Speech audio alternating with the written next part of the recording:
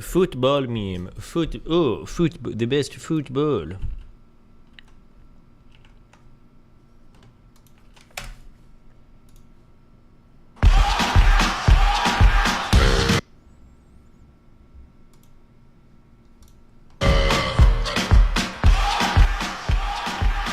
You're a good soldier, choosing your battles.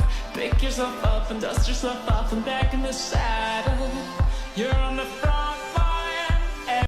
God, what a horrendously boring fucking sport. There are actually, I know that a lot of you, probably 99% of you agree with me, so you're not aware of this, but there are actually some people out there that watch, they call it footy or football. We mean soccer. We know what we're talking about. Yeah, they watch this shit unironically, like not without even irony. Like they watch it. And it's probably just unimaginably cringe. I just can't even believe. Yeah, remember that? It was like, remember when you go to school and you're like, oh, it's the worst school day. And those were soccer days. You're like, oh, the most boring fucking days. Yeah, I know. Some people actually, unironically, they look forward to that. Unreal, right?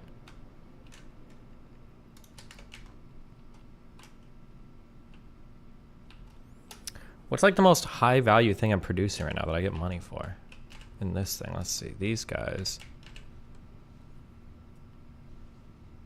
Oh, damn. These guys make bank.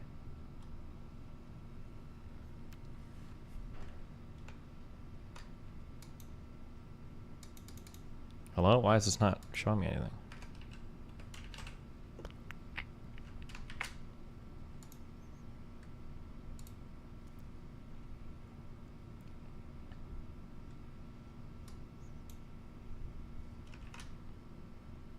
You have to enable it? Enable what?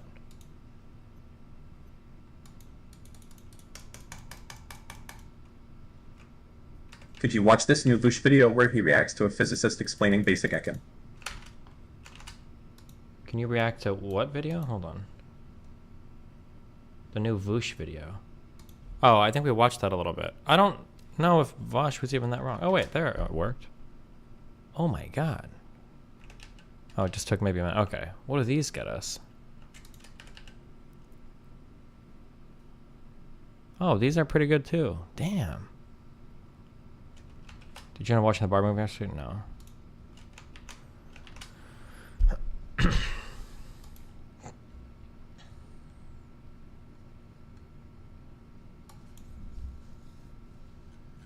Oh, points generated per item.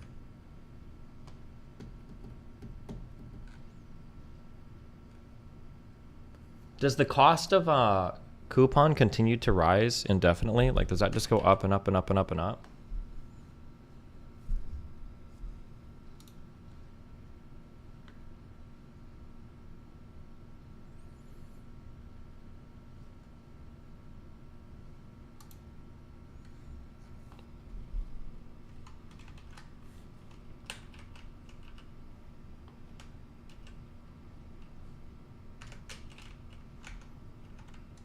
Did you watch Oppenheimer? I did. It sucked. Destiny, click. Destiny and Mini Vosh debate black conservatives. AJW said you're wrong. Oh, it's about the Central Park 5 thing. Yeah, I already said that. Did you like Barbie? I didn't watch it last night because reasons. So I'm getting fleeced in Mexico. Just any of XQC's highlights. Yes, that's all you can ask for from your centre half there. It's got him up the pitch. Bazinga. Who just slid? Oh no! No! Oh no! Oh! Oh shit! Bazinga scores! What a moment! The shirt's coming off. Look at it! Oh, God. Honestly, he's achieved the light of his life. Knocked him. I don't know. Yes, that's all you can ask for from your centre half there. It's got him up. Oh, you guys can't say sorry. It's boring. football. The pitch. Zinga. Who just slid? Oh no! No! Oh no! Oh! Oh shit! Zinga scores. Did you watch the Vivek and Matey conversation? Nope. I've gotten into 3 fights so far. I'm not making it alive. First guy in the taxi union tells me it's $55. Move over to the second taxi table. He raises it to $70 and gets mad when I explain to him that the first guy said 55. I'm Turkish. I know I'm paying the foreigner tax, but holy shit. He then got mad at me and starts yelling like, okay, you're stranded then. Are you calling me a crook, etc.? I know, and I can't do shit because I don't know shit in Mexico. At least the cops don't have guns. Is Uber good here? I don't know. 2 different Customs and Border Patrol people and a taxi guy so far. Mexicans are more Turkish than I previously thought. I paid $70 American for a cab because I had nothing left. $1,000 tax too. For $1,000 worth of electronic equipment, they taxed me 3,500 pesos. What's 3,500 pesos? Is that like 20 bucks? Oh, 200 bucks. Damn. They just made up a number, and I was like, I'm going to show you the receipt. And I tried to explain to him that he's like, you can't take the phone out to show me a receipt. If you take your phone out, the fine is $16,000. Okay. Has he just never traveled to any country before? I feel like I've never heard of this kind of shit ever, but who knows? I've only been to Mexico once, I think, for Cancun. Bro, please get Discord notifications when you go live. Wait, do you actually want that shit? Does that make a difference to people? You responded to Shapiro saying he'd like to debate you. Yeah, I think Jubilee is supposed to be making a video on Sunday for a call out, so. Cancun doesn't count if you don't travel outside the resort. I mean, it's going into the country. I'm pretty sure you go through the same customs, my brother. Also, if you go to Cancun and you travel outside the resort, you're fucking retarded. I'm pretty sure those are like bad areas that you're not supposed to be in.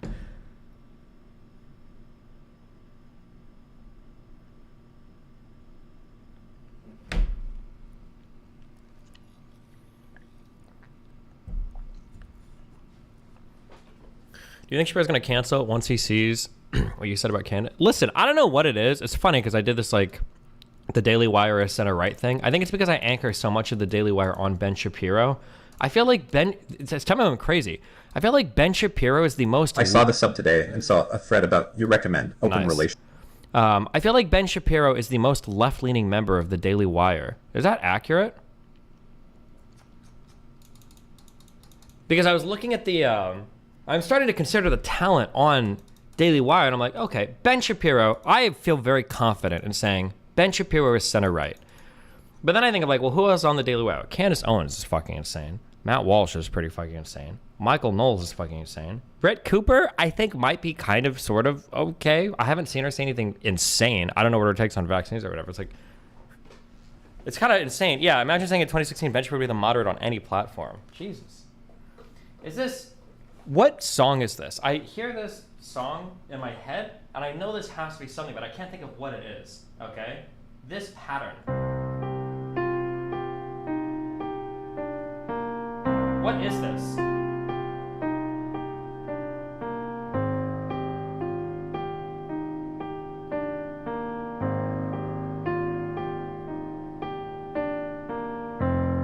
What is this? What song is this? I know there's like... Oh, is it a song from Nier? Oh, that might be. It might be. Westworld theme? Nier Automata. Sound of the End.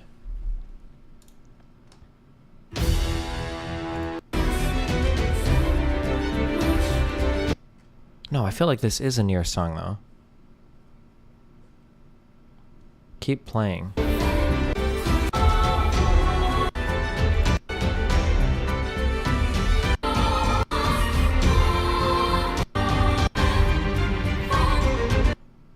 No, there is a song in Nier, I think, that it sounds like.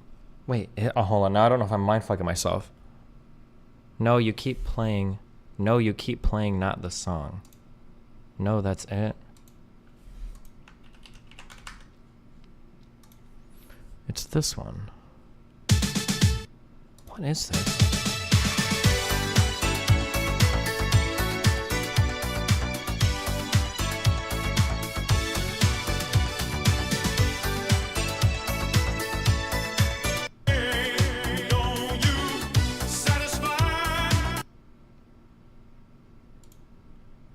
My posture looks... This will change your mind on transgenderism. Wow. Good links, Cake.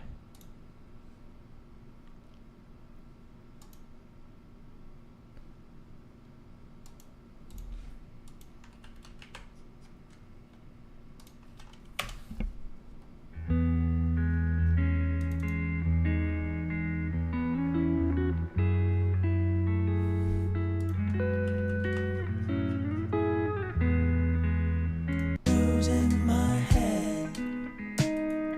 What I have lost on a way. Too high, so I have to disguise.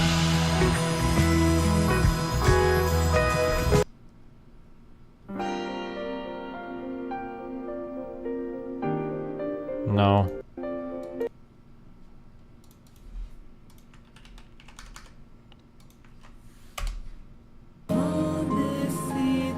No. It doesn't even sound remotely like this. I understand why you think it does, though, because it's got a piano in it. Sup DGG. Excited for new politics arc.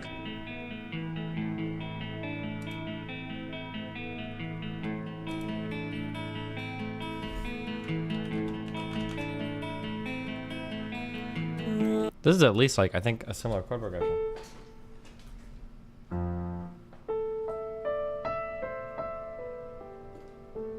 I think, or this is an A minor, though, right?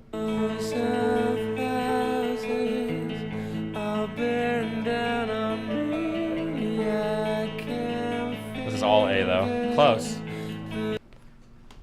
You're playing Graham with that one. No, I know there's a fucking Near song, I think, that has this pattern in it.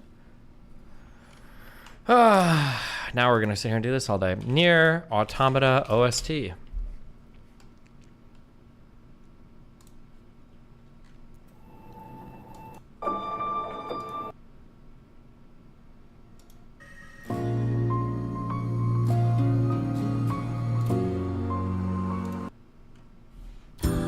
Play it again on piano. It's this pattern.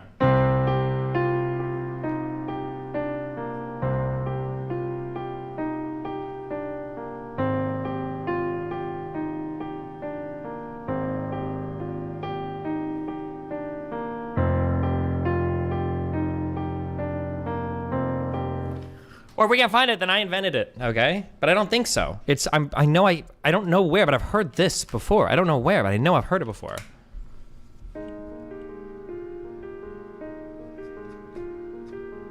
No, not, I understand why you think it, but no.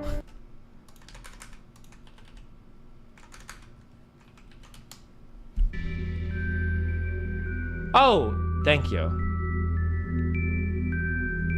Thank you, God.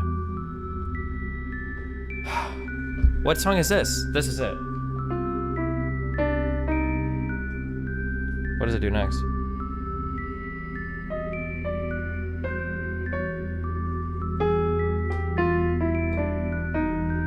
What is the key?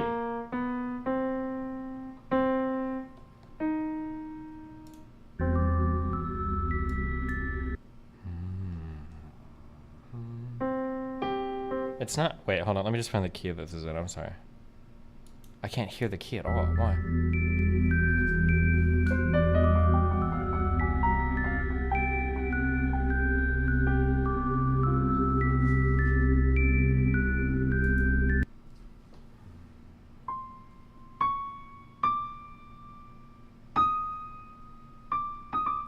Is it E flat? Why am I? Oh my God. I'm coming. Ian, welcome to the Tier 5 Cybercooler. Hold on.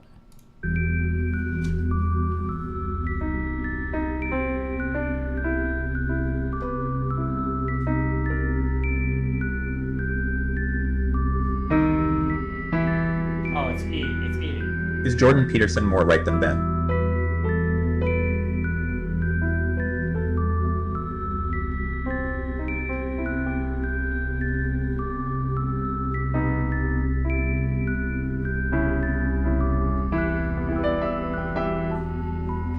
Whatever. This is the pattern I was hearing though. Okay, thank you. Okay, Jesus.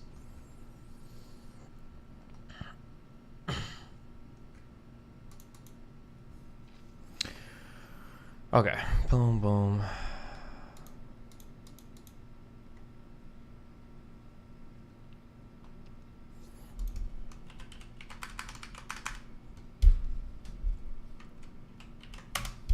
Most of us tie our shoelaces wrong. There are 2 ways to tie a knot in your shoelaces. In one, you go counterclockwise around. Oh, I do this thing. You where have an make opinion like on that as I scroll on Twitter. He called cops parasites the other day. Is he just an insane socialist? Oh, this Anyway, eye squirrel is Destiny a DGGL. mentally unwell person who lives their life on Twitter. That person has severe mental illness. They'll probably kill themselves in like 5 or 10 years. That person is insanely unhealthy, yeah. On the loop, and in the other, you go clockwise. These 2 methods look almost identical, but one of these knots is far superior to Oh, wait, I did not know this. Never mind. the other. It doesn't loosen or come untied nearly as easily. To understand why, we need to delve into knot theory. This is a whole branch of mathematics that aims to identify, categorize, and understand every possible knot that could ever exist. So far, we have discovered the first 352,152,252 knots. Each one has its own particular properties and characteristics. I think it's fascinating that there's something like a periodic table for knots out there. But it's not pure math. Knot theory has turned out to be remarkably useful. It is core to the structure of proteins and DNA. It's leading to new materials that could be stronger than Kevlar. It's even used to develop medicines that save millions of lives. All of this just from trying to understand the humble knot. I do this with my dick sometimes when I'm masturbating. It feels so fucking good. So what is a knot? Well, in our everyday lives, we see knots like this or this, but it... Okay, I don't care about this video. I'd rather watch this video.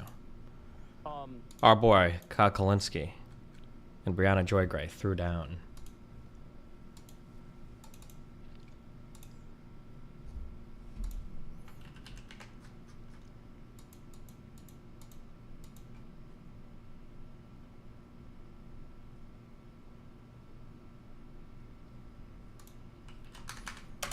Sorry, you're in the sidewalk. I didn't realize that. Thank you. You're welcome. That's pretty amazing, right? Sorry, you're in the sidewalk. I didn't realize that. Thank you. You're welcome. That's pretty amazing, right? Sorry, you're in the sidewalk. I didn't realize that. Okay, just had to get that on our brain a few times. Welcome, everybody, Welcome. to a special edition, I'd say, of Crystal Kyle and Friends. Not only is it Crystal Kyle and Friends, it's also sort of like a dual thing going on. We got Brianna Joy Gray in the house, and this will be on her channel as well.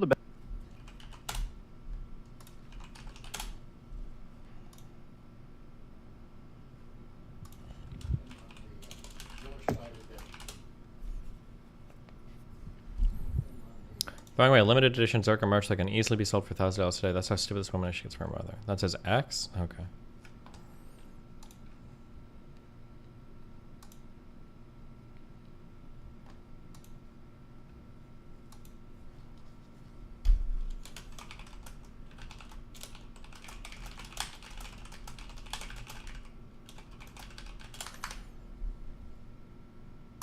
Bad Faith podcast. Little crossover episode. Little crossover episode. Love that for us. Definitely, definitely. Looking forward to it. So we're going to discuss Cornel West's campaign and everything around that. And Okay. I just want everybody in the audience to know, because I don't know if we've said this publicly before, you that haven't. like he's been invited on multiple times and he just hasn't come on yet. And you know, this goes all the way back to when he launched. We Yeah. invited him on. Ooh. He hasn't come on yet. You know, will he eventually? I don't know. You know, it's up to him. Ball's in his court. Balls. And we had him on before. We had him on before, yeah, before he announced his campaign. I mean, we're going back to when the People's Party thing launched. Right. We invited him on all the way back then too, and just haven't heard back or anything. But I just don't want people to think we're debating Cornel West, but like Crystal and Kyle are refusing to talk to Cornel West. We'd love to talk to Cornel West. We want to have him. You know, we'd love to have him on at any point in time to discuss anything and everything. So we're going to discuss his campaign a little bit here. And so I want to lay out what my position is, and then Bree, I'll turn it over to you, and you can respond to it. And Crystal, you can jump in at some point and say what your position is. We'll go through all the things. We'll go through all the things. So here's my, first of all, in the Oh my God. I just understood what it means when someone says a half pipe. When you do like a half pipe, it's because it's like half a pipe. Do you get it? Like a big, like the inside, it's like half a pipe. Holy shit. Democratic primary, because I'm a registered Democrat in New York. I will be voting for Marianne Williamson. Very happy and proud to say that. I'm the chief Marianne Williamson bro out there. I'm leading the charge. Now, in New York, I'm in a safe state. So would I vote for Cornel West in New York? Yes, because I have a 95% agreement with him on policy, and I think it would be nice to get the Green Party in a position where if they become more viable because we get ranked choice voting or something, it'd be nice to grow their popularity a little bit. And when we get ranked choice voting, I think they kind of automatically become a lot more viable. So I'd like to help out in that process. But if I'm in a swing state and it's Biden versus Trump, I'm at the point now where I don't even think it's a tough call. I would definitely vote. Can I just say that... Clip it, okay? Can I just say that I absolutely fucking adore that he married his two positions in a super coherent way. That if it's a state where you don't think the Republican has a shot in winning, vote for another person, throw your vote at a third-party candidate, helps him get funding, helps him get on ballots, helps you make your voice heard. But if it's a state where the election is close and it really matters, probably vote for the guy that has a chance of winning. That is such a mature and politically efficacious way to marry your idealized position of giving third-party candidates a chance while still remaining realistic about electoral outcomes. Destiny, he actually held that position since 2016. I distinctly remember listening to him say, I think he said, somebody can find the clip if I'm wrong. I think he said, I could be wrong. I think he said, like, I'm in New York or something, so I'm going to vote random anyway because it doesn't matter, but I can't recommend to my audience that they vote for Biden. I feel like I heard him say that explicitly. Could be wrong. You can go find the quote, but I think this is one of my biggest criticisms. I thought I heard him say that specifically, that I can't recommend to my audience that they vote for Biden, and I'm voting third party. But that's what I remember hearing. But I could be wrong.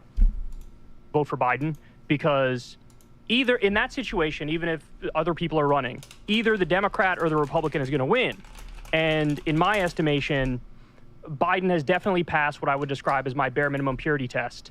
And I think if it's him or Trump, or even him or DeSantis or anybody, he just blows them out of the water. And so I think I'd happily vote for Biden in that instance. Your response?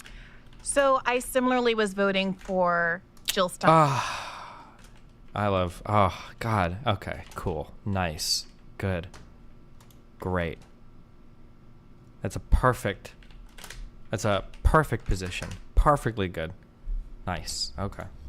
In New York in 2016. I did the same. And I also happen to believe that strategically it makes the most sense to apply pressure to the Democratic Party by voting for not Biden in a primary. Oh, no. Wait, what? Green Party candidate Cornel West owes more than $500,000 in taxes and child support. Okay. I don't like this headline. Taxes and child support? Like, that's a...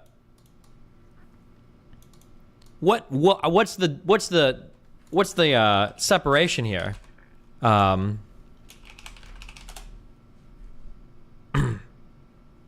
delineation. Okay, I have to make sure that word fit there correctly. Because like if he owes like $1,000 in child support and $499,000 in taxes, that's one thing. But if he owes like $300,000 in taxes and $200,000 in child support, woo! He owes $466,000 in federal income tax from 2013.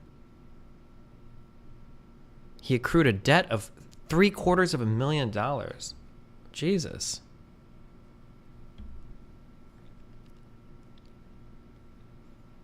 Oh, and he owes an outstanding $50,000 child support judgment from 2003.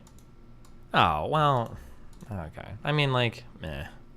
I mean, like, obviously he should pay it, but this is a 20-year-old judgment?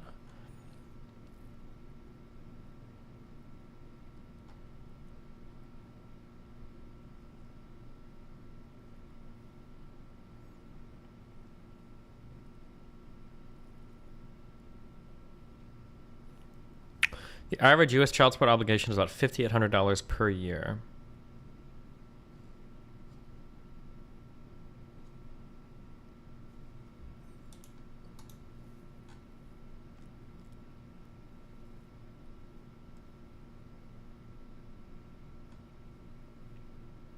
I feel like this is kind of a... Does this matter that much? Like, do we care about this? Is this kind of like a hit piece? I don't know.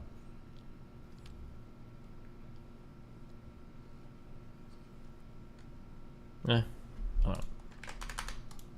Marianne Williamson is obviously the most progressive candidate in the primary, and then vote for Cornel West in the general. And I know there are a lot of people in my audience who are frustrated by that plan. When do you get the time to pray if you stream all day? Well, every time I throw up a Be Right Back screen, that's typically what I'm doing. I'm usually going off to pray. I probably only pray like 3 or 4 times a day. I should do more, but yeah, of course. They think that it takes something away from Cornel West's run, or it affirms the Democratic Party. Also,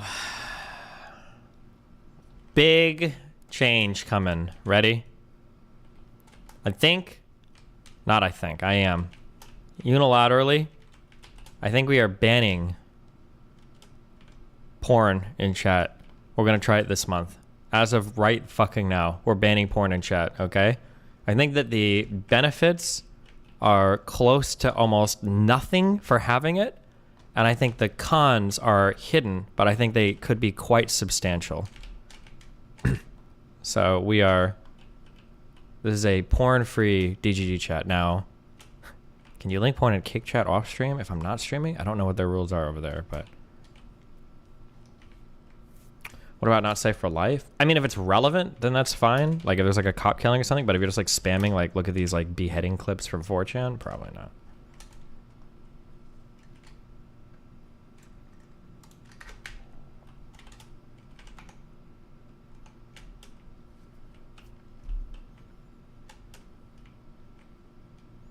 Porn is in intercourse or porn is in lewds or nudes? I just said porn. If you don't know what I'm talking about, then you can post stuff until you get banned for being retarded. If you can't access it, you're running like, why Destiny want to ban porn? What kind of a chat does this create? Blah, blah, blah. Oh, okay, well, I'll just post like a fuck ton of lewds about a girl. Try that, see what happens. I don't know. If you think that it's like completely and totally different, I don't know. Give it a shot, see what happens. In some way to vote for Marianne Williamson running as a Democrat.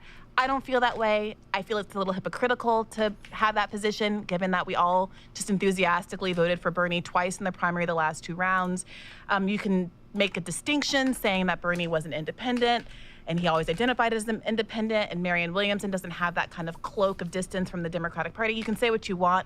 I don't see those things as mutually exclusive in the least. So that is also my plan. I differ from you only insofar as that I would say it's a more difficult choice in a swing state to decide what you're going to do. But I frankly respect people who feel comfortable. It has not been something that I have to contend with, but I respect people who feel comfortable voting third party even in swing states. No respect. Negative respect. You're the worst and most privileged type of wealthy, insulated from society's problems type of person that you can possibly be if you would want to vote on a 100% losing candidate just because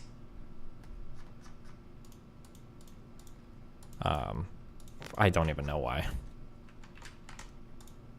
The reason is this, and it goes back to that early bad faith viral Noam Chomsky interview in which I asked him about a month before the 2020 race. Look, I said, I take your point. Let's say Trump is an existential threat. Let's say that he's a unique threat among all Republican candidates. My concern is that every year, because we all vote for blue no matter who, because most Democrats vote blue no matter who, or most left-leaning people do, the message that gets sent out is that Democrats don't have a bar. You can go as low as you want, as close to the Democratic Party as you, Republican Party as you want, and there's a ratchet to the right effect. Is porn really the problem? What is really cringe is the social media posting of women who appear on stream. Yeah, that's true too. Well, that one is a harder one to tackle, but I'm leaning towards the side of just banning that as well. If you want to post on Instagram, maybe, but like, for a while I was thinking like, okay, well, some women like post porn of themselves, so like, is it really bad to have people share it? But the more I think about it, like, yeah, actually there's just no reason. You can go and look at their post for it. Well, I don't know why we would share that in chat. We are going on, okay, this is an unsolved problem, okay? Misogyny on the internet, this is an unsolved problem. They can't solve it in the military, they can't solve it in the workplace, they can't solve it on the internet. We're gonna solve it. We're gonna figure it out, guys, okay? And I think that even if it's not fair, even if it's just because women are big dumb brains, I think if you're a woman, you go in chat and there's just like a ton of guys posting porn, it just gives off a certain type of vibe, okay? And we are step 1 of the Reformation, okay? Is banning porn, so good luck. Republicans know that they can keep being more and more extreme. And so I want you to explain to me what you predict to be the stopping point at which we're no longer saying this new Republican is the worst that has ever happened. This new Republican is the worst that has ever happened. Tell me you're not going to be saying the same thing about Ron DeSantis or Vivek Ramaswamy or whatever other person comes down the pike. And he was unable, in my subjective view, to respond credibly to that claim.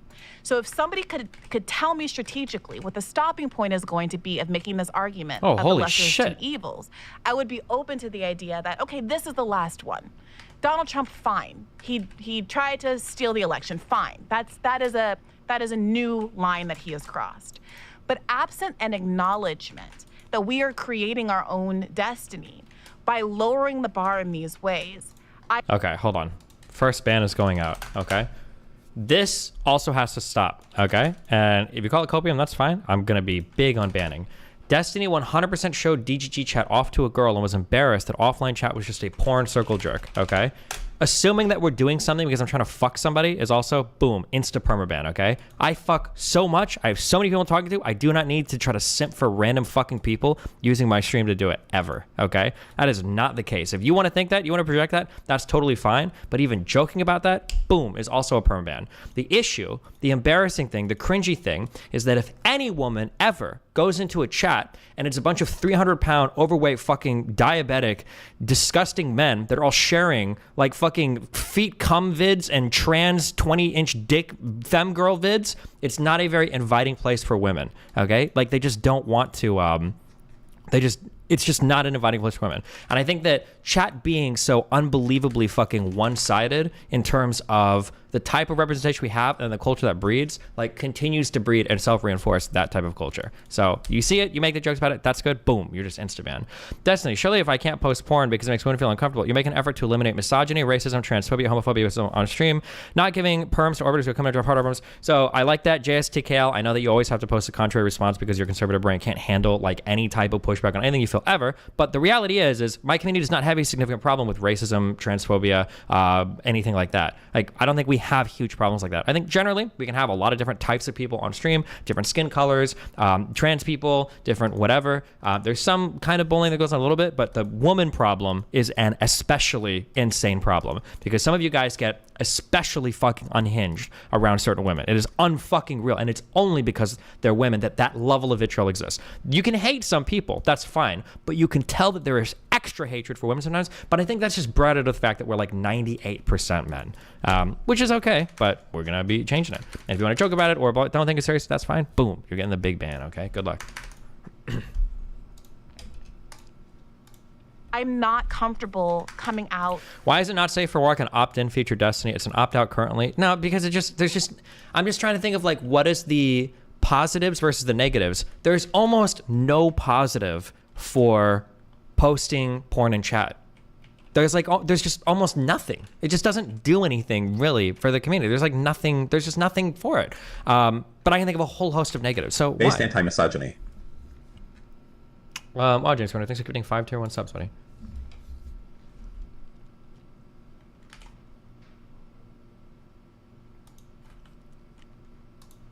And criticizing anybody who no longer wants to be complicit. I see you guys are posting Ayla in chat, but unfortunately you guys also fucking unhingedly hate Ayla too, so why would I take your opinions on anything she says seriously? So, boom. In that kind of a system that's enabled the Democratic Party to not have a primary, treat Marianne Williamson as badly as they've treated her, treat Bernie Sanders as badly as they treated him, and openly come out and say they don't have to hold a free, fair election. The DNC argued that in court, you know? So let me explain a little bit of my position. I think that'll help respond to some of what you said there. And I'm also curious to dig in a little bit more to your analysis of how the Biden administration has actually been in reality. So last election in 2020, I did live in a swing state. I lived in Virginia, still live in Virginia, registered in Virginia, and it did not feel good to vote for Joe Biden. You talked about this last year, but never went through with it. What was the tipping point that made you go through that? Just the way that I think chat's response to people like Ayla or Erudite is like unhinged. It is unhinged. And people will always call or cry like Cope, or it's because people legitimately don't like blah, blah. I think there are legitimate reasons to not like Erudite and Ayla. For some reason, people can never tease this apart in their minds. I don't even know why I'm explaining this again. I think there is legitimate reasons to not like both of those people, more than legitimate reasons. But the level of vitriol is what makes me think that this is probably not normal. This is like very, very, very unhinged. When is the Coomer emo going to go? It's a huge contributor. I'll think about it. We'll see. I don't think there's anything necessarily wrong with like having a Coomer emote or doing a Coomer thing. It's like the appropriate deployment of it. Kind of like, for instance, like over Russell, Base Scott, no tears. Like we have like these emotes. Like I don't think we would get rid of all like monkey emotes. What's your take on the Danny Masterson situation? I don't even know who that is. But like if people spam them every single time a black person came in, that would be a problem, right? But yeah, okay. But I decided to vote for Joe Biden, which is something I said publicly at the time. But I said something very similar to you, which is like, listen, this was not easy for me. If you, wherever you live, swing state, not swing state, etc., you do whatever you analyze is the right thing to do. And the reason that I voted for him primarily at that time, even though I thought he had an atrocious record in the Senate, even though, complicit in the Iraq War, complicit in bad trade deals, complicit, like terrible things on crime, all that stuff, right? The primary reason I voted for him was because of the National Labor Relations Board. Lauren Daly going to the tool babe. Okay, Arma God, okay? Even if you're a girl, okay? There is a Coomer ban in effect. I just think we can't have...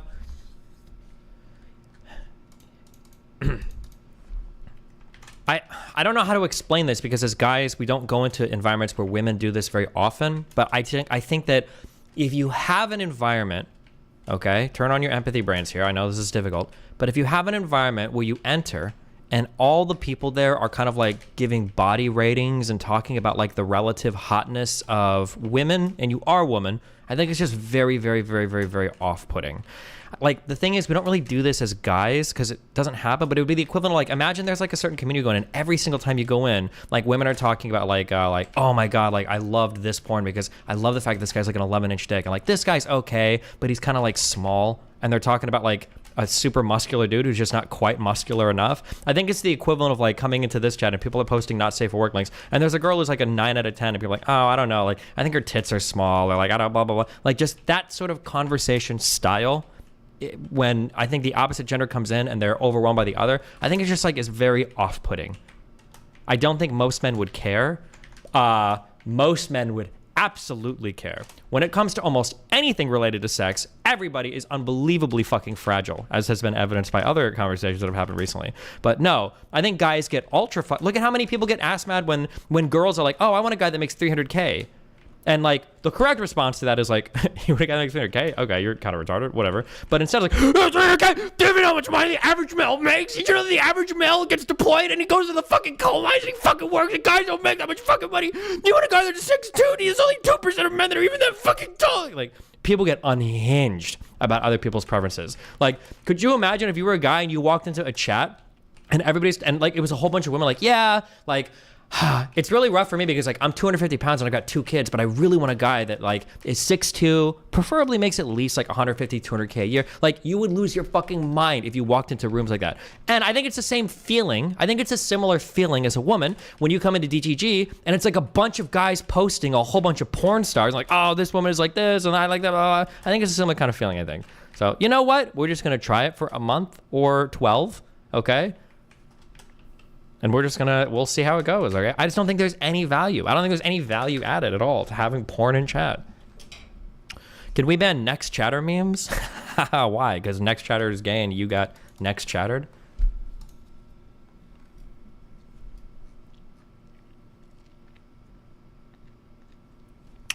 I don't post or generally click it, but a growing sex negative view is a serious concern. I think a temp ban makes sense, but I think the paradoxically most sex positive and most sex negative society for decades is really unhealthy. I mean, I'm not, do you think I'm sex negative? It's more just like, this would be, okay, so careful because this is not going to happen anytime soon.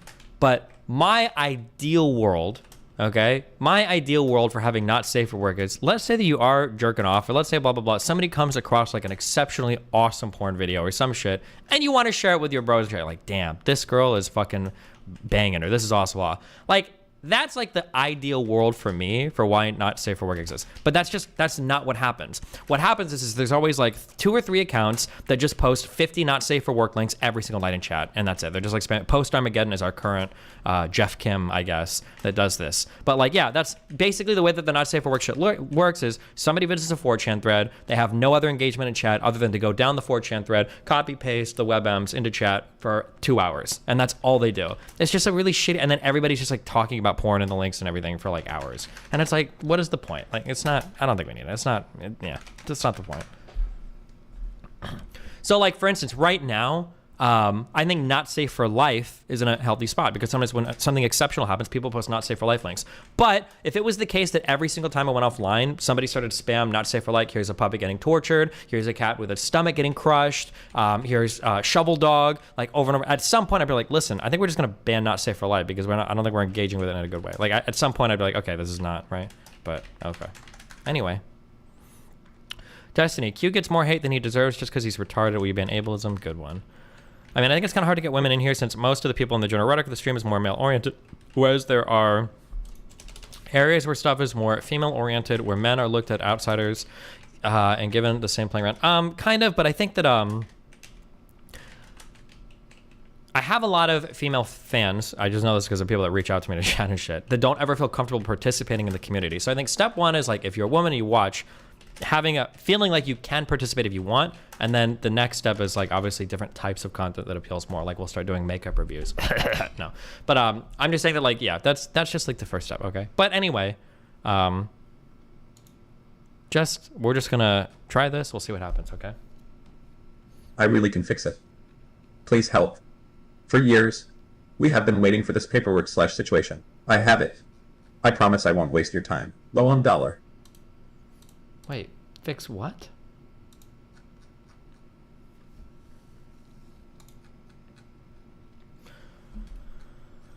Do you think posting porn stars in chat is worse than bringing people like Merc on stream in terms of feeling sexism? If a woman coming in and acting stupid feels sexism, that's kind of the problem. That's the issue, okay?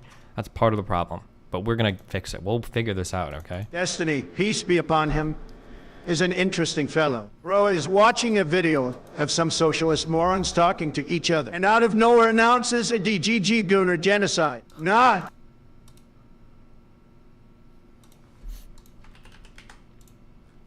Is choppy animation better? Have you ever wondered why choppy animation sometimes feels better?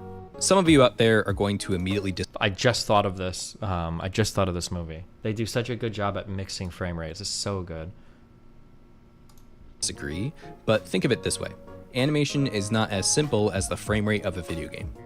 Your average video game is usually between 24 frames a second and 60 frames a second, but games will usually try to keep it consistent. If the game is optimized, it's always going to try and be 24 FPS, 30 FPS, 60 FPS, whatever. It stays a consistent, solid number of frames per second. But animation changes frame rate all the time without you noticing. On average, animation tends to be at a maximum of 24 frames a second, but it's rare for animation to even be at 24 frames a second the whole time. I was gonna say, does anybody actually animate 24 frames per second? That seems like an ungodly amount of work. Usually it'll be half of that at 12 frames a second, and even drop down to 8 FPS or even 6 FPS. This is referred to as animating on 1s, 2s, 3s, and 4s, which is referring to how many frames the drawing is held for. Take a look at this scene from Cowboy Bebop. Nobody would call a fight like this choppy, but while most of the fight is on 2s, or 12 frames a second, there are moments where the animation is at a mere 8 frames a second or on 3s. Here's 2 frames from that fight. Look at how huge the jump is between them. These 2 drawings are held on 3s, at 8 frames a second. You can see it in the background, which is still moving at 24 frames a second. Holding these drawings... How come low FPS is okay for animation, but not for gaming? I mean, low FPS could work for gaming, but it would have to be during cutscenes. The reason why frame rate is so integral for gaming is... do I want to draw this out?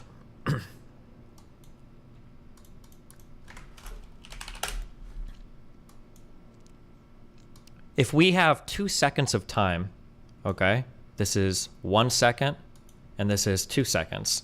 If I have a frame rate of 1 frame per second, that means that during this first second, if I enter a command here, here, here, here, here, I'm not going to have that command realized on screen until here. So I could be facing a full 999 milliseconds worth of delay between pushing a button on a controller and seeing it appear on screen. This is why things like frame rate or refresh rate on a monitor are so important, right? If I double my frame rate, now I'm saying frame rate, but we're really talking about refresh rate, and fuck you if you're making this distinction because nobody cares right now. If I double my frame rate, and now we do 2 frames per second, now the longest delay between when I push the button and when it shows up on screen is 500 milliseconds, right? If I push the button here, it'll show up almost instantly. If I push it back here, I still wait about half a second. If we were to do 4 frames per second, now the longest delay is 250 milliseconds, et cetera, et cetera, et cetera. That's why when you go from like 60 frames per second, right? Would it be 60? Would it be 100 divided by 60? The longest delay between an input and seeing it on screen would be 1.6. Is it 1.6 milliseconds? Or would it be 16 milliseconds? No, it would be 16 milliseconds. So 16 milliseconds. But let's say we bump that up from 60 to 120. Now we've got 8.3 milliseconds of delay, right? So yeah, it's the reason why it's truly we're talking about refresh rate and frame rate working together. But refresh rate and frame rate are so important is because the quicker the frame rate, the more instantaneously it seems like you're responsible on a computer. And milliseconds are very short, and it seems like do you really notice the delay in like milliseconds? That's such a small time. You absolutely do. For instance, some professional gamers would argue that 50 milliseconds of lag, or latency, you should say, 50 milliseconds of latency in a professional gaming environment makes you play an entirely different game. If you're playing StarCraft at 50 milliseconds versus 0, you're playing 2 different games. It's not even the same game. It's completely different. The way that you would practice, prepare, play, it just completely changes. It's probably, my guess is going to be that for like Call of Duty, not Call of Duty, I'm sorry, for CSGO and FPS, it's probably a completely different game as well. There are certain moves and things that you can do at 50 milliseconds of latency that you can't do at 0. I'm not a professional FPS player, but if I had to guess, a good player in FPS can probably pop out of a wall and shoot somebody with 50 milliseconds of latency and get away with it almost every time. At 0 milliseconds of latency, some of those like peaks probably become impossible because you'll get killed almost instantly, right? Not almost instantly, but within 100 to 150 ms, depending on the response time of the shooter, et cetera. But like there's going to be like a lot of things like that. But anyway, yeah. Yeah, so 10, 20, 30, 40, 50 milliseconds of input delay and seeing it on screen is going to be, fighting games is also probably going to be significantly affected. Yeah. For just a frame longer on 3s makes them more impactful and more readable compared to the rest of the shot, which is animated on 2s. The huge jump between these 2 frames wasn't an accident, and neither is the fact that they're held on for just a frame longer than every other frame. It's to make sure you feel those frames in the moment and feel what happens between those 2 frames. When it comes to animation, it's often more important what happens between frames more so than what's happening in a single frame. Because all that matters is how the animation feels as a whole, not what it looks like frame by frame. And sometimes what makes the animation feel better is holding on certain frames. Think about it this way. Imagine an arrow hitting a bullseye. How many frames do you think that takes? 3 frames? 2? What about 0? Nothing's there, and then it suddenly appears, with the tail vibrating into place. To me, this feels far more impactful than animating the frames in between. Because at the end of the day, animation itself is an illusion. Nothing is actually moving, it's your brain inserting the movement between those 2 frames. So the lack of anything between those 2 frames results in a far greater impact, with your brain filling in all emotion. This is also why, and I don't know if this is still the standard, and I hope it's not, animating and shooting things at specific frame rates should only be viewed at those specific frame rates. Smart vision or smart, I don't know what the fuck it's called, but so many TVs today, and I just because I've watched so much, I can see it immediately. Most of you can probably identify immediately too, but you don't know what's going on. It just seems weird. There are a lot of TVs that automatically add frames in order to artificially boost a 24 or 30 frame rate thing up into 60 frame rate. It's called frame interpolation. And when you interpolate, you're basically just trying to add frames in between the middle. You're like using an algorithm to average things and guess it and to make things smoother. Anytime you're watching something that has been artificially boosted in terms of frame rate, it is dog shit. don't do it. People will look at it and be like, oh, cool, it's 60 frames per second. It's not good. It's not even how it's supposed to look. It doesn't look good. If you think it does, you're mind fucking yourself. It's stupid. Yeah, people do it for anime. People do it for like, oh, this is what Iron Man would have looked like if it was boosted to 60 frames per second. I think, no, that's just not, no, don't. Now, this isn't some hard and fast rule. American animation tends to animate fast movements on ones, using smears and multiples for cartoony effect, while Japanese animation will focus more on the after effects of the action, putting emphasis on what's not there in a single frame, or what comes after. Both styles can be executed well, but what you prefer is ultimately up to you. Personally, I find the quote-unquote choppy animation far more satisfying, and I think when it's done well, people prefer it that way. I know I literally just said that what you prefer is up to you, but hear me out for a second. You don't think the same about DLSS, right? I would have to look at what DLSS actually does. I'm not sure what...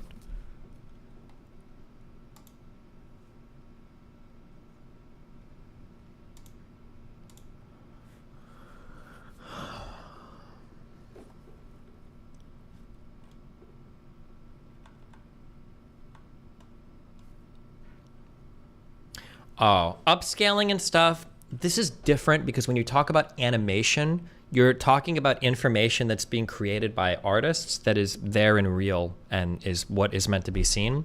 For video graphics generation, it's a little bit different because you're inventing something. It's how can I explain this better? If I were to draw a ball rolling across the screen in an animated form, like I would, nice ball.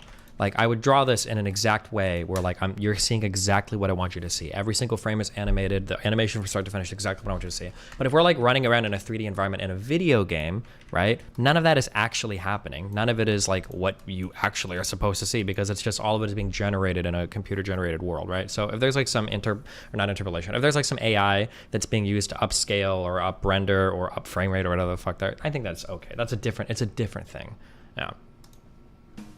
Before the 2000s, animation made for TV limited the amount of frames drawn as an economical decision. Studios only have so much time, labor, and materials for hundreds of hours of animation, so every frame mattered, and they emphasized the impact of an action over the action itself. That's why you get these flashes of white in Dragon Ball Z. Having them there for just a frame makes the impact feel way tougher. But over time, those economical decisions shifted as new technology made animation more convenient. After the 2000s, TV animation slowly began to focus on 2D puppet animation, or what a lot of people would know as flash animation, where all those in-between frames ended up being filled in by interpolation, and animation was often at a full 24 frames a second. But 2D puppet animation can be executed just as well as the more limited, choppier animation of the 90s. And using interpolation to your advantage and having every frame animated can be just as strong as a stylistic choice as hand animating on 2s and 3s. Obviously, I'm a fan of the style, hence why Doodly is animated this way. But what fascinates me is the recent trend we've been seeing that mixes the two together. Digital animation that can interpolate, but animators choose to limit the animation to 2s and 3s for that impact we were talking about earlier. The Spider-Man one did this a lot too, yeah. And I think this style is fantastic. In my opinion, if you were wondering why the frame rate drops in Puss in Boots 2 look so good, this is why. And it works so unbelievably well that I think this is just where digital animation in general is going. And I kind of love it. When I said earlier that people prefer it this way, it's that I think people want to see an artist's decisions like this. When an animator is holding on a frame like this, they want you to feel it. You don't get that from fully interpolated digital animation. And that decision making, deliberately choosing what frames to hold on and for how long, is exactly the kind of reasons why people love classic 2D animation. It gives animation a soul. A lot of people criticize Flash animation for being hollow and too digital, and while I think Flash animation can be done well, like I've mentioned before, I've always seen people praise good Flash animation when they limit the frame rate like this, because they want to feel the artist behind it, not the... People will often say, I don't like this or I do like this, but the reality is generally you don't like it when you see it done poorly and you don't know when it's done well. People will say shit like, oh, that's so CGI, I don't like it. You have no idea how much CGI is used in movies today. Half the shit you're seeing is fake on screen. But if it works well, you don't notice it. Or same thing with makeup. I don't like women that wear makeup. People say shit like that, but like you probably see a ton of it, but you don't even realize it, and then it looks good and you're just like, oh yeah. The computer. And the thing is, doing it this way is actually harder than fully interpolated 24 frames a second animation, especially in 3D. In an article for Polygon, the director of The Bad Guys has actually described it as fighting the computer, which is a pretty good way to describe it. Animators and artists are literally fighting against what the computer gives them to add their own touch to it. Nobody's cutting corners or doing it this way because it's cheaper. It requires far more artistic input and decision making. Most of all, it requires confidence, and I think that should be celebrated. It's risky and difficult and experimental, yet confident that it works anyways. Maybe it doesn't work for you, and that's okay, that's what an experiment is for. But 3D animation is still a fairly young medium that really only started 25 years ago, so we're still figuring it out. I've gone most of this video without mentioning Spider-Verse, and you've probably been vibrating in your seat waiting for it to get mentioned. But yeah, it really can't be understated how revolutionary Spider-Verse was for 3D animation. I know it can feel like studios are doing what Spider-Verse did because it's trendy, but I don't think that's the case. I think what Spider-Verse did instead was unlock something nobody realized they wanted in digital animation: to fight the computer. After 20 years of movies and TV that leaned into what the computer can do, we're finally leaning back into what the artist can do. And I think that's awesome. At the end of the day, I'm personally a huge fan of animating on 3s, 4s, and beyond, and I love seeing it in animation. Aside from the economical reasons that make it ideal for animating by yourself, because you have to draw far less frames, you can get some excellent fluid animation in just a handful of drawings when you know exactly what drawings to emphasize and how long to hold on to them for. You don't need to draw every single frame to get an idea across, just the most important ones, and then use classical techniques like overshoot and smears to really emphasize the motion. But that's for another video. Hopefully you'll leave this video a little more appreciative of the kinds of decisions that go into animating this way. I personally can't wait to see more of it in animation, and I hope you do too. Thanks for watching. This video was made possible with my Patreon subscribers at patreon.com/doogly. I don't take sponsors. Why do people keep... Man, I feel bad for... I understand the jerk wave and everything for Baldur's Gate 3, but I feel bad that, like, people are now comparing Baldur's Gate 3 to, like, every other type of game. Like... And trust me, I'm always personally to shit on Bethesda, but like Bethesda games are not like, you know, D&D, like whatever Baldur's Gate games. I don't know why this comparison keeps getting made. I keep seeing people say, oh, it's not like Baldur's Gate 3. Oh, it's not like, yeah, okay, and I don't think every game is supposed to be like Baldur's Gate 3, right?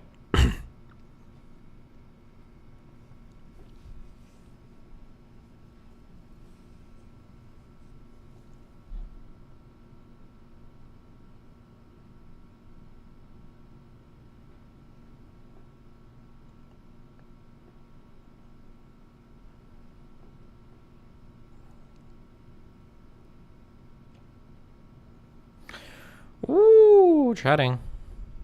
Hold on. Destiny, why did you ban me? I agree with the porn ban as evidenced by my previous angel thumping. Would like to go back to enjoying using a pornless DGG chat. Get fucked. I already unbanned you, dumb fuck. Okay, anyway.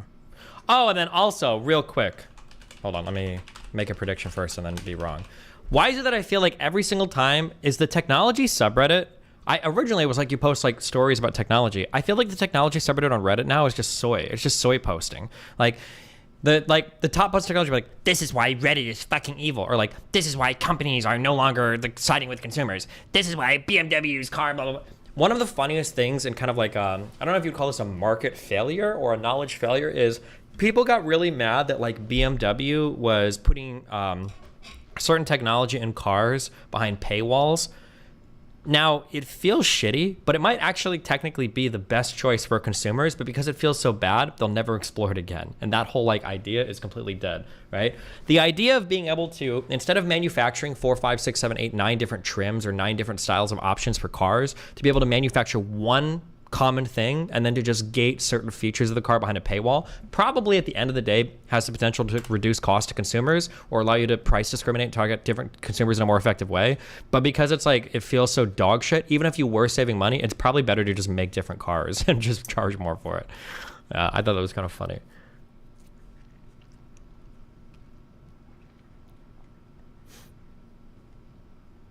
BMW kills its Craven $18 subscription for heated seats. The problem was a monthly cost. People want to pay once and own it. Nah, I don't think people wanted to pay it all for it. I think people just wanted to. Zoomers can't enjoy Starfield the way millennials enjoyed past Bethesda titles because of generational aphantasia from microplastics. Okay.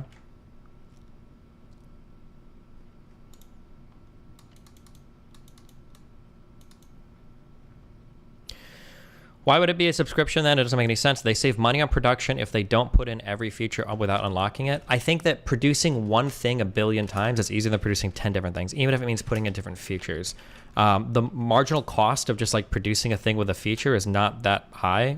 But like having a totally different mold or whatever the fuck you call it for different things is probably more expensive. But regardless, the Iraq War, complicit is the right thing to do. And the reason that I voted for him primarily at that time, even though I thought he had an atrocious record in the Senate, even though, complicit in the Iraq War, complicit in bad trade deals, complicit, like terrible things on crime, all that stuff, right? The primary reason I voted for him was because of the National Labor. First great media take from Destiny was on Baldur's Gate 3. Wait, hold on. I didn't say Baldur's Gate 3 was bad or anything like that. I'm just saying that like I think it's kind of funny that like everybody is comparing every single thing now to Baldur's Gate 3. I just think that's retarded. Like I feel like if the next Call of Duty comes out, people are going to be like, Baldur's Gate 3 is why people aren't going to take Activision seriously anymore when it comes to Call of. It just seems like that's what it feels like. People are just like unhinged about it. Relations Board, and because labor politics and building out union power in this country, to me, is one of the most important goals, and something that I think we all share and leftists generally believe.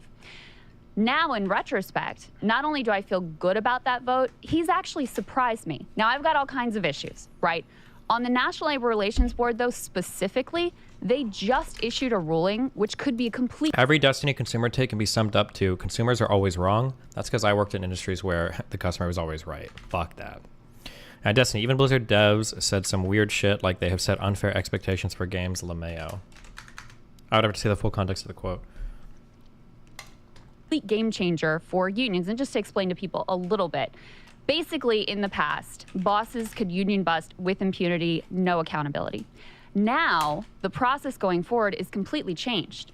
If bosses are caught union busting, then that's it. There's no more election. It's canceled. They have to recognize the union and start bargaining with them. That's the biggest shift in labor relations we've had in our lifetime. So that's why at this point, I'm not only, it's likely to, I'm a Marianne supporter as well, but we can all see the most likely outcome is it's going to be Trump versus Biden.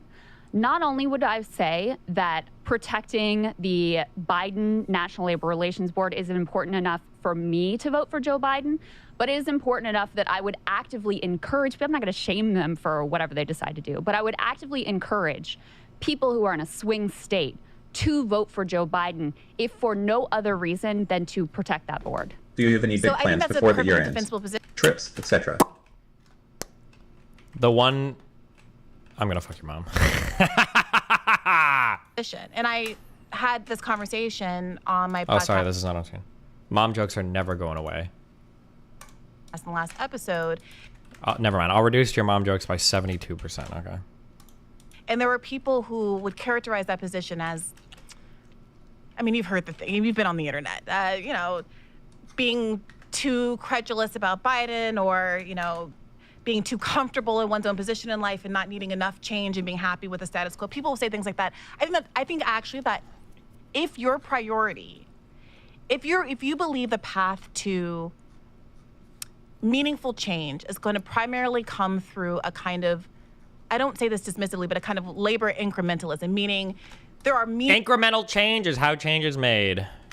Okay?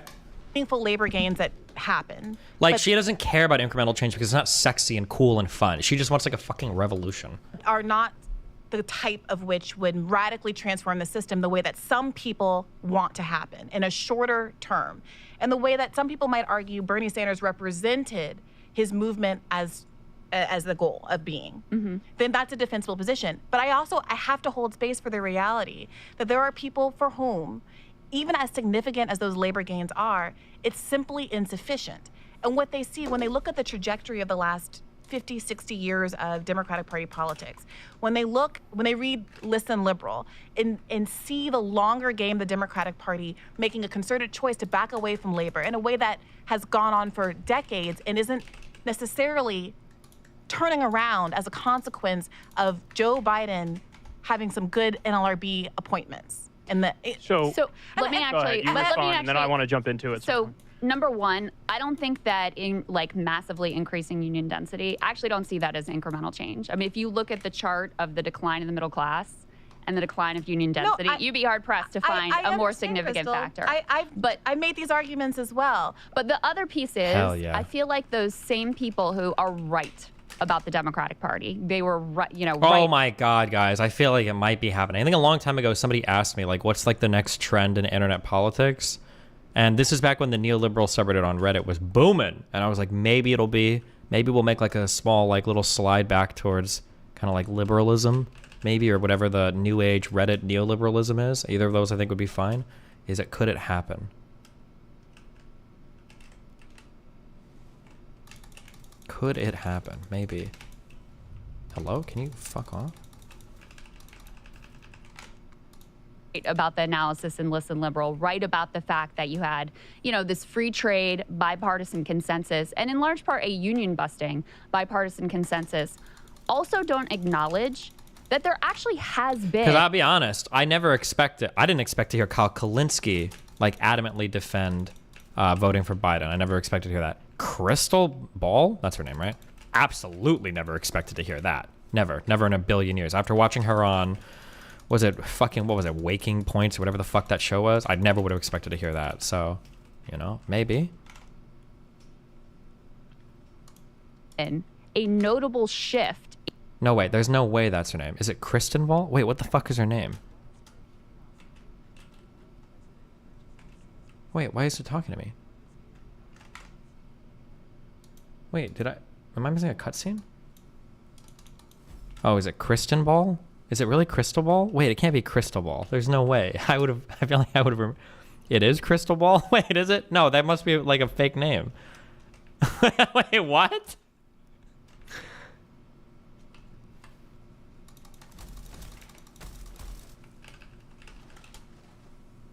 Okay, well. In the Biden administration.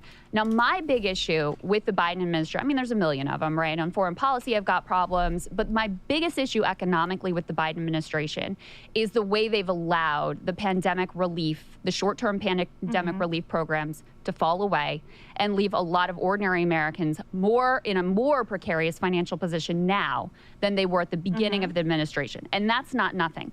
But when I look at the long term, when I look at the fact that, listen, with the Inflation Reduction Act, with the CHIPS Act, with infrastructure investment, you're talking about industrial policy in a way that would have been completely unheard of in the Clinton-Obama era.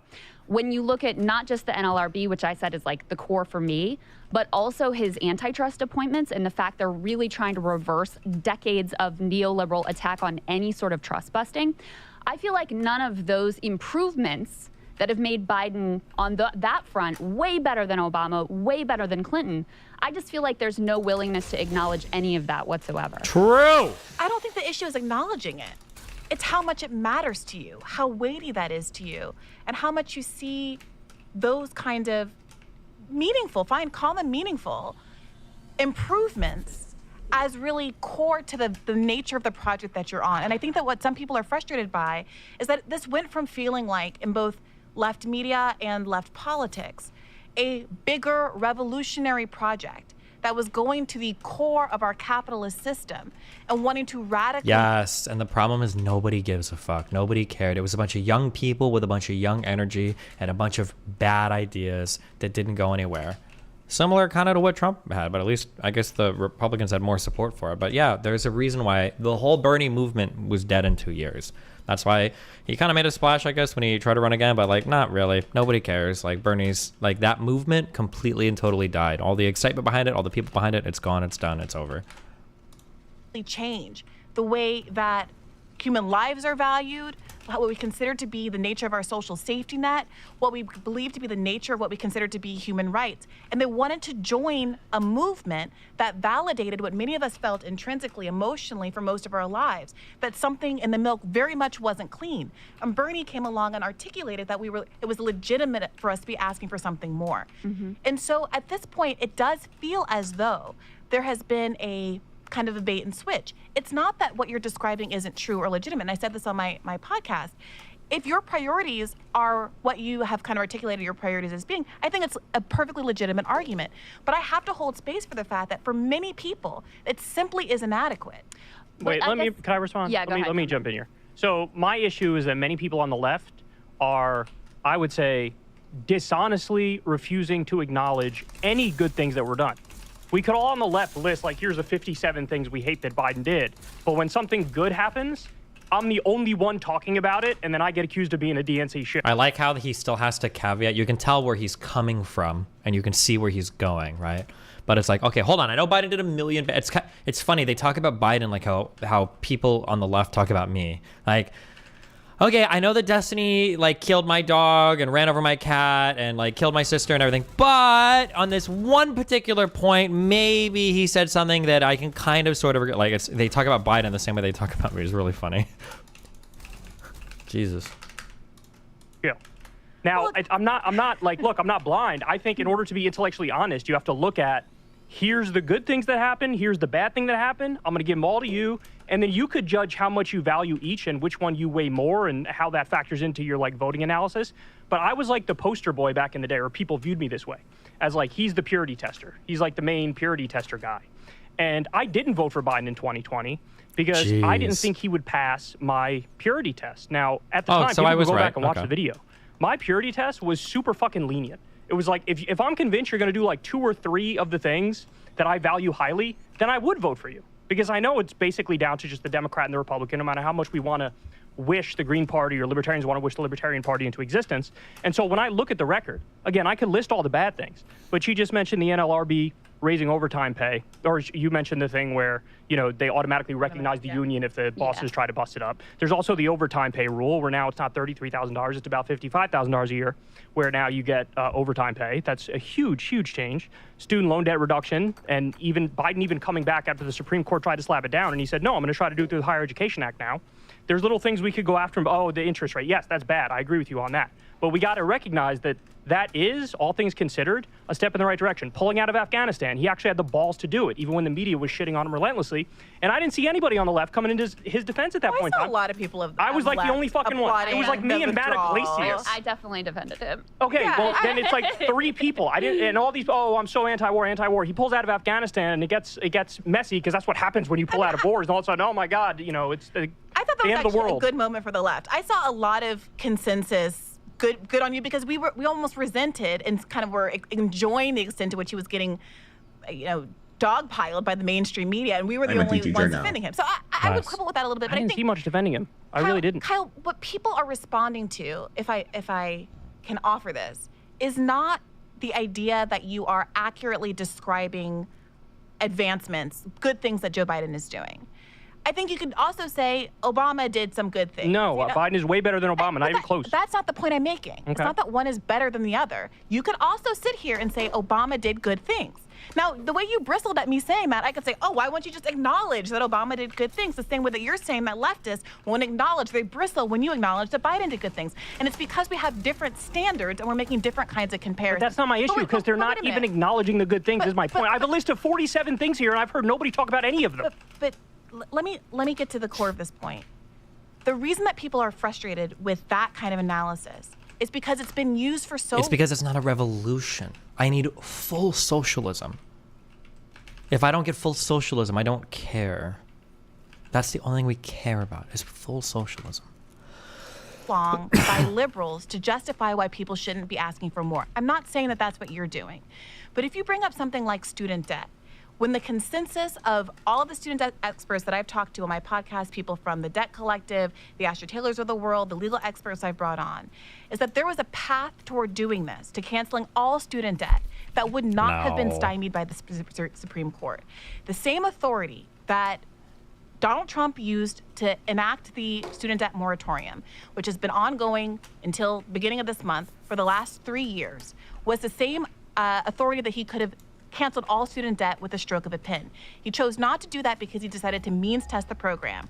He circulated those documents. I got one in my inbox last August, I believe it was, to see if you qualify for student debt. It was a very easy form. But when he did that, that started the clock for people to be able to challenge it in court, which what 6 states did, 2 of them were successful, and now here we are today.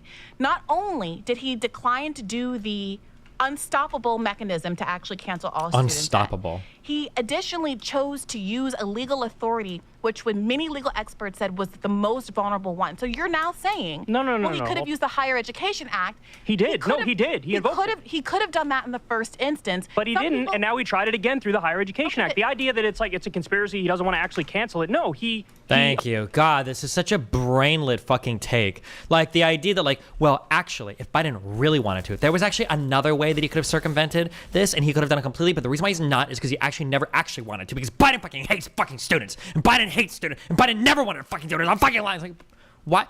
If Biden could just forgive a fuck ton of student loan debt, like, why would he not?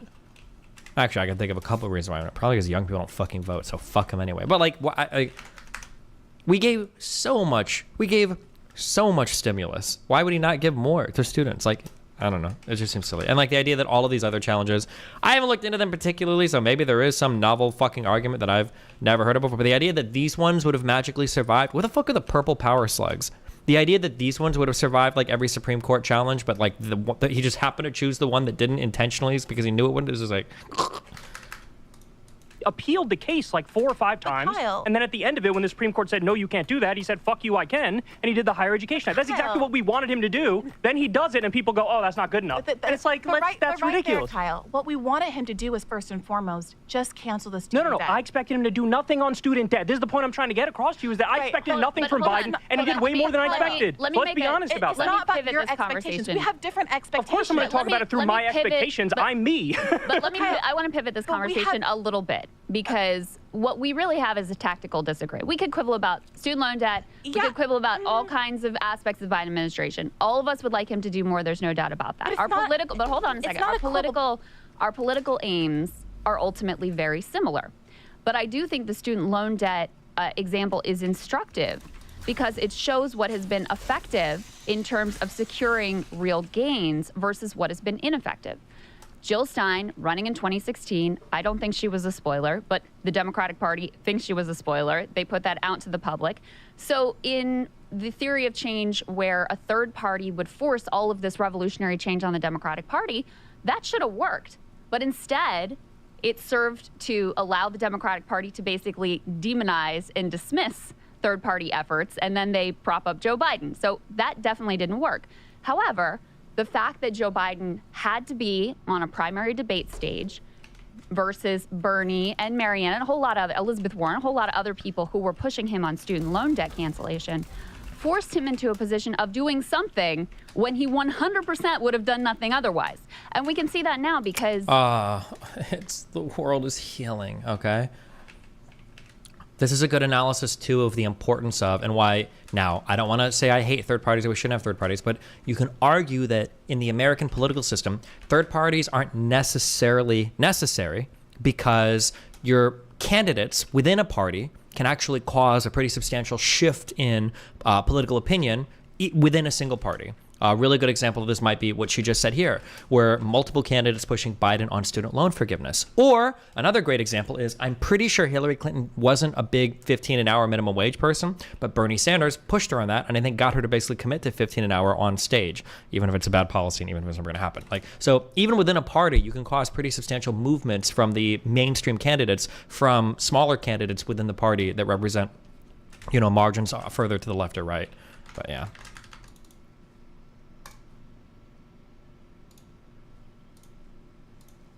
The fact that they've basically blocked any sort of real democratic process within the Democratic primary has made it possible for him to literally promise nothing for this next term thus far. So you can see how the third party effort was not successful in bringing about whatever revolutionary change people want to see. And the process that Bernie engaged in and that Marianne Williamson is engaging in now was far more effective in actually delivering results. And that's what I'm focused on. So, first of all, you, I think, are both fundamentally, dramatically overestimating and overstating and giving way too much credit in the second that you can make your labor point, the student debt point, absolutely not. Joe Biden promised and coerced people to the polls by saying he was going to cancel... Coerced people. ...at least $10,000 of everybody's student loan debt, and moreover, cancel all student loan debt for graduates. Wow, Brian, thanks for subbing. Destiny, do you think Brianna basically wants a Trump from the left? A little bit, yeah. She's very populist leaning, yeah. of HBCUs. And he went down to Georgia, a state that he not only needed to win for the presidency, but needed to win for the Senate, and where there are 3 of the major HBCUs in the United States of America, made that promise, and people knocked doors and turned people out to the polls on the basis of that promise, which he immediately stopped talking about the second he got elected and reneged upon. He also knew the authority that he had to cancel all student debt. And I know because all of these student debt advocates have been talking about how they were directly liaising with his office and communicating these points, and they chose to ignore them and do a plan that he knew could be obstructed. You can say it's not a conspiracy theory, that's conspiratorial thinking, but it's either a conspiracy or he's an idiot. Those are the options. So And she literally thinks that it was all intentional, I guess. Okay. Not especially comfortable in validating either of those things. Now, you were saying that you were looking through the prism of your own perspective. No, I was saying I expected nothing from him, like we all expected nothing from him. Absolutely not. The people that he promised. I expected nothing from him. Wait a minute. I expected nothing of Joe Biden. He was the guy who brought us NAFTA. He's the guy who brought us the Iraq War. He's the guy who wrote the Patriot Act, who wrote the crime bill. I expected nothing of him. When a presidential candidate makes a promise to people and lies to them in order to get them to go to the polls. I hate this crude. This is a Lav argument. He lied. Did he lie? Do you think that if he had the opportunity to cancel student loan debt, you don't think he would have? Do you really, truly, 1,000,000% believe that this is a bold-faced fucking lie? Seriously? I believe it's my job as a member of independent media to make it clear so that people don't fall for those kinds of mistakes going forward. If Biden wants to run as I'm a milquetoast incrementalist who's just better than Trump, he can feel free to do that all day and night, and then he would have lived up to the expectations that he set for himself in the context of a primary campaign. He did run as a milquetoast. He promised to cancel all student debt for every graduate of an HBCU and $10,000 to $20,000 of student debt for people who earn less than $125,000 a year. Now, that might not matter to you, and I defend you guys against claims that, you don't care about this stuff because, you're out of touch and it doesn't affect you in material. I think that some of those claims get really silly and overly personalized. But Biden made a choice to tell 44 million Americans who have student debt that he was not only going to not fulfill his promise to them, but that in the middle of the debt ceiling argument of a couple of months ago, the one thing that he was going to bargain Destiny, do away you think to Hassan get the being debt overtaxed ceiling in Mexico would make him switch political side? Also, it's good to hear a push for third party to a degree. No. passed was ending the student loan moratorium. So now it's not me. I'm not the one in control of whoever votes. He has to make the case to those 44 million Americans who's he's starting their student debt up. Right? Months Is before the an plan election. stronger or weaker than what you expected? Because it's way stronger than what I expected. Way weaker than what I expected. I expected nothing from him on student debt. Nothing. The real question, though, is we all want all of the debt to be canceled. Duh. Yeah, of course. What is the most likely path to get us there? It's not Joe Biden, but obviously. Hold on. But I don't see how Cornel West getting 5% of the vote and unintentionally helping to reelect Trump, that doesn't get us there at all. Let's get into that. Let's get into that. So for whereas two things. if you have a primary contender actually able face-to-face to pressure him, Well, those we things have aren't seen the mutually way exclusive, that Crystal. can potentially work. Those things aren't mutually exclusive. So why is that an argument against Cornel West? It doesn't have to be exclusive, but do you think that the project of defeating Trump is worthwhile at all? Because I would turn back on you. You asked the question, like, where's the bottom of the lesser evil question? Like, where does that end? I would turn it back on you and say, where does it become not just a lesser evil, but like, actually, this person is significant. The lesser evil argument is so stupid because it implies that there is a perfect candidate that you ought to vote for. I'm sorry, but politics in the adult world is all about compromise. We live in the United States, and honestly, the most defining factor of our country is the fact that so many different types of people live here, but we all have to come together under a common set of rules and laws. And that is incredibly difficult because rules and laws are downstream from incredibly personal things like preferences and morals and ethics, right? It's very, very, very, very, very, very, very hard to agree on these things. I don't like the lesser of evil things because in any large election, you're almost always going to be voting for the lesser of two evils. Just necessarily so. That's almost always going to be the case. There's almost, if there is if it is going to be the case that there is a perfect candidate for you to vote for, like this is the one, I align with them and everything, then other people are going to be voting for him as a lesser of two evils in their eyes. That's just, I hate that phrase. It's so naive, and it makes this incorrect assumption that we are entitled to, or we should expect in a democratic republic with so many different types of people, we should expect to have candidates that 100% fully coincide with the things that we believe. It's just such a silly, it's a silly phrase. Oh, it's raining. Significantly better. And I would say that Biden, for my disappointments with him, for all of the things that I talk about plenty, including disappointments on student loan debt, including on the pandemic relief that I talked about, including on the railway, all these things, right? Ukraine. At what point, though, do you acknowledge that this person is a lot better than Donald Trump? And so when you're in this binary choice where let's not pretend like Cornel West is going to be president of the United States, it is worth making the choice in that situation to reelect Joe Biden and get the NLRB and get the antitrust stuff and get what is at hand to be gotten in this moment and live to fight another day. So for one, Crystal, somebody might say, and people did make this exact argument against Bernie Sanders. Fine, he's on the stage, but I'm not going to vote for him. I'm not going to weaken the person who's ultimately obviously going to be the president of the United States. Why not vote for Biden in the primaries? Why? And you're wrinkling your brow because it's a ridiculous argument. I completely agree. I don't see the argument for Marianne and against Cornel West, they have nothing to do with each other. You can vote for Marianne in a primary. You can be happy that she's on the debate stage, which obviously they aren't allowing, which is material to this argument, I've got to say. Some people you're saying, what is the Green Party going to do? The Democratic Party has demonstrated that it won't host a free and fair and open primary. Wait, I get that. But how does Cornel West getting 5% of the vote and helping unintentionally to reelect Trump, how does that move us towards our goals? So two things. One, you said this in the now viral clip, that just framing Cornel West as the spoiler, looking at those polls. In those polls that you referenced, Biden is losing in both of them, with or without Cornel West in the race. Now, Cornel West makes it worse. Cornel West and listen, incremental worse. I just want to clarify one thing. Yeah. I'm not blaming people or saying like it's their fault for Trump getting reelected or whatever. But I am saying we would like it if the way the Democratic Party responded to Cornel West would be to cancel all the student loan. But we know that's not reality. So we know that what ought to happen and the reality of what will happen are two very different things. Let's get to the second point. Yeah. You framed the 2016 votes for Jill Stein and the reaction of the Democratic Party subsequently as evidence that a concerted movement effort to withhold one's votes has been proven ineffective.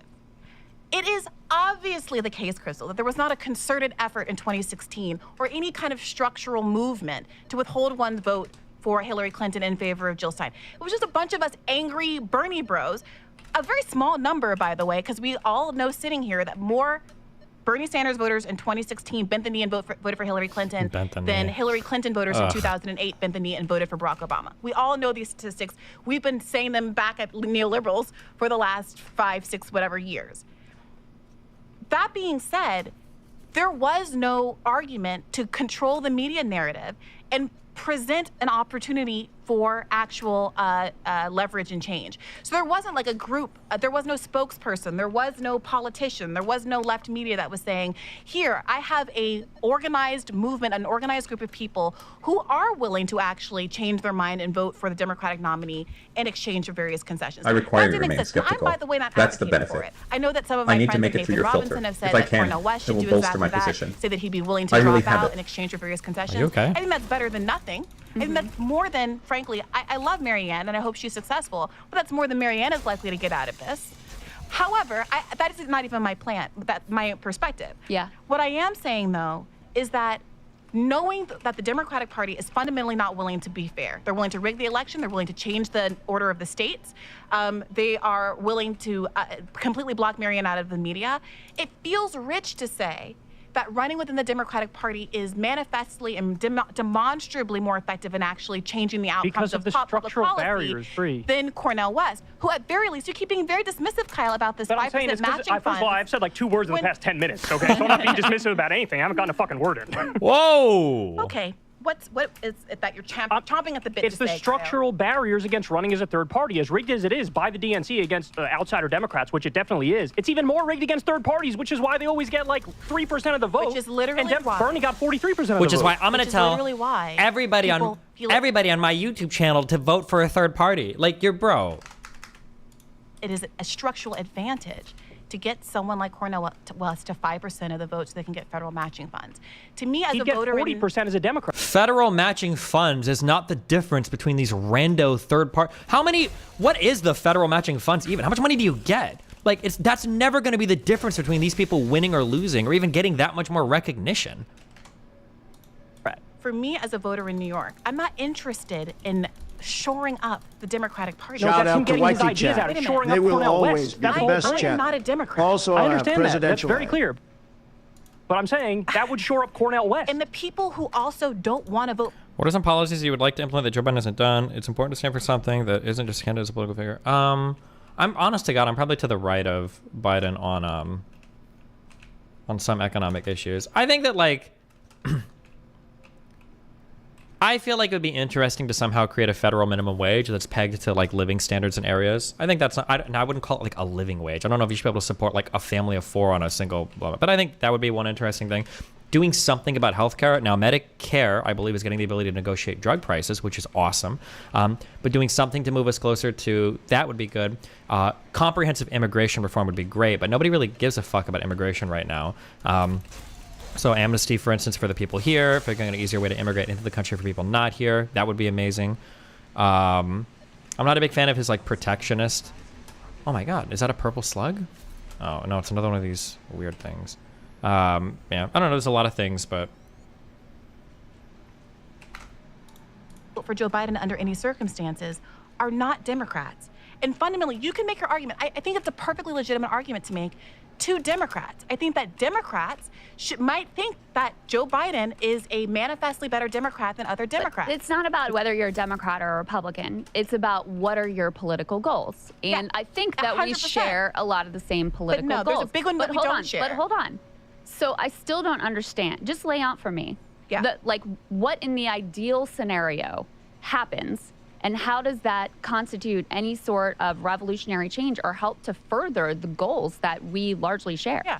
I think, for one, getting federal matching funds for third-party candidates, since I believe third parties are going to be a much better vehicle to actual meaningful change in this country than the Democratic Party, is infinitely more significant a goal. But than third parties haven't gotten a single electoral vote in 50 it's like round years. and round and round and round. No, but it's true because I mean, look at Ross Perot had all the money in the world. Yep, It Ross didn't matter. Perot did have a lot of money, so federal funds match wouldn't have helped him for shit, and he didn't accomplish anything either. Sorry. He didn't get one electoral Do you agree that vote. ranked That's the choice reality voting of the needs to come American first? That's political the system. important question. Do you agree that I think if we get ranked choice voting, then yes, overnight third parties become more viable. that But Cornel until we West- get them, they're not viable. I think that Cornel West running in a general election where he has been doing this. He's been talking about ranked choice voting in interviews, but continuing to talk about how the onus is on the Democratic Party Build a conveyor to prevent the spoiler effect. Oh shit. He is in a position now running in a general election. Do these people every not time know he goes that on 12% TV of Bernie to primary say, voters if you're voted for Trump in upset at me 2016? at being a It arguably spoiler, was what you cost need to look Michigan. at the Democratic Party, who across the country for the last decades has been purposefully undermining any ballot measures that effectively put into effect ranked choice voting in Maine, in North Carolina, the way they attacked Matthew Ho. I am not the enemy, they are. And that's the burden shifting, the narrative burden shifting I think the left should be engaged in right now. To the extent that you think that Cornel West can ruin Biden's chances, isn't it Biden's responsibility to find those votes, not among disaffected third partiers who don't owe him anything anyway, but the tens of thousands and millions of disaffected Democrats who aren't going to vote for him? We've all talked about this together. In Wisconsin, in 2016, there were 88,000 registered black voters who voted in 2012 who declined to vote in 2016. That's like 2 or 3 times the margin by which Hillary Clinton lost in that state alone. And yet we're sitting here talking about whether or not Cornel West is going to pull some third-party voters away from the Democratic Party? It's the difference between what I would love to happen and the reality that we have experienced now. I mean, we tried it before in 2016. It did not help. What did we try in 2016? The third-party effort.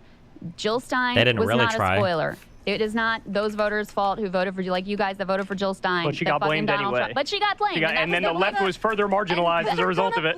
So I don't see the connection. If I did, I would love to vote for Cornel West. It would feel way better to vote for Cornel West. I share his politics almost 100%.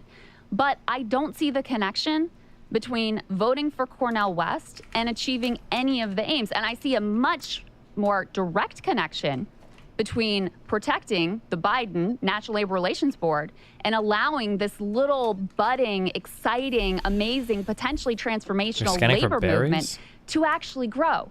Whereas if Trump gets reelected, which is, listen, it's the fact, based on how the Democratic Party is going to respond to Cornel West's election bid, it is more likely that Donald Trump gets elected with Cornel West in the race. And that, to me, is a massive loss because we know what his record is. We know what his National Labor Relations Board was. We know who his labor secretaries were and how they were engaged in all this union busting. And so I see a much more direct connection between that moving the ball in our direction than, you know, Cornel West getting 5% and either his candidacy not really mattering at all or being used once again to, you know, smear the left and marginalize the left and say these are just the people that are interested in getting Trump elected. So to that second point, I'm just going to be honest. Not only do I not care about arguments that the left is going to be smeared, I think it's silly because no matter what we do, the left is going to get smeared. Bernie won Nevada, and it was, oh my God, we're going to decapitate people in Central Park. You know, it is, I think, deeply unrealistic to expect that there's ever going to be a left movement that genuinely challenges power in this country that's not going to be smeared. And if you are choosing your political strategy on the basis of what's going to get you a pat on the head from MSNBC, I know that's not what I don't mean to mischaracterize you. I mean, but that is But I'm naive. just, listen, that's fine, and I agree with you. Left is going to be smeared, but the question is, what is actually going to move the ball forward? I'm confused by why you keep I just don't, that. because I don't see... Because policy is all that matters at the end of the day. The problem is that, like, Crystal and Kyle Kalinske are talking about, like, what policies can we enact to help, like, American people or whatever. That's kind of like what they're focused on. And what Brianna is focused on is, like, there are, like, people that I really like, and I just want to see them get more votes because that would be fucking epic. So it's like these people are coming at it from, like, two completely different... Cornel West getting 5% and helping to reelect Trump ends up with things going in a better direction. Like that, Crystal? He gets 5%, and then the Green Party, a third party effort, it gets stronger and more well-funded and more able to compete in future elections. Until we have ranked choice voting, there is no even 1% viability for them. Like, can you admit that? Can you acknowledge that it's until we get ranked choice voting, no third party has any chance in hell. You agree with that, right? Who do you think has been doing most of the ranked choice? Who do you think? I'm not going to answer it. It's a simple question. I'm going to answer it in my own time, in my own words, Kyle, respectfully. It's a simple one. The ranked choice voting thing, if we get ranked choice voting... I go around, I do a lot of podcasts. Ooh. And I don't know what's going on right now. It might be the phase of the moon. We had the double moon last month. But I'm getting a little frustrated with feeling shouted down and disrespected in Oh my God, she's so soft. Jesus. every single space that I go into. I gotta say, I promise I'm gonna answer your question, Kyle. Sit tight. I got it coming for you. I'll sit tight. Who do you think has been doing the bulk and the best funded ranked choice voting advocacy in terms of getting it on ballots and getting it passed in the United States of America? Third party voters. The Libertarian Party. Yeah. Because unlike the Green Party, I'm no fan of the Libertarian Party, but for obvious reasons, they were enormously better funded than the Green Party. And they, as a consequence, have been able to make much greater gains in actually getting ranked choice voting passed around the country. What I'm saying is that there's a tangible material... Is that true? Has the Libertarian Party, like, effectively gotten ranked choice voting considered, fuck me, in different parts of the country? Is that actually true? Is that happening somewhere? And I've just, like, totally missed it? Benefit to getting more money for a Green Party, whatever third party happens to be, but right now all we have is the Green Party for obvious reasons. Getting them more money to do the work across the country to advance third parties, ranked choice voting rather, is exactly the goal that you're articulating. So yes, I do see a direct connection between your goal, your stated goal of getting ranked choice voting. Destiny and have you check out Ireland's voting system. I think it would be perfect to implement in the U.S. Let's switch it with score choice voting. There's not even a 1% chance or a 0.1% chance of Cornel West winning unless or until we get ranked choice voting. So I have to be honest, I feel like it's self-disenfranchisement to really put all your effort into third parties before we get ranked choice, putting the cart before the horse, in my opinion. That's my point. And on the issue of Democrats versus Republicans, we know either the Democrat or the Republican is going to win.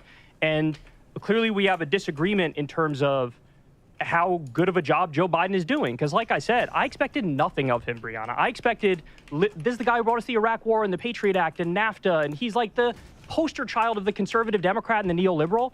But then he gets in office and he does all these things which shock me. He massively reduced the drone war by over 90%. He, like I said, pulled out of Afghanistan. Hi. Hey, I saw you were talking about ranked choice of voting. What about it? Well, you asked if it was ever helped a third-party candidate win. Well, I was just curious. It seems like the claim right now that's being made is that what the fuck is this? That apparently the libertarians have made great strides in getting ranked choice voting done in the United States, and I was unaware of that. If that was true, I was curious if that was actually true. So ranked choice voting did happen, last or maybe 2 years ago, in New York City, right before I moved to Jersey. So I still was able to vote there, and it was for the mayor, and it did not make like a third-party candidate win. I think there were people pushing to defund the police and pushing like the BLM issues, and New York City still went with a moderate Democrat that was a cop for a mayor instead. Okay, well, yeah. Do you know if they got ranked choice voting because of libertarians, or? Oh, if they got it because of libertarians? Yeah, because that was the argument. Yeah, but I think the idea that it would result then in like a libertarian or a third-party candidate winning. Yeah, I mean that would probably be the next step, but yeah, I didn't even know that libertarians were the ones that were making it happen. But I have no idea if it was libertarians. I thought you were just asking about the outcome. Nope. So never mind. But, okay, thank you. Love you. Be Okay. careful. Bye. Afghanistan, the Supreme Court overturned the EPA's ability to regulate greenhouse gas emissions, and the Democrats slipped into the IRA a provision that redefines carbon as a pollutant, which then allows the EPA to start protecting the environment again. If we didn't get that, and yes, that was brought to us by Democrats, we would be beyond fucked on the issue of climate change. We still are, but we'd be even more fucked if the EPA couldn't do basic EPA stuff. We have project labor agreements for hundreds of thousands of construction workers. That came to us from Biden. $15 minimum wage for federal contractors and employees. That's from Biden. Gun reform with red flag laws and closing the boyfriend loophole. Those are definitely good things. Ketanji Brown Jackson on the court. A George Floyd executive order to create a registry of abusive cops. We have the PACT Act, which is health care for veterans exposed to toxic burn pits, which every single Republican voted against. He added 800,000 manufacturing jobs. I didn't expect any of these things. So when I talk about Biden the way I do is because none of these things were on the menu and we got them. So now when I look at the fact it's either going to be Trump or Biden, a standard generic Republican or standard generic Democrat, the way I feel now versus the way I felt in the past is like, oh, this is definitely way better. If you asked me in 2019 or 2020, I'd be like, I don't know, man, flip a coin. 52% maybe a Democrat's a little bit better than a Republican. Now I'm looking at it like, it's not even close. One blows the other out of the water, and all I care about is the policy. And when we have all these policies, I mean, we have a 15% corporate minimum tax rate now. That is not something we had previously. You'd have corporations paying nothing in taxes, or they'd even get a negative tax rate, which is a subsidy effectively from the taxpayers. These things are not nothing. We have a 1% tax on stock buybacks. They're cracking down on wealthy tax cheats. Like, all these things are very good. They're objectively good. So do you agree that Biden is better than what we expected on the left? No. Maybe you've already set your expectations on the ground, and it seems like he's surpassed your expectations. He has not surpassed mine. I don't know what you want me to say. But he's about not better than what you thought? No, That's he's not better than what I thought he was. Because she doesn't care about policy. She cares about socialism. She doesn't give a fuck about policy. Him to cancel all student loan debt. I debt. him to fulfill his campaign promises, but I'm not going to pat him on the back when he so flagrantly lied about them. No. But let me ask you a related but different question. I mean, how do you assess the difference between a Trump and a Biden? Acknowledging that, I mean, I think you would acknowledge it's not, Cornel West is not going to be president. I'm going to be honest with you. If it's about convincing me how Brianna Joy Gray is going to vote, Brianna Joy Gray lives in D.C., is constructively disenfranchised, and Brianna Joy Gray also is sympathetic to accelerationist arguments. So I am not afraid of Trump, and I will never for the rest of my life, I don't care if I live in Pennsylvania, I don't care if I live in Georgia, vote out of fear. That's not who I am. That's not who I was raised. That's just me. And I recognize that I am radical. I recognize I'm not telling anybody to be like me, but that's who I am. So, but just to get back to the question, I mean, do you acknowledge that Biden is better than Trump? I genuinely want to know, like, how do you assess? Do you see they're like roughly I think the it depends on what same? metric they're using. There are people who will take everything that you just said and say, She won't even say if Biden is better than Trump? Escalating in Ukraine the way he has been doing, missiles going off deeper, closer to Russia that are Western in origin, and the doomsday clock ticking down on World War III the way it has been done, cancels out all of the meaningful gains that you just articulated so nicely. If it comes down to World War III versus that litany of achievements that you just articulated, there are people that, with the hindsight of living in the nuclear holocaust, would say, well, I guess that Trump actually was a better president. I don't Who's more likely to get us World War III, though? I definitely think it's Trump. I definitely think it's Trump more likely to get us World War III. I don't want to know what people think. You disagree I want to know what you think. Do you think that that's accurate? Because to me, I look at the record. We don't know until history happens what history is going to do. I wouldn't have expected that under Biden we would have gotten in the middle of this war with Ukraine and Russia. I would not. That wasn't on my bingo card either. Yeah, but we know that Trump was actually more hawkish towards Russia than he built up on NATO's border. Obama he put was. troops on NATO's border. We know what he did with Iran. We know he said he was going to get on Afghanistan. Biden actually did it. So we can evaluate these two claims. That we shouldn't believe anything that Donald Trump says about Ukraine. A toxic. This is literally just a vote blue no matter who a lesser two evils conversation. No, it's a let's discuss the facts and how you weigh them. It's literally not a vote blue no matter who. Vote blue no matter who means that you...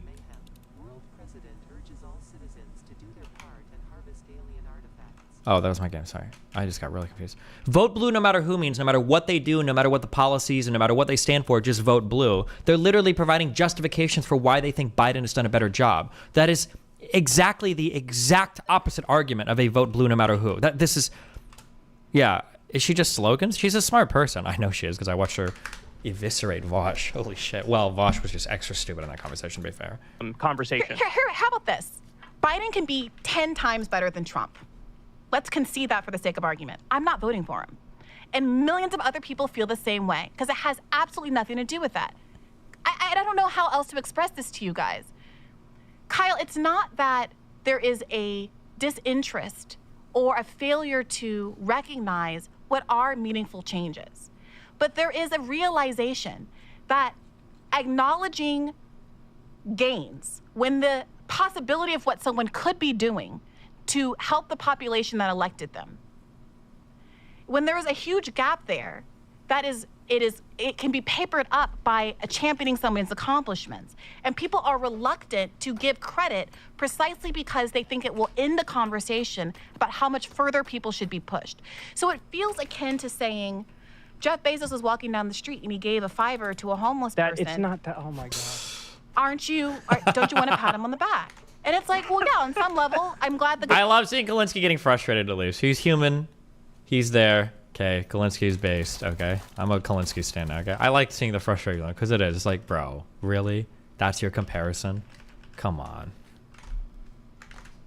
The homeless guy can give his sandwich. But your framing of the student debt issue is accurate. Yes, is precisely what the problem is. It's not a problem. Look, I am actually discussing the facts that I learned through reading 1,000 articles on the case. Now, if I bring up those facts and it triggers some idiots into hating me, so be it. They can hate me all they want. The facts still matter. What are you talking about? Okay, I didn't expect him to appeal the cases. He appealed the cases. I didn't expect him to do the Higher Education Act after the Supreme Court slapped it down. He did the Higher Education Act. I didn't expect him to do any of it, and he did it.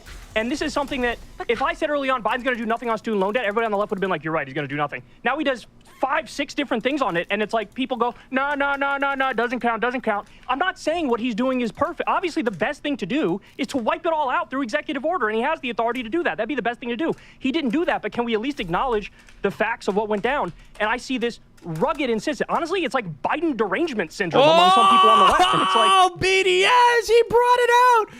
He brought it out. Oh my God, she's gonna lose her mind. He's calling her deranged. Democrat derangement syndrome among some people on the left. The fact that we can't all agree very quickly that, well, obviously Democrats are not 10 times better than Republicans. They're 100 times better than Republicans. And even if you are somebody who's a purist and you're on the left, you can acknowledge a W in the instances you get it while still pushing for more. I mean, a perfect example is what's happening in Minnesota right now. Minnesota has a 1-seat Democrat majority. We got universal free school meals, legal weed, carbon-free electricity by 2040, tax rebates for the working class up to $1,300 if you make under $150,000 a year, 12 weeks paid family leave, 12 weeks paid sick leave. They banned conversion therapy. They did red flag laws for guns. They did universal background checks for guns. They did automatic voter registration, public free college if you make under 80K, a ban on PFAs, which is the forever chemicals, $2.2 billion increase in K-12 school funding, sectoral bargaining for nursing home workers. These things are all not little wins. They are huge wins. And I still see this insistence like we're back in 2016 or something where people are like, nope, Democrats and Republicans are either equally bad or actually jujitsu move, Republicans are the lesser evil. And I think it's idiotic. It's doomerist. It's nihilist. True, like she just did. Well, maybe if we made a nuclear holocaust, Trump would have been the better president, actually. Like, true. People who are refusing to acknowledge reality, and they'd rather narrative hump all day talking about Democrats are so bad, Democrats are so bad, Democrats are so bad. But, oh, yeah, I'm a leftist. Oh my God. Hello? Kyle Linsky? What did Crystal do to this man? Because I'm pretty sure she was more deranged than him. What happened? Secular talk is coming back, boys. Look at how mad she is. Was she not expecting this much pushback? I wouldn't have expected this much pushback. Acknowledge reality, and they'd rather narrative hump all day. Can we acknowledge that even though Kyle Kalinske has significant problems, that we can take our W's where we get them? That even if Kyle Kalinske is not the perfect neoliberal championing all neoliberal policies, at the very least, we can give him credit for when we take our big W's? About Democrats are so bad, Democrats are so bad, Democrats are so bad, but oh yeah, I'm a leftist.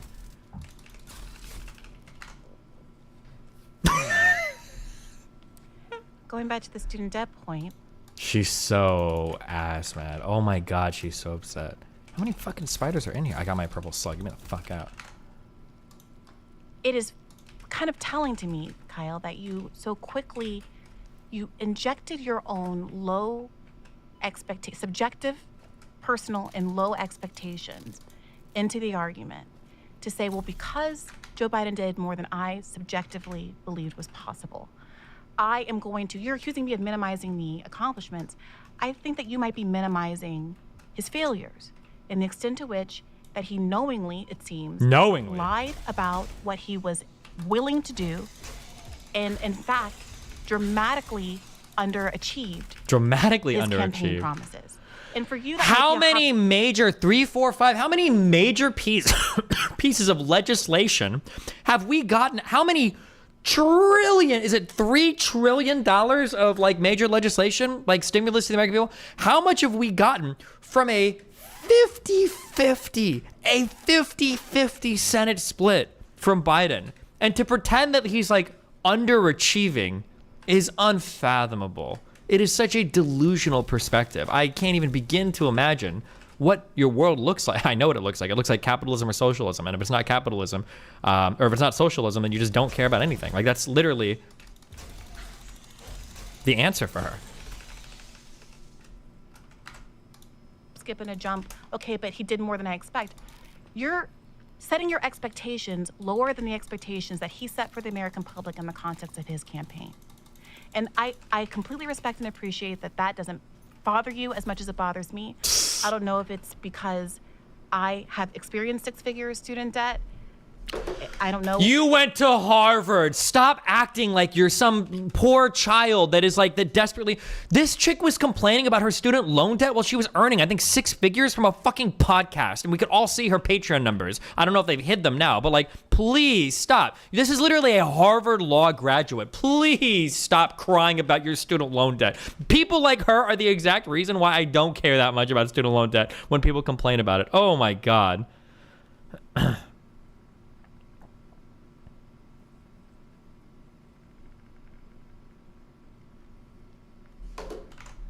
Your lawyer flares are fighting right now? Who is fighting about what? They did hide them? Oh, they did hide them because they got mad that people... Because they got mad that people saw how much money they were making. So when they stopped hiding them in 2021, 2 years ago, they were earning about $28,000 a month. This chick is earning over $28,000 a month back then, and simultaneously tweeting out, guys, I need help with my student loans too. Give me a break. Oh my God.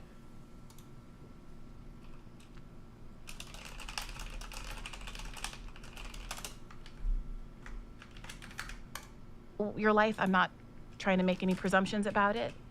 I don't know if it's because I had a certain kind of life experiences, or that other people who kind of share my view have these kind of life experiences.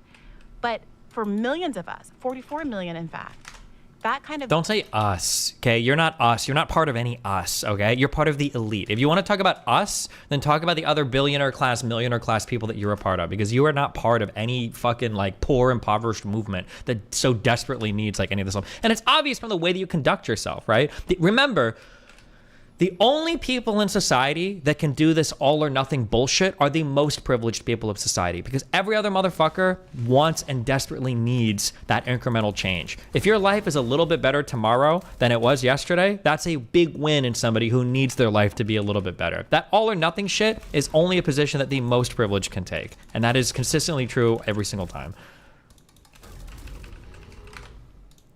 Bait and switch is unforgivable when you recognize, as you have both recognized, that it was in his power to sign an executive order to deliver overwhelmingly for the people whose votes he needs right now.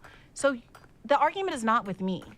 The argument is with the millions of Americans who feel betrayed by Joe Biden and his campaign promises.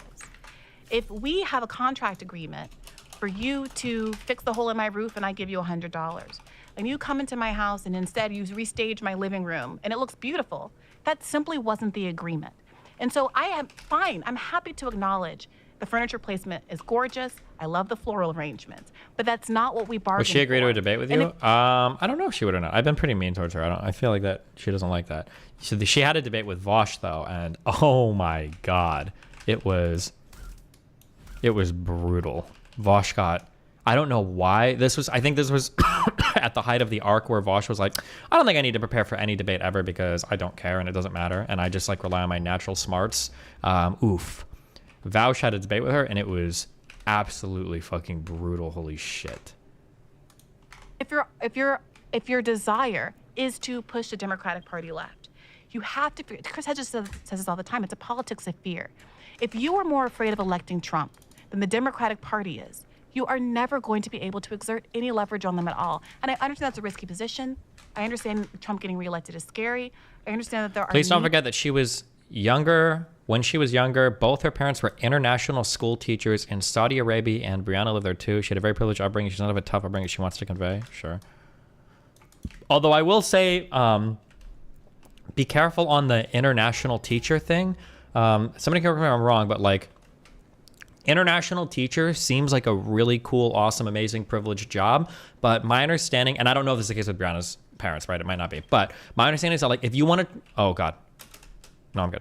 If you want to travel internationally, I think the best way to do it is to be an international teacher, because I've heard, I don't know if this is true, I'm just repeating what I've heard. I've heard that like, you can go to school for like 2 months and get certified to be like an international English teacher if you want to like do that and go live in another country. So just as a heads up. But that might not be the case in like Saudi fucking Arabia. Maybe you always get paid a lot there, yeah. Meaningful ways in which he's hurt real people in real ways. I understand all of that. And we just have a difference of opinion about what the priorities are. You said in that viral clip, Crystal, if your priority is reelecting the Democratic Party, then X, Y, and Z. And I think that was good that you said that, because you articulated what the priority is for you. No, that is not the priority for me. The policy is the priority for me, Bree. And I think you know that. And I think it's disingenuous to say otherwise. But let me just a quote let me just say though, is it worth? I mean, I think you care a lot about the labor movement, right? Sure. So is it worth letting that baby be smothered in the crib in order to what? I mean, that's the piece that I don't understand. Do you think debates with lefties like her help her make it harder to secure more debates with bigger figures on the right if you're able to push back hard? I don't know. The thing is, not to be mean, but like people like her are just not very relevant. It's why I keep pushing back on these platforms, and I'll interrupt people to do it. People are like, oh, well, I think the radical left and the radical right, the radical left are not a threat to this country.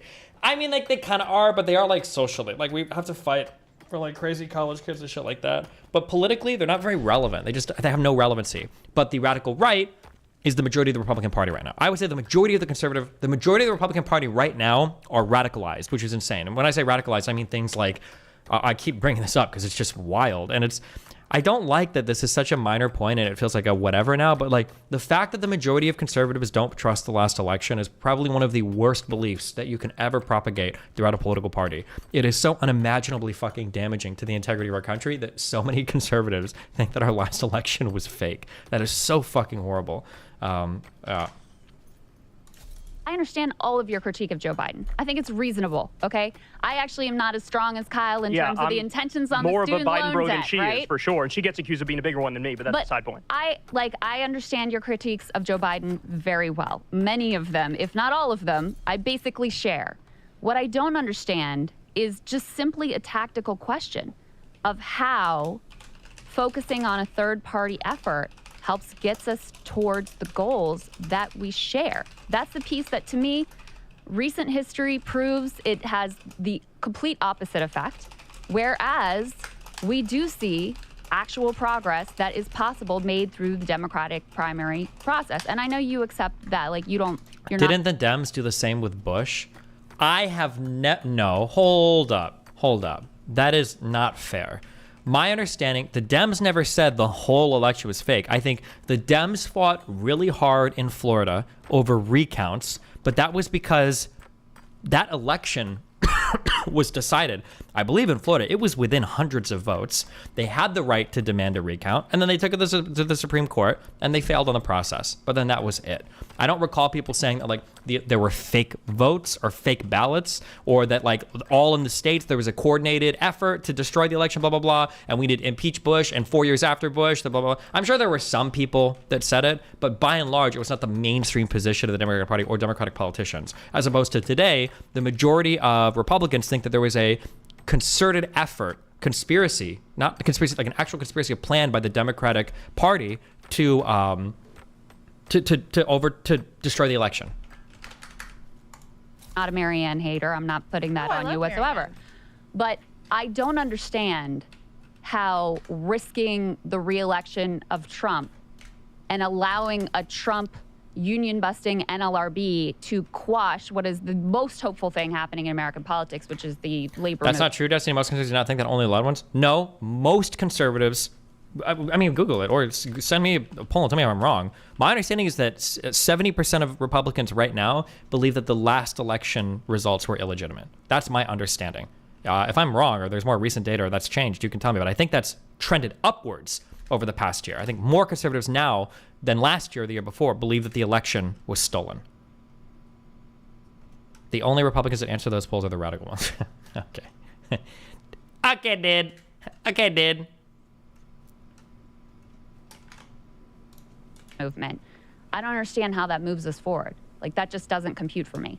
Well, for one, I'd say, and I don't mean to at all minimize the value of this latest ruling. Can I also say that I appreciate this, that, like, I'm pretty sure Kyle Kalinske is to the left of me, probably on almost everything, but, like, if he has a realistic view of the Democratic Party, I think that's a healthy opposition from the left, as opposed to somebody like Hassan Abi or fucking Sam Cedar, right? If Kalinski's like, listen, we need 15 an hour, we need stronger pushes to eliminate student loan, blah, blah, blah. If that's fine, but you're also like, well, listen, Biden's trying, he's doing what he can. I wish he was more to the left, or I think he's failed on these promises. I think that's fine. I think it's a healthy perspective to be more, I don't want to say radical, but farther to the left in that way, because at least you're like, your head is screwed on, right? But I have been heartened by the energy and the gains made by the labor movement prior to that over the last few years. Which were enabled by the Biden NLRB. I mean, there were keys. The workers get all the, listen, they do the work. I'm not trying to take anything away from them. But there were key decisions that were made in the Starbucks organizing drive in particular, in the Amazon labor union drive as well, that enabled those workers to do their thing. That wouldn't happen under Trump. It feels as though, one, the question has been asked and answered several times. You don't agree with my priority. But no, I still don't understand it. And I may just be dense, but explain again. I agree with Kyle that ranked choice voting is a priority. Yeah. I believe that getting the Green Party more powerful, getting them federal matching funds, enables them to join in the Libertarian Party, which has been the most successful advocate for ranked choice voting in the country, to continue to further those efforts. My vote for Joe Biden does nothing to advance what I think will be the ultimate path toward left victory in the United States, which is getting rid of the corporate duopoly. Yep. Remember, Remember, for people like Brianna and for a lot of leftists, they don't care about progress. They don't care about policies. They don't care about work. Blah, blah, blah. All they care about is like the move towards socialism. She said earlier that like she's not scared of Donald Trump. She's sympathetic towards accelerationist arguments. Like she literally said that verbatim. I'm not even making that up. So yeah, I mean, it's pretty clear like where their priorities are. I don't see voting for Joe Biden as advancing that core effort at all. So ranked choice voting is kind of like, I'm just trying to understand, is like the end all be all. That's the number one priority. And so you would actually support the Libertarian Party, the American Constitution Party, the Forward Party, whatever, if that it advanced that goal. And that's the priority over everything else. I'm just trying to understand. Would I personally support an effort by any of those parties to advance ranked choice voting? Yeah, of course. No, but would you support those parties? Like, because ranked choice voting is so important. Why would I when I could vote for the Green Party that actually shares my ideals as well? Well, I'm just trying to understand where your priorities lie. Is it like you're basically a single issue voter and it's ranked choice voting? Well, it's not a single issue. It's breaking the corporate duopoly. That's it. This is the fundamental issue. I think that for many people, they are very wary of validating what they see as a two-headed snake. And this comes back to your concern, Kyle, about people not willing to acknowledge these successes. I think that we all understand that there is a way that the two corporate parties play off of each other. Democrats get to keep lowering the bar because the Republicans are worse. They both play these culture war games back and forth with each other, where at the end of the day, we're told, well, you gotta go vote for the Democrats because gay rights and trans rights and black rights and immigrant rights and all of these rights are on the line. And I said this in 2020 as well. It's not that those arguments aren't true. The question is, how do we ever disentangle ourselves from that? Because it's always going to be the case that some worser thing is coming down the pike precisely because we've enabled that to be the case. And many people, and I don't feel quite this way, but many people feel as though there is an energy suck that happens with even paying attention in voting in these general elections. 7 out of 10 Americans accept Bush as legitimate president. 17% believe he stole the election. And I will say, I will even qualify this further. 17% might have felt like Bush stole the election, but those claims of him stealing the election are a billion times more legitimate than the claims of Donald Trump stealing, or that what Donald Trump says the Democrats stole the election. Because when people claim that Bush stole the election, which by the way, I don't believe those claims are good. I think they're not good claims. But those claims were specific to Florida over specific issues in Florida, right? And over some of the processes in Florida. Now, I think they're bad claims, but one, even at that, it was only 17% apparently believed those claims. But two, those claims are far less incredulous than Donald Trump, who believes that there was a nationwide conspiracy from the top down involving pundits, politicians, judges, state people, ballot counters, voter, all these different parties came together, right? Even at that. So the strength of the conspiracy is way stronger on the Trump side, and the number of people that believe it is way higher on the Trump side. So it's worse. It's horribly worse on both counts of that. So didn't Vosh believe there was a conspiracy in Florida? Vosh doesn't have any strong beliefs about what happened in Florida because Vosh doesn't know what happened in Florida because Vosh is fucking retarded. And in that conversation, he demonstrated like 3 different times. He said Scalia and George W. Bush were fascists, okay? Vosh had no idea what the fuck happened in Florida. I think that might have been one of the last debates that we had. What an embarrassing showing for him. That was an unbelievable conversation. I think that your points about what's happened on the state level in Minnesota, et cetera, are much stronger. I know that, for example, Sabby Sabs is always making the case that, don't forgo electoral politics, focus more on what's happening on the local. Here are the polls for how many people think Biden was fairly elected. Infogram.com. I wonder what the year is for these polls. Agree that Biden was elected legitimately. Oh, it shows here. Oh, this is from 2021. My understanding is these numbers have gotten even worse.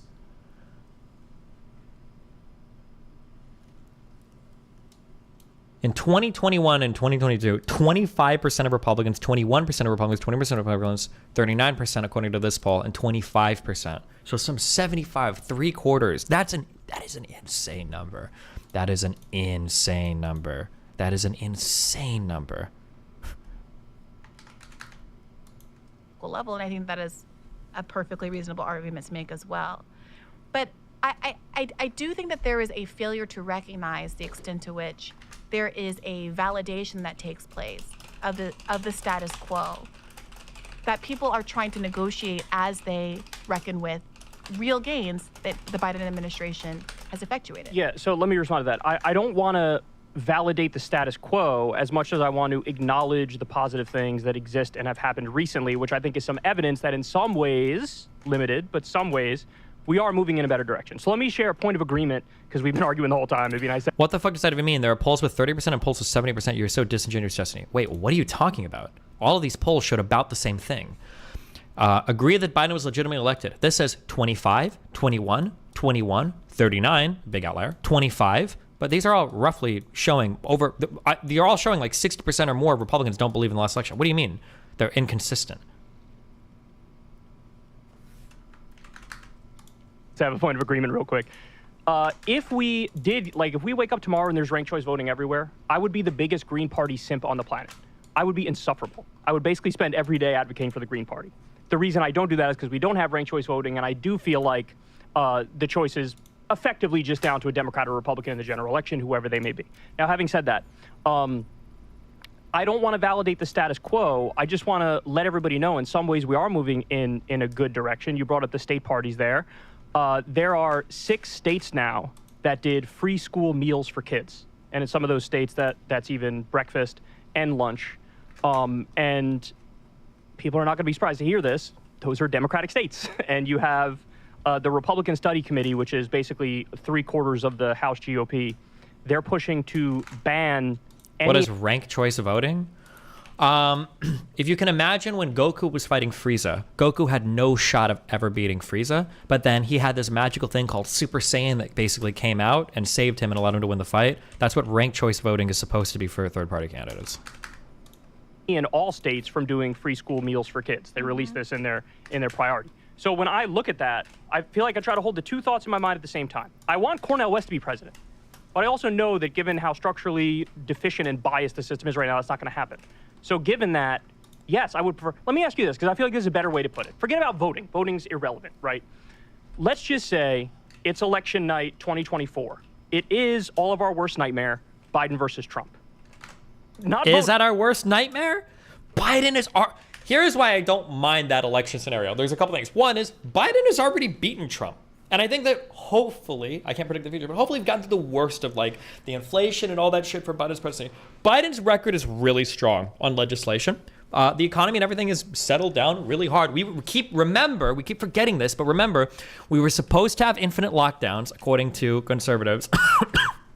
We were supposed to have infinite lockdowns, and we were supposed to be in a massive recession where the world was ending, okay? Massive recession, infinite lockdowns. Neither of those happened, okay? Major legislation passed. Biden has done a good job. If he has to run against a guy that he's already beaten, who has only gotten worse for wear over time, like, what is Trump now? Now Trump is a quad indicted president from 2 different states and 3 states and 1 federal, right? New York, Georgia. No, I'm sorry. In Florida is still a federal one. It's 2 states and 2 federal indictments. It's not like he's gotten any more attractive as a candidate. And he's like, wearing these bullets. Okay. He's got all these indictments on him. And let's go through all of that. Let's say that hypothetically Biden was to lose the next election. Okay. Let's say hypothetically Biden was to lose the next election. Technically speaking, as painful as it is and as dangerous as Trump is, technically speaking, Trump would be the best conservative that we would want to beat Biden because it means that Republicans don't have an incumbent advantage for another election, right? Incumbent advantage is very, very, very strong historically in the United States for president. If Donald Trump did win the presidency, he's only got 1 term left. He can't actually run again. So, I mean, like, it would be bad and horrible if he won for the presidency for a variety of reasons, but at the very least, he's a 1-term president, right? No matter what. I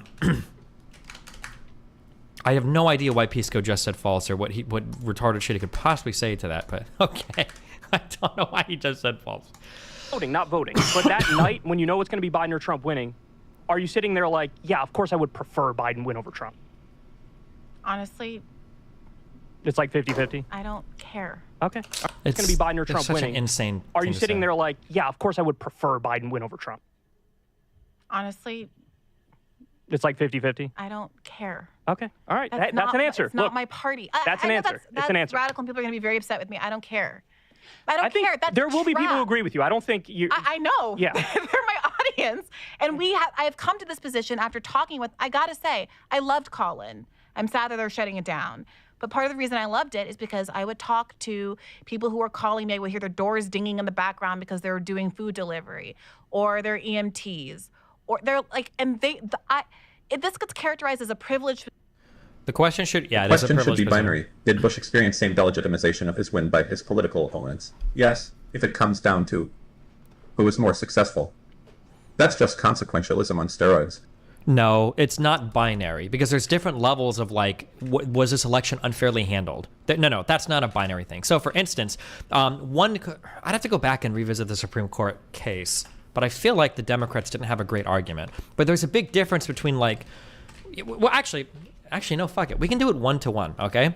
I've said this before and I'll say it again. And I think the federal government, the DOJ indictments agree with me here for what that's worth. The Republicans, as slimy as it fucking was, the Republicans had a right to challenge the election process by certifying the vote in Congress. They had that right. They had that legal right to do that, which was fine. States arguably had the right to attempt to challenge the election handlings in other states through the court process. Trump's own lawyers had the right to challenge it legally. You have the right to do that. You can challenge that. There's a big difference between that and then spending the next 4 years saying the last election was illegitimate. We need to suspend the Constitution in order to make things right.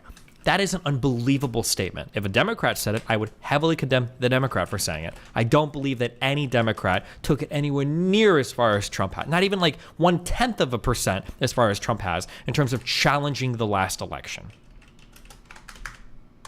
Position that you don't care who wins, Trump or Biden. My experience is the people who have been taking this position, this is just anecdotal, singing in the background because they're doing food delivery, or they're EMTs, right? Or they're like, and they. That's an answer. Radical, and people are going to be very upset with me. I don't care. I don't care. That's there will be people who agree with you. I don't think you. I know. Yeah. They're my audience, and I have come to this position after talking with. I gotta say, I loved Colin. I'm sad that they're shutting it down. But part of the reason I loved it is because I would talk to people who were calling me. I would hear their doors dinging in the background because they were doing food delivery, or their EMTs, or they're like, and this gets characterized as a privileged position that you don't care who wins, Trump or Biden. Hold on. I know that conservative dipshits like to wheel out this singular quote over and over and over again because it's literally all you have because you're not actually engaging in like critical thought or serious conversation. So you only have one lines of quote that you can bring out because you can't engage on any other level. Biden said it, right? Hillary literally said Trump was an illegitimate president because Russia made him president. Hillary has used that illegitimate president line, but she probably shouldn't. But when you look at what she's saying, Hillary is not alleging a top-down conspiratorial fraud committed by the Republican Party to get Trump elected. She's alleging that he had an improper relationship with Russia, which, by the way, any sane person will agree. The idea of calling for other people to hack your political opponent or saying that Russia will be rewarded or any of this shit, anybody would agree that that is probably improper. Maybe not illegal, but definitely unethical and definitely improper, right? Her saying that like Trump is an illegitimate president is not the same as when Trump says the Democrats had a top-down conspiracy to rig the actual election. That is a totally different claim. My experience is the people who have been taking this position, this is just anecdotal, tend to be people are the lower end of the economic spectrum who do feel like their lives aren't meaningfully different under a Trump versus a Biden, and who would rather rock the boat and throw a monkey wrench in the machinery if there's even a fracture of a sliver of a chance that it has some outcome other than what we've been experiencing for their entire lives. Fair enough. You gave a direct answer, yeah, so I respect it. The other thing I would say, though, because you said you're basically an accelerationist. Like, you think things need to get better in order for them to get... She's sympathetic towards their argument. I mean, worse in order for them to get better. Given my own class privilege, I am reluctant to personally put those wheels into motion, but I very much respect particularly people who, like I just was talking about, who do feel that way. I think that's a legitimate perspective. I feel like it's not my place to say, let's make the world burn, because I'm going to be okay in either way. But I am open to that perspective. Colors your view and how you approach these things and why you wouldn't really care whether it's Biden or Trump. Yeah, I mean, I remember the night of 2016. I wasn't, I don't know, how did you guys feel? I wasn't personally devastated. So, I felt that's a in great some question. weird Let me way answer. vindicated. That's a very... This is what we had been telling them was going to happen the whole time. So I agree with you completely about 2016, right? And I voted for Jill Stein in 2016. 2020, I didn't vote for Biden. I didn't vote for anybody. It was sort of like, no, seriously, I think they're roughly equal. I think Biden's around the edges better, but I thought he was going to be as conservative a president as he was a senator. So I was like, okay, whatever. But on the night of 2020, I was actually like, oh, for the love of God, I hope Trump loses. And, you know, that it's because I see everything he did. I mean, look, I can run through all the bad things Biden did. That's my standard rant that I've been doing for a long time now. But when you look at Trump, I mean, I don't want to sidetrack the conversation here, but like the 91 felonies that he's charged with for defrauding the United States with fake electors and effectively trying to... She's going to say, what is her response?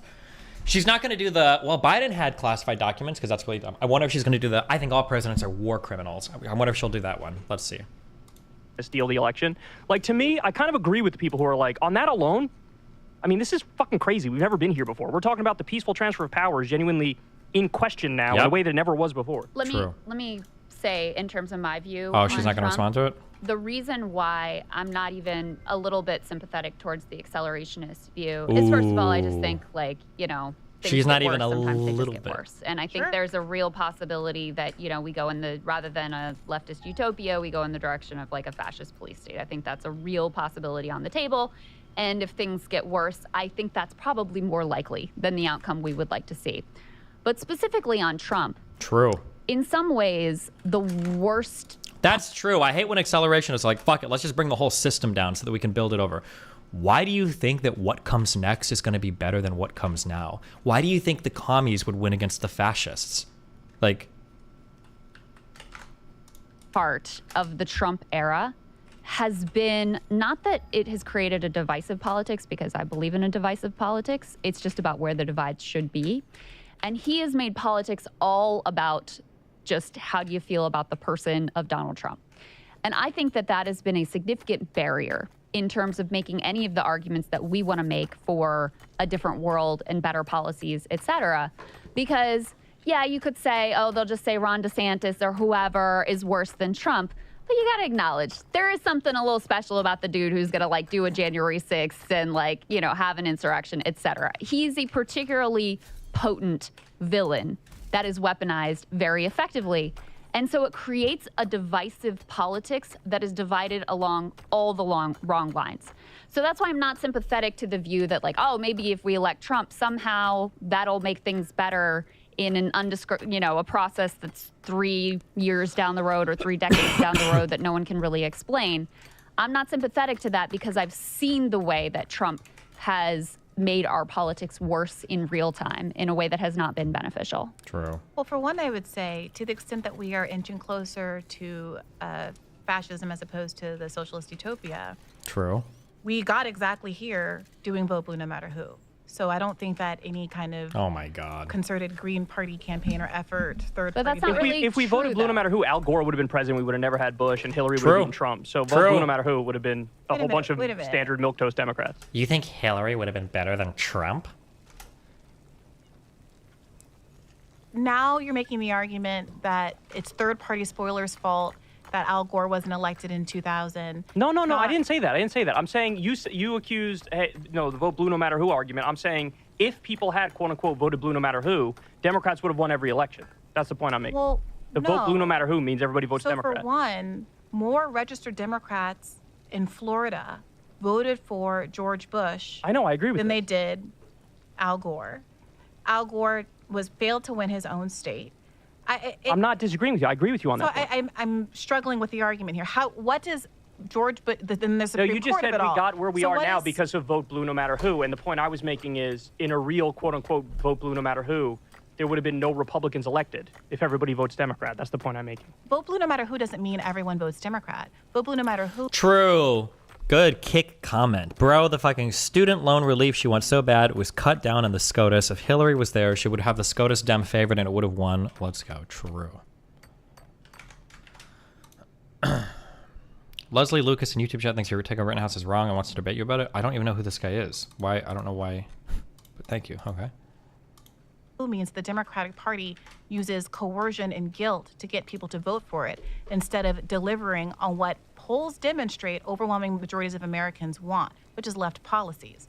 That's what the pernicious nature of vote blue no matter who, is that it absolves the Democratic Party of having to look at polls that say 2/3 of Americans don't want Joe Biden to run because he's too old, that 88% of Democratic voters want Medicare for all, that 60% of Floridians, a state that went for Trump, wanted a $15 minimum wage. But Joe Biden, whose praises we've been singing a lot today, Trump wanted a 8% of Democratic voters want Medicare for all, that 60% of Floridians, a state that went for Trump, wanted a $15 minimum wage. But Joe Biden, whose praises we've been singing a lot today, purposefully stripped on order of the parliamentarian from must-pass COVID legislation so that that one core promise that he made to Bernie as Bernie dropped out after like 3 days of not being, endorsed after 3 days after dropping out, was immediately thrown under the bus. But let me just to interject real quick, because I don't want you to get the misimpression that I'm not aware of the negative things around Joe Biden. He also said he was going to get back in the Iran agreement, did not get back in the Iran agreement.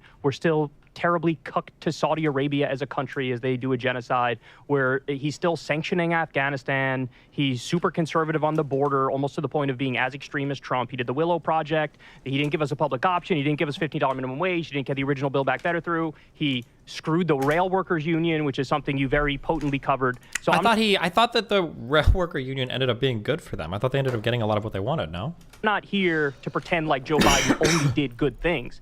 I'm trying to do, to the best of my ability, explain what I think are the facts on both sides of the equation. Here are the good things he did, here are the bad things he did, and then people could just make up their own mind as to how they want to proceed in a showdown between Trump or Biden, who they would prefer. Do you think that Biden is better than Obama?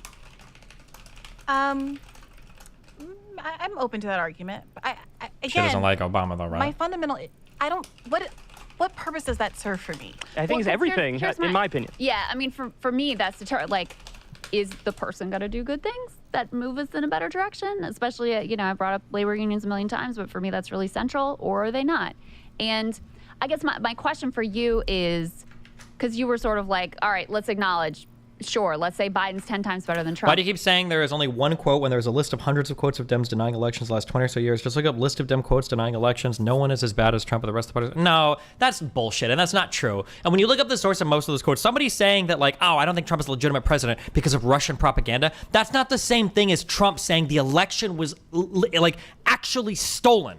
It's just, you're just wrong. We don't have, if you've got to go digging through like obscure quotes that people have made, that's one thing. Look at the behaviors of the parties. Like, look at, where is the Democratic equivalent to January 6th? Where is the Democratic equivalent to telling Americans that the election was fraudulent and fake and we need to suspend the Constitution to go back and do it over again? Where is the Democratic equivalent of mass fucking the Dominion lawsuit because of a major news network claiming that the votes were being flipped on these Hugo Chavez machines? Where is the Democratic equivalent of any of this, of a phone call being made to a state saying, listen, you got to do better at fighting? Like, come on, bro. It's not even remotely similar. Democrats 100% did this after 2016. Okay, dude, never mind. You're beyond hope. Because like in trying to have like, when you're talking about election denialism with conservatives, it's kind of like an educated person arguing with an uneducated person about like academic terms. It reminds me of like when you argue about like, you might be arguing about something specific to your field. Like say for instance, you're having I can't even think of an example. You're having a conversation about like something like really intricate in database design or software engineering, and somebody like goes to the dictionary to look up the definition of like an array or something, right? Or the and you're like, why? I thought we were having like a high level convo. Why are you referring to the dictionary to look up a definition? We're way past that, buddy. This idea of like, well, actually Democrats denied the election just like conservatives did because look at this one quote. It's just not even remotely on the same level. It's not. You can see it in how many people in the party believe the election was actually fraudulent versus the actions taken by the actual lawmakers or the leaders to try to overturn the election, right? On election night, Hillary Clinton said, I lost, good luck, Trump, and left. On election night, Trump tried to claim victory when he was losing. There's like a world of difference between the two. And they're trying to say, well, if you look, AOC said that she didn't trust in Donald Trump and blah, blah, blah, blah, blah. So it's actually the same thing. You're delusional. You're delusional. Like, how much better would he have to be before you're like, okay, it's That's a not good just question. it's not just lesser evil. It's not just vote blue no matter That's a who. good- It's that's a actually good worth question. voting for this person. He would have had to have done everything that he could have done. Even Bernie wouldn't have done And everything so he could have done, in my opinion. Even in comparison, What kind of statement is that? I just think- Wait a minute. I'm not saying he could have. I'm not taking performed- a shot at you. I'm just Wait a saying minute. I don't think I politics, wanna even be somebody like clear. Bernie who's principled, I don't think he I'm even not delivers on saying everything. He has to fulfill miracles. I'm not saying he has to accomplish everything that he says he wants to do. I'm saying he has to have done Everything he could have done. everything he could have done. You can do a lot as president. You can do a lot. So this is the issue with Biden. Not that he didn't wave a wand and create Medicare for all, because we can all acknowledge that even if it were Bernie Sanders, that would have been an uphill battle. But what I choose to focus on my show, and what I really appreciate about reporting by people like David Sirota and The Lever, is that he exposes the gap between what these people have done and what was literally possible, either because of the nature of executive Literally. orders, whether it's walking us through the parliamentarian brouhaha on the $15 minimum wage, because so much of neoliberal democratic politics is obscuring that they really could have done things to make lives better for all of us behind the veneer of insidery Hill jargon, or the idea that the Republicans are the big baddies that couldn't allow us anything to pass. And I believe that my job is to cut through those narratives, to expose to the public that the Democratic Party is making choices. They're not just He could have done losing in the Medicare. football. I'll go even further than you. I agree. He could have done Medicare for all with the stroke of a pen, and it was David Dayen over at the No. American Yeah. Prospect who laid this out, who said basically, look, under a national emergency, you have the authority under No. Obamacare Come on. to basically do single-payer health care, and they did it, I think, in Libby, Montana, because there was some Yeah. issue there with health. So he had the ability to do it. So I agree with you. He could have done that. He didn't do that. The only point I was trying to make is that even with somebody like Bernie, I think there would be a little bit of a gap between what he says when he's on the podium and if he were to actually be president. I think a guy like Bernie would deliver on way more of the stuff that he says, because I think he's more honest among government officials. But certainly Biden, there's definitely going to be a gap there between what he says and what he would do. But to be fair, like I said before, I do think Biden kind of ran as he wasn't as conservative as like Mike Bloomberg in the 2020 race, but he was pretty conservative. He was running as a pretty conservative Democrat, in my opinion. Yeah, he was, but he still said, we're going to get a $15 minimum wage. We're going to cancel. I'm not all arguing with student you. I don't know why you're arguing. I'm not arguing with you, Bree. But Kyle, if you say that he ran as a conservative, what it sounds like you're doing, and correct me if I'm wrong, is a furtherance of you saying the bar was on the ground. He fulfilled my To me, expectations. it was, yeah. But what I'm telling No, he surpassed my expectations. But he fulfilled, surpassed, whatever. What I'm saying to you is that you have constructed a bar that's lower than Biden constructed for himself. No, but I don't agree with that. I was going based off of his commentary at the time. He literally said and ran on Nothing will $2,000 fundamentally checks. change. Nothing That's will what he ran fundamentally on. change. That's true. Come on. I understand what you're saying. There are some examples to the opposite. I agree with you. Did he not run on a $15 minimum wage? Yes or no? He definitely did. Did he run on canceling all student debt? Yes or no? We're not That's- making see, that the I'm not sure argument. about. He literally did. I thought it was 10,000. But hold on, we're Yes, not even. sorry, $10,000 we're not for even all arguing for all people under 100. Yeah, I we're thought not it was even that. arguing with you Yeah, I'm not that trying to he argue with you couldn't right have now. done more, We or were that arguing he earlier, not now. fulfilled every promise or whatever. Okay, but what I want to get from you though is in terms of how you see your role as independent media. Yeah. And you said you see it as exposing the gap between like the Democratic Party neoliberal rhetoric and what they actually deliver. What they could deliver. What they could deliver. And I do plenty of that as well. And, we feature the Lever reporting a lot on Breaking Points, et cetera. But when does it become not just you're exposing the gap? How do you fight back against this as a conservative? There's 3 to 4 decades of Republican politicians saying dead people vote Democrat, that illegals vote Democrat, and that Democrats rig elections constantly. It's hard to come out and say the election was free and fair when you've been arguing that the election has never been free and fair. Do you think it would be enough to say that the 2020 election was no less fair than any? No. I disagree. I don't think Republicans should have been making the claims about like illegal votes or the dead people voting or any other things. I don't think Republicans should have said that either. I think it's bad too. But even that is completely different than what Trump claimed. Even that is completely different than the Trump claims. Trump took it to another level that it goes beyond even Republicans claiming dead people vote. It's a totally bizarre But you're world actually that being Trump has put us presenting in. a dishonest impression of the Biden administration if the positive things that do happen don't get any acknowledgement or coverage. For one, I think that there is a multi-billion-dollar liberal media sphere whose job it is. And who your audience. So you're saying you think it was good enough for Republicans to say 2020 was no less fair than any election before it? If they really believe that or they said that, I still think it's a dumb claim, but it's way less extreme than the claim Trump is making. They don't talk about these things. They don't talk about your these audience things. doesn't trust That you. is not my fault. I have a bunch of poor people giving me $5 a month to give them something that they can't get with their cable subscription. I'm sorry, but poor people are not subscribers to your fucking podcast, bro. I'm sorry, but the working class American is not listening to you drone on about fucking socialism. Holy shit. They don't talk about your these audience things. doesn't trust That you. is not my fault.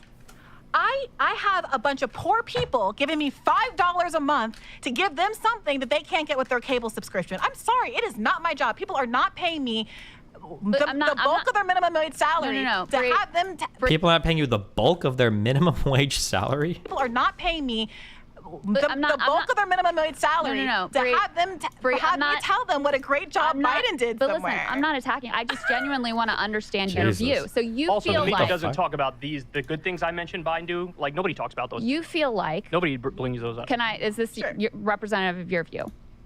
The media doesn't talk about these failings of Democrats. And so they can get the good stuff about Democrats somewhere else. I'm going to just focus on the negative things, the places where they fall short. Yeah. I mean, is that so you would acknowledge that if people are just consuming, for example, your podcast, that they're not getting the complete picture of what's going on? True.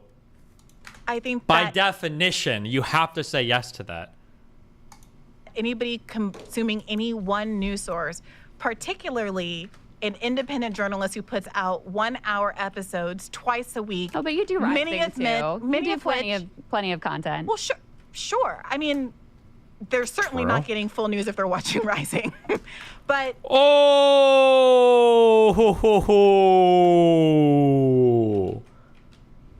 damn. Uh-oh. We're right at the end, and she made a spicy comment. the content that I'm responsible for in terms of picking topics. No, like the episode I'm going to record later today is about AI. It's a niche subject. It's not a news show. So I don't quite understand what the takeaway is from that. Of course, I'm offering what my goal is to fill in the holes in what I perceive to be in the media at large. So I understand that because that used to be much closer to my perspective. Mm-hmm.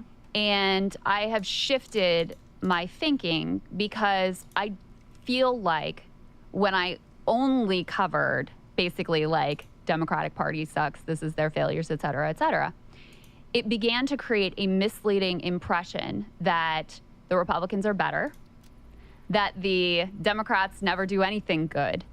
And so it has caused... Wait, they switched places. Brianna hosts Rising now? Oh, wait, is that true? Oh, my bad. I didn't know that. Oh, okay, so it was. I wondered why they didn't engage on that at all, but that makes sense.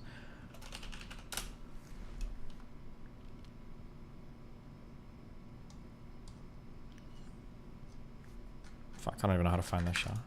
Me to reevaluate some of the coverage decisions that I would have made in the past. So this is not to, you can cover whatever the hell you want to cover, because but I just wanted to understand the lens you were bringing to it because I think that makes a difference in terms of like what stories you would include and the things that you would focus on. Well, I think that might be true if you aren't covering that Republicans are bad, which I do as well.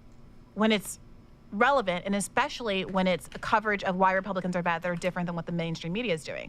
So, for example, I just had an exchange on my last episode about this because my guests seem to be largely unaware of the legitimacy of the claims in the Georgia indictment against Trump. And there is a section of the left which takes the position that, well, Trump isn't the real problem and the media is unfair to Trump and Trump derangement syndrome is what it is with Rachel Maddow and that. So I'm just not going to listen to any of those kind of arguments. I just don't care. Right. And I don't care about it as much as many, many other things. And I think it takes up too much energy.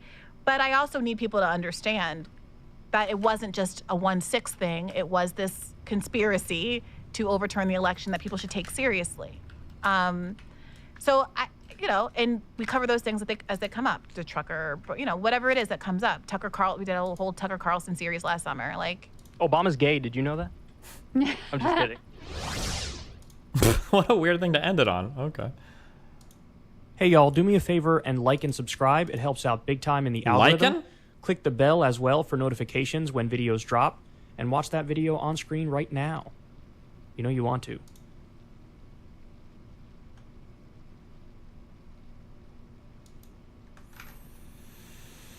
Jesus. Now let's ask old Kyle Kalinske what he's about Crystal. Why would I watch old Kyle Kalinske shitting on Crystal Ball videos? Lefties have disappointed me more in the past. Your take his dog shit over there. Oh, well, maybe watch this. Russell Brand and Sam Harris. Jesus. Don't let toxins build up in your body. Builds up in your body? Okay. Hold on 1 second. I'll be right back. Then we're going to watch this.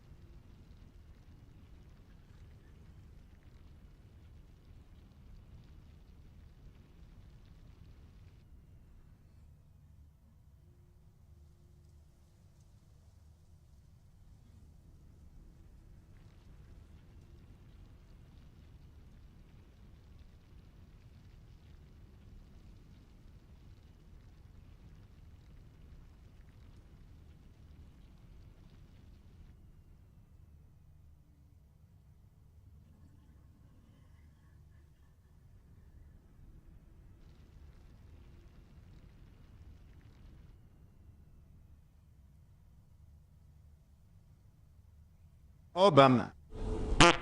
Obama. Obama.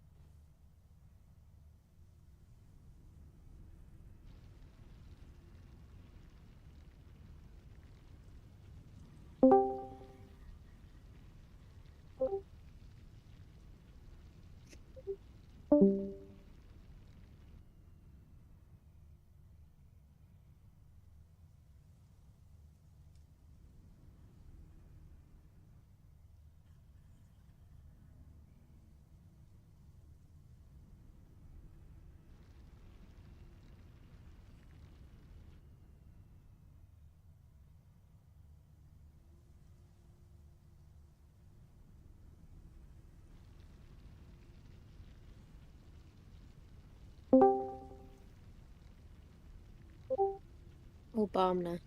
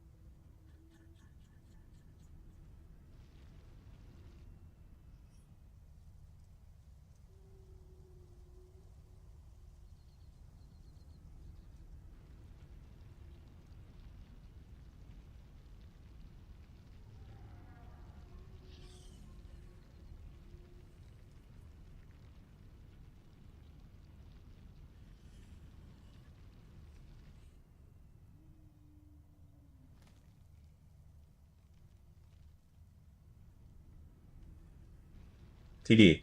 99 buckets of cum on the wall. 99 buckets of cum. Take one down. Pass it around. 98 buckets of cum on the wall. 98 buckets of cum on the wall. 98 buckets of cum. Take one down. Pass it around. 97 buckets of cum on the wall.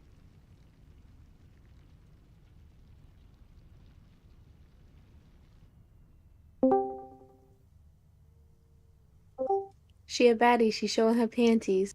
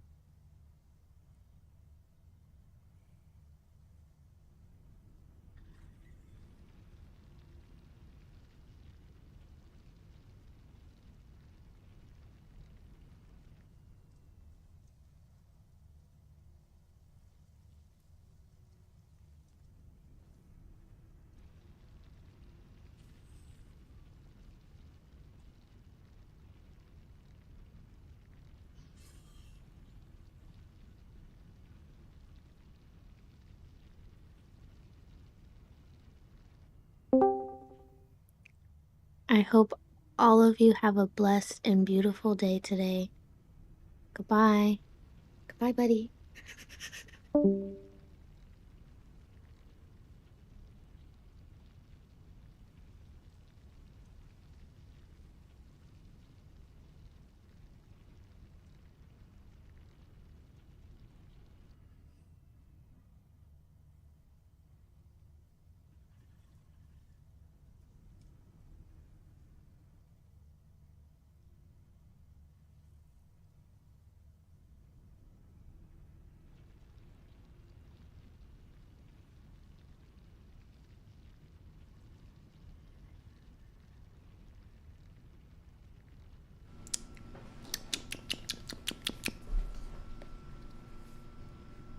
Try this new Smart Patch instead. It draws out built-up chemicals in the most bizarre way possible. I'm sure it does.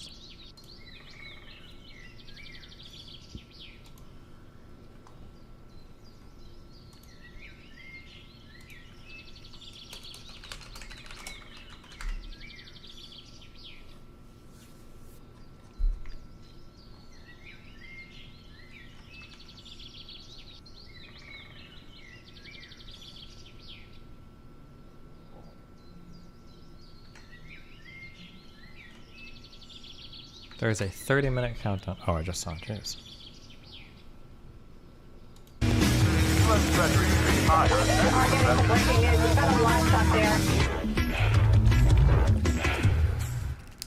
Hello there, you awakened wonder. Thanks for joining me for a very special episode of Stay Free with Russell Brand. It's our conversation with Sam Harris, the intellectual neurologist, writer, and thinker, creator of the Waking Up. Wait, I had no idea. Sam Harris is a... Oh, neurologist can just be 4-year bachelor's in study of brain science or something, right? Neuroscientist.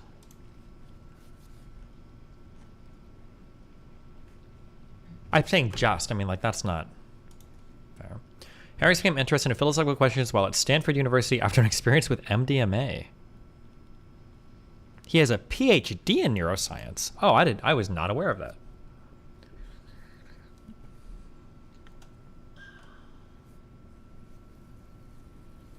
After 11 years overseas, he returned to Stanford, completing a BA in philosophy, then a PhD in then a PhD in cognitive neuroscience in 2009 from the University of California, LA, UCLA. Using fMRIs to conduct research into the neural basis of belief. Interesting. Huh. I did not know that. With Sam Harris app, he gives away some fantastic free memberships to our community, so stay to the very end and become an Awaken Wonder by pressing the red button at the bottom of your screen right now to experience things like that. Now, of course, this conversation has already gone viral, particularly for those of you that watch it on Locals. You can watch these things first if you are an Awakened Wonder and a member of our Locals community. Now, if you're watching us on YouTube, the first 15... He does the Muse thing. Does he always do that? And then I want to talk to you guys today about this thing. And then I want you guys to know about this thing. Well, he does this. Why? Does he always do this? But watch it on Locals. You can watch these things first if you are an Awakened Wonder and a member of... Ugh, my sound effects doesn't work on this side. Bill Rory se postula para alcalde de Miami Beach. Los funcionarios electos aceptan dinero de promotores inmobiliarios. Bill no aceptará apoyo financiero de ellos. Tu familia es más importante que recaudar dinero para la campaña. Bill Rory para alcalde de Miami Beach. Merecemos acción con integridad. Bill Rory se postula para alcalde. West Point, veterano, trajo MTV Latinoamérica a Miami Beach. Embajador de la ONU para combatir el SIDA. Nuevo liderazgo para enfrentar el crimen, el tráfico y el aumento del nivel del mar. Bill Rory para alcalde de Miami Beach. Oh, I had a revelation the other day. A stupid revelation. Something I should have immediately figured. One thing that was kind of irritating me is for like the past like 10, 15 years of my life, I maybe got sick once every 2 or 3 years, barely. I really just never got sick. I don't know if I had a good immune system. I was just lucky, whatever the fuck. I'm not sure why. I just never got sick. And then over the past year or two, I noticed that it feels like I get sick quite a bit more. I don't know why, like several times a year, maybe once every like 2 or 3 months, which maybe not, doesn't seem like a lot, but it was a lot more for me. And then I was trying to think of like, I wonder what changed or whatever. And then I realized why. It's because over the past like 2 years, I've been flying like every fucking month. That's probably why. And like the 10 years prior to that, I'm literally just sitting in my house 24/7, like never fucking going anywhere. And when I think about it, generally I get sick. It's usually right after I've come back from traveling. That's usually what happens every single time. So I don't know how why that didn't just fucking click, but... to our community, so stay to the very end and become an Awaken Wonder by pressing the red button at the bottom of your screen right now to experience things like that. Now, of course, this conversation has already gone viral, particularly for those of you that watch it on Locals. You can watch these things first if you are an Awakened Wonder and a member of our Locals community. Now, if you're watching us on YouTube, the first 15 minutes will be here, but then I'm going to click over exclusively to the other place when we start talking about Trump, RFK and the rise in populism. This has gone viral for a reason, because it was a great conversation. But if you stay all the way to the end, to the bit in Locals, you'll see that we meditate together. And even after quite a hot conversation, we find peace together. Also, there's a fantastic episode of Here's the News where we look at Biden's new drug negotiations and whether or not he really beat Big Pharma. You won't believe Kamala Harris's grandstanding speech and how it contrasts with the muted regulations and legislations that have been passed. Outrageous claims there. You're going to love all of it. But without further ado, let's move straight into our conversation with Sam Harris. Remember, if you're watching this on Rumble, give us a rumble, press the red button at the bottom of your screens right now and become an Awaken Wonder, like the people that are watching this live. That's how they do those screen grabs and let it go viral on Twitter or X. Are you calling it X yet? Let's welcome Sam Harris to the show. Thank you for joining us, Sam Harris, you beautiful man. This is something I'm quite worried about. I'm not sure you and I would view the remedies in the same way. How do we get beyond this cavalcade of my experts versus your experts, my flag versus your flag? By acknowledging that we are all an expression of one unitary force. There's a methodology by which we would resolve those differences, and this shattering of our information space is making it very difficult to apply that methodology. The thing that I intuit is we are on the precipice of new models. No one is conducting that research at Pfizer precisely because it isn't profitable. Have a little look around the Wuhan laboratory for infectious diseases and check out how it's funded and how it's regulated. What I'm saying, but Sam, more important than that, mate. I'm saying that these are domains of relative knowledge. Do you agree we should start by addressing the most powerful interests in the world that seem to benefit more than ordinary people? Energy companies benefit when there's an energy crisis. The military-industrial complex benefits when there's a war. We have to address this. We should let them get rich, right? And if you have... No, I know, this is wrong. I have to contest this, Sam. God, Sam Harris. So now there are based people in the media. One thing that I kind of thought... hold on, between Kalinske and Harris. Harris has been based for a while, though. One thing that I kind of thought, one thing that I was interested in is my ascent to media stardom, being the A-lister celebrity superstar, unmatched by any other person today. One thing that I kind of thought is that, like, it's kind of interesting that I feel like as I've been rising and doing all this, I don't really have much fear about other people replacing me. And I kind of thought, like, well, why is that? I wonder why. Is it because I'm truly a god? Is it because I'm truly just, like, ahead of the game that much? Because I'm not sexist, not racist, Chad, everything, you know?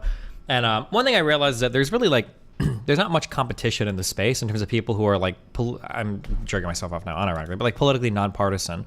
I wonder what would happen if we move forward into an era where there are a lot more of these kinds of, like, actually politically nonpartisan people. I wonder what that would look like. Now we see Harris is kind of based, Kalinske is getting there. The age of the neoliberal is upon us, you know? Maybe there will actually be other decent political commentators. When people ask me, who do you look up to or who do you recommend, I can give a name instead of saying, like, Pac-Man is okay like 65% of the time. Jesus.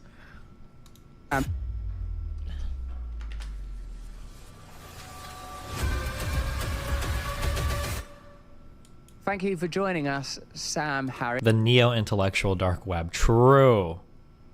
Yes, you beautiful man. Happy to be here. It's great to see you, Russell.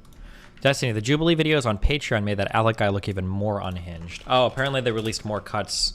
Yeah. Yeah, he was... No, yeah. He didn't really seem that bad on Jubilee. Well, he still seemed that bad. But the stuff that didn't make it was... He was insanely unhinged. Let me just put it that way. Holy shit. When I met you, I remember in LA... You introduced me to Hiron Gracie, who became my BJJ teacher, along with my teacher Chris Clear over here in the UK. I'm now a purple belt in Brazilian Jiu-Jitsu. You still rolling? Fantastic. No, I have not rolled since COVID, actually. Yeah, since I was racking up a bunch of injuries, and just God, I hate BJ. You rolling? You wanna roll? Not train. You're not training. You train? You spar? No. I roll, dude. You want to roll? You want to go roll, man? Fucking losers. Why does every middle-aged American man do BJJ? Honest to God, just because of Joe Rogan. Other people might compensate, but it literally just Joe Rogan got obsessed with BJJ, started talking about it, and then everybody on the internet got obsessed with BJJ, started talking about it.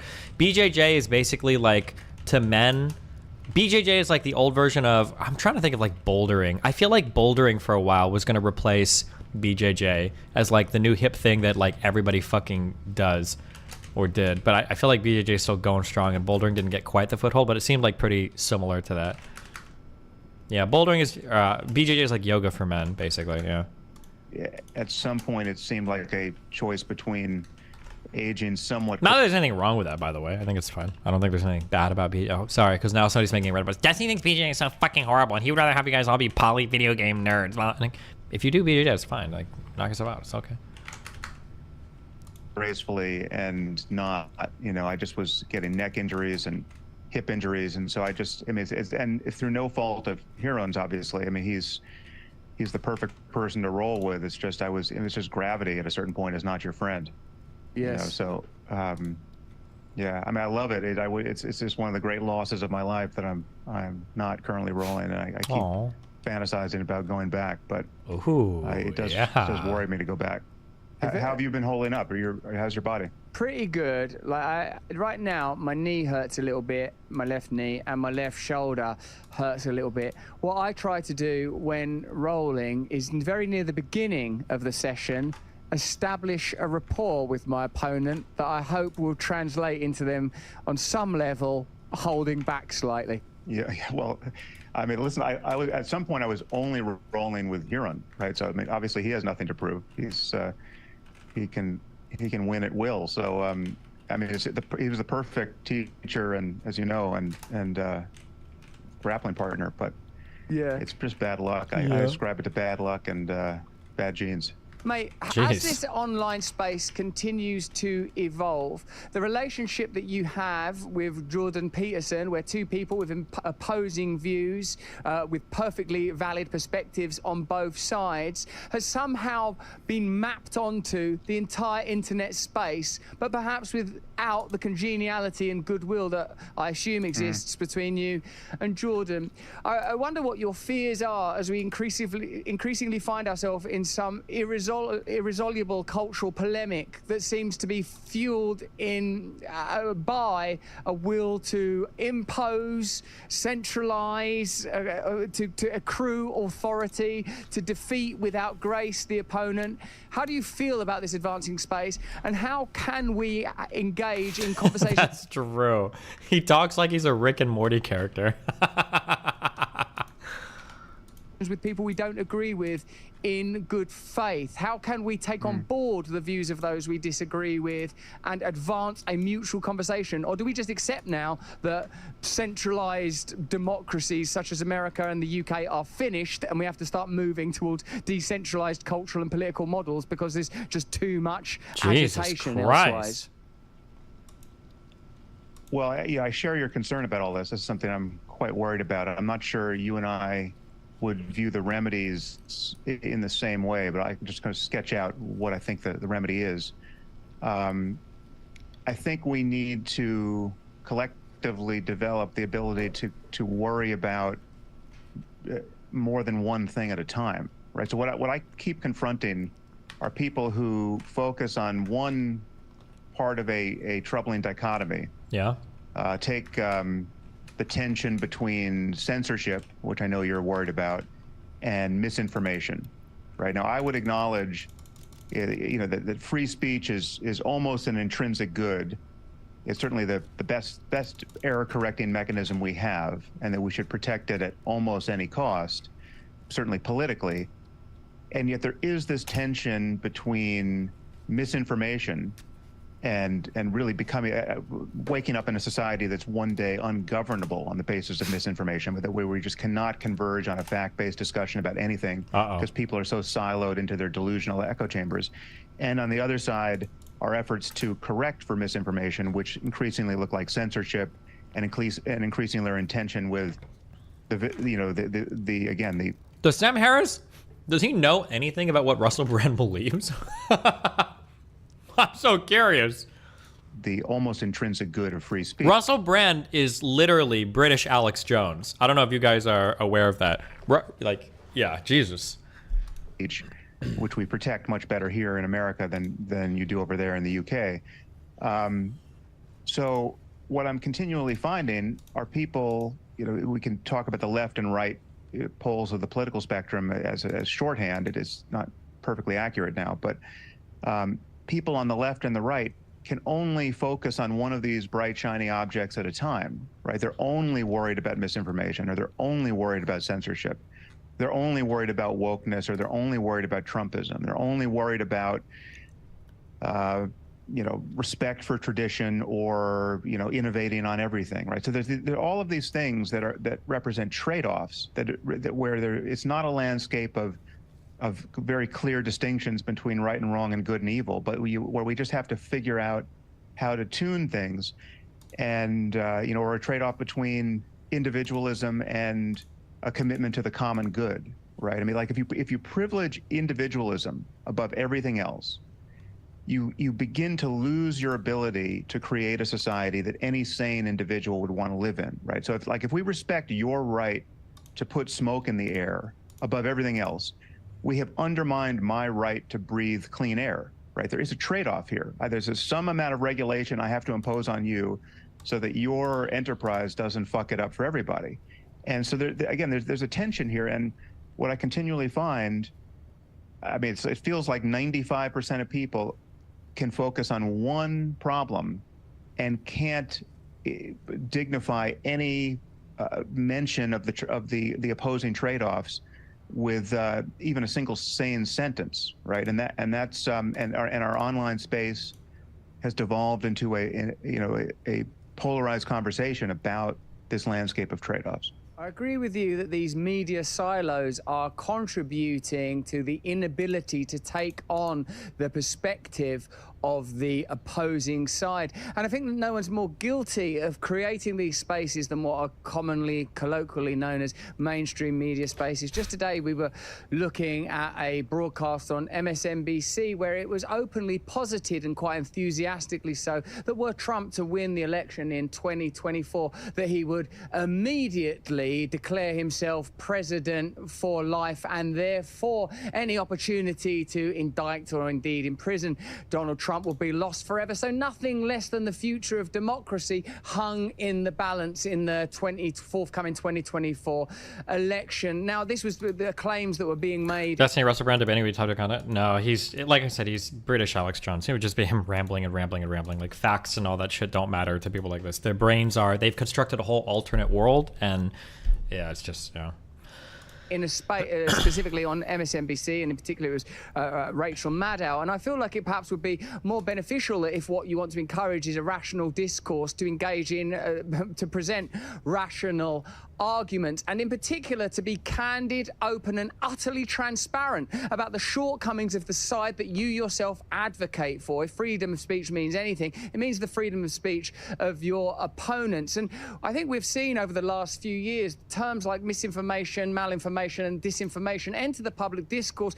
not solely because there are now miracles around communication and technology that mean anyone with an idea and a rhetorical flourish can reach previously unprecedented audiences, but also because these new models precisely mean that centralizing and controlling any particular narrative is almost impossible, and the veracity of opposing information is indeed difficult to verify. I completely agree with you that we can't have single issue orators governing our space with sturm, drang and bombast. We do need to encourage, I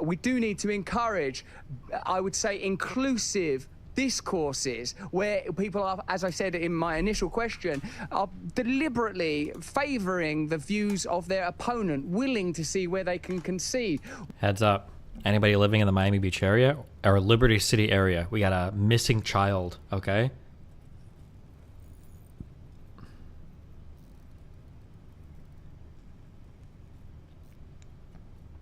Everybody take a look outside. All right, see if you can find this kid. Jose Bolanos, okay? 14 years old.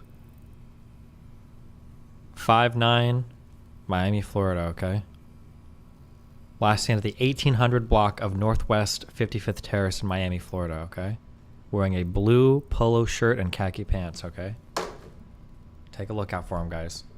willing to accept that my freedom may at some point impede on your freedom? What am I willing to sacrifice? Now, these ideas are precisely the kind of things that I turn to meditation for, Sam, and I know that you're here in part to talk in depth about your meditation app, which I admire and I love and I use.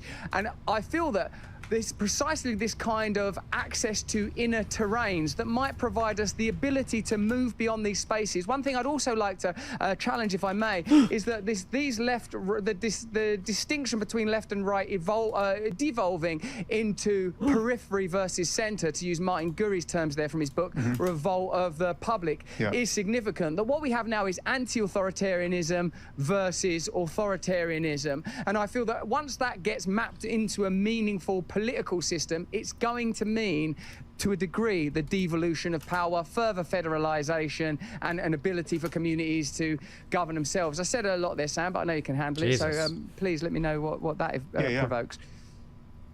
Yeah, no, I would take that reframing certainly up to a point that, as I said, left and right don't really cover the landscape very well at this point. And so there is this anti-authoritarianism, I would say, and there's a contrarianism. There's an anti-establishment bias now, True. Both on the right and the left. Yep. There's a distrust of power. There's a distrust of institutions, and it's understandable because our institutions have failed us in obvious ways. Certainly, they've proven themselves certainly at moments untrustworthy. So the loss of trust is understandable. But what I would say is that the corrective we need is not to tear everything down. We need institutions we can trust. We need to figure out how to reboot our institutions so that they are trustworthy, so that they're worthy of trust, and so that people actually trust them. And what I'm worried about now, given the online tools we have and the democratization of everything, and this almost apocalypse of contrarianism, is that even if we had trustworthy institutions across the board, we couldn't get a majority of people to trust them on any one point. Certainly not a point that is politically polarizing, right? So if we have a new pandemic, how do we get 90% of people to trust the mainstream medical message about what the facts on the ground really are, and how do we get people to trust the fate of the nation is at stake. Public health organizations. I just can't do it alone. I have till 6 p.m. now since it's raining in West Palm /slow at work. Good luck. As they give us up to the minute information insofar as they know it. And again, it's the basis for distrust is totally understandable because we witnessed one pratfall after another during COVID. But what I'm saying is that we need to get to, we absolutely need, and to speak locally in the US now, we need a CDC that we can trust. We need an FDA that we can trust. The fact that we feel that we can't trust these organizations is absolutely corrosive to the maintenance of a healthy society. And it certainly will put us in a position to fail once again to respond intelligently to the next pandemic. And what I worry about, again, what my concerns about COVID have, apart from the first few months when no one really knew what the hell was going on, my concerns about COVID have always been that it's a kind of dress rehearsal that we were obviously failing, right? And I worry that we're not learning the lessons of that failure, because I think it's just inevitable that we will one day have a pandemic that's quite a bit worse, and we will need to be able to respond with coherence and learn to cooperate at a global scale. And I'm not sure we're putting ourselves in a position to do that. I do recall both in our nation and in yours, Sam, an incredible moment of goodwill at the commencement of the pandemic period, where people sort of intuitively understood that we were facing something unprecedented, and that indeed the principles of every measure, whether it's masking or lockdown or medications, is human life is, if not sacred. Is that true? That at the beginning of the pandemic that we all kind of came together? I feel like even in the very beginning, wasn't Donald Trump saying it was literally fake up until the moment that like thousands of cases were popping up in the United States? I mean, we all might have been scared in the beginning a little bit, but I don't know if there was ever like unity, the same way there was around, like, maybe because I'm old enough to remember 9/11. I think 9/11 was unity in the United States. Holy shit. I don't know. I'm aware of who I'm talking to. Certainly valuable in a somewhat unique way, which if not sacred... I like sacred. let's you go can with use sacred with then. me without apology. Because if it isn't sacred, we're going to have to work out what the hell it is that makes human life so worthy of preservation. So we'll go with sacred for the purposes of this conversation. And any personal imposition is as nothing compared to our collective value and our joint duty to protect the early stages were the least divisive. I could agree with that, probably. Just a few points I'm tracking, and I know that you're a busy man, but I'm sure you're broadly aware of the kind of media that I engage with and convey. Is like the Albert Bourla, CEO of Pfizer, said it would be reprehensible if there were any profits made by Pfizer, and I think we all know that there were profits made by Pfizer. CEO Pfizer said reprehensible profits.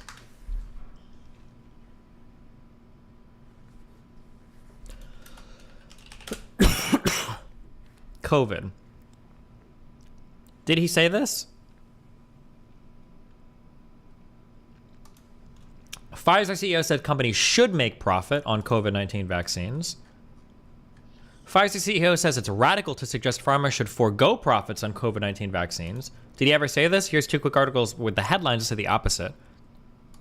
The value and our joint duty to protect the vulnerable. But of course, what we saw, and these are just a few points I'm tracking, and I know that you're a busy man, but I'm sure you're broadly aware of the kind of media that I engage with and convey, is like the Albert Bourla, CEO of Pfizer, said it would be reprehensible if there were any profits made by Pfizer, and I think we all know that, but I'm sure you're broadly aware of the kind of media that I engage with and convey, is like the Albert Bourla, CEO of Pfizer, said it would be reprehensible if there were any profits made by Pfizer, and I think...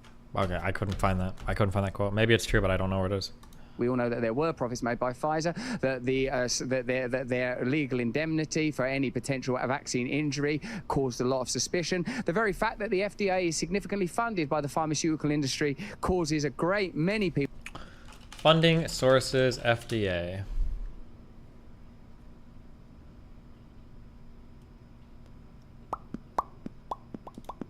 I wonder what the appropriations from Congress look like based compared to the fees paid by the manufacturers look like.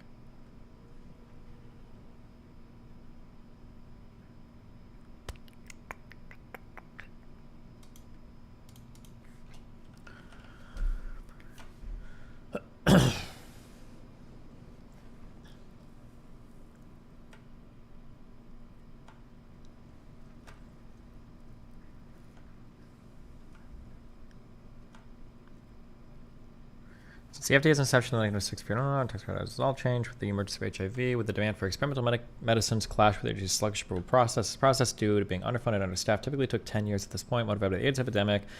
Patients, advocates, researchers, regulators, and industry representatives push for legislation to allocate more funding to the FDA. Congress passed the Prescription Drug User Fee Act, which allows the federal agency to collect fees from companies that produce certain human drug and biological.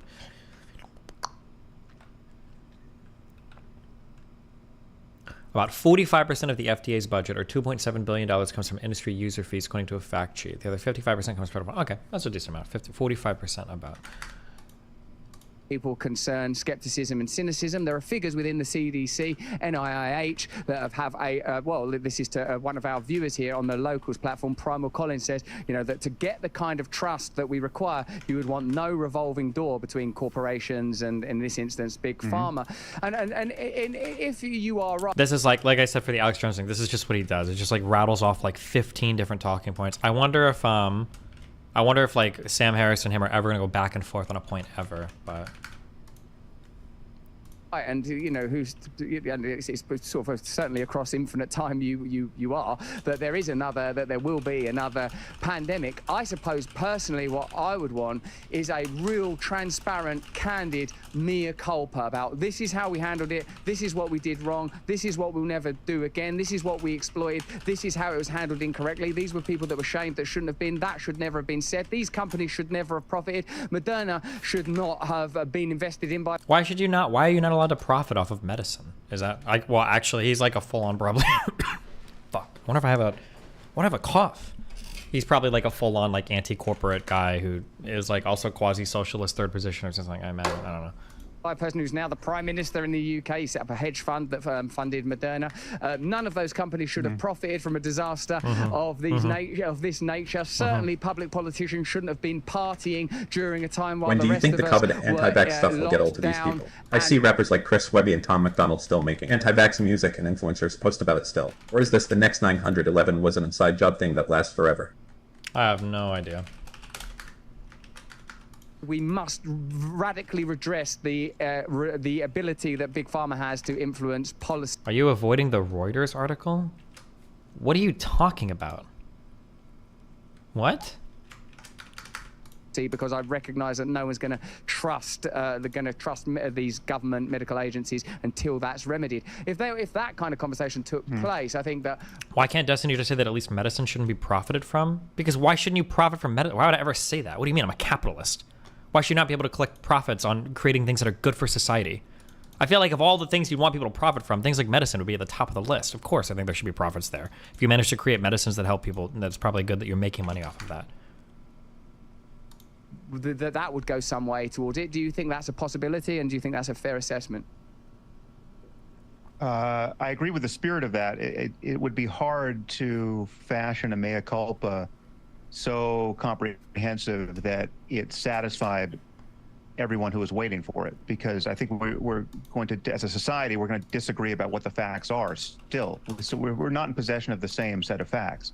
Like if I were to ask you or your listeners how many people they think died in America or the UK from COVID, right? I think we would see something like a bell curve distribution of assumptions, and we would find it very difficult to agree even just about that simple, propositional claim. Just how many people died from COVID, right? We're suddenly going to have a conversation about the difference between dying from COVID and with COVID, and can we, and were people perversely incentivized to report deaths that were, one versus the other.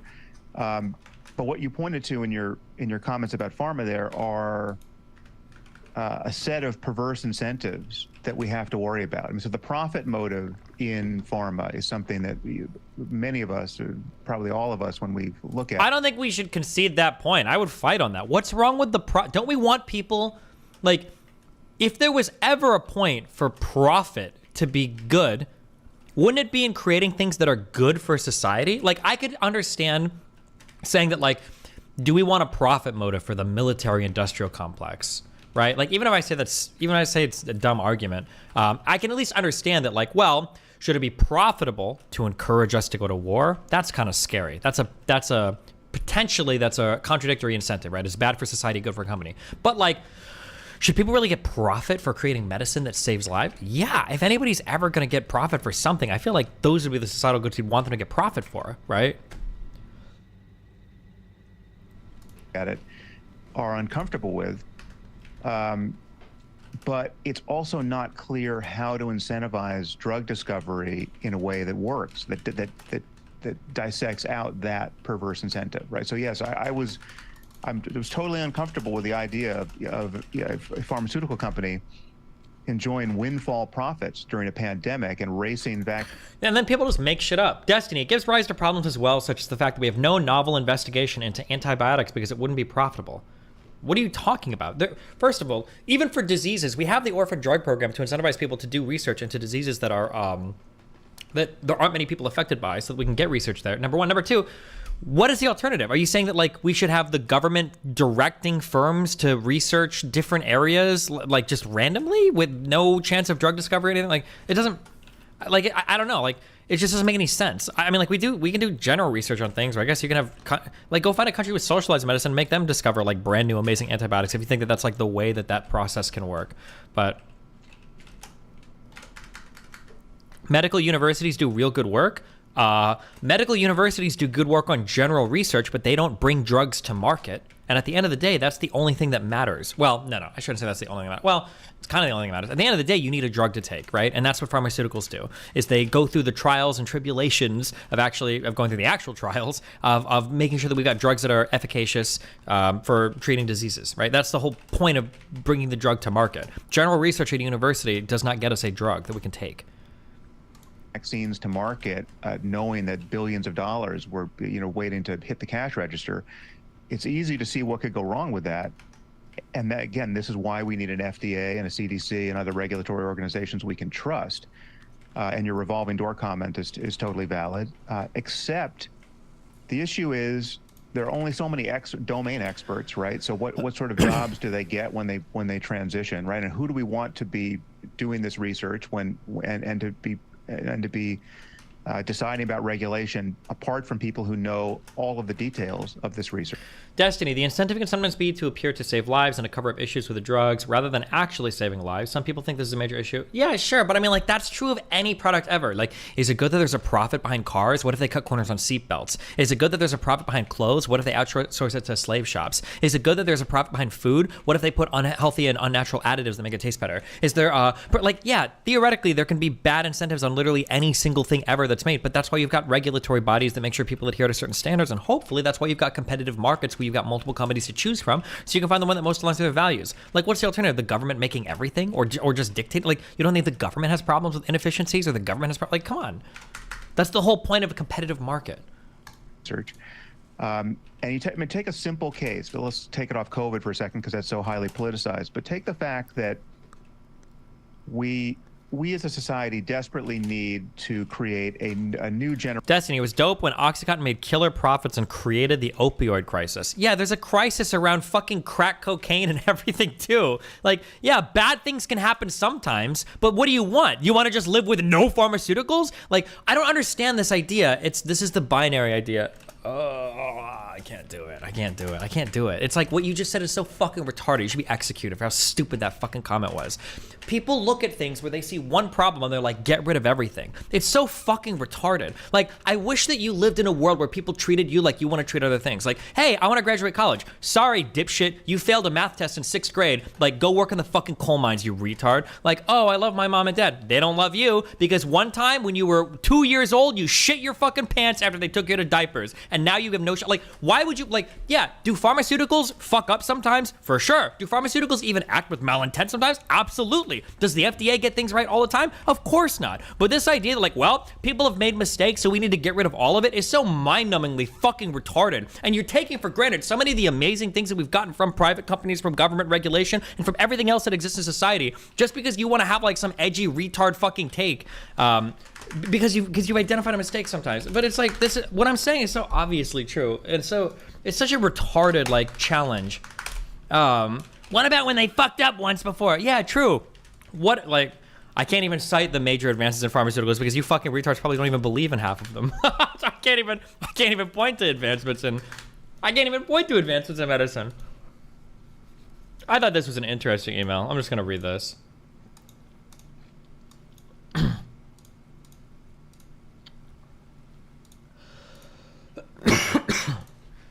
Why people are stupid. The move towards magic box design. Hello, listening to the stream, and while I agree partially with you about the effects of everyday systems and devices becoming more complicated, being that people need to place more faith in the operation of those systems, I think this misses an aspect of modern design. I'm calling this trend magic box design. 1.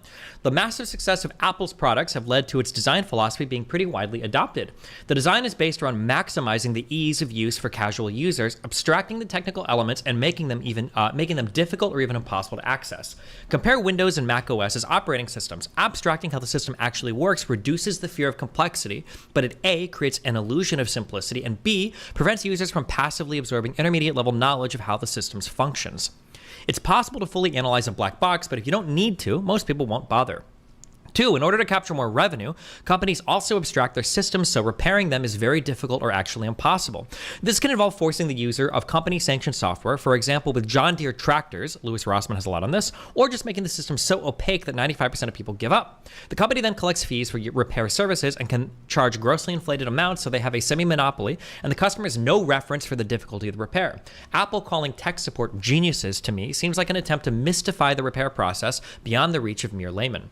To use cars as an example, I don't believe a mechanical transmission is much more complicated to grasp than an automatic transmission, but you need to generally understand how a mechanical gearbox works to drive. This isn't true of the automatic. On top of that, looking at things like Hayes manuals proves A lot of normal people would at least feel able to attempt fixing their own car for minor issues. It benefited the manufacturers then to present their systems as ultimately understandable.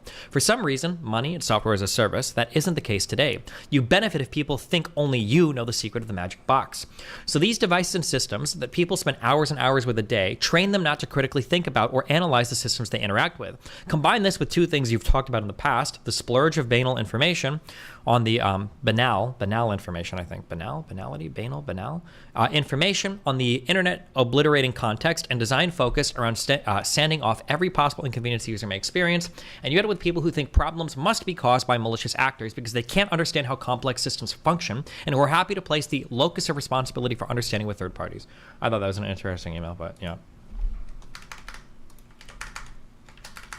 Generation of antibiotics, right? For as long as you and I have been alive, we've lived in this bright, shiny moment where infectious disease has been radically curtailed by us having a very solid armamentarium of antibiotics that work, right? If the first antibiotic doesn't work, there's one behind that, and there's one behind that, and there's one behind that.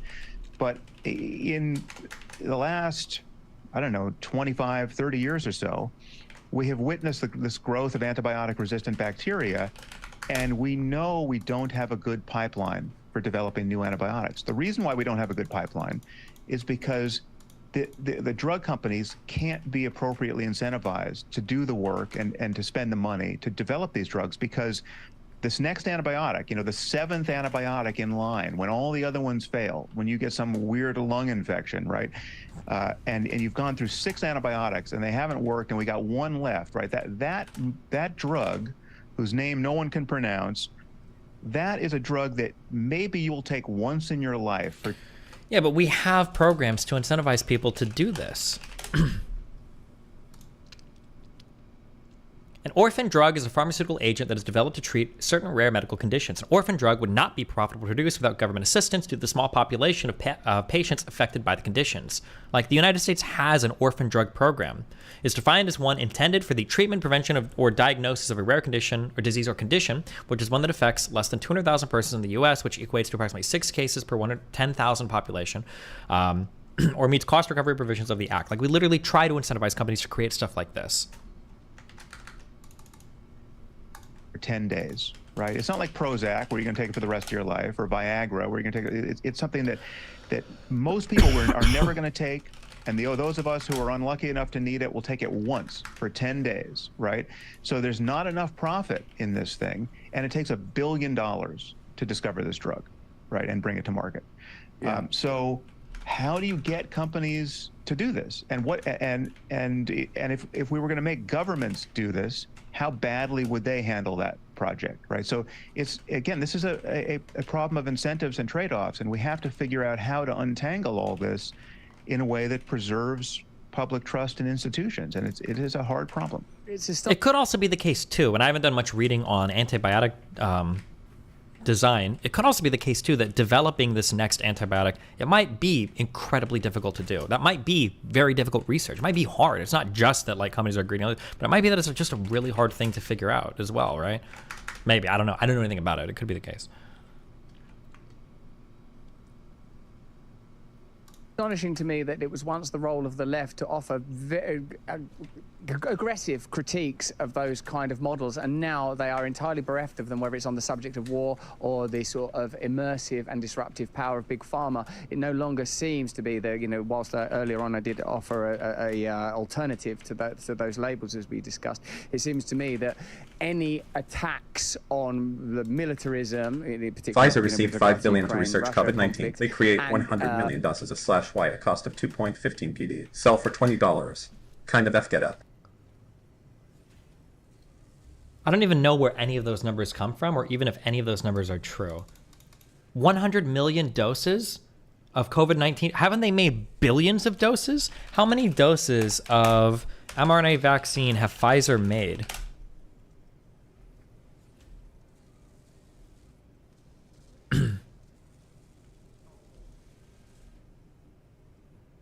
Today, Pfizer manufactures more than 200 million doses of Pfizer vaccines annually. So they've made, what, 600 million?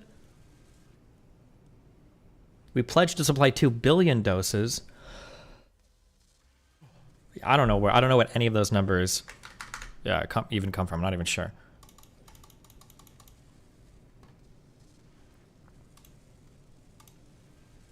But the role of pharma and corporations more broadly seems to be coming from the right, and that's just sort of extraordinary for me with my own particular political and cultural heritage. And I'd also like to add, while I've got this opportunity, that I take neither Prozac nor Viagra on a... Sure, but even you contradict yourself. Why do you support a public option if markets are already good? It's not a contradiction. Some things markets solve well for. Other things markets don't solve well for. For instance, there's like, I'm trying to think, if there's a year one econ student, they'll know. But there are some things that when like the cost is immediate, when information is highly available, when there are low barriers to entry, when there's a lot of different competitors, these are markets that are like hyper efficient and work very well. So like food and clothes, those are two incredibly good markets because there's a lot of places that sell food. Food is relatively easy to make. Clothes, tons of different types of clothes, lots of manufacturing, right? These are markets that I think most people consider very, very, very efficient.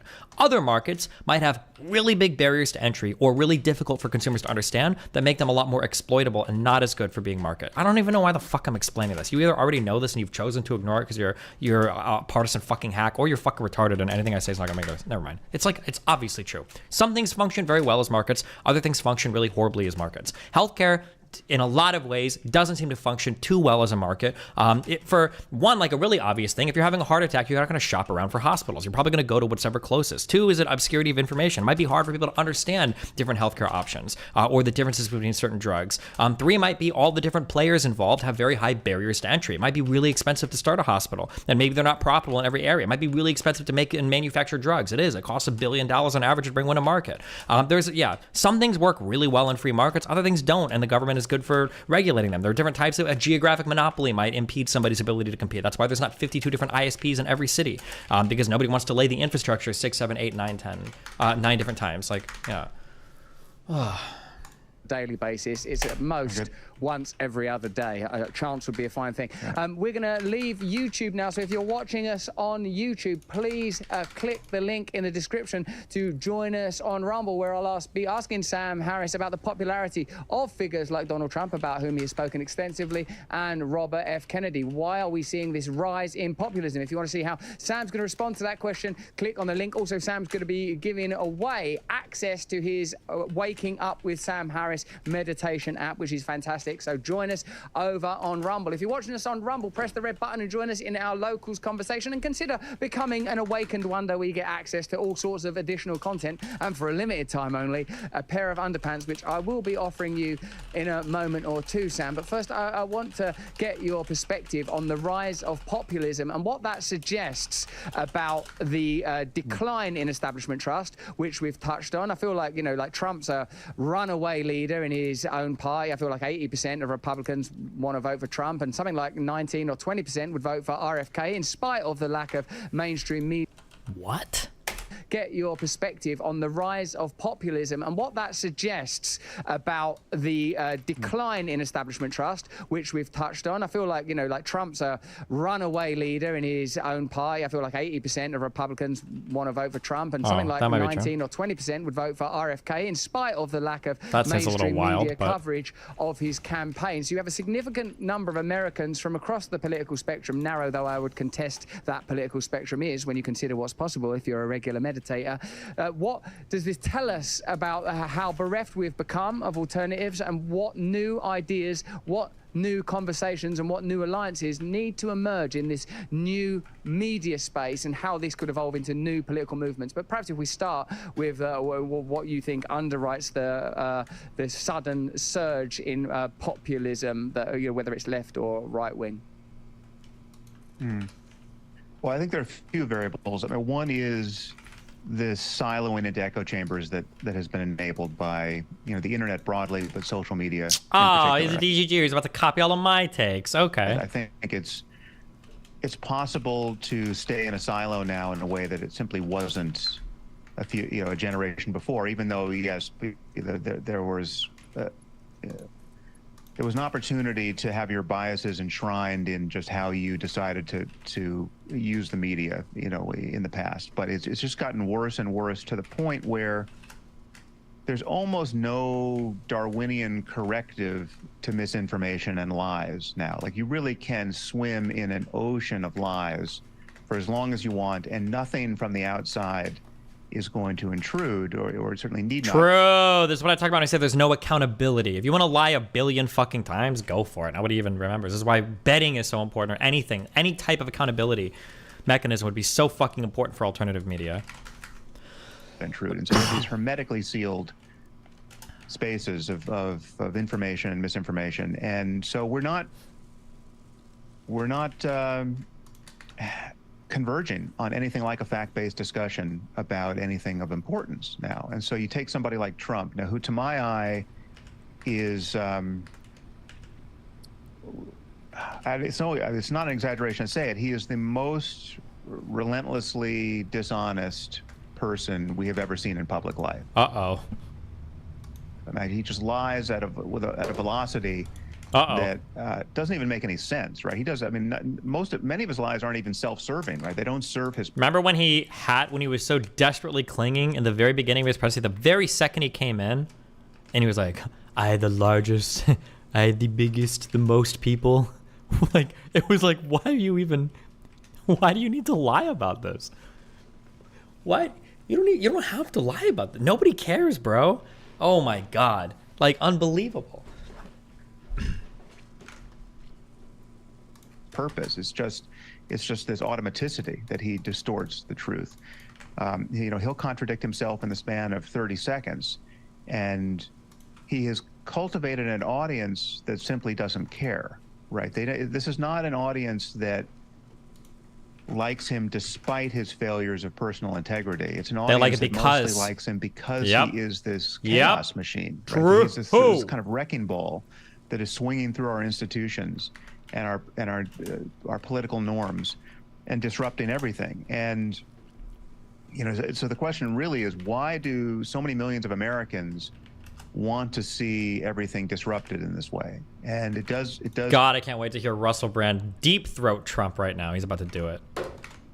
Come back to what we were talking about a few minutes ago about, you know, the distrust in institutions, some of which has been well earned. I think the role that wealth inequality and a sense of loss of opportunity is playing is rarely remarked upon. It's amazing to me how little we grapple on either side of the political aisle, that we grapple with the implications of wealth inequality now. And so I think that is certainly a variable, but it's not a straightforward one. There are a lot of people who are not, you know, not at the bottom of our economic stratum that you know, support Trump or support the disruption of everything and support this kind of populism on the right. I think it's I mean, for me, the bright line with Trump, and whatever you want to say about his character, and I've said many things about, you know, I've banged on for hours about Trump to the boredom of millions. For me, there was a bright line that was crossed that I think everyone who cares about the future of democracy and the maintenance of American democracy in particular should acknowledge. Yeah. And it is this: we had a sitting president who would not commit to a peaceful transfer of power, right? And repeatedly, he refused to commit to a peaceful transfer of power. You literally just described Cuba, socialist gov with lots of new vaccines and antibiotics. Look it up. Are they, though? Interesting stuff. And lo and behold, we did not have a peaceful transfer of power, based on the lies he told about that election. Now, you can dispute some of this. How, you know, a partisan who believes that the election was stolen from Trump, for which there is no evidence. You know, to the contrary, what was happening is he was trying to steal an election, all the while claiming it was being stolen from him. But leave that aside. Even a partisan who believes that the election was stolen from Trump has to admit that in the run-up to the election, literally 6 months before the election was run, we had a sitting president who would not commit to a peaceful transfer of power. That's wild, Sam. Now, that single act, I would say, it was so disqualifying. corrosive It was such a violation of our most sacred political norms, our most sacred and useful political norms. Right? This is something that even Ronald Reagan, right? Somebody who used to be a darling of everyone right of center, acknowledged. I mean, he said this is somewhere in the I think the late 70s. He said, the greatest miracle of our country. The president is leaves. The peaceful transfer of power. It's the thing that makes us the envy of the world. It's the thing that if you're sitting in some, developing dictatorship outside America's borders, it is the basis for your envy of America, or at least it was traditionally, that we could accomplish a peaceful transfer of power every 4 years, despite our political differences. This is as far as I know, this is the first time in American history we had a sitting president who would not commit to a peaceful transfer of power. And so that was such a dangerous desecration of our political landscape that I think it should make it impossible to support Trump. Whatever else you think about any other political figure, whatever you think about Hunter Biden's laptop, there's nothing else that rises to that level of concern. And that has always been at the center of my argument against endorsing Trump in any way. This is what I feel is comparable. And whilst the sort of ongoing questioning around the Biden family, business deals, I'm sure to anyone who's already encamped within one of those partisan scenarios will just cling to their own rhetoric and their own pre-existing beliefs. This is what my response is, which is like live tautology, actually, because I'm going to give you the response now, is that now Biden is in office, and this inequality is continuing, and this polarization is continuing, and we are not seeing anyone say, look, we got carried away with Russiagate, and that's probably really damaged your trust. And over the course of the pandemic, we've seen a lot of shifting narratives, and we have not been as transparent as we ought to have been, and our lack of trust in institutions, as you have said, Sam, is something that needs to be addressed. And I recognize now that this ongoing war between Russia and Ukraine is hemorrhaging popularity, and many of you query, is this the humanitarian war that many claim in order to stop the criminal Putin? Or is this like so many other American wars, like the one in Iraq, like the one in Afghanistan, like the one in Korea, like all American wars up till now? Every war is the same, LOL. Unipolar objectives, a globalist corporate agenda, the advancing of the interest of the military-industrial complex, an explicit plan for BlackRock to rebuild Ukraine post-war, and your tax dollars are paying for it, and the only person that and be it empty oratory and yet more lies, I recognize what what you're saying about Trump, and I'm certainly not going to try and change your perspective on anything like that, because for me, none of these figures are the answer. Radical systemic change has to be immediately discussed, and we have to acknowledge that what's happening in media has to be replicated with what's happening with politically immediately. We have to find ways of altering our systems of governance and having the maximum amount of democracy and access to power for ordinary people, rather than this continual mudslinging. I would say that the only person, or one of the few people, who's willing to say this war must end is Donald Trump. If I was to extract the name and the face Donald Trump from his rhetoric around the war and how he would bring about a diplomatic solution, I would say this is the only person who's talking sensibly. And I just cannot extract everything I know about what happened in 2014 in that coup, about what Putin has publicly said about if there's any infringement on Crimea, about the complexities, about ethnicity within Ukrainian territory, all of that, and with great respect and love and solidarity and support for those suffering in Ukraine and for the 500,000 that have died in that conflict so far. For me, dancing closer and closer to the apocalypse with dubious motivation, claiming once again that it's a humanitarian endeavor, seems outrageous to me. And the fact that for me, the fact that this is the alternative is a much bigger problem than anything Trump has done or said, because I do see him as an outlier, as an extraordinary public figure, but I see him primarily and above all else one of the things I don't like about these huge back and forths is that there's like, they're not actually having a conversation. It's just like both sides kind of narrating or giving it's like two soliloquies. They're not even like communicating with each other. I don't know, it's kind of annoying, but we'll see. Response to institutional corruption, entropy within our institutions. Like when Biden is able to meet with his donors and say nothing will fundamentally change, when he succeeds Trump, and as he does succeed Trump, for all of your concerns about the lack of a peaceful transition, I would say that is the problem. If it was Donald Trump dies tomorrow, where are we? Addressing the kind of systemic problems that I'm wrestling with, I think could meaningfully alter the dilemma that you and I are trying to tackle. Well, I certainly have different priors than you do about the war in Ukraine, right? So, for instance, left out of your analysis is what the Ukrainian people themselves say they want, right? So this is an autonomous, or what was an autonomous country. It was attacked by their neighbor, right? And certainly it seems that most of the people in Ukraine were not eager to be absorbed by Russia. They were eager to maintain their autonomy and their sovereignty as a society. Now, I don't consider myself an expert on Ukraine. I've gotten up to speed more or less as everyone else has in recent years. I've spoken with purported experts on my podcast several times. Somebody like Timothy Snyder, who takes a very different view of this war than you just articulated.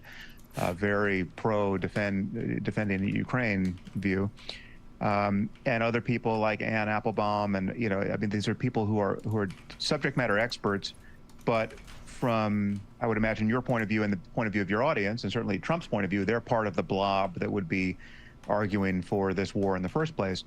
But I would just make a few simple points. One is, we're not fighting this war, the Ukrainians are, right? We are arming them. Right, so it's different than having American boots on the ground fighting this war.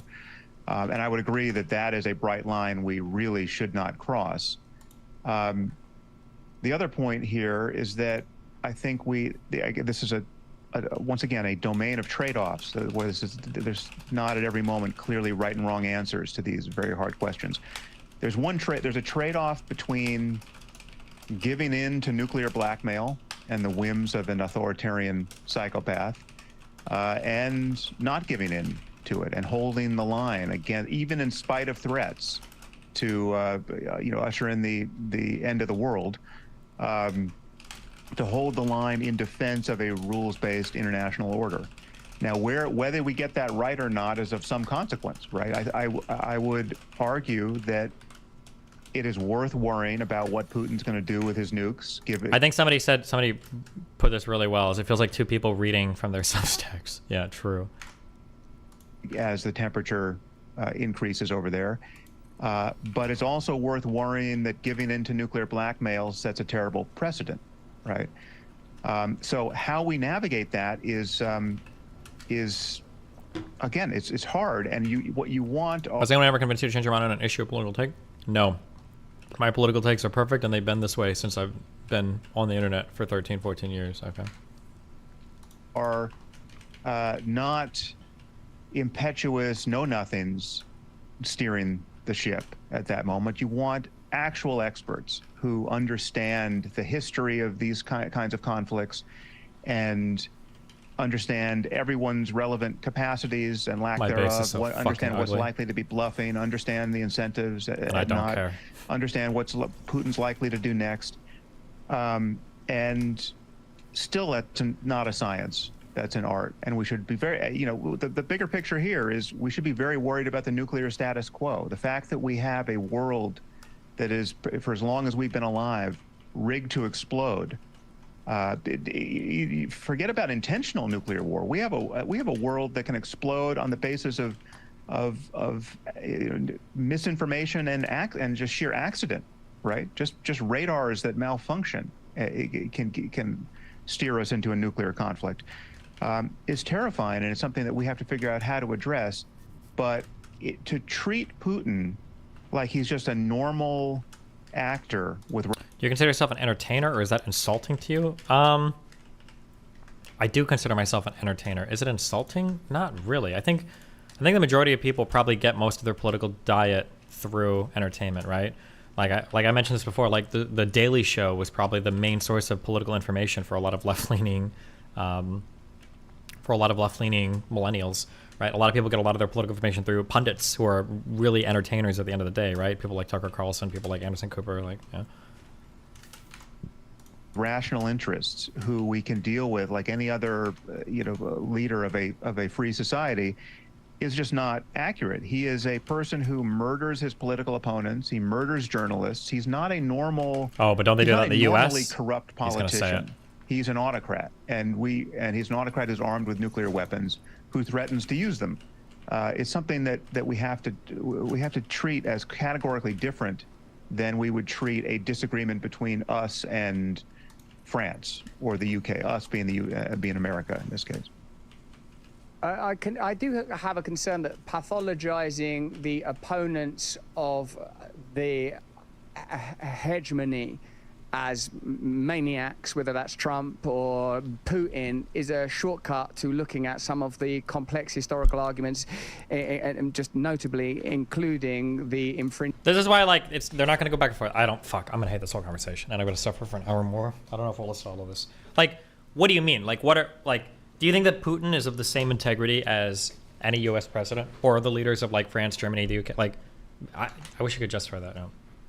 Infringement upon the not treaty but deal between the former Soviet Union and America not to infringe on former NATO territories, and of course the rights of the people of Ukraine, incredibly important. Is after all them that are living and dying, and their intentions are and their desire about their national sovereignty is utmost in everybody's concerns and considerations. And whilst you cited the people you had conversations with, I would cite sort of Jeffrey Sachs, who came on here with a couple of other Pulitzer Prize winning journalists who now would be lucky if they get a job on the internet with this curiously altering online space and media space. And what I feel has to be our shared obligation, if indeed what we want is to bring people together who have currently opposing perspectives, is to critique and address the systems rather than the individuals involved. Russia is a unique country, as perhaps all countries are, with a unique history, and this is truly has the potential to be a global conflict and should be handled with extreme caution. And I would suggest that we have to be open to the possibility that the declared incentives and intentions of American unipolar interests are distinct from their actual interests. Privately, it's pretty clear that it's been acknowledged that the Ukraine counteroffensive is not going well.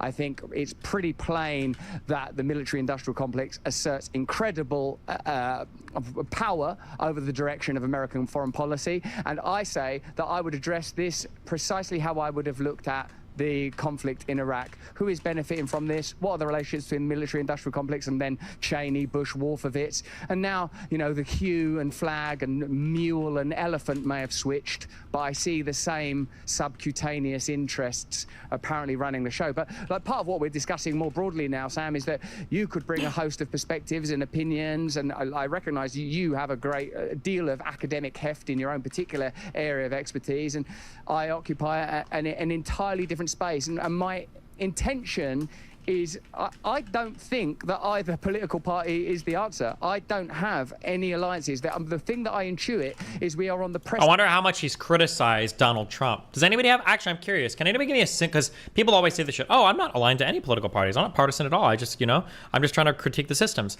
And then every time somebody says this, every time I look shit up of them, it's just them constantly filleting the right and always criticizing the left. Are there videos of Russell Brand being critical of Donald Trump? Actually critical, not Trump said this thing today and I kind of wish he wouldn't have said it, but an actual hard critique of Donald Trump? I'm very curious if that's the case. Precipice of new models that allow us to forego the needless and irresolvable cultural conflicts that are currently dominating this space. I think we have to get beyond our judgment of one another for individualism, whether that's from a right-wing libertarian perspective or a left-wing identity politics perspective. I think we have to find a new way to navigate these spaces so that we can start addressing the truly significant issues that define our times, which may be sort of apocalyptic, regardless of how you approach this apocalypse, because that too would have a cultural flavor. You can put this on top of this? Yeah, my concern is that the starting point for addressing any of those problems is a fact-based discussion about what the problems themselves are, right? So for instance, if you think climate change is a hoax, right, and someone else thinks climate change is one of the most pressing problems we have to address as a society, somebody's wrong. Yeah. right? I mean, there's a methodology by which we would resolve those differences, and this shattering of our information space is making it very difficult to apply that methodology. I actually feel that even something as complex and hotly contested, ironically, as that issue could be resolved with this type of dialectic. Do you agree that when looking for solutions for problems that affect all of us, we should start by addressing the most powerful interests in the world that seem to benefit more than ordinary people? Always check what the measures are that are suggested in order to solve these problems. If the measures are, we are going to impede the freedoms of ordinary individuals as a priority, we are going to tax ordinary people more highly, that is going to engender cynicism. And even the way the problem is described, I think most people, like particularly in our country, conservatism, the sort of the right-wing political movement, is environmentalist. They want to conserve the environment, England's green and pleasant lands. Most Republicans are nationalist. We can find ways of not like bludgeoning people with like my science versus your science. Why did the inventors of mRNA vaccines get censored at the beginning of the pandemic? Why did these Johns Hopkins experts get censored? Why did these experts flourish? You know, instead of going on and on ad infinitum about that, so we are going to have to live on this planet together.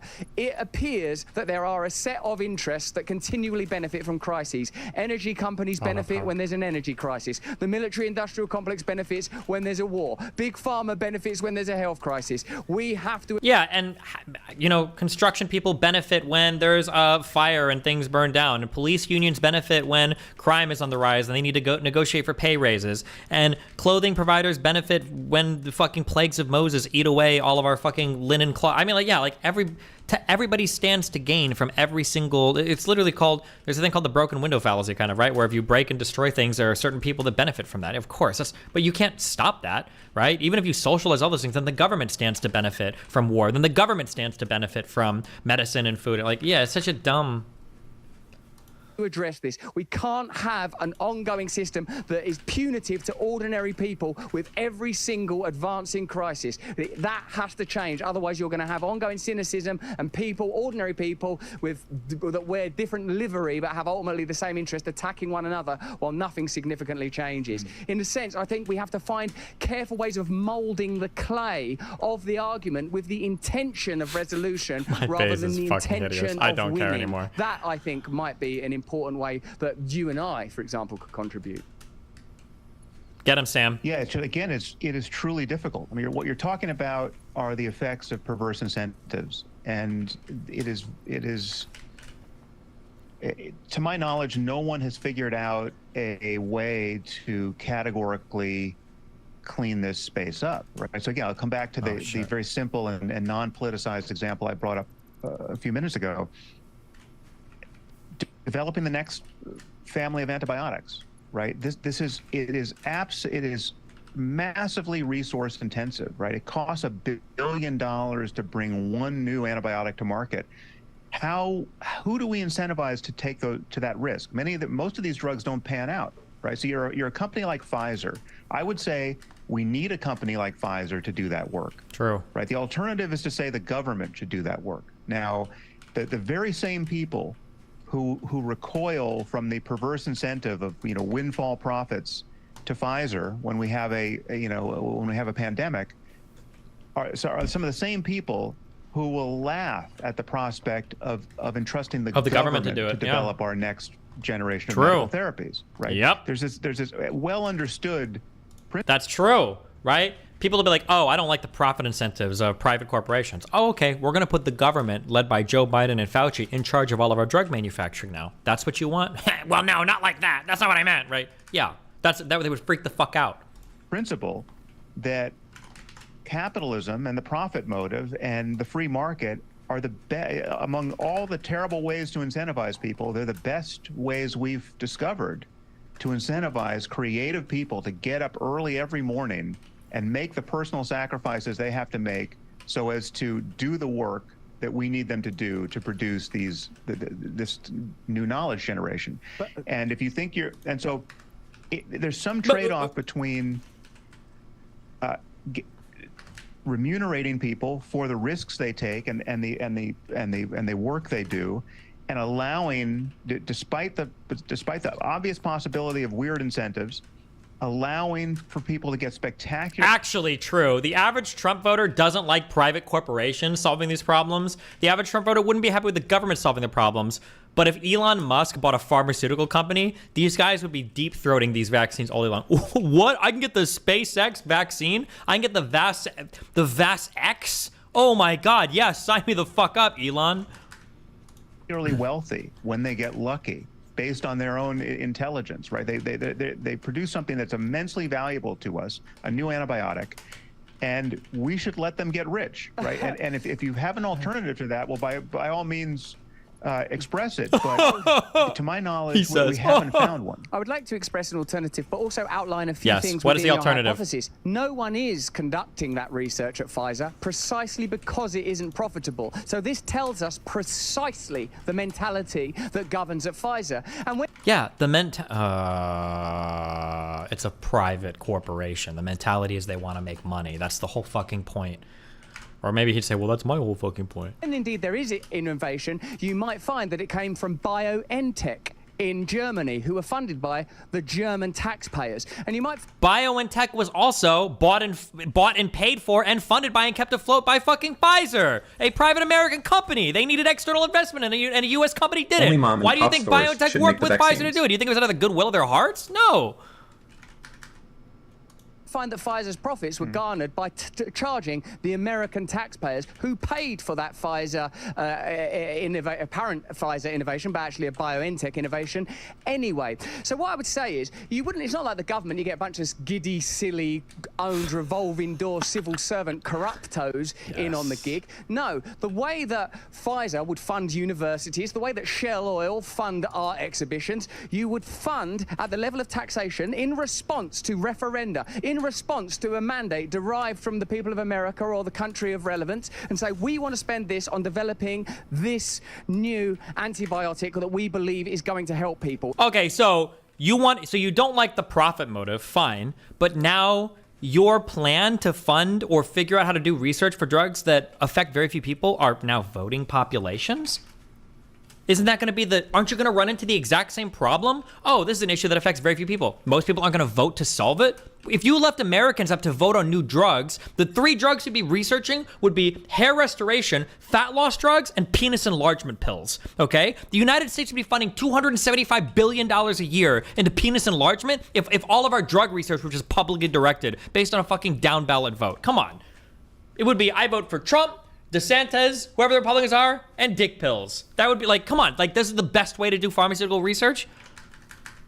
It's not going to be profitable for Big Pharma. You saw how those guys carried on in the last few years, right? So something needs to be radically reevaluated, and we, as sensible public intellectuals and true leaders, are offering you an alternative. We're going to, what in is fact, the offer alternative? a one-time windfall tax that takes back the profits from Pfizer and Moderna. We're nationalizing those companies right now, and we will pay for our fine academic academies at Stanford, Johns Hopkins. So you want, first of all, you don't trust studies from these fine academic institutions. So you want Fauci and who is the head of the CDC and Biden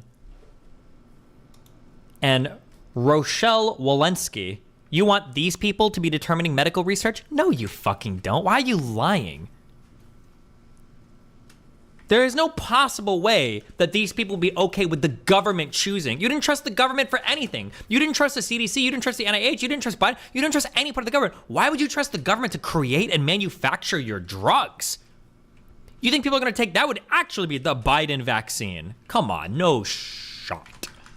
Yale, Oxford and Cambridge to do this research, and when it works, and by God it will work, you will benefit from it, not Pfizer, not Moderna, you, the good people of America. Mark the X in the box, we'll make sure we count every single vote. That's what I would suggest, Sam. But the very fact that that research isn't undertaken, of course, identifies the glitch in the machine that has to be addressed before all else. Well, there is a glitch there. The market is. Hold on one second. I got to silence the phone here. Yes, Sam. Sam, we can use this opportunity to transition to the next part of our conversation. Oh my God. Is this guy, the way this guy looks, and was this guy a drug addict? I'm sorry, I'm so biased. I don't even know if this is real, but this was the case for my uncle and a couple other people I've seen that act very, like, how do you say it? Like skittish? There are people that, and I was told this growing up, this is my conservative background showing, so I have no idea. I have no idea if this is true or not. But I've heard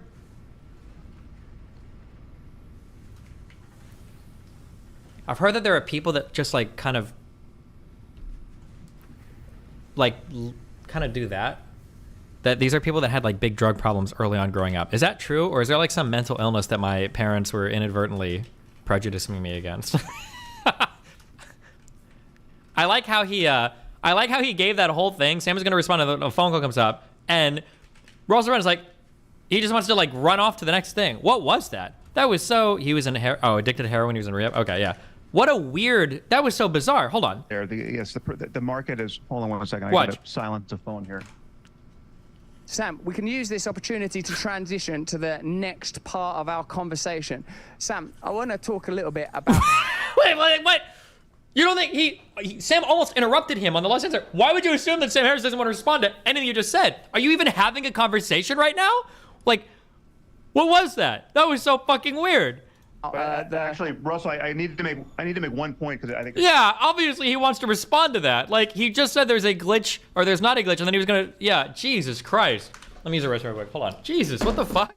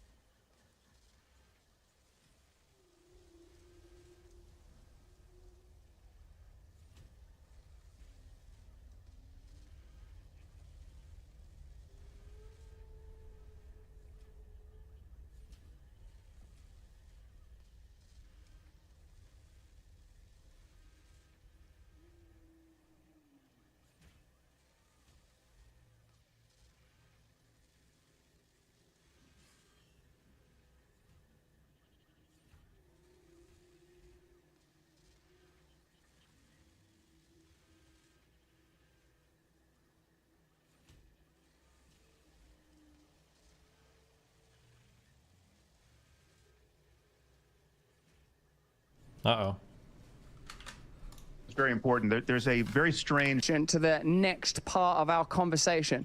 Sam, I want to. Like, is he even looking into, like, what? That was so fucking weird. Talk a little bit about. Actually, Russell, I need to make 1 point because I think it's very important. There's a very strange double standard that we all feel in this space, where we think it's somehow morally appropriate for someone to get spectacularly wealthy when they create the new iPhone, or they create a new, blockbuster. That was funded by the government. That was funded by taxpayers. That tech, I don't think that's right either. They're next on the list. Most people, Google, okay, all of them. Okay, but unless you're going to stigmatize wealth itself or private property itself, unless you're a communist, gargantuan most wealth, people have this not double communism, standard. No. This is wrong. I have to contest this, Sam. Now Brand is going to cut off Sam Harris after Brand just rambles and rambles and rambles and rambles? Really? Google was funded by public money. So was iPhone, and the public should Russell, own it if they pay for it. iPhone was made by government money. It was funded because it got a tax break, or what does it even mean by that? Let's lay out what I think most people feel this. Most capitalists feel this. That there's a difference between getting wealthy by if you're James Cameron and you create the Terminator franchise, right? That's okay to get wealthy doing that. Wait, did Cameron make Terminator 1? Hold on, fact check.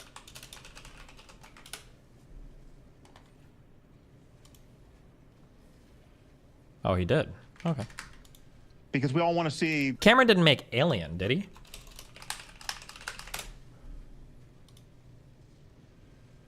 No, that was Ridley Scott. Okay.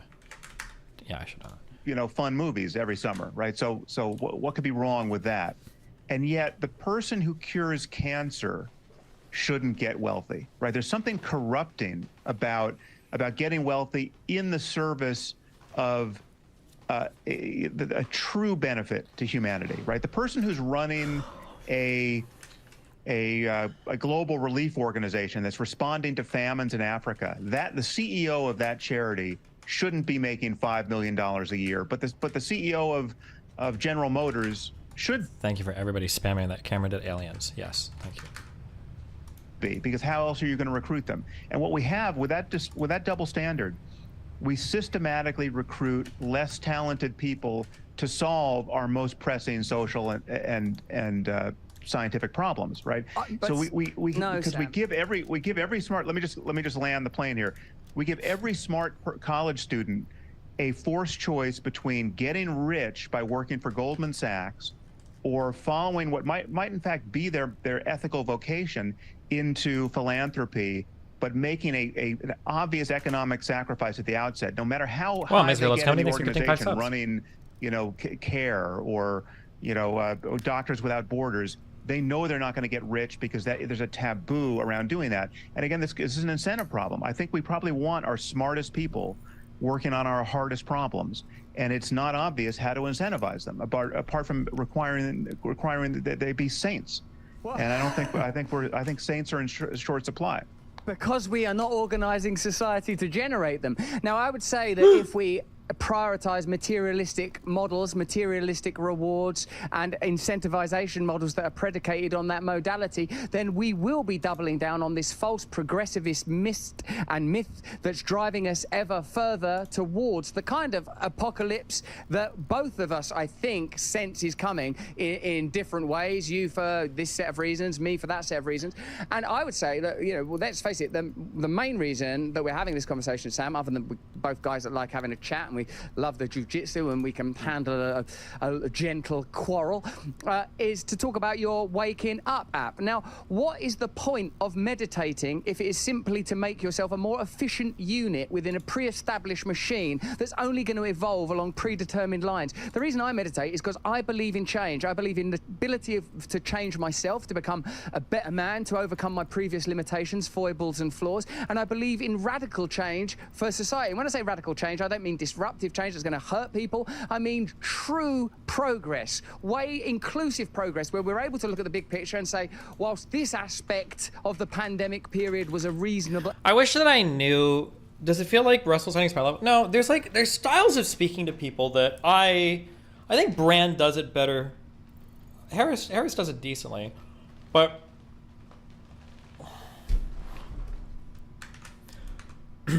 I feel like there's two ways. Okay, let's say that I need to fix a car and make it better. Okay, there's one way that somebody might say this. Somebody might say, we need to improve the throttle response and timings on the engine. We can improve the gas mileage. We can make the car more responsive. We can improve the braking system and the suspension, and it'll deliver a better drive. Okay, that's one way that you could say that. Okay, this would be my manner of communication, or my preferred method of being communicated with and communicating. And then you've got people like Russell Brand. How would you improve the car?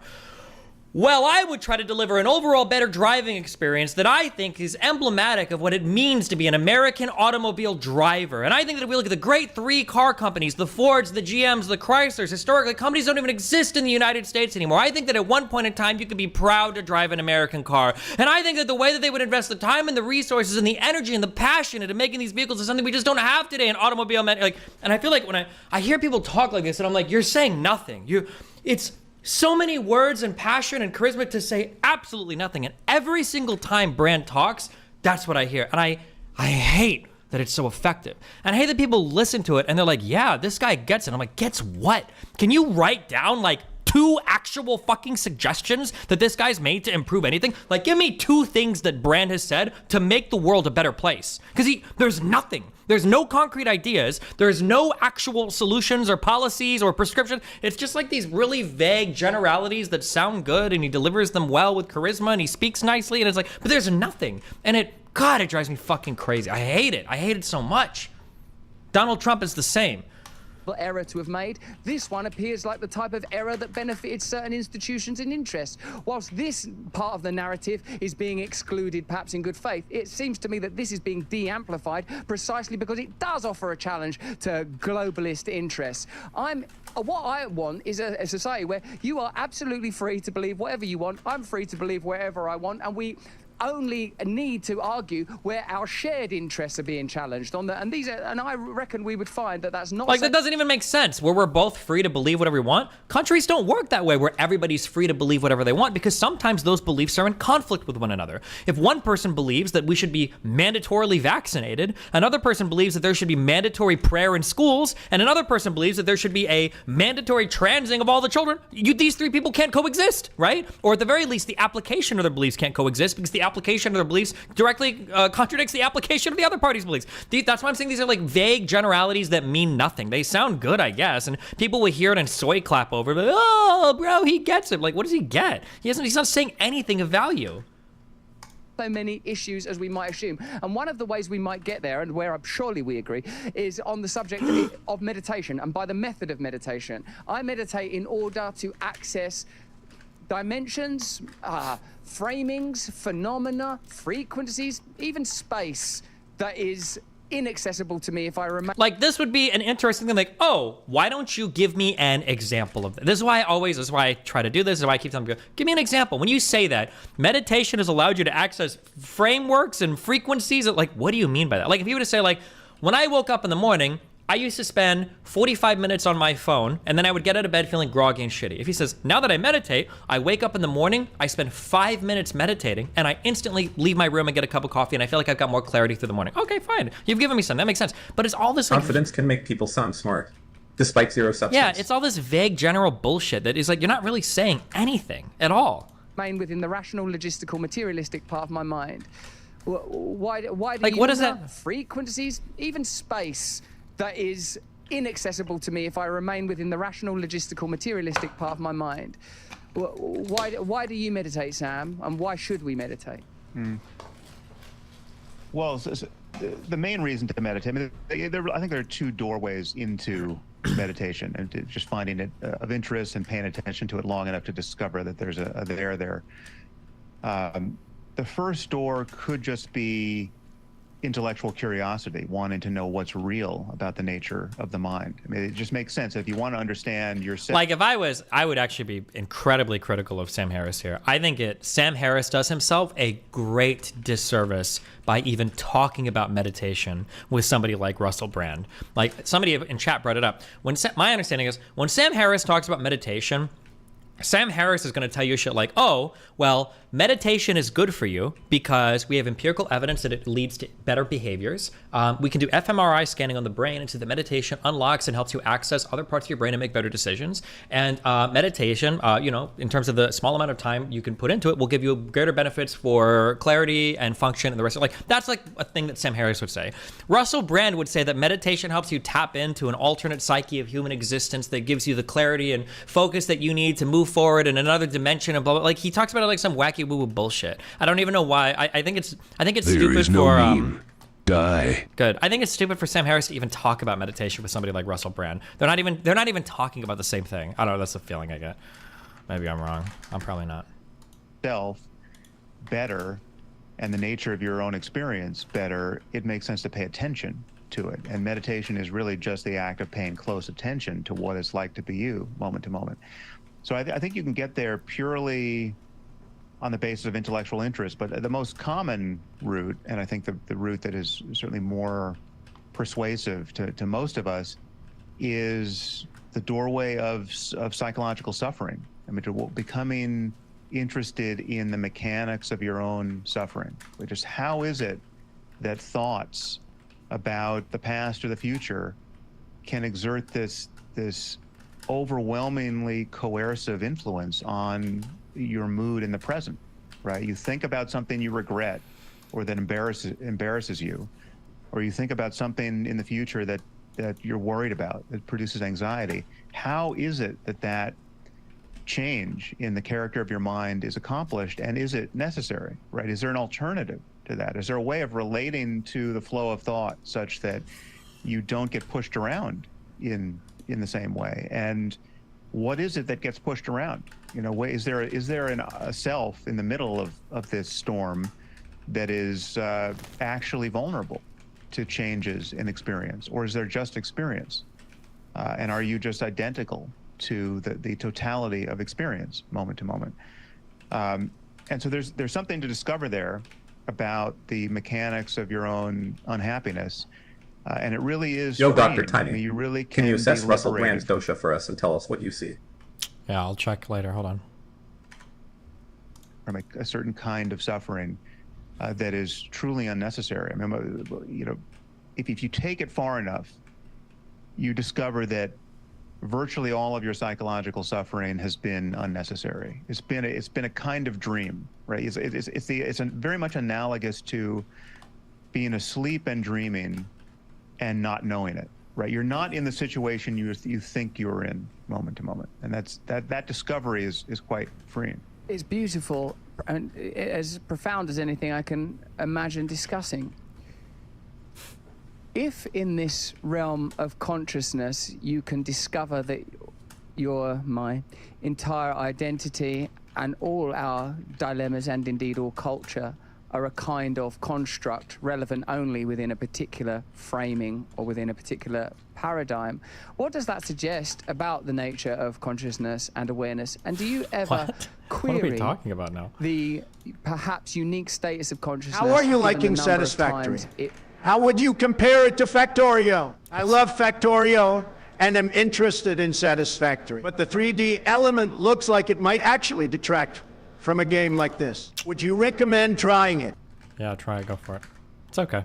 brings us to dead ends of inquiry, i.e. where does it come from, what is the significance of the presence of a conscious observer in sort of sub-particular experimentation, obviously and most particularly in the instance of the double slit experiments and variations and progressions of that experiment, and the recent Nobel Prize in physics that discovered that there ultimately is no local reality, or at least posits that. It's a pretty difficult thing to prove. And I ask this in particular in relation to what you just said, that you can experientially and subjectively free yourself. Like, given the last half hour where you and I have gone, oh, I think this, I think that, oh, the war's this, the war's that, oh, the pandemic was this, the pandemic's that. And both of us are saying, ultimately, it is all a construct. Surely this will participate in the provision of a solution for the previous bloody 40 minutes. What? Yes. Well, I wish it were that easy. I think easy. much It's of it extremely is difficult. No, but even in success, I mean, just to take the examples of success where, I was lucky enough to study with some of the greatest meditation teachers of the late 20th century. I mean, I spent a lot of time in India and Nepal studying with people. I mean, I've had teachers who spent 20 years in a cave, right? Hi, Teddy. These wonderful Dr. here. Tibetan lamas who Would love to get on and chat with you sometime. I'm wondering, do you think what Martin and Sage did was wrong? And if so, you get on the mat why? with Hiran and Henner, and you About know which thing? you're in the presence of knowledge that you don't have, and a kind of refinement of technique and expertise. Can you kill that these? Certainly took 10,000 hours to accomplish, and it might also require a certain kind of natural talent, right? Maybe not everyone can be as good as the best people. Certainly, if if it's like analogous to anything else in human life, there's a range for talent. But many of these people, I would say all of these people, if I think of the greatest meditation masters I ever studied with, at least one of them might have thought the world was flat, right? I mean, I was in the hospital earlier this week, and listening to your streams helped keep my mind at ease. Thank you, Tiny. Love ya. Or politics, or anything else we've been touching upon here. And there's nothing about getting really good at untying the knot of self that necessarily gives you specific knowledge about any domain of expertise that we need to explore in order to solve our specific problems. Do I get anything for killing it? Take, like, what does it take to identify a pathogen that's jumping from bats into humans and make that no longer be a problem? Or what is it going to take for us to solve the have a little look around the Wuhan laboratory for infectious diseases and check out how it's funded and how it's regulated. What I'm saying, but Sam, more important than that, mate. I'm saying that these are domains of relative knowledge that have to be solved on their own terms. But to use your own argument, if you can undo the knot of self, then surely you will acknowledge that all that takes place on the material plane in this shared cultural space, which is nothing more than an amalgam of our shared cultural and personal experiences, the marketplace of ideas, the media meteorology of all of these colliding entities, all of which have passed through the consciousness of individuals just the same as you and I, be they historic or be they present now. This is our shared experience. To quote the famous quote around Schindler there, he who changes one life changes the world entire. If we begin to change the prakriti, the prima materia of reality, consciousness itself, we can of course adapt and evolve systems. They will have to reflect those changes in reality. Even you are talking about a shared hysteria when it comes to the phenomena of Donald Trump. Oh, in spite of all this, he didn't do a peaceful transition. Yet somehow he reaches deep down into the spiritual cojones of pretty near 50% of Americans, and they don't give a shit. Now, if we can't find a way of hacking, bypassing this constant conflagration, we are doomed. Otherwise, what is it? 50% are going to subjugate the other 50%? Is that the solution? Not going to happen, is it? We're going to have civil war? Are we ever going to have an election in your country again that doesn't end with the other side going, oh, it was Russiagate, oh, it was stolen? That's just the deal now. So we have to find something else. Where else is it going to come from? This is a time to revivify the spiritual traditions and to note that all of these traditions emerge out of cultures where they believe in a deep unitive experience, that what you experience, and of course there's no way of proving this, and I'm sure that you as a sort of I don't mean this offensively, materialist, rationalist will say that your inner peace is a contrivance of neurological stuff that's highly personal and just within your personal skin. And I would offer what you experience in that meditative peace is what I experience in that meditative peace. There is a true unity. And from that place, from our shared humanity, the same way as skeletally you and I are more or less the same in spite of our superficial cutaneous differences, we can find some archetypal unity to share together, to build upon. Now, I know that doesn't necessarily mean we're going to become experts in building nuclear power stations or whatever particular solution you or I might think we should pursue, but it does mean we might be able to establish a crucible of good intent based on that. Otherwise, what is the point? Personal peace while the world burns. No. So I think there are two levels, at least two levels, on which we have to address these existential problems, right? And one is the individual level, and the other is every single Russell Brand video. I know, I've watched some before. It's just ranting for hours. He sounds like a schizophrenic, literally. Consequences. And these are fundamentally different, which is to say that no matter how good you get at playing the individual game of untangling your problems, Russell's breathing reminds me of Jack Am, Mr. Big Mad. Jesus. Right. Again, you could spend 20 years in a cave and come out, radiantly happy and filled with compassion and just having nothing but good intentions for the world. And yet you have not done anything that necessarily has much greater significance until you can interface with a system level and make change at that level. And the reason why the systems are so important, and I would argue that the greatest ethical and political changes we're going to make are going to be at the system level, because what we need are systems where systems that make it easier and easier for ordinary conflicted people to behave better and better, to behave more and more like saints. And what we have are systems, very much of the time, that are so perversely incentivized that you essentially have to be a saint to behave like a normal human being, right? Take social media. Take something like Twitter, or what used to be known as Twitter. The reason why I left Twitter is I was experiencing it as a space where completely normal people... I like how Sam Harris actually left Twitter, whereas... Do you remember when Jordan Peterson said he was going to leave Twitter and then he came back even more unhinged a few months later? were incentivized to behave like psychopaths. I mean, I would look at my Twitter feed, and I recognized, and it took me way too long to recognize this, but I recognized after some years that I was staring into a funhouse mirror where people were showing me their most grotesque faces. And I just knew there couldn't be that many psychopaths in the world, but I was seeing psychopath after psychopath in my Twitter feed.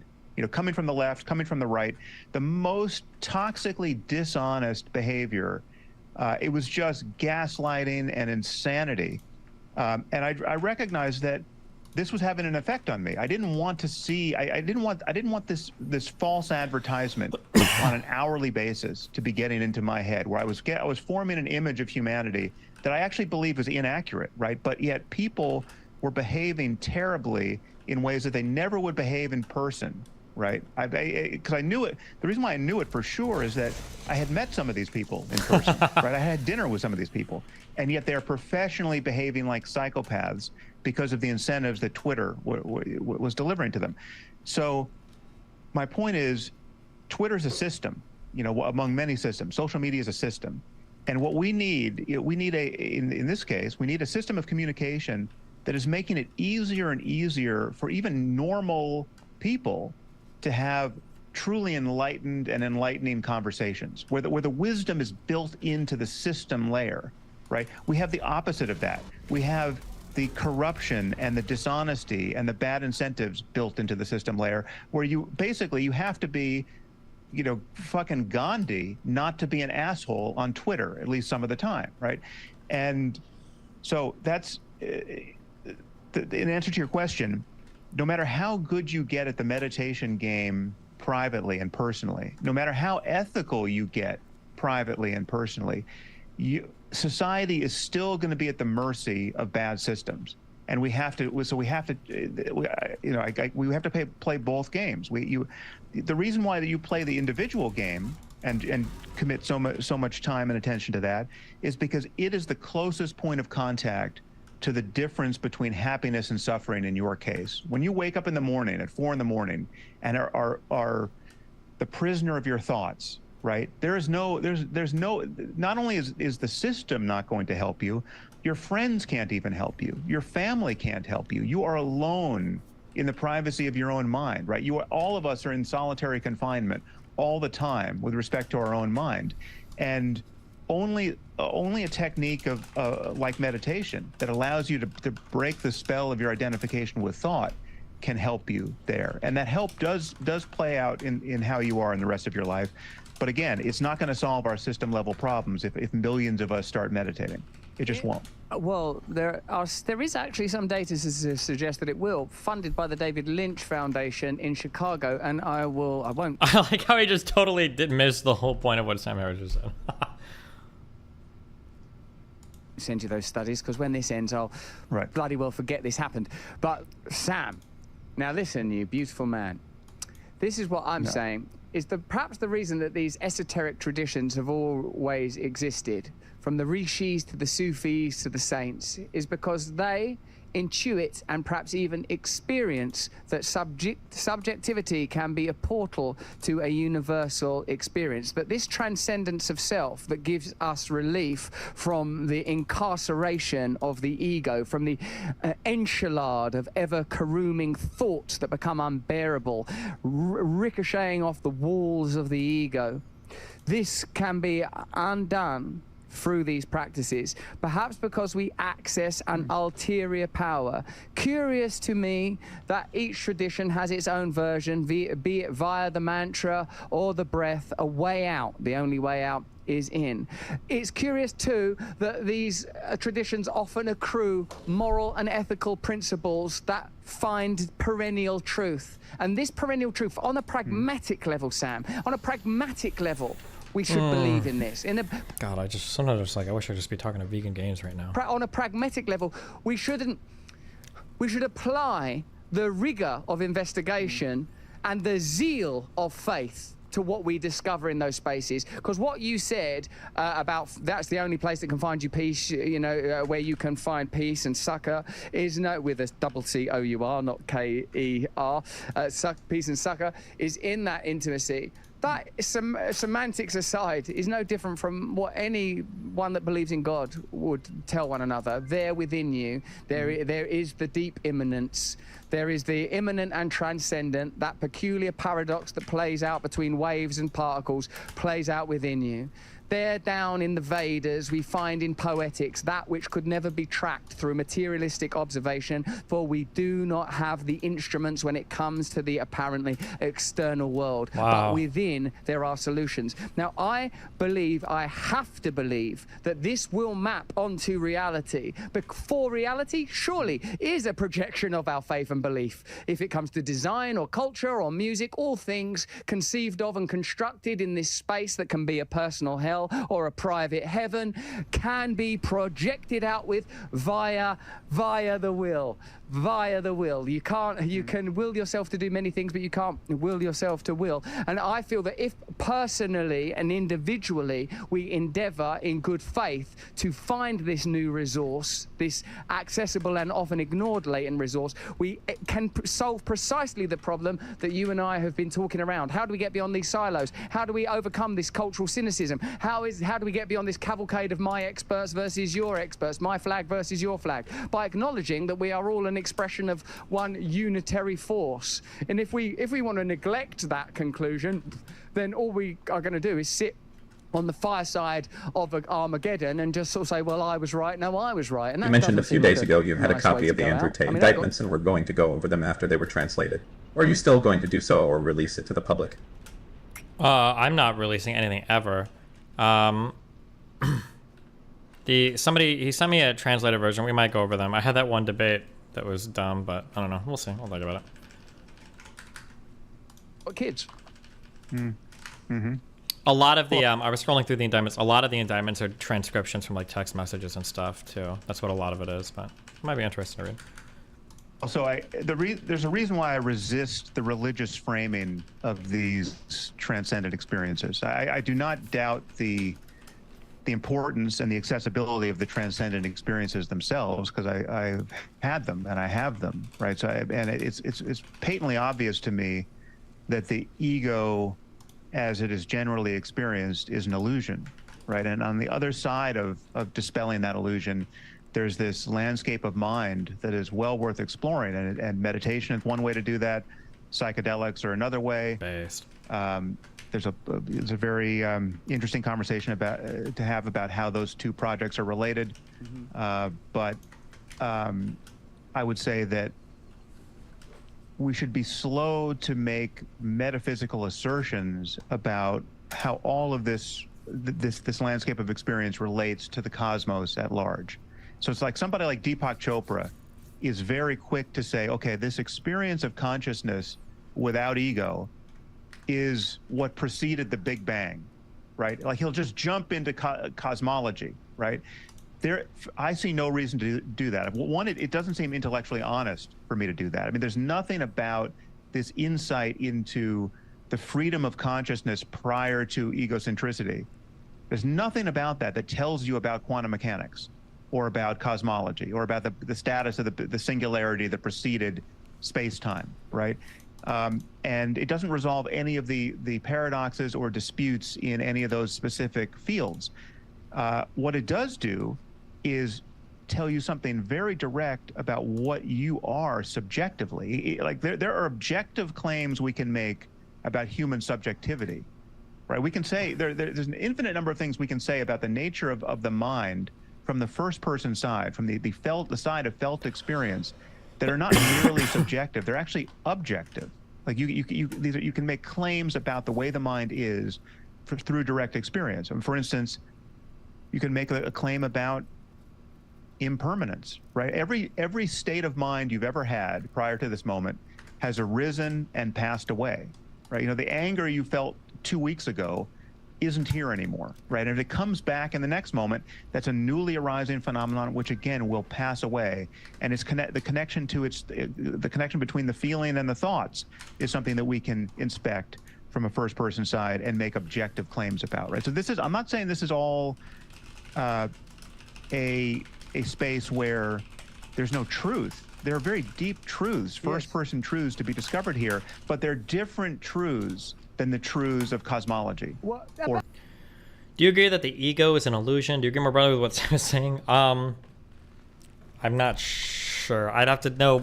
I need greater context on what exactly he's talking about. Like, in a way, is the ego an illusion? Like the fact that the conscious experience you're having is existing in some kind of like separate realm or dimension than just like the physical space of your brain or something, maybe? Or that like our perspectives are subjective and there is no such thing as like a subjective thing in a material universe, so that's kind of an illusion. I'd have to know. This is all kind of like very broad, so he might be saying something I 100% agree with, he might be saying something I completely disagree with, but it's hard to know exactly what he's talking about when he says that. Absolutely, of course. But on that point, Sam, they are. Let me offer you this: there are also sort of medical claims about sort of wellness, blood pressure, cardiovascular benefits that could be made that could not possibly have been medically understood by the people that conceived of these techniques, and yet somehow they knew. And I don't think that we can just extract these technologies from their traditions without honoring and acknowledging many of what they declared to be the implications. Wait, what did RTBA do? What just happened?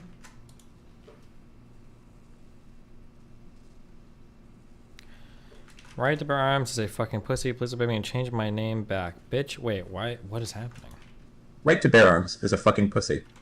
Please unban me and change my name back, father.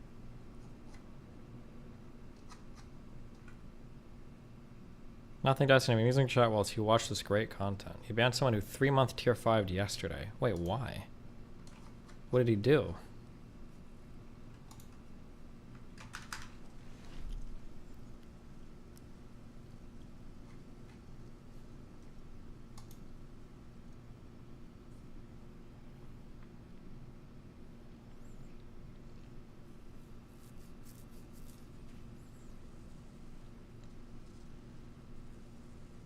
You're a DGG mall cop, shut the fuck up.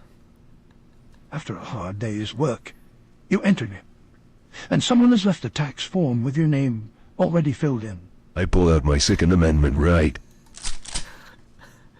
and use it to fill in my opinion into the form.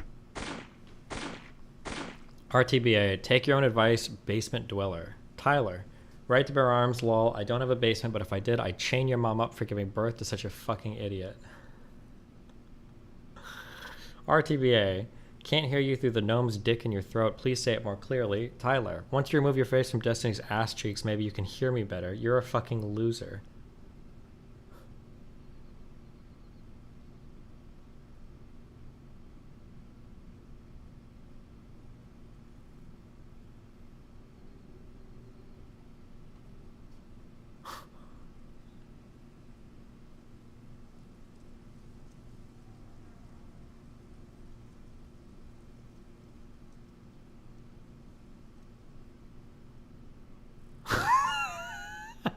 RTBA, how often do you have to switch keyboards from all the drool? You're a crayon-eating retard, don't talk to me, and don't ever ban some bullshit duck emote lol.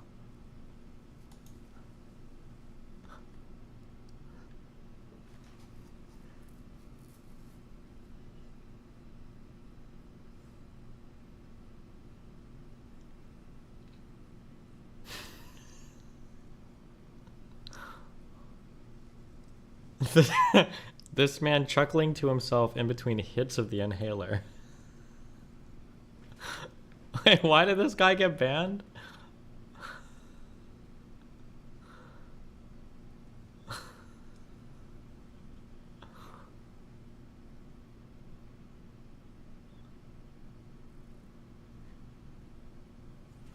Complain about mega nukes. Why can't you complain about mega nukes?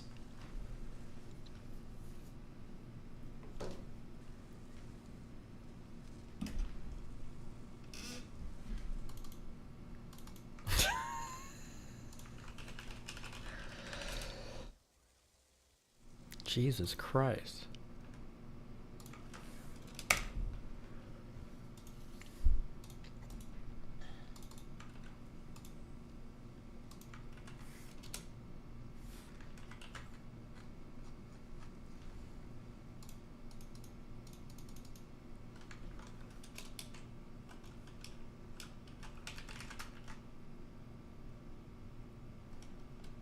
Okay, listen, Tyler, stop talking to RTBA, okay?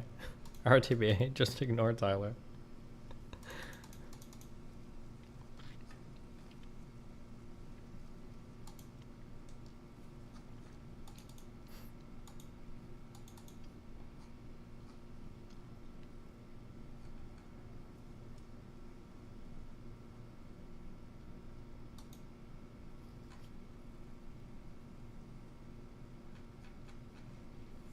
Jesus.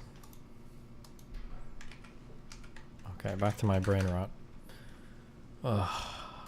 Of this technology, love, particularly when they are such beautiful declarations, love, beauty, unity. Now, whilst you say that you know it's fanciful and doubtless conjecture to make cosmological claims on the basis of a personal subjective experience in meditation, it is similarly conjecture to say that there is nothing before the Big Bang. There's exactly the same amount of proof. One of them is optimistic, one of them is pessimistic. I see as much zeal and devoutness in the realm of materialism, and to some degree it's been sort of offered many times that, you know, notable and brilliant atheists like yourself and Hitchens and Dawkins, all men that I very much revere and respect, and I know that you know stuff I don't know. But there is certainly a devoutness to the, no, I don't want to call it pessimism because that's unfair and it's pejorative, but the materialism and the rationalism and the insistence that just because because what I offer is this: there are realms and frequencies.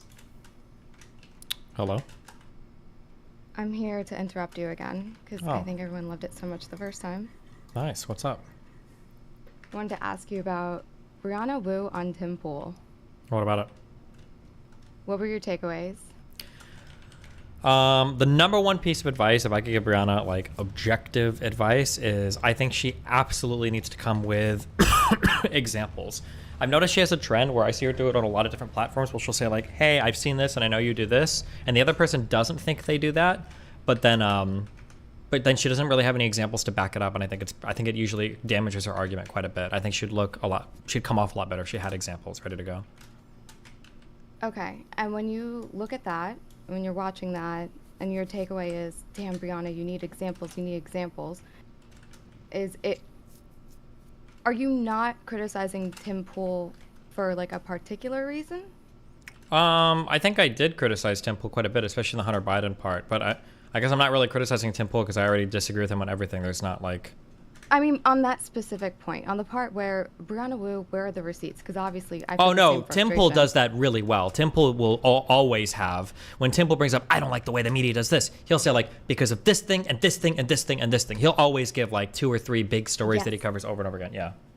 Yeah. So I'm not talking about being on him, not Tim Pool being on Brianna's side of the argument. Tim Pool being on his pool of this specific argument. Brianna Wu saying, you are the person, you are one of the biggest people who put their finger on culture war issues. Yeah. But then what she needed to do, what would have been really effective, is if she was like, here's an example of you covering a culture war issue in an irresponsible way. That would have been really powerful. But I feel like she never gave a single example.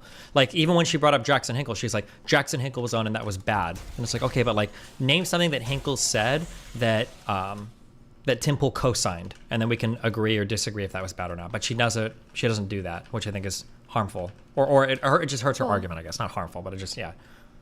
Yeah, so harmful for her and making her argument and trying to win over any new people to her side. Because obviously, saying that, calling Tim Pool out, that works so well for your own side, your own bubble, who already think the same things that you do and just like love it to see you stick it to them. Yeah. I understand you giving her criticism there for trying to convince others. But then when you are the person who is watching it, reviewing it, when you're reacting so hard, because you react hard, why are you only reacting to Brianna Wu? Because I think we're evaluating her performance on the show. I just don't have anything to say to Tim Pool. I don't want him to like do any better. But exactly. So I understand you don't want him to do better, but do you not want to make the arguments that she is forgetting to make there? I feel like you do that in some situations when you're reacting, but not all. I don't. It's not an argument that like I've prepared for. So she went on because she wanted to say that Tim Pool's show is harmful to the culture wars, I guess. If I was going to make that argument, I'd probably try and research, like, here are 3 or 4 takes that Tim Pool has that I think are really bad or irresponsible. I think I brought up, for instance, like the Civil War tweets, although Brianna kind of brought that up. But yeah, I'm not really I don't prepared. think she did at that moment. Not at that moment, but she did later on. She's like, you tweet about Civil War or whatever. That would be an example of like, this is a good thing to bring up, but I'm not even prepared to do that argument on Tim Pool. So yeah. Yeah, but at that moment, so I'm just talking about that moment, okay? And I'm specifically talking about you. You, as the person who's going to react, who's going to have this uploaded, and it's going to contribute as if you were Brianna Wu on that podcast. You, in that moment, you don't feel like she's correct, so you're looking for her to persuade you? Or do you know that she's correct, you just are in the same basket as her? You don't have a list? I mean, I think she's correct. I just think bringing examples would be really helpful, but I don't have those examples offhand. So you wouldn't have had those examples yesterday? No. Well, I mean, if I would have gone on the show, I would have had the examples because I would have tried to get specific examples to look up. But if I was just like teleported there and I was like, you're doing this debate, then I'd be like, oh, fuck me. Okay. But you feel that way? Yeah. So you're comfortable having that feeling and that opinion about him, but you also don't even know where you have that opinion from because you can't think of any examples. I can think of like general examples, but when it comes to Tim Pool, they're going to have to be particular ones. So like the areas that I would begin my research would be is I feel like your coverage of J6 stuff has been abysmal. You should have come down way harder on the organizers for a lot of the for a lot of the Proud Boy stuff. So for instance, when he was going over, oh, well, this guy didn't do anything. He wasn't even there. So he's being charged with conspiracy to plan this stuff. He doesn't need to be there. That doesn't make any sense, Tim. The amount of leeway that he gives to people on that side is insane. My guess is going to be, I don't know this, but my guess is going to be that he probably doesn't cover the Trump indictments as much as I think he should, or he probably both sides the confidential materials, like between Trump and Biden a lot. And I feel that way because I see the equivalence that he draws between like Hunter Biden and the supposed lack of impeachment against Joe Biden and then the actual impeachment of Donald Trump. That would be things. So these would be like areas that I would start to research on where I'm like, you're hyper partisan in these areas, but you try to present yourself as this like, you know, middle ground that's centrist and enlightened and is equally criticizing both sides. But I feel like you give a lot of passes to Trump, but you come down really hard on the Democratic establishment. That would be my... That'd be my starting point for research. So I think my intuitions, I think, are built out of a wide variety of material that I've seen him do, and I feel pretty good about those convictions. I could be wrong, but I feel pretty good about them. But if I was going to make the argument in front of him, I'd be like, here are like 3 episodes that I watched. Let's specifically go over why are you coming down so hard on Hunter Biden here, but you said Jared Kushner on this program twice. Why are you coming down so hard on Joe Biden here, but you give Trump's entire administration a pass on his foreign policy with regards to Iran and North Korea? Right. Those would be like the types of things I would go after. I just don't have the specifics on hand. Yeah. Yeah. I don't know if you've watched his past 2. I don't know if they're just the culture war, because sometimes he has Tim IRL. It's like a different podcast, but same fucking area. Same set or whatever. And he has been reacting to the sentencing of Joe Biggs and Enrique, whoever the fuck, the Proud Boys people, and he's just so forgiving. He wants them to get almost no time in prison because they have a family. The wife pled. The guy said, my bad, I let my curiosity get the best of me. He actually thinks that that's a great reason to get out of a 20-year sentence. Yeah. That is by the books. And what he says is these judges, everybody is just biased against MAGA, and that nobody on the left gets sentenced to jail. Nobody on the left gets held accountable. Nobody on the left allows their people to go to jail, even though I look it up real fucking quick. Easy Google search. Yeah. 300, about 300 people over the 2020 BLM riots, protests. Shit was set on fire. Like, over 300 people. Were arrested or convicted? I believe it was convicted or Okay. charged. I don't know how many went to convictions, but at least 300 charged. Yeah, that's what I was curious to look up. Are you really telling me that happened and nobody got charged? Because I would be surprised if that was Yeah. the case, but yeah. And then looking at this year, there's like a couple dozen, I think 3 dozen people facing domestic terrorist charges in Atlanta for being a Oh yeah, the Georgia Cop City militant thing. anarchist. Yeah, they're being referred to as militant anarchist. Yeah. This is happening the same time as the January 6th charges, and he's just so oblivious to it and doesn't care, doesn't equate them. Yeah. He's so bad faith, so obviously bad faith. I think it is very frustrating being somebody watching you, seeing Brianna Wu. Maybe, I don't know if it's not preparing enough. I don't know if it's stage fright in the moment. It might be for her. It might be that maybe she doesn't want it to come off as like a super debate, so she doesn't want to get into the weeds on particular issues. But I feel like to be persuasive, stage fright, though. I don't know if I'd just call it stage fright. I'm sure she's been in a lot of media environments that are probably a lot more hostile and nerve-wracking than that. I think it's an intentional choice made by her. I don't think it's a good choice. I think there's a better way to do it. But she might have a reason on her own for why she does it differently, maybe, you know. So I guess the way that I look at it, so stage fright is probably a bad way to put it because it almost implies like somebody is not performing at their best. I think it's a deliberate choice that someone in the moment is starting to raise their voice. They're starting to be defensive when you know that they shouldn't be, because I'm calling a spade a spade. Oh, I wouldn't call that a deliberate choice, but go ahead. I would say that what she did was make a deliberate choice, because she did say, like, listen, I didn't want to come here and fight with you. Yeah, But that's I was going to say the raising voice. podcast, I think that just happens when people start to get frustrated. But the not getting to the weeds on specific examples. I think. Well, I'm saying it's Tim Pool who raised his voice. Oh, okay. I don't know if he's. So I would say, like, she's there for the argument, for the conflict. But once you see Tim Pool raise his voice and start backing in a corner, like, you give me evidence. I didn't do any of that. When he starts getting defensive, maybe you take the deliberate decision to pull back, make the choice, like, this person doesn't want to go there, so I'm just gonna optically choose not to get in the mud. And I don't know if that's good. Yeah. It comes off weak. I agree. Yeah, but like I said, I don't know if that's the choice she's made or not. But I can't. Yeah, that's why I think it'd be really good to, like, hey, when Hinkle was on, he said this, this, and this, and you didn't care. I think that would be really good to argue about. I guess. So I watched that, and I just assume, obviously, that you would do different in that situation, or yeah, I would have if I was in specific that examples ready to go, 100%, because I would want to fight over the specifics. Every time people are like, let's not get lost in the weeds, like, that's exactly where I want to go. I want to get lost in the weeds. It's the funnest part. Well, it's the only part that But matters. The specific examples are the make or breaks. Yeah, sorry, go on. Yeah. So, but it seems like, and I get that you don't want to give Tim Pool any tips or anything, but are you avoiding giving any criticism? Because it's obviously such a dishonest move on his part. He does his content so many hours in the week. What does he mean? When I ever played the culture war card? You named a fucking podcast the culture war.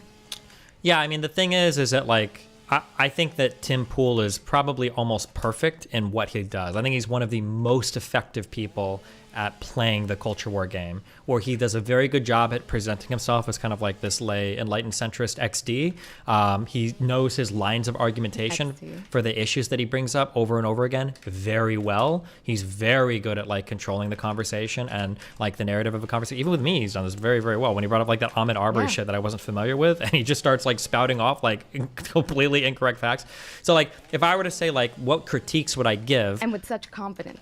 Yeah, it's hard because, like, my goal and Tim Pool's goal are not the same, right? My goal is I want to be, like, as factually correct as possible, even if that goes against my side at points. Like, I just want to be correct on the issue. I want to be right. Whereas Tim Pool, I think, is serving a broader cultural narrative that's very important to him. And I don't know if he cares as much about ironing out or being absolutely correct on the facts as he is about kind of more allegiance to kind of this like anti-mainstream media, anti-establishment side. Even if he's not aware of it, I think that's more in line with his goals. Because if I were to say things like, hey, I think I can critique him here that he should have been a little bit more factually accurate here, that might actually go counterintuitive to the goal that he has. So it's kind of a pointless critique. If that makes sense. I'll be honest, it doesn't completely make sense to me because I don't know why you care what his goal is. It's like, let's say Hitler gave a speech about how evil the Jews are and how they backstabbed us coming back from World War I and stuff. And somebody's like, well, critique Hitler's speech. And I'm like, for Hitler's goal is to stir people up and to get them really mad. Like, my critique's not going to be, well, I don't think Hitler was exactly correct on the Jews backstabbing Germans. I think that was wrong. Like, that's not a critique I would give because I don't think Hitler cares about that critique. I think his goal is to rile people up and to get them to feel a nationalistic kind of way to support him. And insofar as that goes, his speeches and his rhetorical style, I imagine, were probably incredibly effective. So it feels weird to critique him on that. Like, I think that a big critique of Hitler is that he could have been more factually accurate when he spoke about Jewish people. Like, that's not a good critique. He didn't want to be factually accurate. Sorry, go ahead. Why does that feel like a weird critique coming from you? Wouldn't you want... Okay, hold on. Mm-hmm. Holding. When people come to you for a critique, do you think they're asking you how can Tim Pool be better? Or do you think they're asking you what are all the incorrect things that Tim Pool is saying right now? The latter. I think they're asking me like, can you debunk Tim Pool's arguments? Yeah. So but why it's hard. Would you? It's weird because like it's not it a feels Tim like Pool. you're coming from the other side though. Yeah, you're it is, not but that's thinking because you like have to debunk. You think you're like a PR person. Yeah, but it's because it's not Tim Pool's argument. It's Brianna Wu's argument. I don't actually know 100% if I would even support Brianna Wu's argument. I feel like I would. I feel like pretty strong. Like I feel like 85% I would, but I haven't actually sat down and done the research on that. So it's interesting, or it'd be weird for me to like, let me watch a debate between Brianna Wu and Tim Pool, and now let me give like heavy criticisms to Tim, because technically Tim Pool was kind of, I'm assuming he was correct in most of his defenses of his side, but I mean, I'm going to disagree with him. Being the center, right? His side being that like he's not like super partisan, but like when he started to talk about the Proud Boys and how they didn't deserve any jail sentences, I did start to push back there because like that's insane. Like these guys were actually seditious. Like why would he say they don't deserve jail sentences? Like and I actually even on stream I was like, well, let's look up what these guys are actually charged with. I don't think he's presenting this in a fair light. When he started to make factual claims, I did start to Google and I was like, well, let's see what he's saying. I don't know if this is right. But when he's saying things like, well, I don't think I'm partisan, and Brianna Wu was like, I think you're hyper-partisan, you're damaging to America. That's Brianna Wu's argument. I don't know how much research I'm going to do on the fly to support her thesis there. That's like, yeah, I don't know. Okay. But if it was just like a factual debate between like healthcare between the two, I'd probably be more aggressive in like researching and looking up terms on the fly on stream and like seeing what was going on. But yeah, I think when it comes to Tim Pool, it's one of those. This is the timeline that we're on, so this is the argument he's making. Mm-hmm. I think if the Proud Boys that were sentenced, if they got lighter sentences, I think that would be used as like an argument for why this isn't an insurrection. Yep. See, even the judges aren't trying it as if it was an insurrection. If there was really an insurrection, they'd be getting 20 years in jail, and then that would be justified, but they didn't. Yeah, it's an all roads lead to Rome type thing. It's like with the Tates. Like if the Tates wouldn't have gotten charged, they would have said, look, 6 months detention, no charges, it's all a sham. But now that they've gotten charged, now they're like, oh, look at these charges, it's a sham. If they don't get convicted, see, the charges were bullshit, we told you the whole time. No wonder they didn't get convicted. If they do get convicted, all of this is bullshit. They were faking it the entire time. Literally, no matter what the outcome is, all roads lead to Rome. They will always find a way to use whatever piece of data they collect to support their hypothesis. It doesn't matter what the data is. They've already decided how it's going to conform to their ideas. Yeah, and I think, unfortunately, when Brianna Wu goes on there and doesn't have things to list, she looks just as tribalistic, partisan, but from the other end. Yeah, I think so. Yeah, I think it's bad. I think it's bad to do that. Yeah, you should have exact examples for sure. Yeah. I feel like Tim Pool's the type of person that you would say is high IQ just because he's weaselly in a debate. I don't know, just weaselly in a debate, but Tim is definitely intelligent. Yeah, he's not stupid. That you would be insane to think that Tim is stupid. My audience probably does though, but I don't care. We always have big disagreements on that, but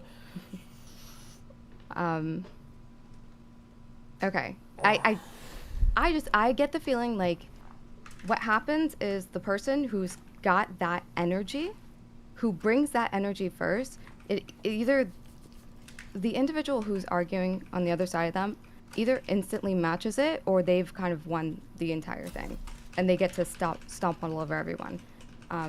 Not to switch podcast, but the Whatever podcast, I feel like Candace Owens effectively did that. Wait. At that table. Let me answer my door real quick. One What? sec. Hold on, one second. Okay.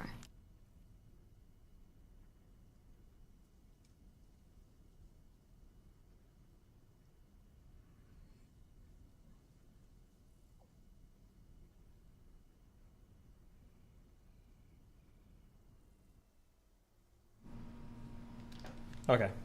Go ahead. Candace Owens. Okay. Yeah, Candace Owens. Bruh, she called that...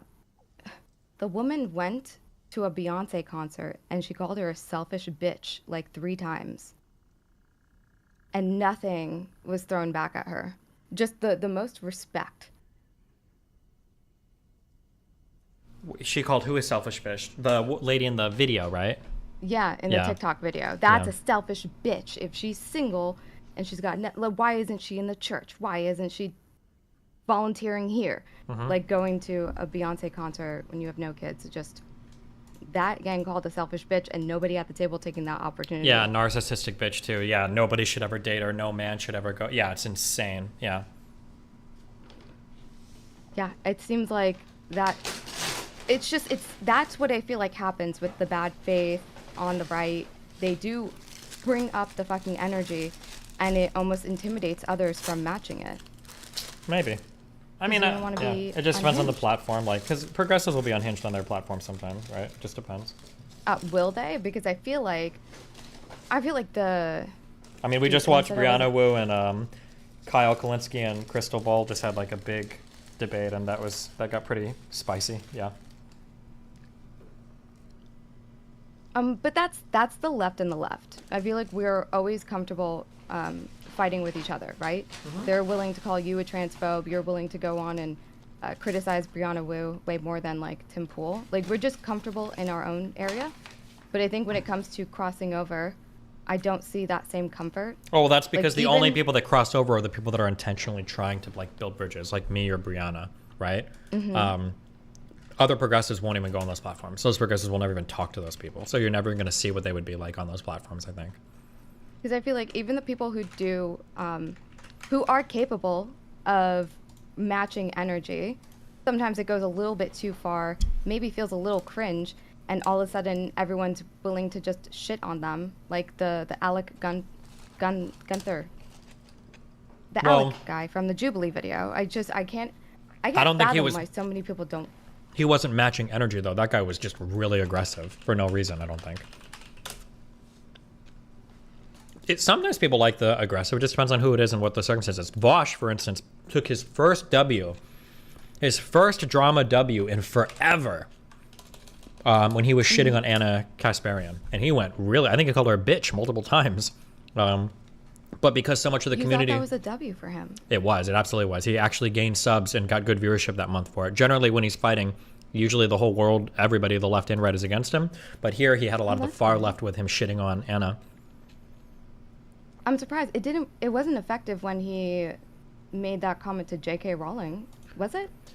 No, but that's because people already hated J.K. Rowling. He wasn't going to pick up fans on the left being sexist there. But leftists love to hate other leftists more than they do hating people on the right. And Anna was getting a lot of heat from people on the right. So Vosh put himself in a good swell or wave, I guess, incoming to shit on Anna. And he did very well that month attacking her. So I guess the pattern is still true. I think when I first started streaming, everyone said you can blow up big if you just shit on Destiny. Yeah. Just like attack somebody on the left, show that you're more left, and then you win.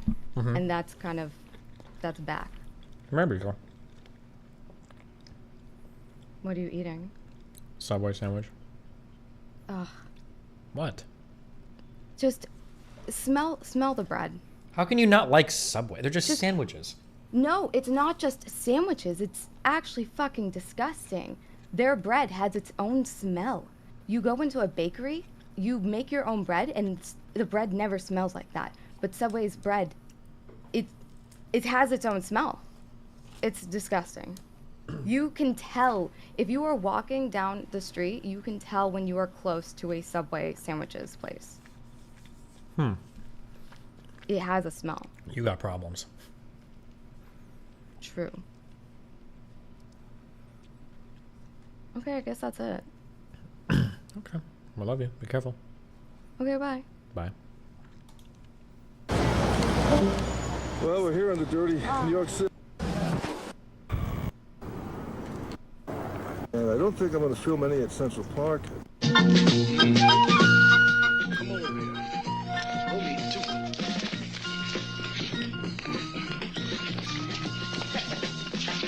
Why do they say when an old man shocked Muhammad Ali when the old man is like a boxer? It's just like random old man.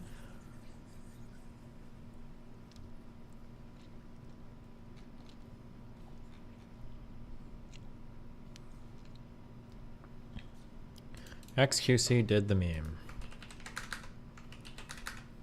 That old man is Mike Tyson's coach. XQC was truly keeping us in the game. He was putting his whole body on the line, even his face. Oh! You good?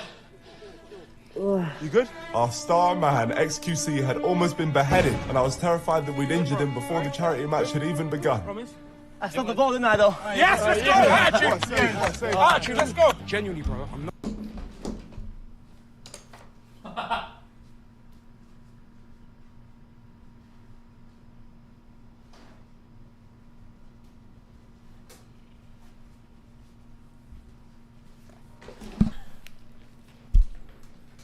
I'm not making a shot. Oh, no, just things. That's no, but you're playing really well. Oh, okay, thank you. Serious, bro. You're playing really well. Down the other end, XQC was truly keeping us in the game. He was putting his whole body on the line, even his face.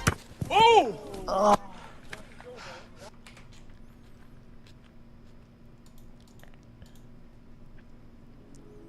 A golden age for assholes. And lapped. Give me something entertaining to watch.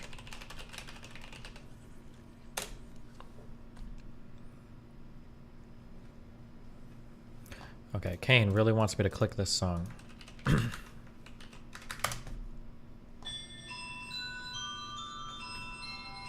This is not necessarily what I was looking for, but thanks, buddy.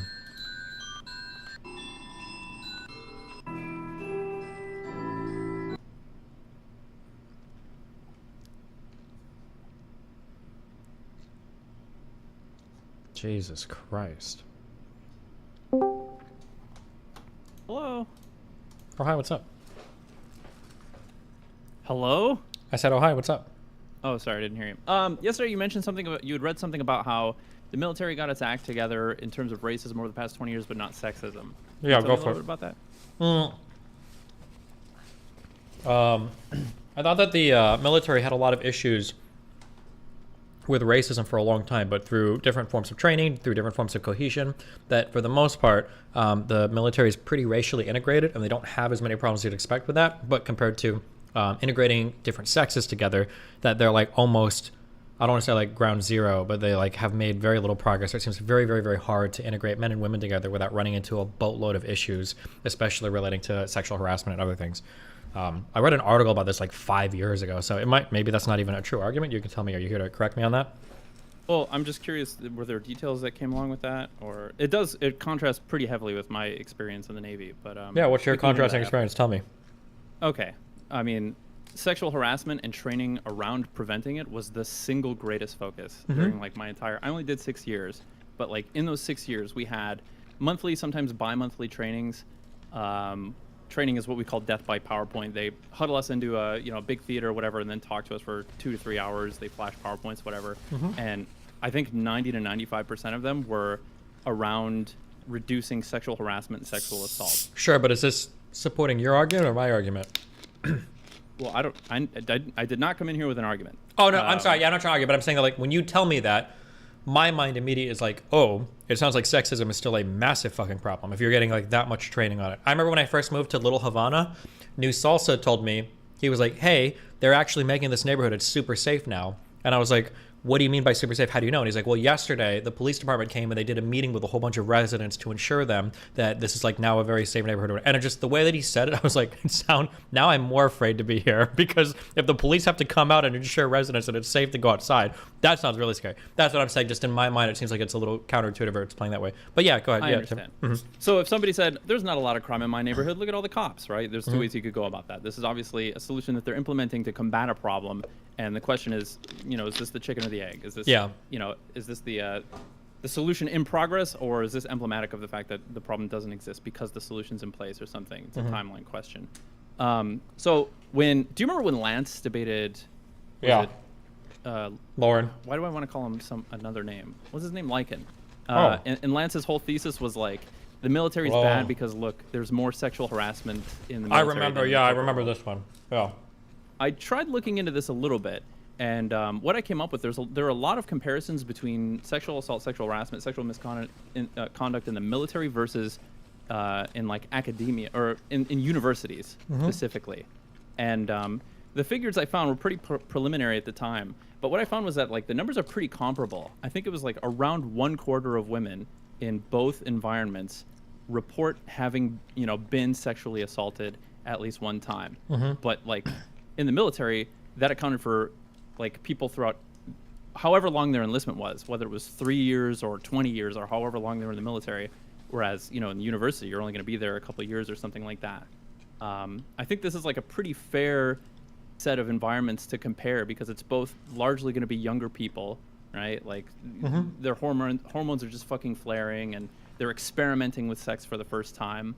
From what I found, like it seemed pretty comparable to the civilian world to the military, and this kind of tracked with my experience, which was we did a lot of training around this, and then if the results from that were that it's like comparable to universities, and maybe even better if we're kind of eliminating some of the confounding factors, then it doesn't seem really horrible. In fact, it may be a perfect reflection of civilian life after our efforts. I'm sorry.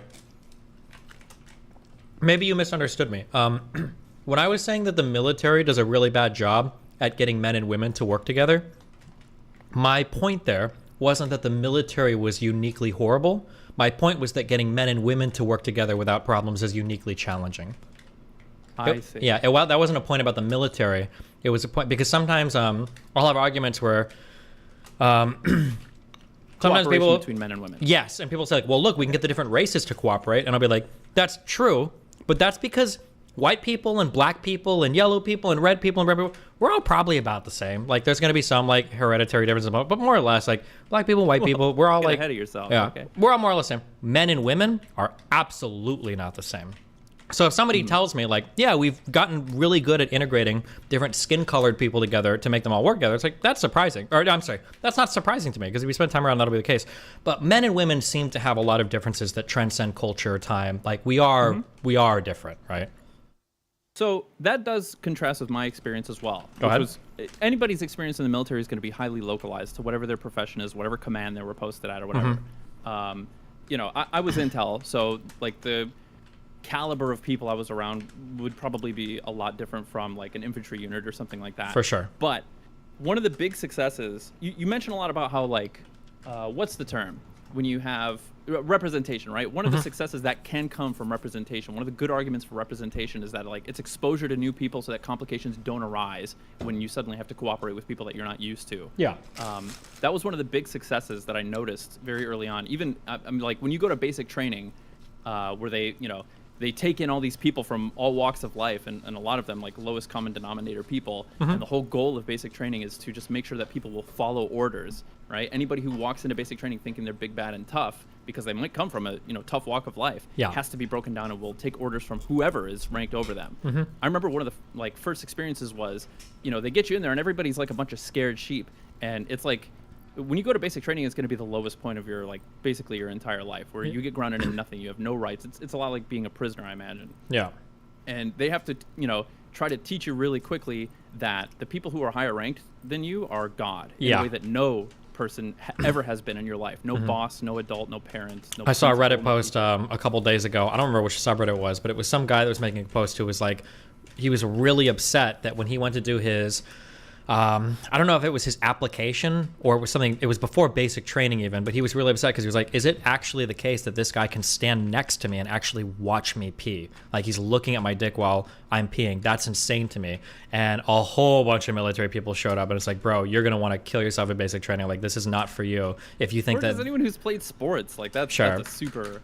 Yeah, but there was a lot of people that were like saying, especially during basic training, like you have no rights. You're basically not even a fucking human. Like you have no privacy. The people above you are going to dictate every part of your life, and then at some point you might even become the dick watcher or whatever. Like, yeah. But yeah, I saw that a lot. So yeah, it feels like in the military that's a pretty big thing. Well, one of those very first experiences, the very first time they introduced us to a chief, and a chief is like, normally it's these like an E6 or an E5 that's bossing you around, and those people are already a god, you know. And then they march out an E7, and the E7 they brought out was like a 4'8" like Filipino guy, right? Which a bunch of people in Chicago, you know, have never really experienced that, and having to take orders.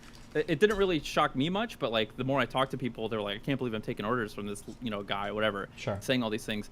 And they did really well to have like a really you know, diverse in terms of, you know, racially, even the countries people came from, and it seemed like there was a conscious effort to integrate like a woman into every single one of these like training regiments and basic training. And in my experience, I don't think I witnessed ever a single time like there being an issue of somebody taking orders, a man taking an order or orders from a woman, or giving a woman the proper respect based on her rank. Really? It seemed to be really consistent. That was my experience. But again, like I was doing intel, it was mostly like educated people, you know, first worlders.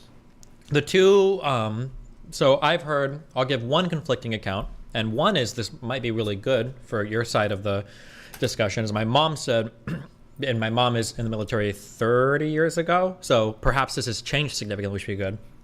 My mom said when she was in the Air Force as a woman, your entire life is constantly proving yourself to men. That men will volunteer for the harder jobs, they'll say that you can't do anything, you, like, even... She used to tell a joke sometimes where the woman would, like, women for carrying boxes, like on boxes that said like 2-man lift, she'd be like 2 men or 1 woman, like that they would always try to prove themselves in every single area that they could because they were constantly getting shit on by other men. So maybe that's changed there in terms of how women are treated in the military. The second thing I've heard, and I hear this pretty commonly from younger people, is that there is, and now I don't know if this would even play into sexual harassment or anything else, but there is like a queen complex for women in the military because there aren't as many of them. And you run into these like, actually, I guess it almost sounds like they're describing the Discord queens. Yeah. Are you familiar? I know Yeah. exactly what you're talking about. That happens, for sure. Barracks queens or whatever, sure. Yeah, so I don't know, I guess somebody linked something earlier and I didn't click through, but it says something like 65% of women who have been stationed on aircraft carriers complain about sexual assault or have had sexual assault. That's a pretty insane, if that's true. That's pretty high. Yeah. Yeah, that's a rough environment. I can see, you know, like I said, I never saw anybody like have trouble taking orders from women, but also, you know, I wasn't ever stationed, I wasn't ever assigned to a ship or attached to a ship or anything like that. I imagine, you know, I don't think I've ever even seen like a female ship captain. I imagine that could be a lot different when you're out to sea and you're surrounded by all this testosterone, all these dudes that are away from comforts and, you know, working 12 hours a day or more. But again, this isn't so dissimilar from civilian, you know, the civilian world. My mom worked at she was an assembly line worker, and she eventually like became a foreman and then a supervisor. And then, you know, by the end of her career, I think she was running the entire paint department or something at an assembly plant. And she was actually pretty tight-lipped about this, but I, you know, sort of came to find out, she talked about it a lot more, you know, later in life, where she was like, dude, look at me, I'm a woman and I'm having to fucking give orders to all these blue collar men.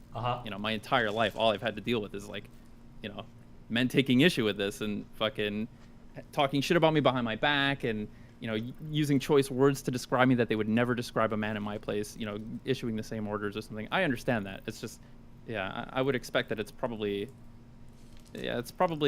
similar in the civilian world depending on the industry. Like, I imagine this might be a bigger problem in, like, the logistical side of the military or something. Or, like, if women went to go be deployed on, like, oil rigs or something, I bet they'd run into these problems, yeah. Right. Okay, I understand a lot better now. All right, take it easy. Wait. What? Were you God, hurry up and chew. Were you ever part of a Code Red? don't know if that's a real thing. I'm not a Marine. I know that's from a few Good Men. Was that it? Yeah. That's from the real world. I'm just curious. I don't know if that guy fucking like made that up just for that movie, or even in the script that was a play originally. Even in the script, that was just a local thing for Gitmo. I don't even know if that's a Marine-wide thing. Okay. Oh, and someone in chat just said in Kick Chat, if sexual assault happens abroad in another country, I don't know what laws govern it.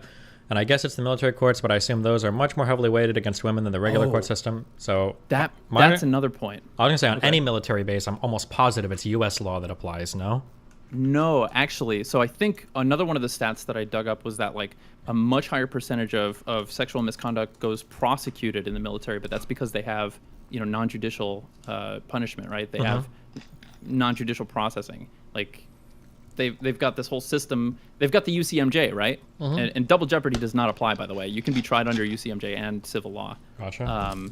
Wait, but doesn't U.S. law apply? Like, aren't you like I don't know. My mom lied to me. My understanding is like if let's say you're deployed to Okinawa, and you're on the U.S. base. If you have a child on base, that child is automatically a U.S. citizen. That's like almost U.S. soil. Is that not true, or is that different than like treating them with the U.S. laws and everything too? Yes, I believe we treat like foreign bases as U.S. soil, but you may not necessarily be subject to civil law. I guess if you're a civilian, you would be. But it can also be the case that as soon as you set foot outside the base and commit a crime, if you are part of the military, you can be subject to UCMJ and whatever and the local the laws, host country's yes, laws, yeah. and U.S. law. So you could be tried 3 times for the same crime. All right. Anything else, buddy? I finally got to say it before you. Yeah. Oh. I'm trying to think. Oh, have you heard any of my combos with that Janelle woman? Is that the Merc off the perk? No, the one that breastfed her kid until he was 7. That's a happy kid. Okay, never mind. I just wanted your opinion on if she was a fake military person or not, because a bunch of military people. Oh, I have. Oh. Yes, she's the one. My husband breaks my back or whatever, right? That lady. Wait, is she? Did she? She's say like that? the TradCon lady. She is TradCon. She's 41, but she's got fake boobs, fake everything about her is fake. She does like the sex Newport Beach therapy. I don't know if you're talking about the same one. Oh, you're talking about Femme Sapien. You're talking about somebody different. Yeah. Yeah, that lady came off as like, the genuine article. Yeah, I don't know about this other girl. I got. Do you have a video I can look? Is there August Pill Me? Is there a video I should search for on YouTube to look for this chick? Is it that important or no? It's not important. I was just curious if you thought she was a fake military person or not. That was it. Yeah, I don't know. All right, hey, take it easy. Love you, babe.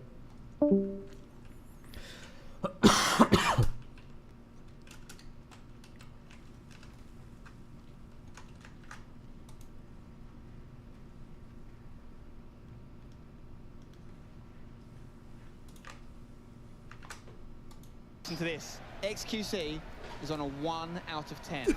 Oh. Cow the Dragon is buzzing right now. Here comes Randolph on the pitch. Randy comes on. Listen to this. XQC is on a 1 out of 10. Oh. Cow the Dragon is buzzing. Was he goalie the whole time, or did they get to switch? Soccer again, okay? Right now it's EU land, so you know what? It's football. Chris, up to Nico. Oh, lovely touch. Touch ooh, of KSI's out a little far. JJ's a bit of a problem area here. Oh, JJ, what are you doing? JJ, what are you doing, you idiot? He fell! He fell! He fell! Oh, speed! Oh my God! How? How can he do it? Fucking God! God! C'est le donut, c'est une tradition dans le sport automobile pour les choses.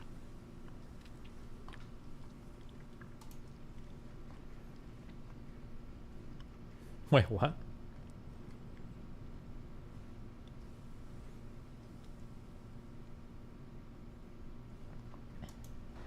I want to see a replay. A big decision from this young man. Yo. You knew he was going to make it about himself today. Here we go. Oh, I missed the penalty. Crossed the line. Chunks with the effort. JJ spills. Yes, 100%. 100%. 100%. 100%. We'll often have a go at the refs, right? I want to see a replay. A big decision from this young man. Yo. You knew he was going to make it about himself. Do you think that he meant it to be lighthearted, but everyone just kind of ran with it? I mean, in my opinion, okay. Okay, and I can say this because I've known Asmon for over a decade. All right. Yep. Andy says Asmon is an asshole. Well, if the shoe fits, I mean, you know, listen, he doesn't play retail. Asmon doesn't play retail. He reacts and plays weeb games. So I don't know where his expertise of the game is coming from these days. I know he had decent parses in Legion, okay? And that's great. But that doesn't translate to what he knows about the game today. Yep. All right. As much as I would love to back him up, okay? He is my friend. Yeah. I'm just saying.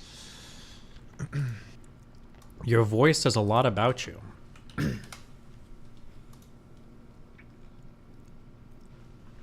I want to be a voice cell. This tool measures your voice frequency and analyzes it to determine if you're a voice cell or not. This tool is designed to help you understand your voice, how it's perceived by others. Please speak loudly and clearly while we record your voice for 10 seconds. Okay, hold on. Let me speak in my normal voice.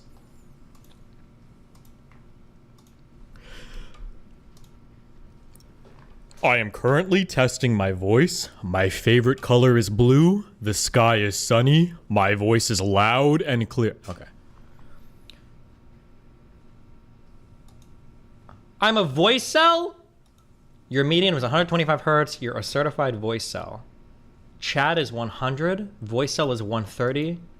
A voice cell, its over is 155 plus. Hold on.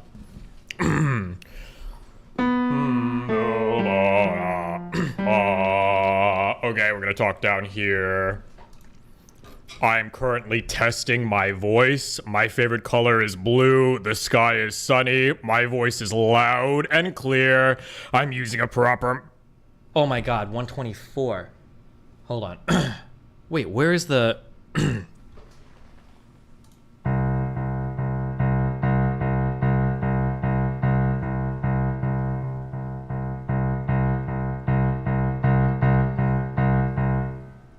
Not enough... Sorry, hold on. I'm doing it. My mic is connected on this computer, so I've got to do it over here. Hold on one second.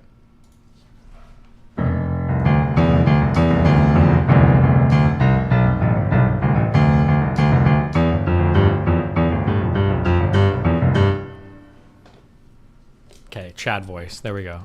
74 hertz. What is 100 hertz? What note is that?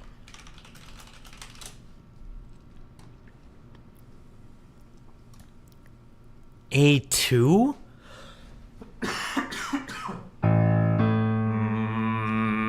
That's 100? Ooh, is this 100? Let's test. That's one. Is that 110? Ooh. I am currently testing my voice. My favorite color is blue. The sky is sunny. My voice is loud and clear. I'm using a proper mic. My environment is quiet. Oh, that 111. That's considered a... Oh, that your median was mid. That's what they gave me for that. Oh my god. They want you to be at below 85? Ooh. I can barely do this. Oh, that's G.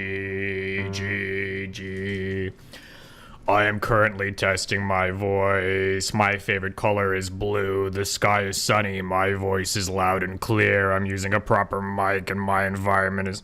Okay, 93. Your voice is very deep. Certified Chad. Boom. Hold on.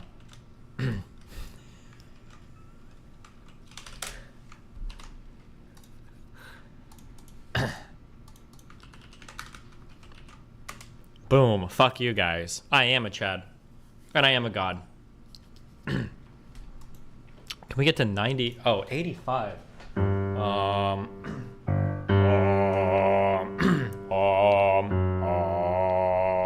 Can we do this one? Hold on, I gotta get to 85.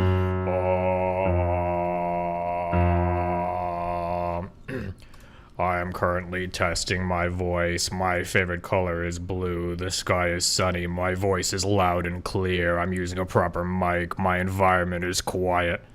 Okay, hold on. 92. What did I get before? 93?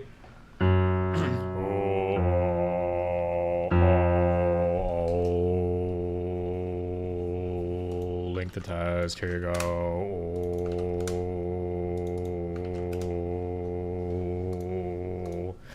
I am currently testing my voice. My favorite color is blue. The sky is sunny. My voice is loud and clear. I'm using a proper 87.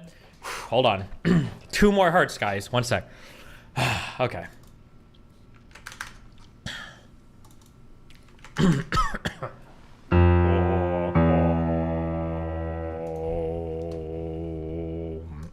I am currently testing my voice. My favorite color is blue. The sky is sunny. My voice is loud and clear. I'm using a proper mic and mine. 86. Hold on, 1 more. We're so close, okay? God damn it.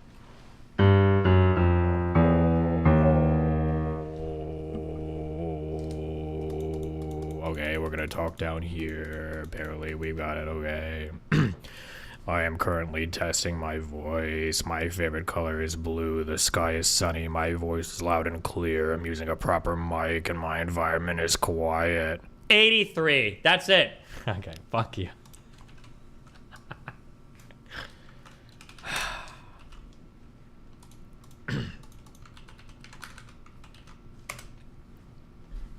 I wonder what my normal talking voice is. Hold on. I am currently testing my voice. My favorite color is blue. The sky is sunny. My voice is loud and clear, and I'm using a proper mic. My environment is quiet. My normal is 159. I'm voice cell. It's over.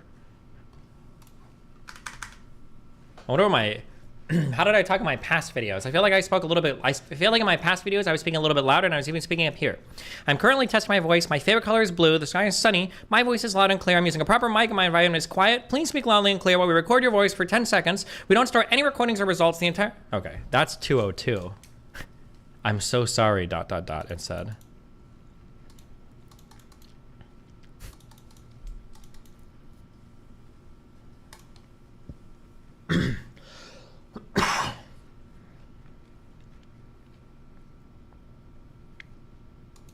Let's hear your pipes go higher.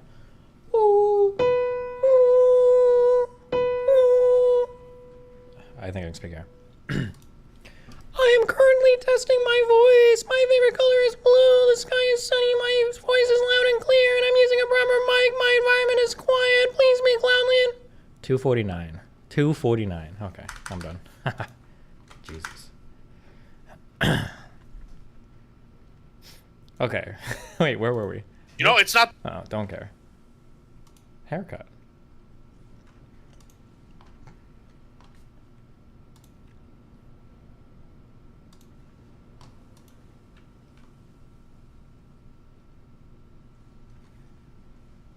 Jaina_Splinters donated $3. Caroline, I can vouch for James Marco's skills. I flight to Berlin once every 3 months to get it cut.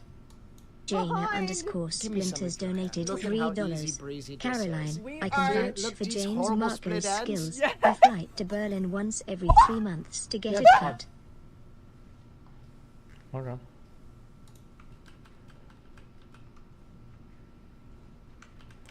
God, this guy is like actually so fucking pathetic.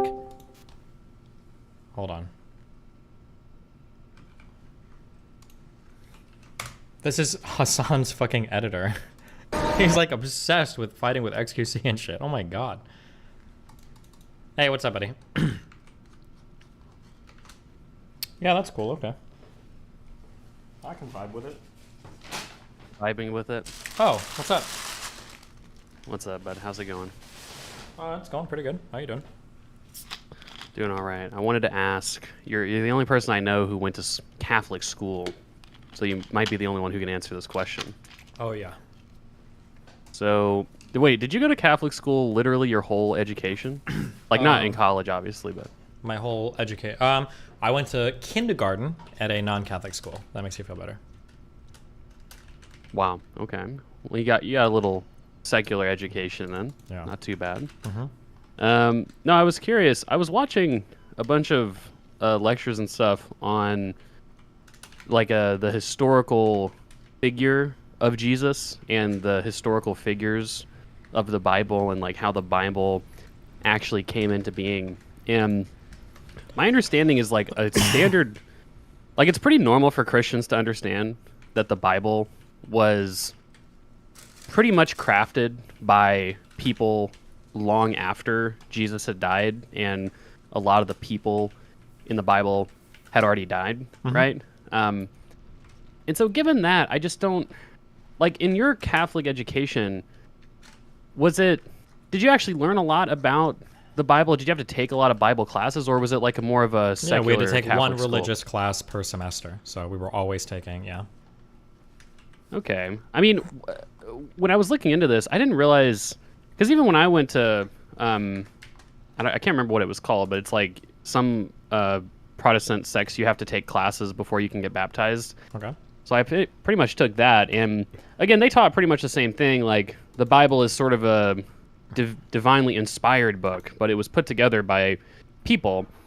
And given this, I don't really understand, like, do fundamentalists just think that the Bible was, like, literally sent down by God and every word is literally the words of God? Or, like, how does that seems like such a ahistorical view that is in contradiction to what most Christians believe. I just don't understand how fundamentalists justify their worldview. Firstly, the majority of Catholics or Christians probably don't know much about biblical scholarship at all, right? That's probably true. Yeah, that's the first part.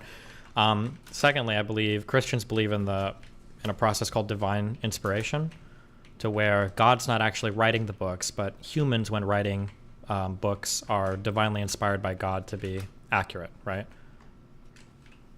But I guess I feel like that view is so hard to reconcile with what we what we can reasonably know about how the Bible was formed, which was that the Bible was formed, if I understand correctly, essentially with like councils of different religious leaders of early Christianity. Careful what you're talking about. You're talking about two different things. We can talk about the actual authorship of a particular book, right? So, like, the Gospels are books. Timothy is a book. Acts, Romans, Corinthians are books in the Bible. The construction of the entire Bible, which books ultimately go into the Bible, that was done at during councils. I think Council of Nicaea?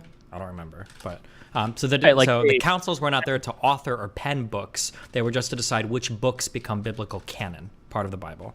It might not be Nicaea. It might be something else. I don't know. I mean, I get what you're saying. I think there's...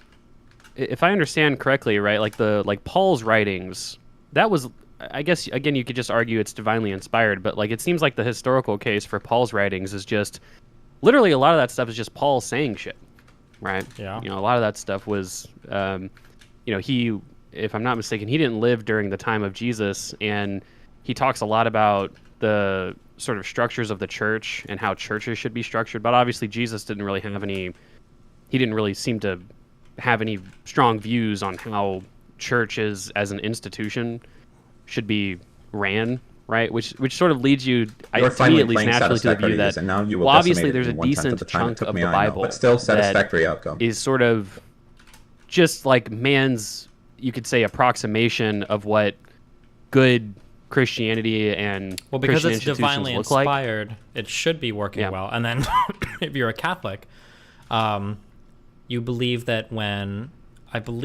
those councils for canonizing books in the Bible must have been led by the Pope, right? I don't know. I haven't looked into that deeply. There's Catholics believe that, I don't know about other Christians, but Catholics believe that when the Pope is speaking on matters of church doctrine, that the Pope has a kind of like religious infallibility. The Pope cannot be wrong when speaking on matters of church doctrine. My guess would be that would extend to the canonization of books in the Bible. That Catholics that would believe that if the Pope is speaking on which books ought to be a part of the Bible, he is also infallible in those manners. That'd be my guess. Mm-hmm. Yeah, I guess, I don't know. I was looking into it with the Quran as well, and it seemed like, I don't know. It just seemed like it just seems like a very apparent view that even if you think that careful, because the Quran like, is a bit different. Quran, it's a little bit of a... It's a bit different because the Quran, I believe, was dictated to Muhammad, right? It was. Allah literally told him, write these words, and he did dictation from God. Whereas, aside from like the Ten Commandments, the books of the Bible are not dictated from God. It's humans were inspired to write them correctly, right? It's a bit of a difference, but No, that's true, but that's kind of, again, just kind of going back to the actual sort of historical, real circumstance of the Quran getting written, right? It's a little bit similar in my view, because while it's true that I think it was Gabriel came down and basically said, hey, a bunch of people are kind of worshiping a little bit wrong. Here's a bunch of stuff to tell people about that's really important. And then Muhammad was sort of imbued with this sort of perfect knowledge of everything that Gabriel had said. But, of course, the Quran in its final form wasn't written until, I believe, after Muhammad died. Now, the Quran was unique in that it was written a lot closer to Muhammad's death than the Bible sort of compilation was finalized after Jesus' death. It was a lot longer afterwards. Yeah, be careful. The Gospels are... All right, sorry. There's 4 books in the Bible in the New Testament. The first 4 books of the New Testament are called the Gospels of Matthew, Mark, Luke, and John. Those are the ones specifically about Jesus, right? Those are the 4 Gospels. The other New Testament books might mention Jesus, but they're not, I don't think, necessarily about Jesus, right? Yeah, I guess that's an aside thing. I was thinking more about the fact that the Quran, like what a Muslim might say, is that essentially my argument is that it seems like it's necessarily the case that there's probably things in the Quran that Muhammad did not say as dictated by Gabriel and I guess Allah ultimately.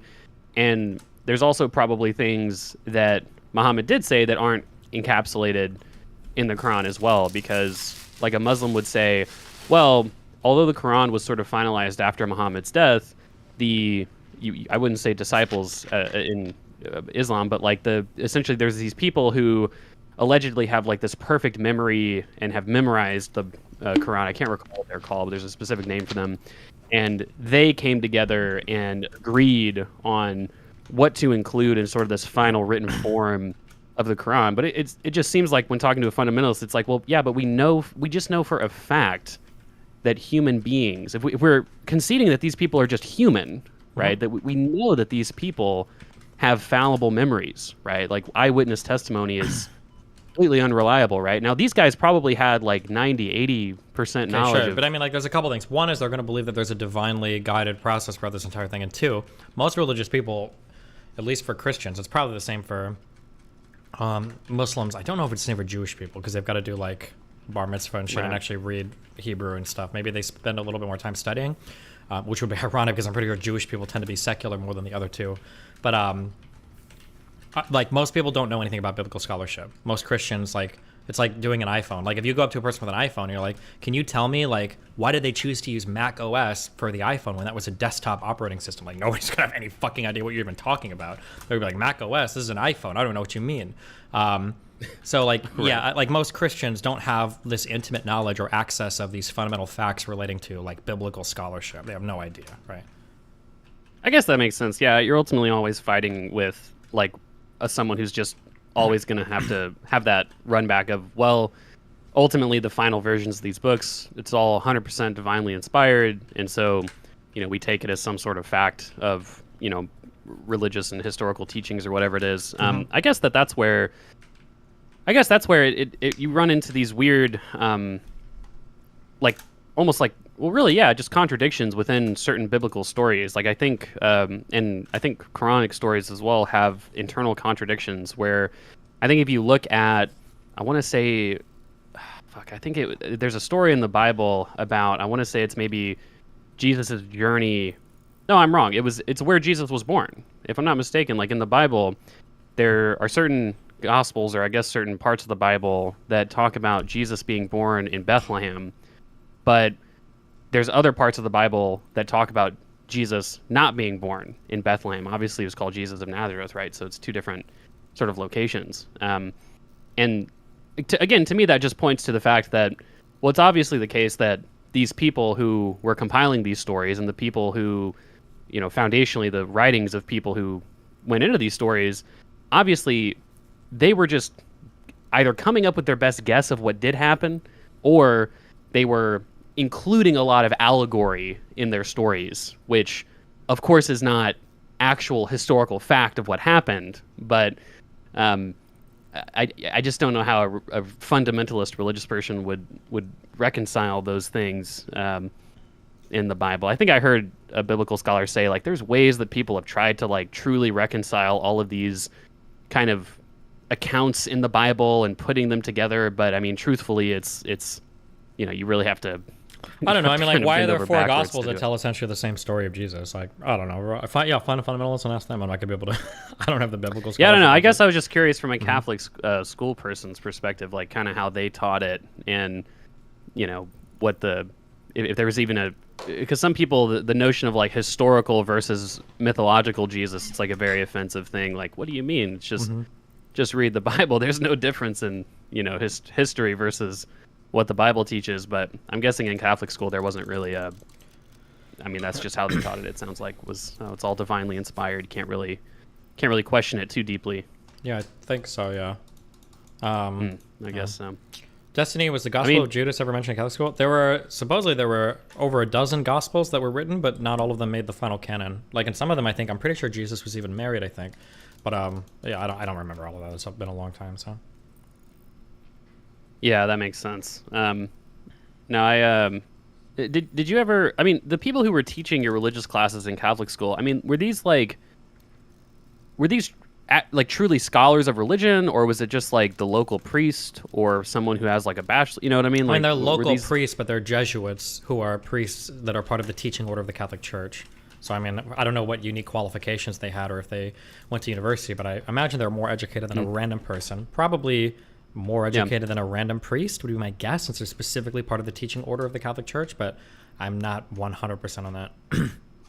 I think the formal, if I'm not mistaken, I think to be, I mean, priest is really a pretty formal title, right? Like, don't you have to have a master's in, at least a master's degree in divinity or something of the I don't know about that. Sort, for the Catholic Church, you have to go through a sacrament called Holy Orders, which is one of the 7 sacraments. I don't know if Holy Orders requires you to have a master's degree. I'm not sure if that is the case, but I would be surprised if that was the case.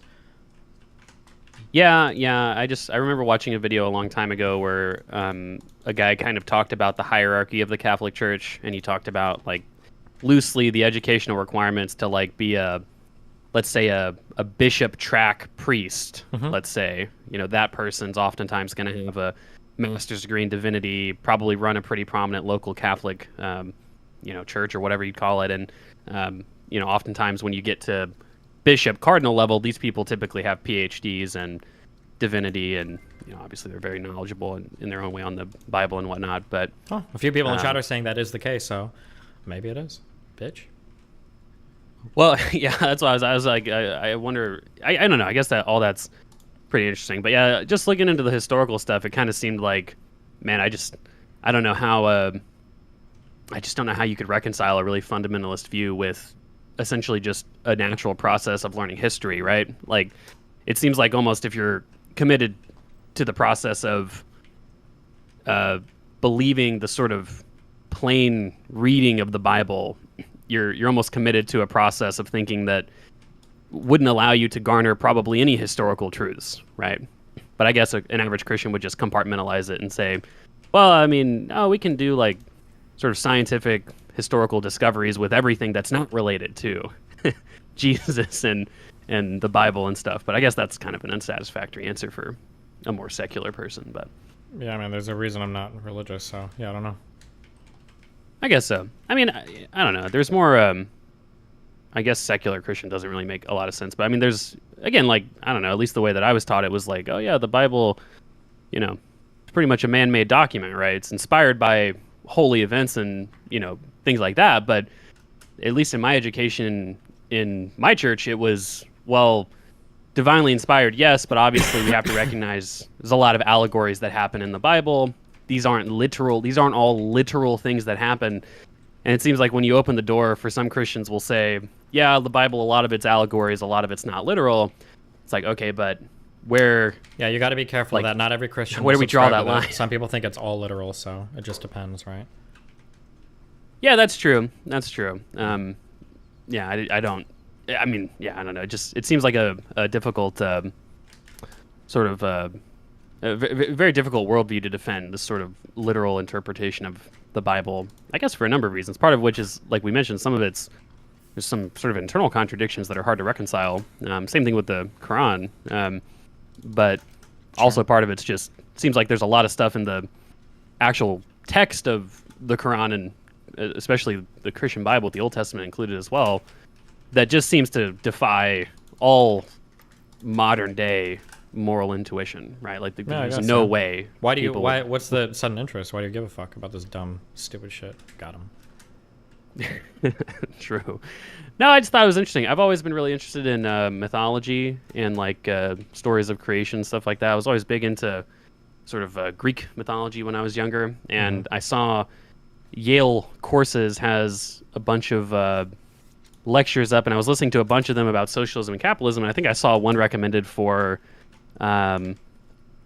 maybe it was literally the historical Jesus lecture, and I was like, oh, this is really interesting. Like, I've never really seen somebody actually try to understand like Jesus as the actual person versus the sort of mythological figure of Jesus.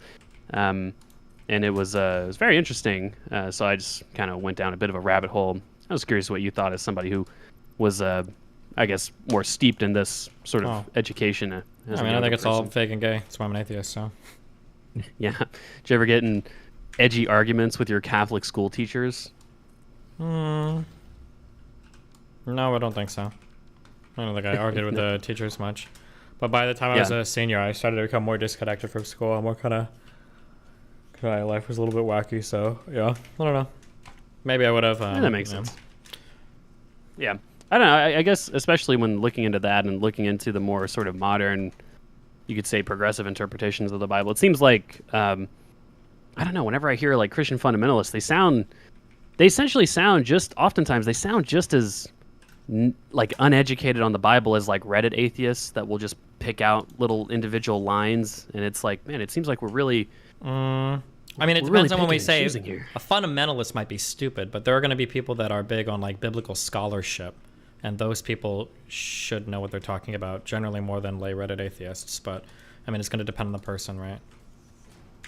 I guess so. Yeah, I recall. I think I've had I guess not really a debate on Christianity, but one of the debates I had was with this dude named Zen Shapiro, and he's like a super duper fundamentalist person. You know, he talked about how he believes that Christians should follow Hebrew law, that you know you can't eat pork and no shellfish, you can't match clothings, you know, all this kind of stuff. And it seems, I mean, again, it seems like my 3 to 4 hours of watching lectures and research on this leads to very naturally the view that like Christians really are not supposed to follow Hebrew law. And I just don't see, again, I didn't have that specific conversation with it, but I just don't see how a fundamentalist could really come to the conclusion that essentially everything in the Old Testament is both literal historical truth and Christians should follow all Hebrew law. You know what I mean? It's like, it seems like a very weird position to kind of arrive at, but I don't know. I guess there's a lot of really kind of orthodox conservative Christians out there that come to it. I think it's mostly, I mean, truthfully, like you said, I think it's mostly just that's just how they were raised, I guess, right? It's probably not really any deep engagement in the Bible and the history of the Bible and stuff like that, right? Yeah, I mean, I'm not gonna stereotype. Like, there's gonna be some Christian fundamentalists that have very poor biblical scholarship, and there's going to be some Christian fundamentalists that are going to have very, very, very good biblical scholarship. It's just going to depend on the person. So yeah, I mean, yeah, I would never generalize that because I don't know. I'm not going to get caught. Well, of course that's true, right? But I think even a fundamentalist that's like quote unquote like very educated on the Bible. Again, I think it's sort of like how you can have an economist who's got a doctorate in economics, but then it's like that person could be Thomas Sowell, who has. Yeah, I guess a doctorate in economics, right? But has such almost like outdated views and sort of empirical views that, yeah, sure, you could say educated. This person's very well educated on economics, but you know, what is that? Yeah, I understand what you're saying. I'm just saying I'm not educated enough on my biblical scholarship. I can call out edgy atheists or Christians that have no knowledge, but if you're somebody that's claiming to have like deep knowledge, I'm not going to have the ability to adequately combat a person like that. Like, my scholarship is not that good. You know? Right. That makes sense. Well, all right. That was all I wanted to ask you about Catholic school. All right. And how you were taught. I love you, babe. Be careful. All right, talk to you later. Bye. Damn, do you think I got... Do bushes regrow in this game? I wonder if I got COVID somehow. When did I travel last? I don't have to travel for 2 weeks, so if I'm sick, it doesn't matter at least.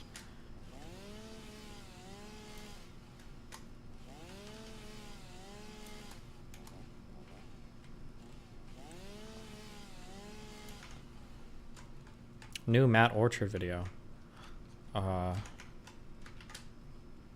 New content to steal? Is that what I just heard?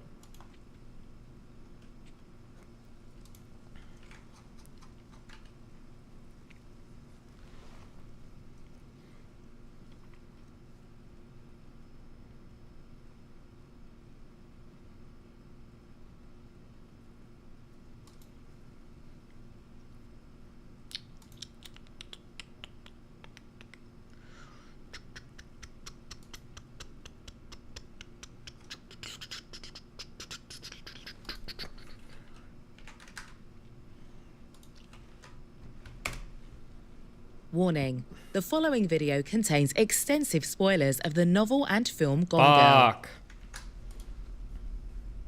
Today's case is one of lies and deceit. One in which a seemingly benign, attractive housewife constructs a fantastical and harrowing fate for herself, designed to hoodwink the police, media, and even her own family and friends.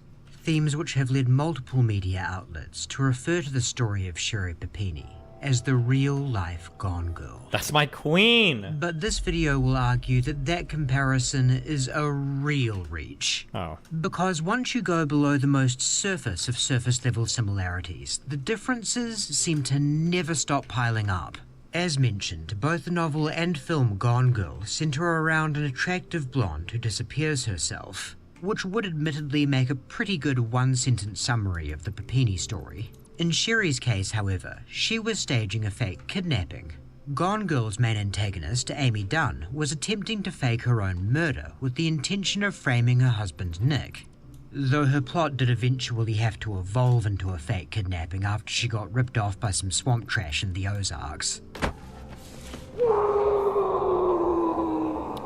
Epic. Followed by a real blood-soaked murder that serves to make her story complete. You fucking bitch. There are no such thrilling twists and turns in Sherry's story, though.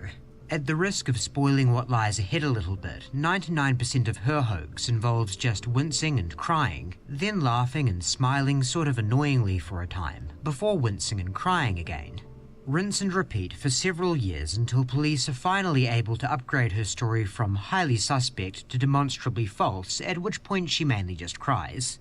Even the superficial differences between these fictional and real-life stories are numerous enough as to almost make it feel like novelist Gillian Flynn saw the future and tried to distance her work from this aggravating saga on purpose. Amy Dunn is the inspiration for the eponymous character in an iconic children's book series, Amazing Amy, and quietly resents the attention and comparisons her more idyllic counterpart brings her. Sherry Papini seems to have a craving for attention so pathological it would unlikely be satiated even if she were the basis for the character of Hermione Granger. The Dunns are childless. The Papinis have a boy and a girl. The Dunns are New Yorkers, living in Missouri. The Papinis are Californians, living in California. The Dunns have one cat. The Papinis have 2 dogs. Nick Dunn is sardonic and smug. Keith Papini is sweet and naive. Initially sympathetic, Amy Dunn is gradually revealed to be the cold, calculating orchestrator of a wickedly Machiavellian scheme, whose ability to see several steps ahead and wind up on top no matter what hurdles are thrown her way makes her about as scary as any villain you could pull from a comic book. When embodied by actress Rosamund Pike, you can feel a chill run down your spine as you look into her eyes Chills. and wonder how deep the darkness within them. Does anyone else chills? Sherry Papini, on the other hand, is just a fucking idiot. If you're already familiar with this case, you won't need to be told that. If you're not, you'll see. Hello, can I help you? Hi. Yeah, so I just got home from work, and my wife wasn't there, which is unusual, and my kids should have been there by now from, like, daycare. So I was like, oh, maybe she went on a walk. I couldn't find her, so I called the daycare to see what time she picked up the kids. The kids were never picked up, so I got freaked out. So I hit like the Find My iPhone app thing, and it said that it showed her phone like at our end of our driveway. We don't have really good service. Okay. Not the end of our driveway, but the end of our street. So I just drove down there, and I saw her phone with her headphones because she started running again, and I found her phone, and it's got like hair ripped out of it, like in the headphones. So I'm like totally freaking out, thinking like somebody like grabbed her. Okay, are you headed back to the house, or where are you at right now? I'm at the end of the driveway where I'm at the Old Oregon Trail and Sunrise where they meet, because that's right where I found her phone on the ground. You're telling me that something happened to her is the way I'm looking at it. Introducing Keith Papini, who, to be very clear up front, had nothing to do with orchestrating the farcical scheme we're about to watch unfold. Yet all the same, what he just said, and the way it came out, was far more observant than even he realizes. When Keith first found Sherry's iPhone and headphones about a mile from their property on her jogging route, they just... Wait, is he guilty or something? That sounded really authentic to me. Or is it just, he just gave more details and he realized he needed to or something? He wasn't guilty. No, okay, he didn't do that. Okay. I was gonna say, that was really good if he was faking shit. Just looked unnaturally easy to find. Not obscured by foliage. Is this going to be a YouTube video? Maybe. August is giving me guidelines. So like this video is an hour and 60 minutes. As long as my total reaction is less than an hour and 25, because our goal is to re-upload. We want to get about 95% of my video to encompass the original video. So I'm right now I'm trying to talk really fast and get through this so we can keep watching the original video. Okay. Or dangerously close to oncoming traffic, but instead sitting upright near the pathway with not so much as a twig attempting to conceal them. The headphones sitting in a relatively neat bunch atop the phone. It didn't look so much like the phone of someone who's been kidnapped, but rather like the phone of someone who's trying to tell you they've been kidnapped. Or as Keith would put it to responding officers, it looked like it had been placed, which he thought was weird. Should have been a detective. Did you go pick up your children? No, I'm going to call my mom and have her do it. Okay. What's your wife's name? I'm going to knock on every door. Sherry. Sherri. Then there was hair like in the headphones. Like they got ripped off or like they grabbed. Yeah, no, I understand. While you're filling the foundation and you just need the edges, unethical building practices will be permabanned, so don't even suggest them. And I understand. Okay, I'm sorry. I know you're trying to keep me calm, but obviously. Think about Keith's current situation for a moment. He's just come home to find his wife missing shortly before discovering his 2 small children are stranded at daycare. Presumably out of his mind with panic, but still somehow managing to keep it all together, he attempts to rattle off as much helpful information as he can when the 911 operator takes a rather unmistakably condescending tone with him. His reaction to that is a self-deprecating laugh. Did she? And a sheepish apology for being such a motor mouth. There's no two ways about it. Keith Papini is a real sweetheart. It's not that that's really pertinent to the case as such. It's just always worth keeping in mind the sorts of people that Sherry Papini is going so out of her way to put in such distress. When's the last time you heard from her? She sent me a text asking me if I was coming home for lunch. What time was that? She sent me a text at 10:47 asking me if I was coming home from lunch from work. And based on last reported sightings, that text was likely sent within an hour of her supposed abduction. It was a strange message, given there wasn't much reason to think Keith might be planning an unannounced trip home for lunch that day. Whether she was being especially safe the coast was clear, or just trying to sound like a woman who didn't have any plans of vanishing. It's a good example of Sherry's modus operandi. Even when she does show forethought, the way she executes her precautionary measures are always a little bit clumsy. Much unlike Amy Dunn from Gone Girl, who always makes sure to read up extensively on relevant forensic literature and victimology before initiating her dastardly schemes. What time are the kids supposed to be picked up? How can I say galaxies? Way before 5:30. She usually goes to like 4:45. Oh my god. And we live down kind of a sketchy street, so I definitely, I don't know if I'm allowed to knock on everybody's door, but I will if I'm allowed to do that. Let's just have the officers contact you so they can start, processing everything and figure out what's going on, okay? And I understand you're freaking out a little bit. We want to make sure we get your kids. make sure they're okay. Yeah, I'm gonna call my mom and have her. Yeah, they've been stuck at this your phone number. Happily, the kids were okay, if not a little confused. And they weren't the only ones. Unlike the investigators in Gone Girl, who immediately spotted several red flags meticulously planted for their discovery, the police who arrived at the Papini residence could find no signs of foul play whatsoever, barring the questionably discarded phone. It's around this point in the Gone Girl timeline that we cut to Amy Dunn triumphantly driving a second-hand Ford Festiva, having purchased the modest-looking vehicle in order to not attract unwanted attention. As she drives toward the Ozarks, she reveals to the audience the deviously intricate plan she's put in place to frame her husband for her murder, as vengeance for his infidelity, as well as other spousal failings. Sherry Papini, meanwhile, is lying down in the back seat of a Dodge Challenger, in her jogging gear, proving no matter how hot your ride, you can still look like a jackass inside of it. Behind the wheel is her ex-boyfriend James Reyes. Reyes had gotten an employee to rent the car for him without specifying a purpose. He didn't really think the make and model would matter all that much, though he hadn't been expecting a sports car. And don't worry, Sherry has no plans on trying to frame poor faithful Keith for murder or anything else for that matter. All she's trying to do is... let's not worry too much about what exactly Sherry Papini is trying to do right now. It's too early for that. All you need to know for the time being is that she's going to be camped out at her ex-boyfriend's place for a bit, alright? And while she's doing that, the police will be doing what they do. Namely, trying to figure out just what on earth is going on.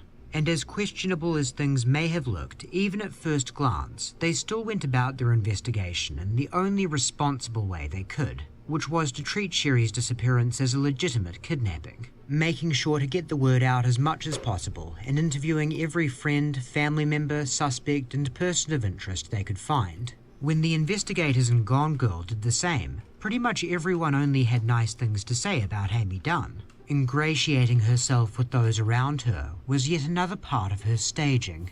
Sherry Papini, however, clearly did not think that far ahead. Because even in the midst of being a high-profile missing person, with all of the sympathy that comes along with said status, the final picture that emerged from these accumulated interviews was still less than glowing. Another ex-boyfriend who dated her in high school described Papini as, quote, an attention-hungry person who told stories to try to get attention, and that she had leveled false accusations of abuse toward more than one member of her family, as well as himself after their breakup. Such recollections were backed up by other friends from Sherry's youth, who also recalled her as being known for making up lies, particularly about being the victim of abuse, and that she was known to run away from home.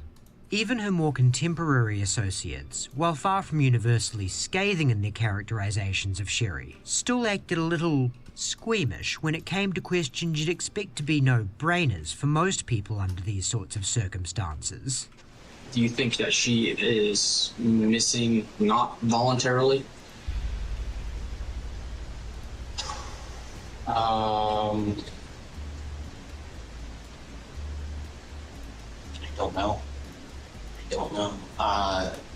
I believe that she is, because if she were missing voluntarily,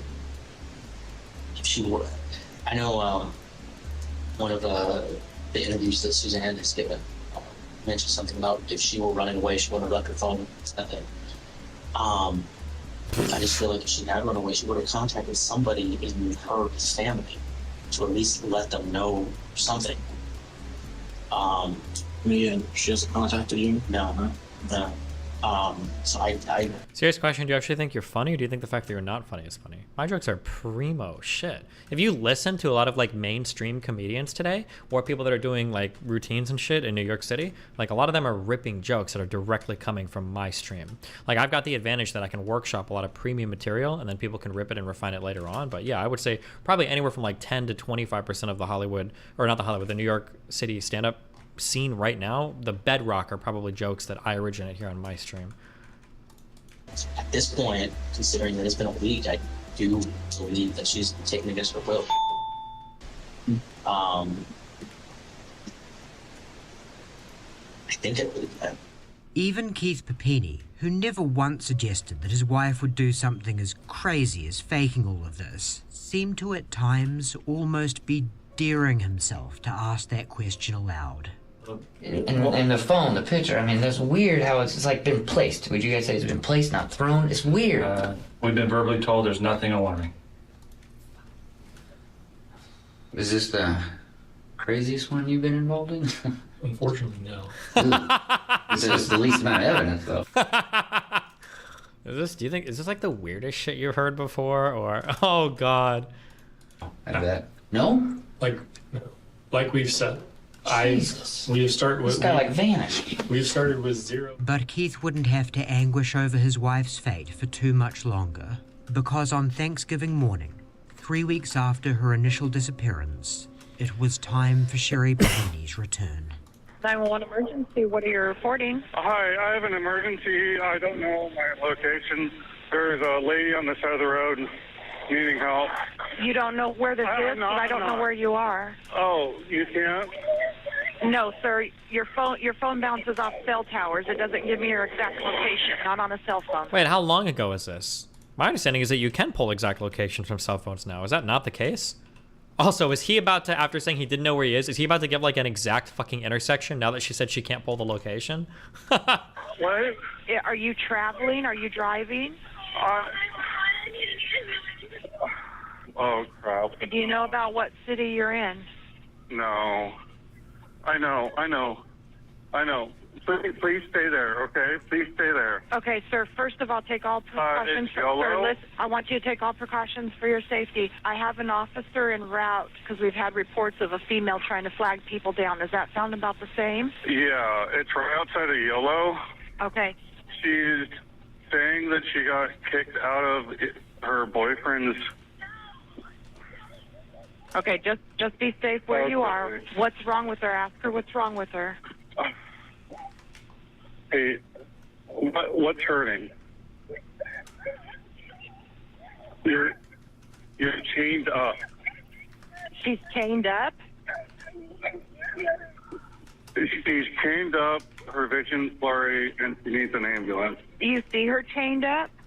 Yes. Her name is Sherry Panini. Babini. Can she talk at all? Yeah, here.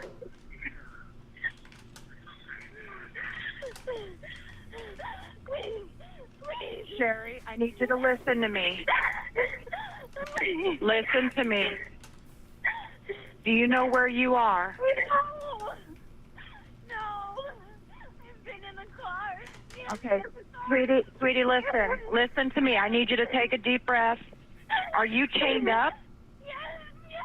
Okay, take a deep breath, sweetie. Who chained you up? Do you know the person or were you kidnapped? No. I don't know. I never saw her face. Listen to what I'm asking. Listen to what I'm asking. Sherry, take a deep breath.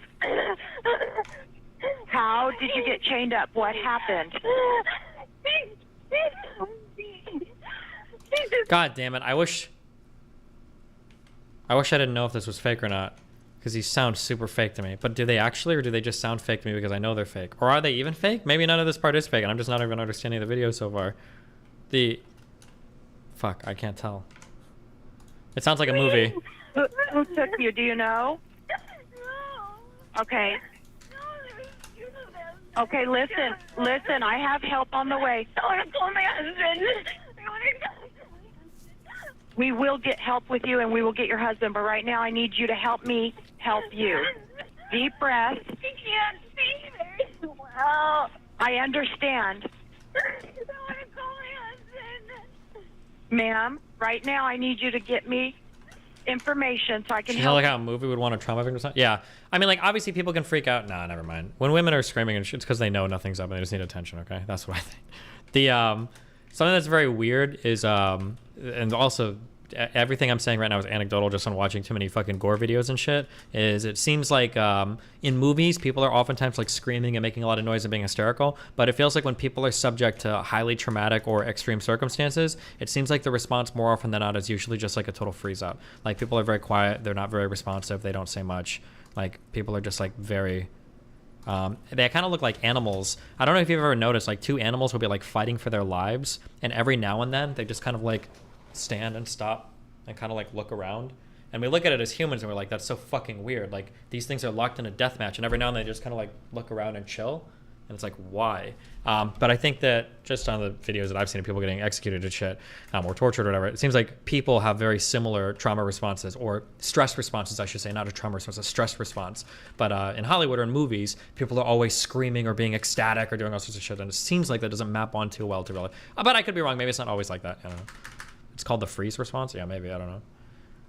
We will get in touch with your husband as well. So right. Ambulance. Okay. I have officers and I have ambulance on the way. Right now, I need you to talk. When police arrived to find Sherry, bruised, emaciated, and wrapped in chains off the interstate highway some 150 miles from her home, it was difficult to know quite what to make of things.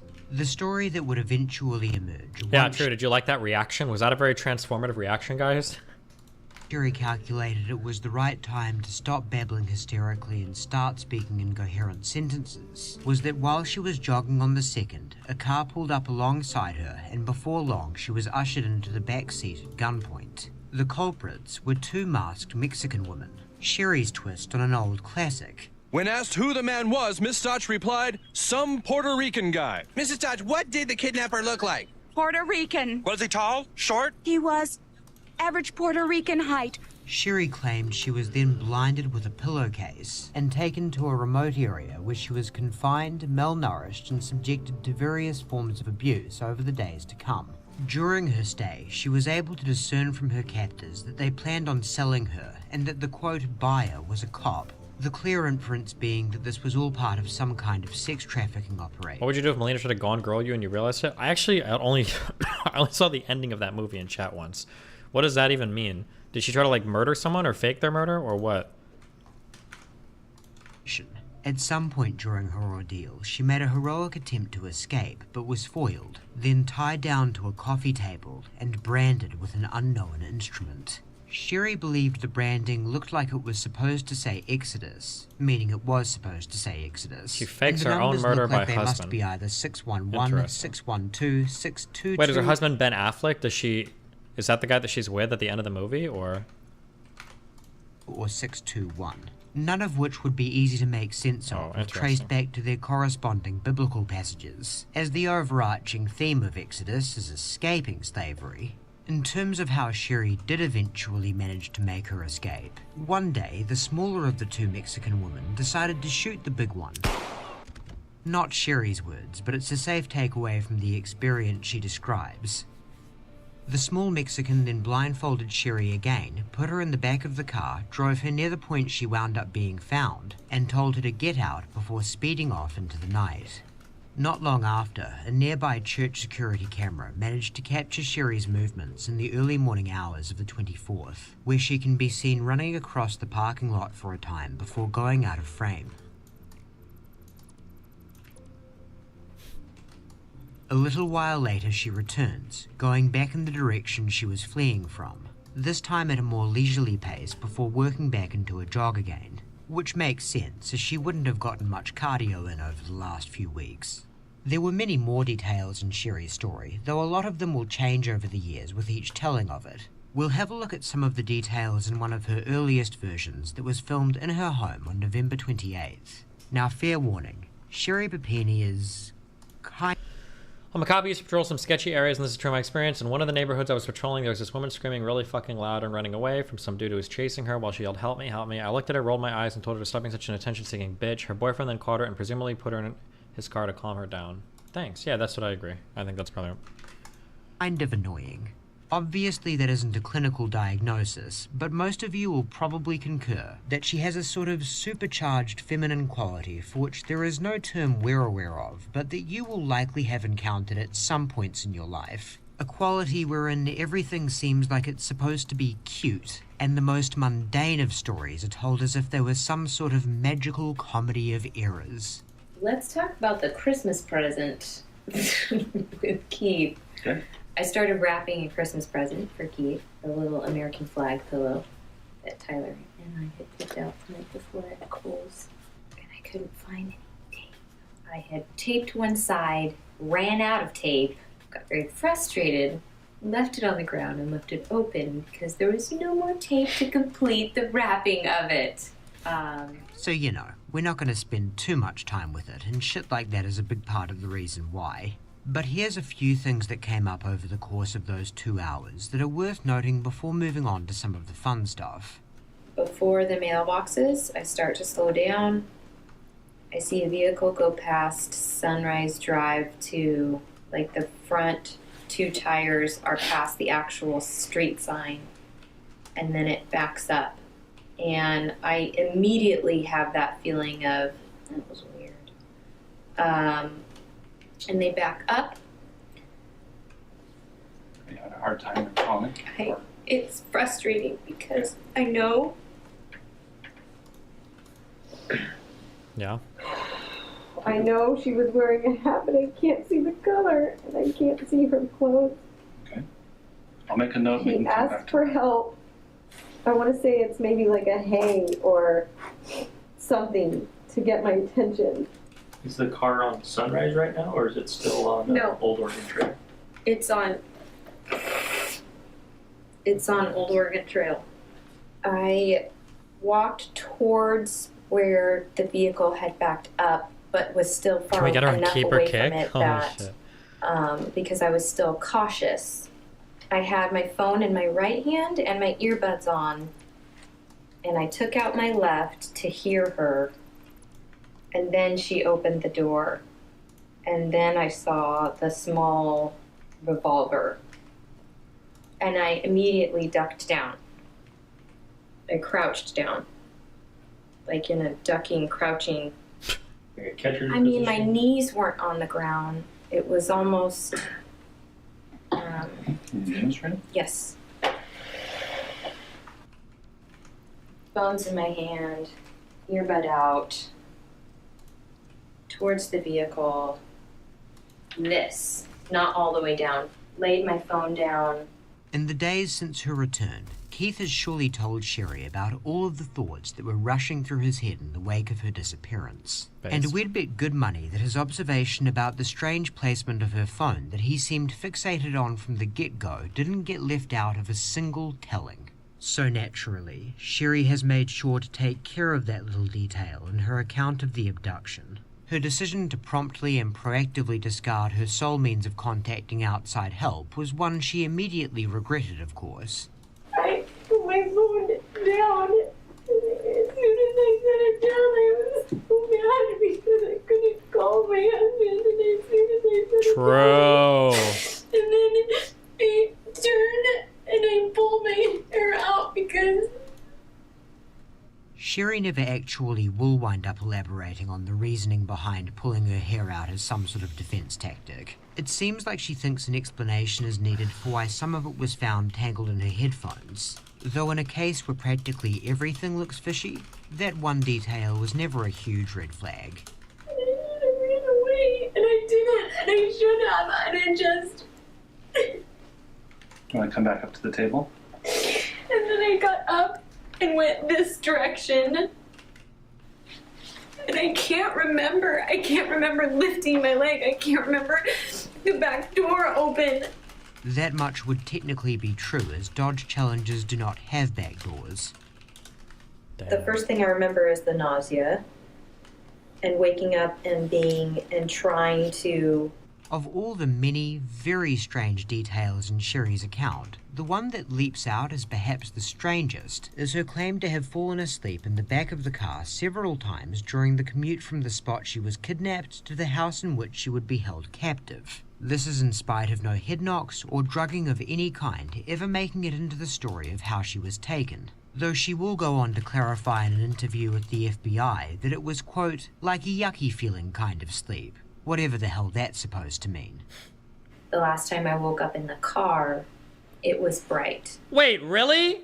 Oh, sorry. I'm trying to think. I don't need to be connected to some muscle server sore, bullshit, was my okay? ear sore? Because when I lay on my ear for a long time, it hurts, and I could wake up and I can't remember any of that.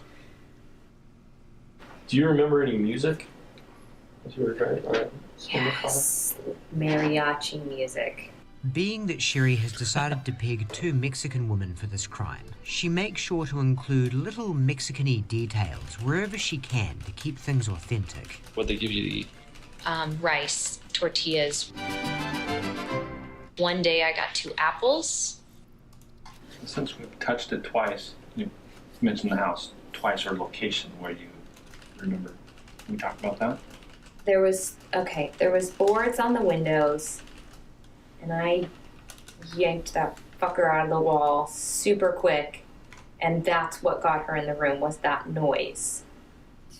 I was standing on the bed to get to the window. There was 2 boards. It didn't go all the way across the window. It was window. I feel like people need to like practice lying. You should practice lying if you're going to tell a lie this extravagant. Also, you're never going to be able to get away with a lie this extravagant either. Lies need to be like very simple, okay? Lies are like Inception, okay? The simplest form of an idea, and then boom, there you go. Board. I'm doing a terrible drawing. Board. There was no space in between. Sorry. How about the bathroom? What's that look like? There was a crack in the tile. She more or less is not lying. She actually did most of that stuff to herself. It was a light colored tile that was speckled. There was a crack in the tile. It was always hands on the wall. It was a really high pressured shower with just your standard cheapy shower head. I was never allowed to touch the nozzle. Was it like a trailer bathroom, manufactured? There was... Are you good at lying? I'm the best at lying. One of these times I had to tell a lie because I got caught fucking your mom by your dad, and it was so fucking awkward, but thank God I was able to convince your dad that I wasn't fucking your mom because your other mom showed up, and I said, that's my real girlfriend. And then after he left, because he was convinced that everything was safe, I fucked both of your moms. All at the same time. Wood paneling. Like I could have busted right through the wood paneling. It's very thick. I'm gonna bust. And the walls were thin. What's the comment about when you were on the cable? Mm-hmm. A minute ago you said when I was on the cable. Were you tethered to a cable? There was a chain around my waist. Okay. So the chain had... Sure. Okay, sorry. The chain... So... If you don't want to be racist, when you're making fun of black people, remember to make fun of their chain, and that'll be like a very neutral way to do it. Remember the advice, guys. Oh, here's a pretty stick figure. It's impossible to not notice that Sherry will use that same sickly cute affect she does when relaying anecdotes about running out of wrapping tape, when she's drawing a sketch of how she was supposedly chained up in a dark closet for almost 3 weeks. In fairness, if someone like Sherry actually did go through what she claims, maybe you could write it off as some sort of coping mechanism. She goes on to draw the closet and layout of the room it was adjacent to in some detail, which will be very important later on. Especially this part. And then there was this Boston pole. Stupid. Here came down like all the way up. Fucking pole is the only reason why I was there. The cable was here. And it needed a turn. I'm sorry for swinging. And then the cable I could reach all the way to the bed. Couldn't reach the door. Couldn't reach the window. True. Could reach the bed. True. There was a... True. At all times, there was a bucket in the closet. That's what I used to go to the bathroom in. So that's the gist of Sherry's story, and it's one that with the benefit of hindsight, we now know to be just about completely false. Even without the benefit of hindsight though, some of you may be thinking something along the lines of, there's no way I could have listened to at least most of that and not thought it was fishy, to put it mildly, so how come everyone in the room seems like they're buying it hook, line and sinker? And in a similar vein, seeing as it's going to be some 4 odd years before Sherry is actually nailed for all of this, aren't all the pot shots being taken at her lack of criminal know-how too self-satisfied by half? Was Sherry's plan cleverer than it's been given credit for? Or were the police in Reading just shockingly uncritical in their evaluation of her story? The answer is no on both counts. Sherry's plan was unambiguously terrible, and we'll get into more and more detail as to why that's so as the video progresses.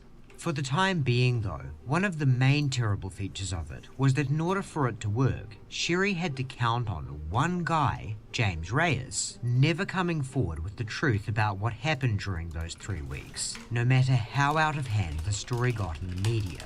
To that extent, Sherry just got extremely lucky, which circles back nicely to the question of police competence. It's easy for us to sit back and point out all the ways in which Sherry's story is far-fetched, but prosecutors can't level serious charges against a person just because they call bullshit. They have to actually have something material backing their allegations if they want their case to make it to court, let alone get a conviction. So with Sherry being as lucky as she was, the powers that be wound up not having anything material that undermined her claims, but instead just an underlying sense of, And they followed through on that sense, as well as whatever tips came through regarding the phantom kidnappers over the course of those several years, invariably winding up at dead ends, because these investigations Destiny, the last time I fucked your mom, she said this is a night she'll never but forget. all it takes is one break. And She in said the spring same of thing for the last 10 times. 2017, Jesus. They got the first part of that break when a DNA sample was recovered from the underwear Sherry was wearing on the morning she returned. As a quick aside, it's also worth noting that on May 7th of 2018, Keith Papini contacted FBI investigators to report that during a therapy session, Sherry was able to recover a memory of her 2 Mexican kidnappers pouring a sticky substance into her mouth, which she then wiped off on her underwear. Anyway, we don't know if the DNA originated from a sticky substance or not, but we do know it definitely didn't come from any Mexican woman, because in March of 2020, again these things often move slowly, investigators got a familial match for the DNA from the FBI's CODIS database, meaning they found a person who, while not being the contributor, was very closely related to whoever that contributor may be. That familial match was none other. Wow, Phoenix S. He donated 1,000 of these things to me. Hold on, let's find out if we care. 1,000 this to USD. $12.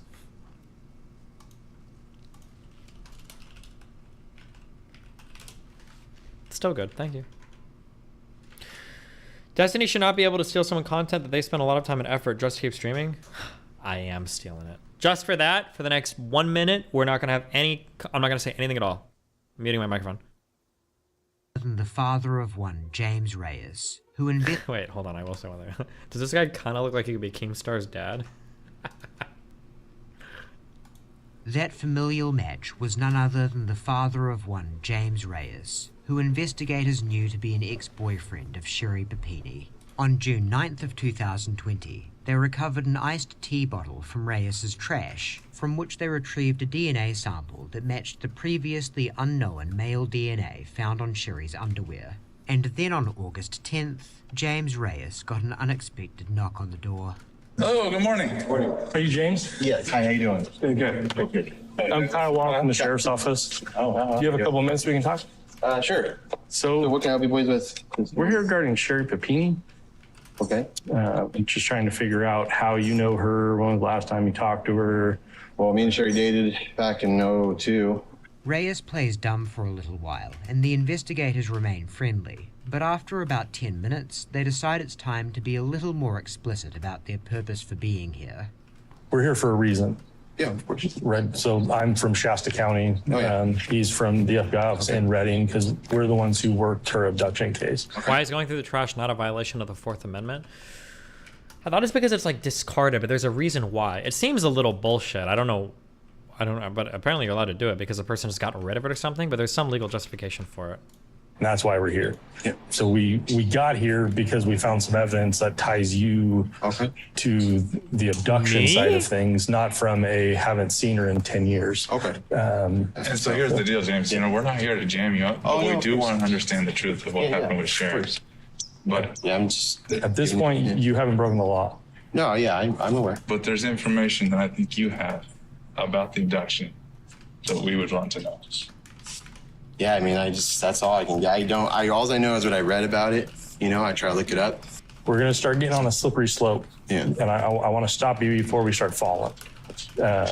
Your DNA is found with her at the time that she was found. Okay. So we know either she was with you or she was close to you or a house that you've been at. It's seminal fluid. The term seminal fluid will certainly sound alarming to James. What the investigators don't mention is that the quantity and condition of the DNA found was consistent with what's called washer transfer, which is basically what it sounds like. I.e., as bad as seminal fluid on underwear may sound, it's not exactly a smoking gun for sexual contact in this case. Though you couldn't fault anyone for having suspicions, especially after Sherry's disclosure of that sticky substance her abductors poured down her mouth. Seeing as it doesn't actually make any material difference precisely where James's DNA came from, it's really just fodder for gossip at the end of the day. The important thing is the investigators' play works, and so after dealing with some bird problems... It's 8:53, we're pausing because a parakeet flew out of his house and he's got to grab it. James begins to come clean with what happened and how. I mean, I'm not trying to lie, okay, I'll be honest. Like, she's a good friend of mine. I didn't kidnap her. I just... Friend in need asked me for help. What was her need? Oh, no. She was trying to get away from her husband, and I don't know their deal. Okay. I didn't get deep into that because there's always two He sides. thinks they've finished the investigation just because they found some guys. Just so you know, well, not that this is supposed to be tips if you're a criminal, but DNA. People are like DNA. DNA is only circumstantial evidence. DNA doesn't prove shit. DNA is circumstantial. They can find cum on it, fucking whatever. Even a rape kit is arguably circumstantial evidence. It just show it does. It's not direct. It's not direct evidence. It just shows that something was at some place that we don't even know what time. So the fact that somebody has DNA in you doesn't mean that oh, it's game over. They find your DNA. There's still a whole ass fucking case they would have to prove after that. But I think since this guy, people hear DNA and they think, oh fuck, it's over. I guess this guy just thinks it's oh, they got my DNA. I guess I have to come clean on everything now.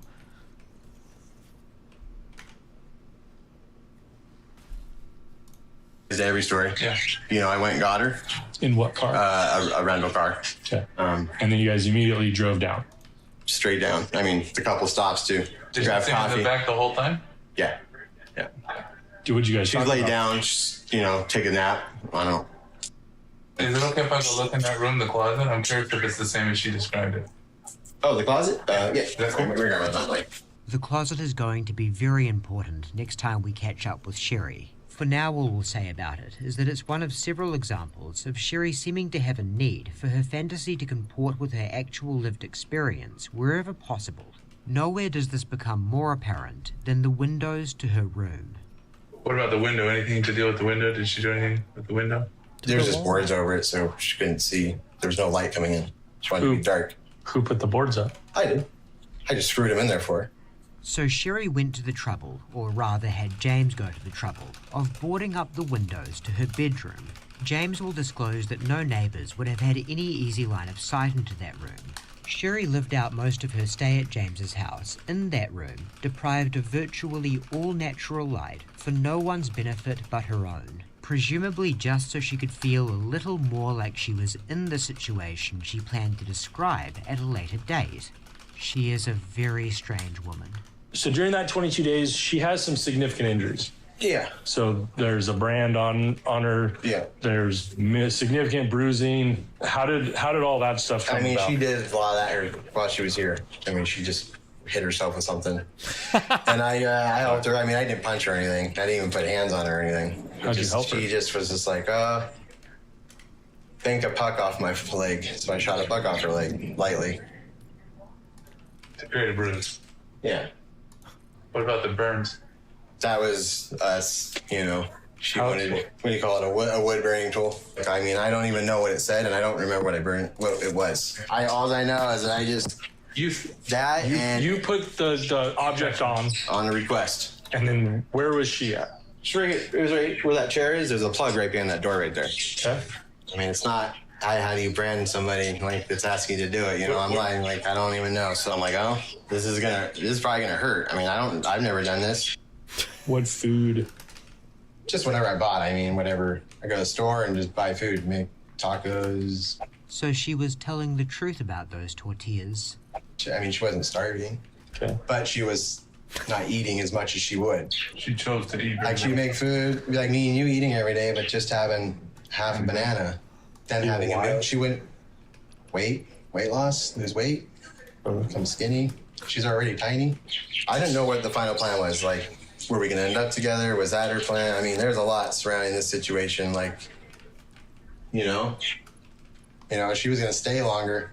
It was her plan. I don't know how long, but she couldn't be away from her kids anymore. And so she's just like, I'm ready to go. And I'm just like, Thanksgiving Day, I'm just like, are you seriously? Because, like, this time she lived in Buena Park, and I had to plans, right? I came down, I drove straight, I never went to sleep. I was awake for like 60 hours, man. Did she put anything on her? Yeah, just whatever she had put together. Like, whatever I had bought and she put together. Do you remember? And I can't remember. I know I bought some chain one time for her.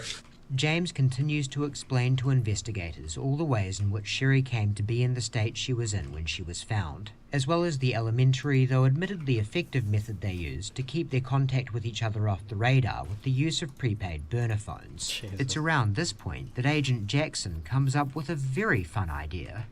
What do you think Sherry would do if you texted her and said, hey, the FBI said they want to talk to me, what should I tell them? I don't know. How do you think she would respond? I don't know. I mean, I haven't talked to her since that point. Would you be willing to do that? Yeah, I could do it. I mean... But unfortunately, for whatever reason, that little sting operation never came to pass. So we will forever be denied the pleasure of seeing what those text responses would have looked like. At one point, a woman who seems to be a relative of some kind just sort of wanders into the room and manages to provide this insight. So we were here during the Sherry Patini stuff. A couple of years ago, she was abducted. It was reported that she was abducted from Reading. Oh, I heard it on the news. Okay. Yes. He said that you might have known something about him and her at that point. You mean like when they dated? Like a long time ago? No, like during the abduction time. Mm, Did he tell you that she was here during the abduction time? kind of, but we kind of kept it, we just didn't talk about it really. Apparently, multiple members of the Reyes family became aware of Sherry's presence over the course of those 3 weeks, and ultimately they all decided to just not talk about it. It really is hard to overstate just how lucky she was. But with James spilling the beans, that luck had finally run out. And just a few days later, Sherry and Keith were called into the Shasta County Sheriff's Office for what was accurately described as a big break in the case. Some stuff's come up, so we've always had the DNA out there in the world. Here's an interesting little game you can play during the first section of this interview. We'll call the game, When Does Sherry Get It? Playing the game is simple. You just have to try and guess at what point it clicks in Sherry's mind that she's in a lot of trouble. There are no right or wrong answers, just like there are no mind readers. But even for Sherry, the penny has to drop sometime before the first direct confrontation. And it's just kind of fun to try and pinpoint the moment. Sorry, John, before we get too far, obviously, just like always, thank you for coming. We appreciate you taking the time to come back to us. As always, your presence here is voluntary. You can go at any time, and all we want is truthful statements because it's a crime to lie to federal officers. That's good. Understood? Well, that would be a pretty good moment to pick. An officer reminding you it's a crime to lie to them is never exactly comforting, and Sherry does look awfully still around this time. It's a shame we can't get a good look at her face. There won't be any glaring signs of nervousness from her in the direct wake of that warning, though, and you have to remember she's been accustomed to receiving the benefit of the doubt for almost 4 years now. So our guess is no. Sherry does not yet get it. So there's always been DNA out there, and we've done testing after testing. We've gone out to like the Parabon, which is a private company that does all like the genetics, and we've just hit wall after wall after wall. But recently, we found a familia DNA hit From Sherry's perspective, this should be very concerning news. If real DNA found on her led to relatives of a real person, well, they can't be relatives of a fake kidnapper, can they? No fidgeting though. Breathing rate looks pretty normal from this angle. Does Sherry not get it yet? So one of the things that came out to us, is there anything in there that looks of interest or notable? And that's an awkward photo, but Yeah. no. So the table, the picture's a little grained out. So There's, to me, I see a table there that somewhat looks like something you've described to me in the past, and then I see wood paneling. Thanks, Keith. Yes, at this moment, Sherry is being shown a picture of a table photographed in Reyes's house that matches a very specific description she gave to police in August 2017 of the table she was branded on. Stop for a second to marvel at that. Sherry had 22 days to concoct all the details of her story she wanted, yet she still chose to describe a table in Reyes's house complete with all of its most distinct features, ensuring that if the investigation ever did make its way to Reyes's house, she would be all the more linked to it. Suffice to say, Amy Dunn would not be impressed. Talking about the room? Yeah, we noted both of those things back in August 2017. And then we spoke with you about, and you showed us this picture of the table. Mm-hmm. Do you remember that, Sherry? Yes, I do. And so when we were trolling through this, Facebook page, he saw just the edge of that table. Yeah. Denise caught it, in fact. Oh, cool. Denise said, "Hey, Peter." Sherry certainly shouldn't be feeling a lot of love for Denise and her apparently keen observational skills right now. Is she just putting it on? Or does she still not get it? Look at this table. And I was like, oh wait, you're right. Yeah. And it has the wood paneling. Mm-hmm. So we're like, well, where was that photo taken, right? And so we're trying to figure that out. So, okay. So that's led us obviously now to obviously this Facebook page has a person. It's got like people tagged into it, so it has. So Peter has a. But that's still a valid memory, right? Is that this was the table? Yeah. A table like this was the table you were on when you were branded? And we've been talking about that a lot because so many memories are so dated now. It's been a long time. It's been a really long time. So, like, details and things like that, we did the best that we could to take notes on it and all of that, but a lot of it's really hard. Sure. It's hard to think about. So were you able to find, like, where that house is? Yeah.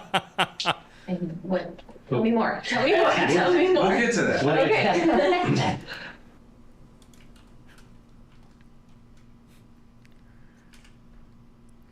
That bitch cray.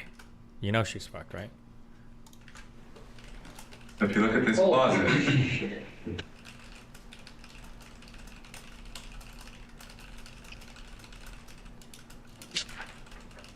Okay, if not before when talking about her fading memories of the table, then right here is when we think Sherry truly gets it. She definitely knows she's staring at a picture of James's closet right now, and she definitely knows that's very bad news. Obviously, there's stuff in there now. I'm not looking at the stuff. I literally was cleaning papers out yesterday and found that fact that you didn't. I haven't even looked at the picture yet, but I've seen it now. Are there better stairs to build? These stairs suck. Now Sherry is in a real bind. Obviously she'll want to distance herself from this closet as much as possible, but her memory genuinely will have faded over the years. By modern and as catwalks. such, she won't have perfect recall of exactly what details she did and did not give when originally describing the closet to police. So what details should she now identify as not being in line with her surroundings while she was being held captive? It's a tough one, especially considering, just like with the table, she did, astoundingly, use this specific closet, complete with its very distinct feature of a metal pole smack bang in the middle of it, as her point of reference when giving that first description.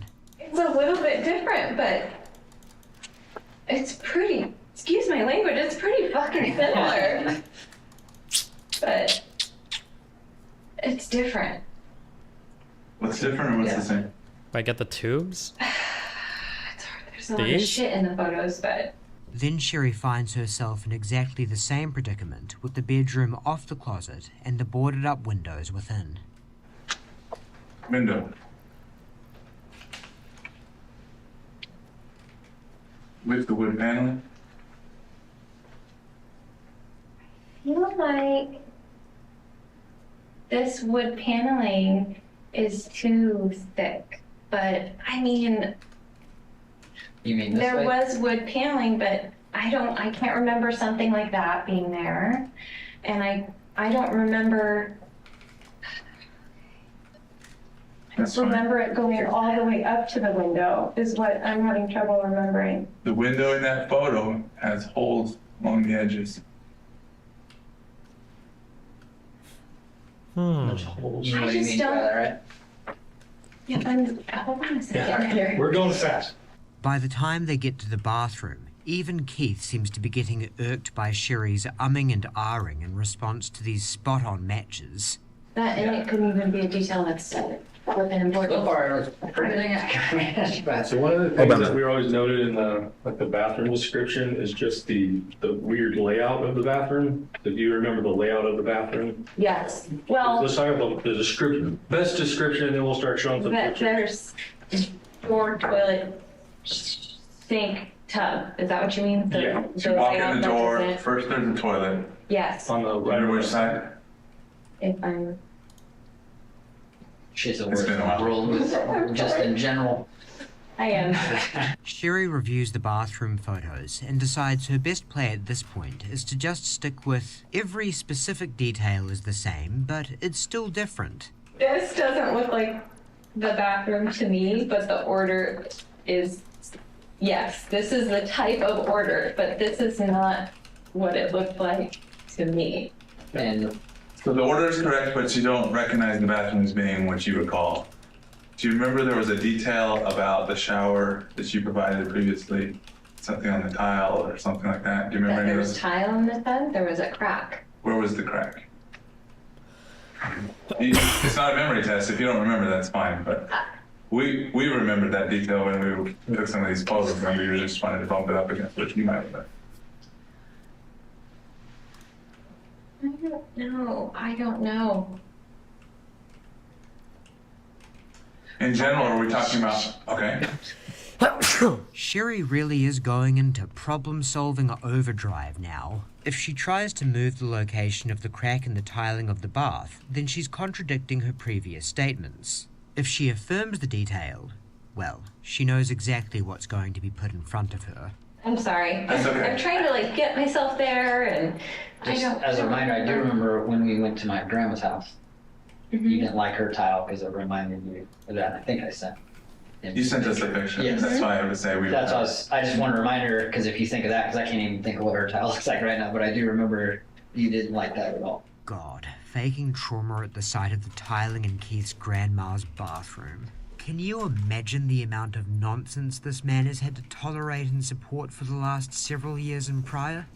So this crack is in a different location than this crack, which is probably better viewed in this photo.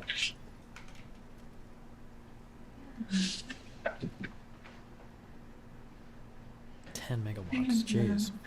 And now Detective Wallace will share some news that notably only Keith seems to be excited about. We're showing you all of this because ultimately this is the house that you were at. We talked to the people that live there. We found the house. We found who was involved. We talked to who was involved. We talked to family who knows that you were there, and talked to a couple people talked to one guy who did see you during this event. Unfortunately, there's a lot of truths, and then there's some unknowns. Like one of the simple ones, well, this description of the bathroom is just weird. That was an argument in all of our offices where we were sitting there this part's weird. But then we find a house with it. It's unique to this place. Like, that's a pretty custom. You can't just go out to IKEA and buy a closet that looks like this. Yeah, exactly. Right. So once we have all those things and we start talking to the person who lives here, who had lived there, who still lives there, start talking to his family and starting that whole investigation, peeling one thing back after another, doing the same thing we've done for the last 4 years. It led us to a specific person, but not a female. It led us to the car that picked you up, but not an SUV. So there's lots of different aspects that are truths and falses. Because the DNA came back, like I said, to a specific person. That specific person told us very specific things. We can talk with Keith or without Keith here. What would you like?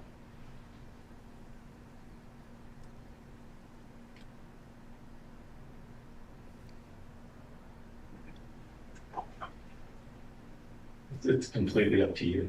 It's been a long road, Sherry, but we just want to talk to you, and we can have Keith step out. That's going to make you more comfortable.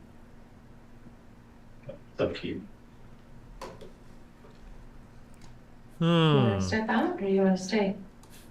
Obviously, I want to stay. One of the most interesting things to observe in all of this is just how not taken aback Keith is by the obvious shift in tone. It's almost as if a part of him has been anticipating a moment like this for years. Are these just one way? Or we can do a little bit of both. Talk to you alone first and then have him come back in. We changed the tone of the interview. You can feel it already in the room from the way you walked in to what you're feeling right now. So if you want Keith to leave, I'll ask Keith nicely to leave. If you don't want Keith to leave, then he can sit here and listen to you. Press on. And we'll move on to the next stages. Yeah, there's no trick here. We're just trying to make sure that you're as comfortable to talk as you can be to talk to us truthfully. Entrance is one way. They're asking you. They're not asking me. Obviously, I would want to be here and whatever needs to come out. And you can change your mind in the future too if you But no want to matter change what, it. it's going to be up. So. Like I said in the beginning, you're free to go. So if you wanted to chat with them privately, that's fine too. But we want to talk to you. And we can leave the room, give you guys the room for a couple minutes. This next stage of things could be benign. To state the obvious, there is nothing Sherry could say to the information the officers plan to put in front of her that could render it benign. Ultimately, she does go with the leave me and Keith together for a moment option. And while this video has mocked Sherry for her lack of cunning on occasion, it's important to give credit where it's due, because she does seem to have a real intuition for one golden rule. If you're sitting in a police interview room where you know you're being taped, but you have some hastily thrown together lies to tell your partner that you don't want police or future YouTubers to hear, make sure to lower your voice a bit, like almost to a whisper even. You need to stop waiting around and now.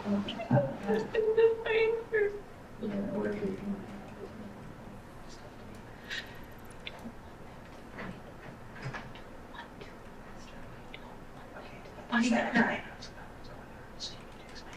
give a shit about that. I don't want them to find her.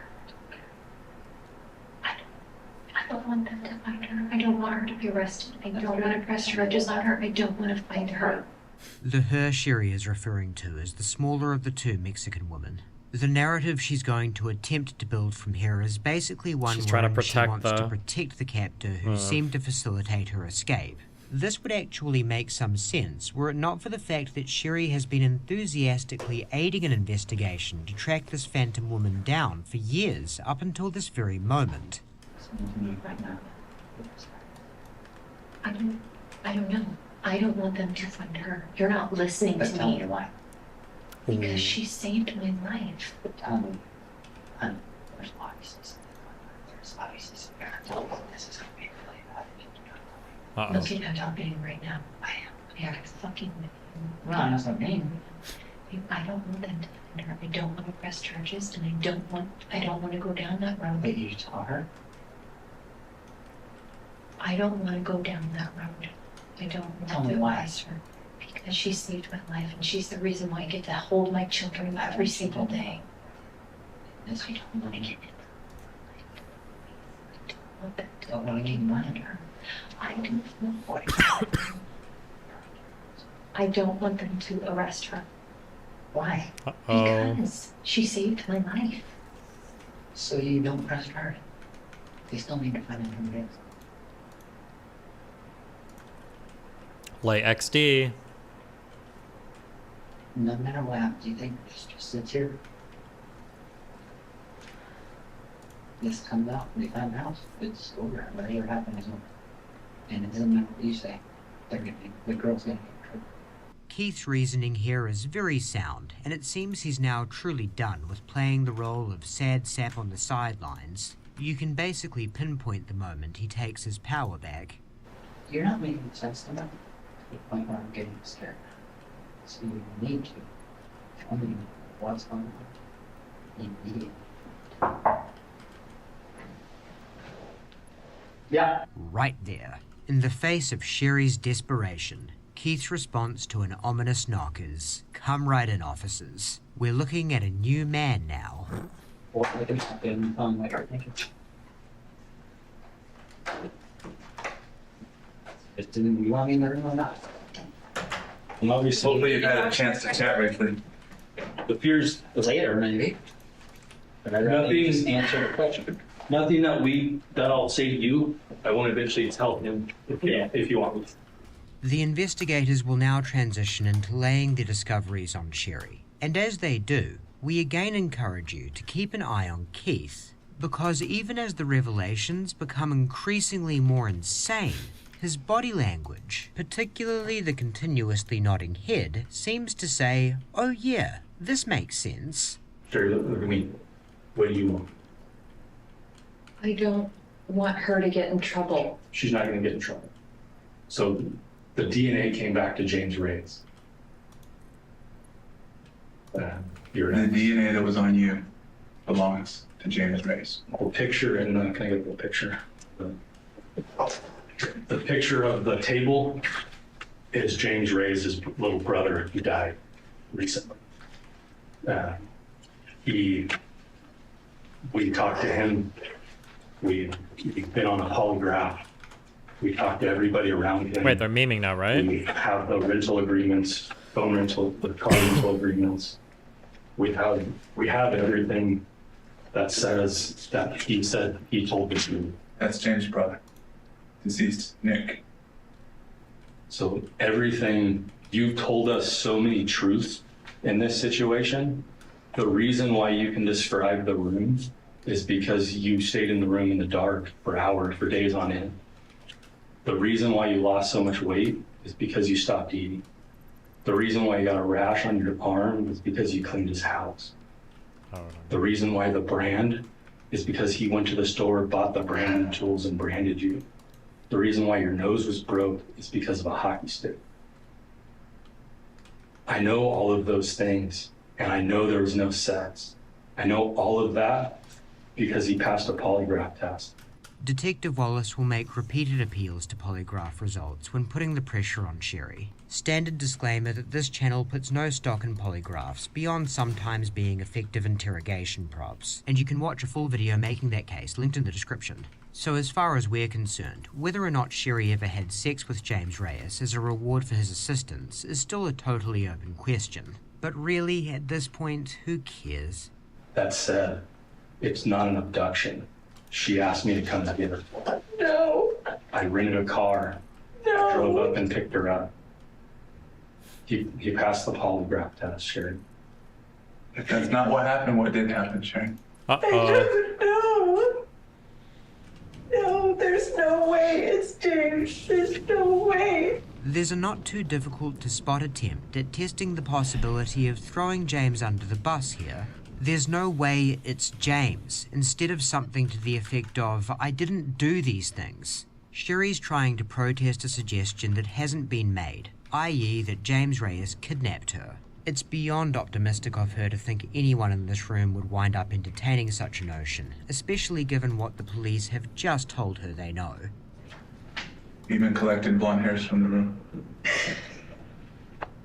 There's no way it's James. There's no way. I like that it is. Why are you saying it's not you? He loved me. What's up? We were friends. There's no way. And he came and got you because you asked him. No. When was the last time you had contact with James? Brother died. Brother died in 2017. Is that right? I don't remember. Was it before or after the abduction? Before. There is no way it's him. Well, it is. The DNA tells us that it was his DNA. No way. And when we talked to him and confronted him with the DNA, He told us what happened. he 100% told us what happened. And gave us details that nobody else would know. And we can call him and we can all talk about it. But ultimately, can you look at me for a second? Ultimately, we put him on a polygraph like we did Keith. Keith was inconclusive, to be honest with you, on whether he was involved or not. But 100% James was showing the truth. Detective Wallace continues to stress the polygraph results, and much, much more importantly, the fact that all available receipts, phone records, and other actual material pieces of evidence align with Reyes' story. Sherry, for her part, just buries her head in her hands, perhaps hoping that if she can't see Detective Wallace for long enough, he'll cease to exist and none of this last hour will have ever happened. He did have bruises all over him, but how those bruises got there are because you did it and James did something. The reason why your nose got broke is because you held the hockey stick to your face and he forced it into your nose. The reason why the brand is in a straight line is because he did it. He described exactly where it was. He told us exactly how he did it, where he did it, how he did it. Jesus. Only you and I and maybe 5 other people know where the brand was. He told me immediately. You can increase the speed of the tube by using the increases tube. I don't know what the increases tube is. I don't know what that means. Robert told friends and family you were there. His mom knew that you were there because, of course, it went news and everybody knew you guys dated. Everybody knew you guys. Why did they do this? I have no idea. Wait, why did she do this? What was the point? Have we gotten to that yet, or? Relationship. So when it happened, of course, family reached out to him. He Just told him attention? that she was here, but it said it hurt her. I didn't hurt her.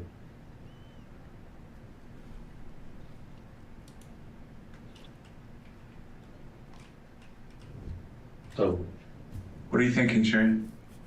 That doesn't make any sense. Why doesn't it make sense? what actions doesn't make sense? A lot of it doesn't make sense. Can we talk about those?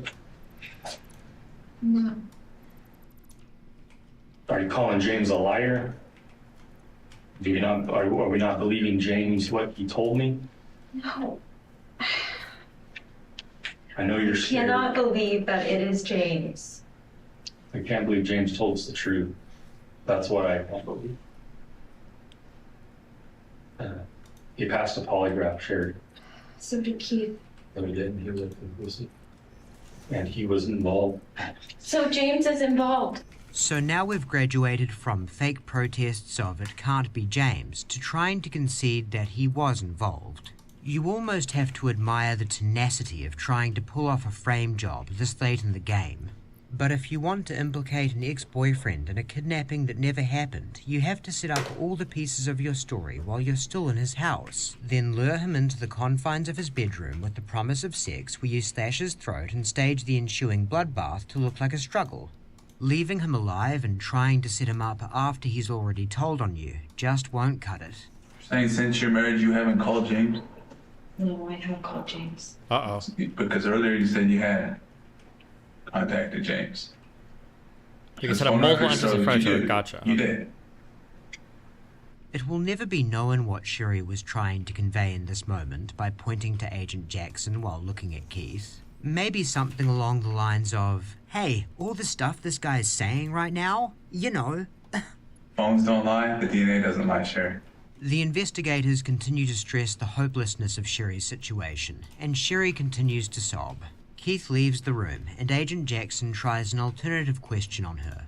Did she run away because of abuse? It's a good one, seeing as that's what James Reyes alleges she at least insinuated when appealing to him for help.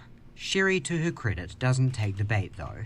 Now it's your opportunity to say, were there issues between you and Keith? Is that why you needed to leave? I mean, we read your text message. We're already aware of some issues, but enlighten us if that's the case. If there was a valid reason for you to leave, let me know what that was. James said you had your jaw broken by him, and that's why he came and got you, because you were in an abusive relationship. My husband. She's got a funny way of showing it though, doesn't she? Apparently it's not the first time Sherry's leveled false accusations of abuse toward Keith either. There was an incident at a party that you got heard playing, like, I don't know, Wii or Pictionary or something, and then you told other friends that Keith heard you. When there was witnesses at the party that said that you got hurt during a party. And from what's known about what would invariably transpire following such incidents, these accusations were never aimed at getting Keith into any real trouble. Just as with the much grander lie that Sherry sits in this room for, it was all a sort of morbid form of play acting for which she presumably thought there would be no lasting consequences. The next hopeless play Sherry makes is attempting to deflect from the accusations at hand by confessing to the much lesser misdeed and non-crime of texting with James Reyes, among other men, in the lead up to her disappearance. Well, you've gotten over... Talk to other men that I shouldn't have. But we took it a step farther this time. This is a little different than just chatting with them. I appreciate you talking and being forthright about the other guys you were talking to.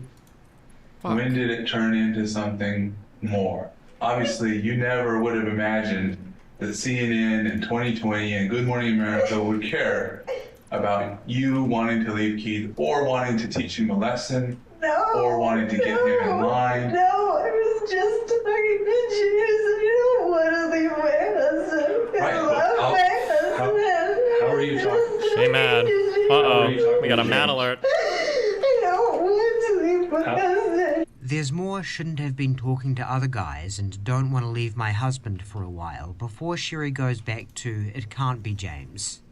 Can't be James. Ain't no way. Sherry, the DNA doesn't lie. He understood that the DNA didn't lie. So he came clean. Now it's your chance to do the same. And if you don't, you're going to be shaking your head later and say, I should have told him what happened. Talk to me like that. Like what? Then back to shouldn't have been talking to other guys. What's that? This is all my fault. I was talking to so many guys. What if Mel is doing this right now? Drew. There's a big jump and a leap from talking to men to getting in a car with somebody. But that getting in a car with somebody is somebody you had a relationship with. He told us so many things. And he did it all for you. Nobody else. He got nothing out of this. And you're welcome to go home, Sharon. But right now is your opportunity to tell us the truth. And I need the catwalk thing. Fuck this.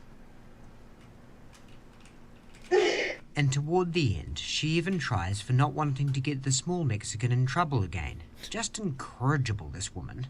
Who picked you up? Was it James or was it a female that pointed a gun at you? I'm not talking to you about that. I'm not going to get anybody in trouble. I've told you before, I do not want anyone to get in trouble. Well, you're going to get yourself in trouble at this point. That's where we're at. You're saying that it's James. No, we're saying James's DNA was on you. We know you were in that room at his house. Then who was the woman? Then who was the woman? Well, okay. That's why we're asking you. It Did was the a woman put a pointed gun at you and put you in the car? Yes or no? Is that where we're at? I don't remember. You don't remember if a female pointed a gun at you and put you in the car? Is that what you're saying, Sherry? I've always told you I don't remember getting in the car. I've always told you I don't remember get her getting on. in the car. Correct. But did a female point a gun at you? Yes or no?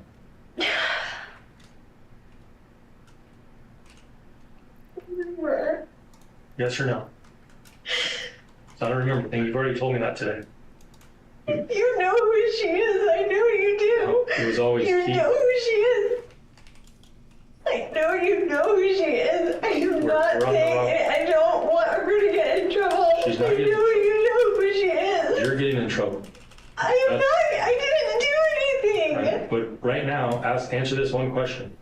Did a female point a gun at you, yes or no? I am done speaking to you until I talk to a lawyer. I will not arrest her. I am with my children because of her. There is no way that his kids he loves. Ain't no way. It's me. You did love me. I agree. With the right to an attorney asserted, the confrontation has to come to a close, though Agent Jackson does ask Sherry one more question, likely in all earnestness, but that could be read as a subtle dig given the context of Sherry's deeds. One more question, just for your own welfare. Do you feel like harming yourself? Welfare. Do you feel like harming yourself? No, I just knock my children and go home. Okay. Well, you're free to go and do that.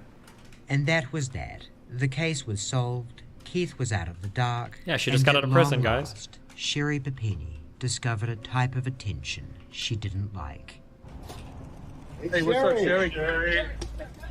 On your husband? Have you lied to investigators? Are you cheating on your husband?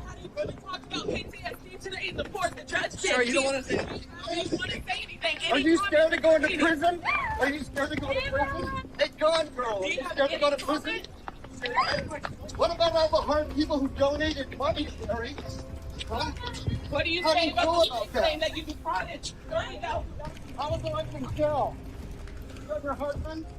And so the story ends in the same way it began, with Sherry Papini lying down on the back seat of a car, not being kidnapped. Sherry Ultimately, Papega. she would plead guilty to counts of lying to a federal officer and mail fraud, in a deal that gave her 18 months in prison versus a maximum of 25 years. It's not in any way similar to the ending of Gone Girl, where Amy Dunn sits down for a gushing TV interview, husband Nick by her side, secretly filled with dread by the prospect of bringing a child into this world with a woman he now knows to be a maniacal psychopath. You'll be glad to know Keith called it quits after the truth finally came out. And while technically it's too early to say what the custody arrangement will be in the long term, it's a pretty safe bet that any amount of time Sherry gets with the kids will be at his sole discretion. Another thing about Gone Girl's ending is that, as depressing as it may be, at least we're not left wondering why. Amy planned to frame Nick for her murder. Destiny, which She you are hated mostly in him for agreement with failing Sam to live Harris's views on Muslim immigration into Western liberal democracies, and furthermore, would say Sam is correct in his support for the hijab ban. Do you agree with France's recent Abay dress ban? I don't think I agree with a hijab ban, but I'd have to know the French justification for it. up to her ideals of what a husband should be. Then, when she decided perhaps he could live up to those ideals upon witnessing his completely insincere but perfectly acted network interview, she decided to let him off the hook on the condition he keep that act up, locking him in by covertly inseminating herself with his sperm. It's pretty messed up, but at least we understand what her angle is. With Sherry, though, it's still sort of baffling. Obviously, there's the pathological craving for attention thing, no escaping that. But the ordeal Sherry put herself and countless others through in late 2016 was such an order of magnitude more extreme. I feel like, Jesus, the branding part, like, God. Than a teenager running away from home or telling friends lies about abuse that no matter how much you read into the case, you're left feeling like there simply must be some sort of catalyst for that dramatic escalation that somehow just hasn't come to light yet. For a woman with just about everything going for her to throw it all away, there must be Committed to the something bit. more. It just doesn't make sense. True. Until the moment it sort of does. We think such a moment can be found toward the beginning of Sherry's November 28 interview. She never says a word, but her face tells you everything. We have police officers, detectives, investigators, whatever you want to call them, that are invested in people's lives. I've cried in the shower because of frustration. I'm tearing up. Okay, I mean that's the level of care that you have. There's a heart involved when we actually care or give a shit about people. Okay, and for whatever reason, God has allowed it that He and I are on your team. Some people will just always yearn to be cared for, no matter how much they already are. What? Okay.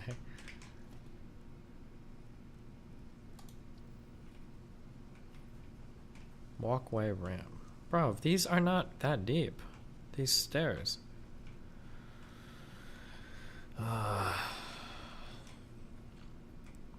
So what should one do if they want to work for SpaceX? Fuck your mom. Well, the first step would be signing up for the 70% Marcus less. Patreon. I'm not seeing the connection. You don't need to. All you need to know is that perks include access to occasional exclusives and early access to feature videos depending on your tier. And if enough people sign up, I'll buy YouTube and make it so people are always notified about uploads from channels they subscribe to and click the bell That's a for. ramp, How do press we E. know you won't renege on that promise as soon as the chips are down? I'd love to chat for longer, but okay I've then. just remembered I have to go eat a sandwich. Use Thank the you for your walkway time, stairs? Mr. Musk.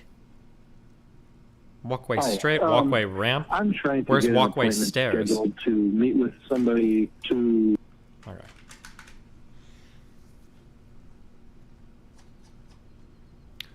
Was this the song you were thinking about earlier? I think we found it. You bought the wrong one? Wait, what's wrong with these?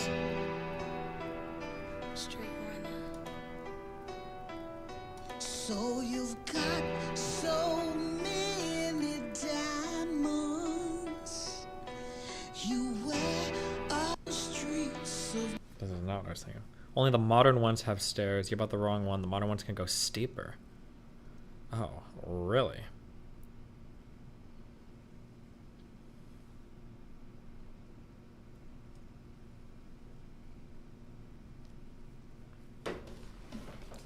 Ugh.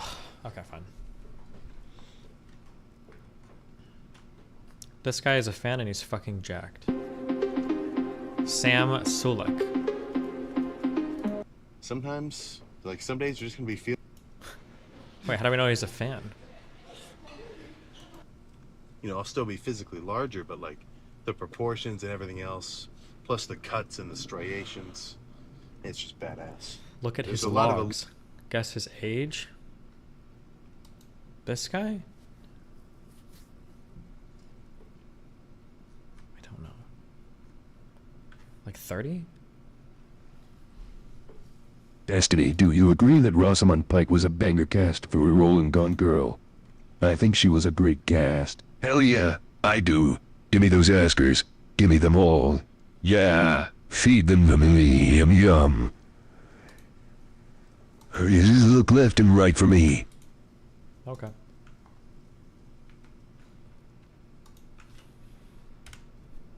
The by far front runner for the Republican nomination and the most persecuted man in, I believe, American history. Oh my God. The former president of the United States, President Donald. Did Beck become a Trump simp? Did I miss something? Trump. Welcome to the program, sir. How are you? Well, thank you, Glenn. I'm fine. Okay. I'm fine. You're probably right about that. Sadly, the most person. Yeah, you are. I've never heard it put quite as succinctly, but it's probably true. So let me ask you, you know, you've seen the deep state. We now all know what you saw was true and deeper than I think any of us knew. They've weaponized everything. They are serious about trying to put you in prison. Can I ask, will you and can you run a campaign from a jail cell? Well, I don't think that's ever happening. We have a great case. Every case is a scam. This is just like Russia. Remember, I was going to be guilty with Russia. Then all of a sudden, out of nowhere, with 18 radical Democrats and Bob Mueller, the Mueller report said there was no collusion. Everyone had a heart attack. And then they started Ukraine. Then they started lying on Pfizer reports. These are bad people. These are sick people. And now we have the biggest lead I've ever had. The debate, I actually went up after the debate, as you know. We did your friend Tucker's interview, Yes. and he had 261 million people, which is an all-time record. Yeah. So when you say, Yeah, like, true. I didn't do a debate, I actually didn't do a debate, but I had 261 million people listening versus 11 million, which they had, which was one of the lowest-rated debates. So I went up fairly substantially. Destiny, you would after probably that, agree and that I Muslims think- generally fail to assimilate in pretty much all of Europe. Don't you think a hijab ban would be good policy to force the radicals to leave and assimilate the less radical ones? Is that Sam really Harris going to seems be the agree. thing? Is that going to be the thing that gets people to assimilate? I don't know about that, my dude. I think the fake indictment that they did in Georgia was very helpful, and then they insisted on a mugshot, and somehow it turned out to be very iconic. I have to tell you, I don't know how you do it every day. I really don't. I would have lost my mind a long time ago. You said in 2016, lock her up, and then when you became president, you said we don't do that in America. That's just not the right thing to do. That's what they're doing. No, he said that because they didn't have anything to lock her up on. God, what a suck up.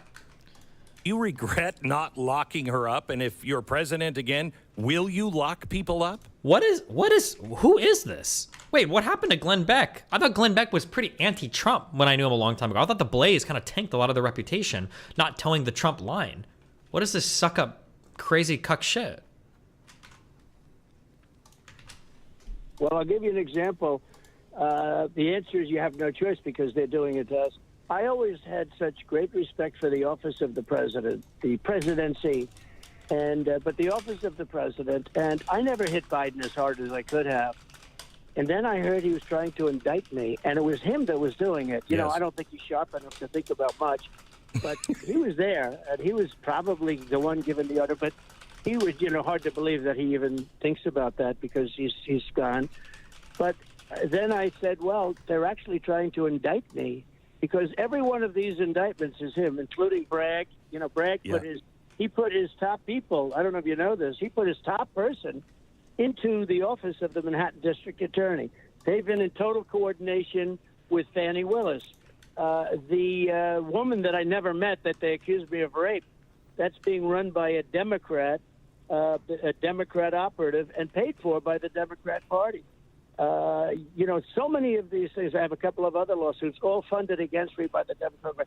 These are sick people. These are evil people. And it's an amazing thing. We talk about the public. The public is smarter than anyone can imagine because they understand what's happening. And it's really actually driven. I was doing very well before this stuff, but it's really driven my poll numbers up. And you look at these, that basically they're saying, I don't have a right to challenge an election. And I did something, and I have to get it to you immediately yesterday, where we put in all of the Democrats over the last 15, 20 years that have been challenging elections.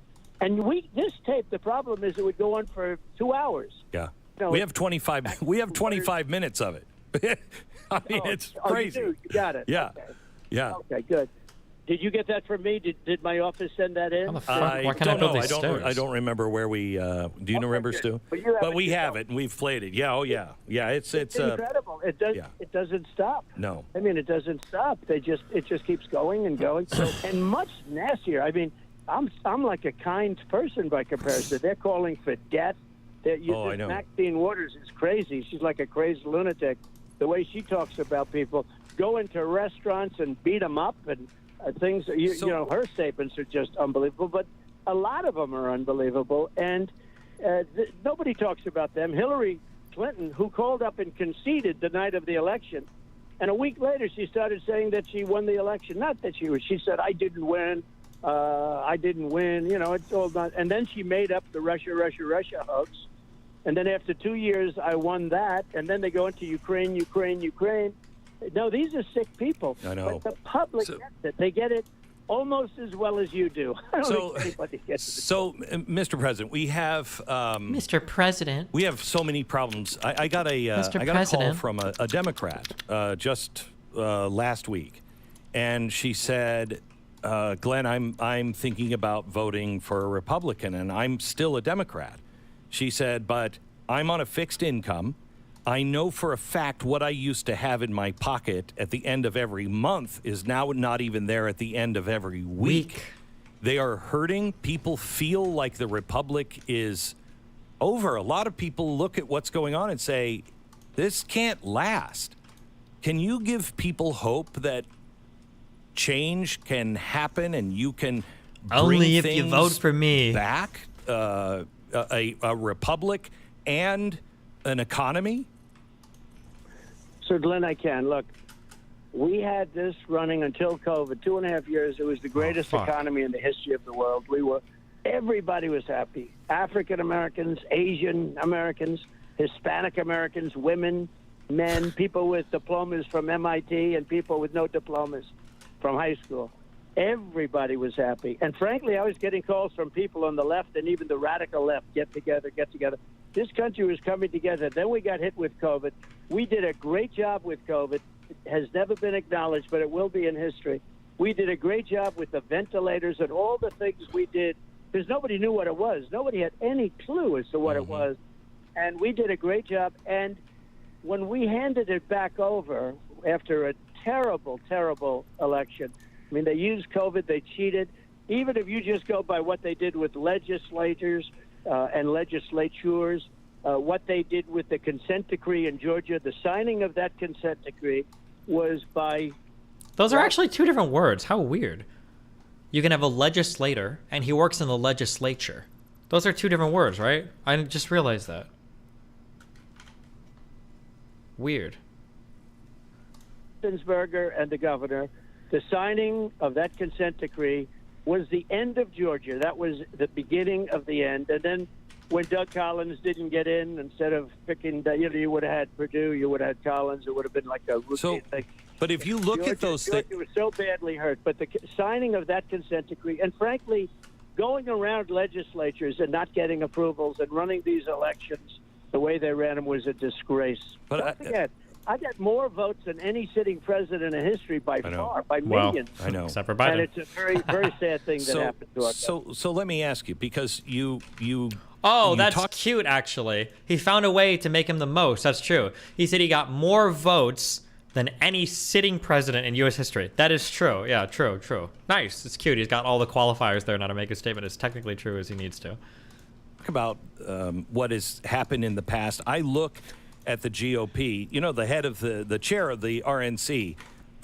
One of the sad things, lore dump, one of the sad things is that Glenn Beck used to be somebody that I liked a long time ago, because Glenn Beck was kind of like the most libertarian Republican guy. So when I was starting to get into like Ron Paul and shit in high school, Glenn Beck was a guy that I listened to a lot, and I remember thinking like, wow, Glenn Beck has a lot of integrity because he doesn't really carry water as much for the Republican Party, because he was like a libertarian. That he tried to hijack, or maybe successfully hijack, the whole libertarian movement in the United States. And no, I'm sorry, not the libertarian movement, the Tea Party movement, right, which was supposed to be about small government, fiscal responsibility, et cetera, et cetera, et cetera.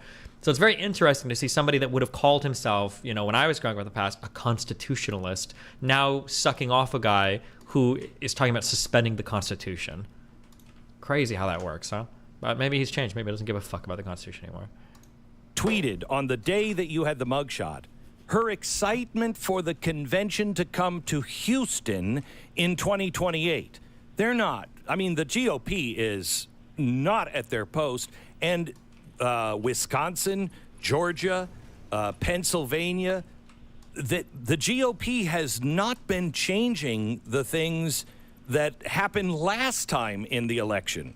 They haven't shored those up. How do we ensure that we have a real election if the GOP... It's so weird to see things changing. So is all of the Blaze pivoting to be pro-Trump? Also, what is the Daily Wire going to be? Now I'm also confused. I'm drawing a bigger box around as I look at Candace Owens clips and I'm doing everything. I'm drawing a bigger box or a bigger border around Ben Shapiro and the rest of the Daily Wire. Because I was saying that, like, the Daily Wire seems like they're pivoting themselves to be kind of like the pro-establishment, like center-right conservative media, and like Stephen like Crowder and everything are more farther right. But like, do Matt Walsh, Kevin Knowles, or Michael Knowles, and Candace Owens, are these people not Trump supporters? Because those people feel like Trump supporters to me. I'm very curious, like, does the entire Daily Wire stand against Ben Shapiro in that respect, or? Kevin Knowles, Michael Knowles. Wait, did I say Michael or Kevin? It's Michael Knowles. Wait, right? Michael Knowles. Yeah. Do anything. Yeah, you're not wrong. Look, I've been complaining they're not tough enough. The Democrats are dirty players. They lie. They cheat. What they did was unbelievable, with ballots, with every conceivable form of corruption cheating. and cheating. That includes, if you think, even the FBI. How about the FBI Twitter? Then you have the DOJ and Facebook, and you have all of these things that happen. He's like repeating every like fake media news story. The FBI at Twitter, he's talking about the Twitter files. The DOJ at at Facebook. I think it was those congressional hearings about Facebook, taking orders from the, was this on Joe Rogan that they talked about this a while ago? Like, yeah. And it was incredible what they did. And they used COVID to do it. But, you know, I'll tell you, my two questions that I'm asked most often is, the first is, how do you take it? How do you live? How do you take it? And I get that asked from very successful people like you, but I get that asked by the most successful people that have been tough and smart. They say, could I ask you something, President? How do you take it? And I take it because I take it. You know, I mean, I sometimes say, do I have a choice? These people are crazy. But, you know, I've been taking it from the day I came down the escalator. You know, they made up that Russia hoax when I went up to #1 in the polls. You know, if I wasn't polling, if I were doing in fourth place like almost everybody, you know, they're all gone. The Republicans are all gone. They're way down. DeSanctimony is a very disloyal guy. He's so far down. I think he's probably not even going to be in second place much longer. But I'm 40, 50 points ahead of all the Republicans. But they say, how do you take it? The fact that there's such love of what we stand for, and what we stand for is a great economy, strong borders, all of it's going to come back. The hardest thing to cure is going to be the millions and millions of people that they allowed into our country. Yeah, I know. They allow millions of people. And Glenn, these are people from prisons, from jails. These are people from mental institutions, and you can call them insane asylums, which is a step above. These are the people that they're allowing into our country, and they're terrorists. There are terrorists coming into our country, and they're just walking in, and they're totally, nobody knows who they are, what they are, where they are. It's what they're doing to our country is either a death wish.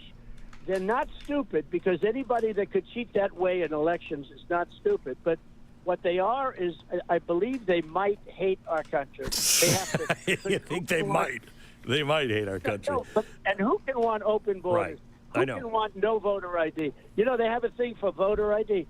They fight voter ID viciously. Why don't you want voter ID? Because you want to cheat. And if you think about it, they have to cheat. Because who's going to vote for open borders, high taxes, high interest rates, bad economy, weak military, woke military, believe it or not? You know, I defeated ISIS with our military. I did it in 4 weeks.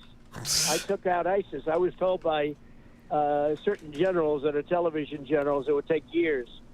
And I flew to Iraq, and I came back with some incredible information, and I knocked out ISIS in 4 weeks. You know, our military is incredible. They don't get the credit. But then you see in Afghanistan, I was all for getting out. I'm the one that got the troops down. I know. But you have to keep Bagram, and you have to take our soldiers out last, not first. What they did is so horrible. And I believe it was the lowest point in the history of our country. What happened, that withdrawal, the way they withdrew from Afghanistan was the lowest in the history of our country. But we'll bring it back. Okay, we're going to bring back the economy, and we're going to bring back the strong border. Last question. You said that you weren't going, but you would be watching the debate for a vice president. Have you thought of Vice President Ramaswamy? Well, I think he's great. Look, anybody that said I'm the best president in a generation, I don't know, you'll have to define generation, but it's a long time. And he said it a couple of times, and he said it in 100 years. So I have to like a guy like that. You know, I can't get upset with him. But he's a smart guy. He's a young guy. He's got a lot of talent. He's a very intelligent person. He's got good energy, and he could be in some form of something. I tell you, I think he'd be very good. I think he's very good. I think he's really distinguished himself. Mm-hmm. He's starting to get out there a little bit. He's getting a little bit controversial. I got to tell him, be a little bit careful, because some things you have to hold in just a little bit, right?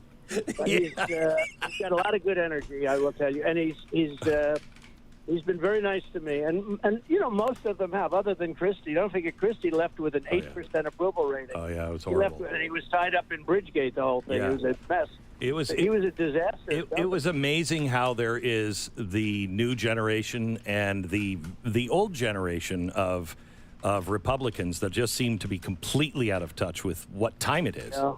So they don't get it. Yeah. They don't. And Mitch McConnell, I mean, Mitch has to go.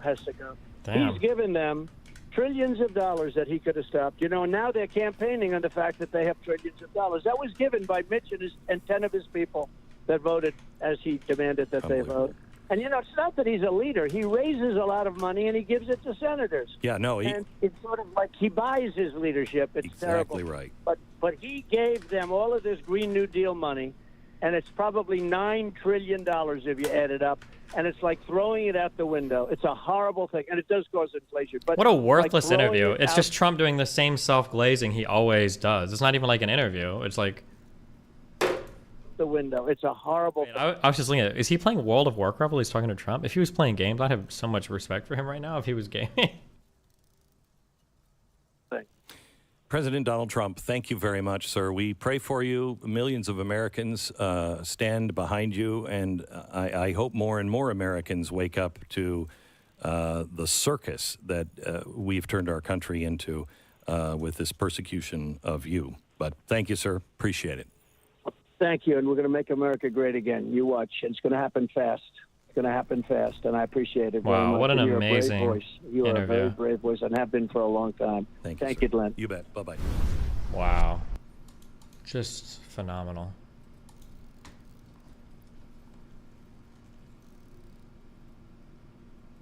Just phenomenal. Be back 1 sec.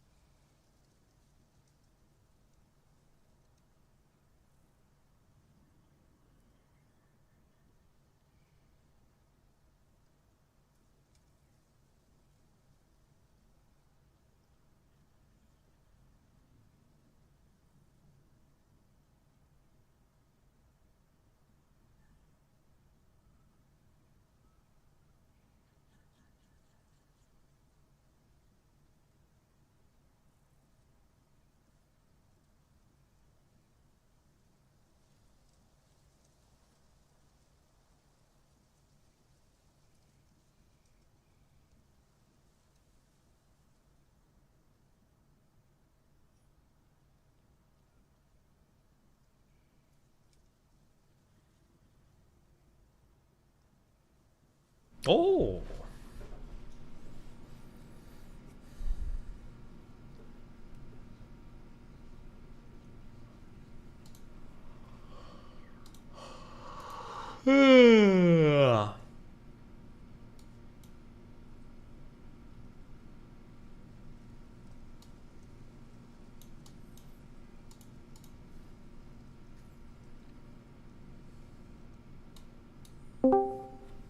Oh, it's gisticle.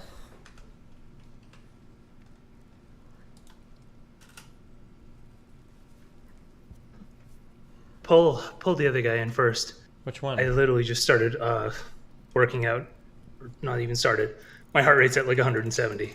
Jesus Christ. Do the other guy first. Who's the other guy? I just saw you and do you want me to... Jacob. Jacob Agabaga is in.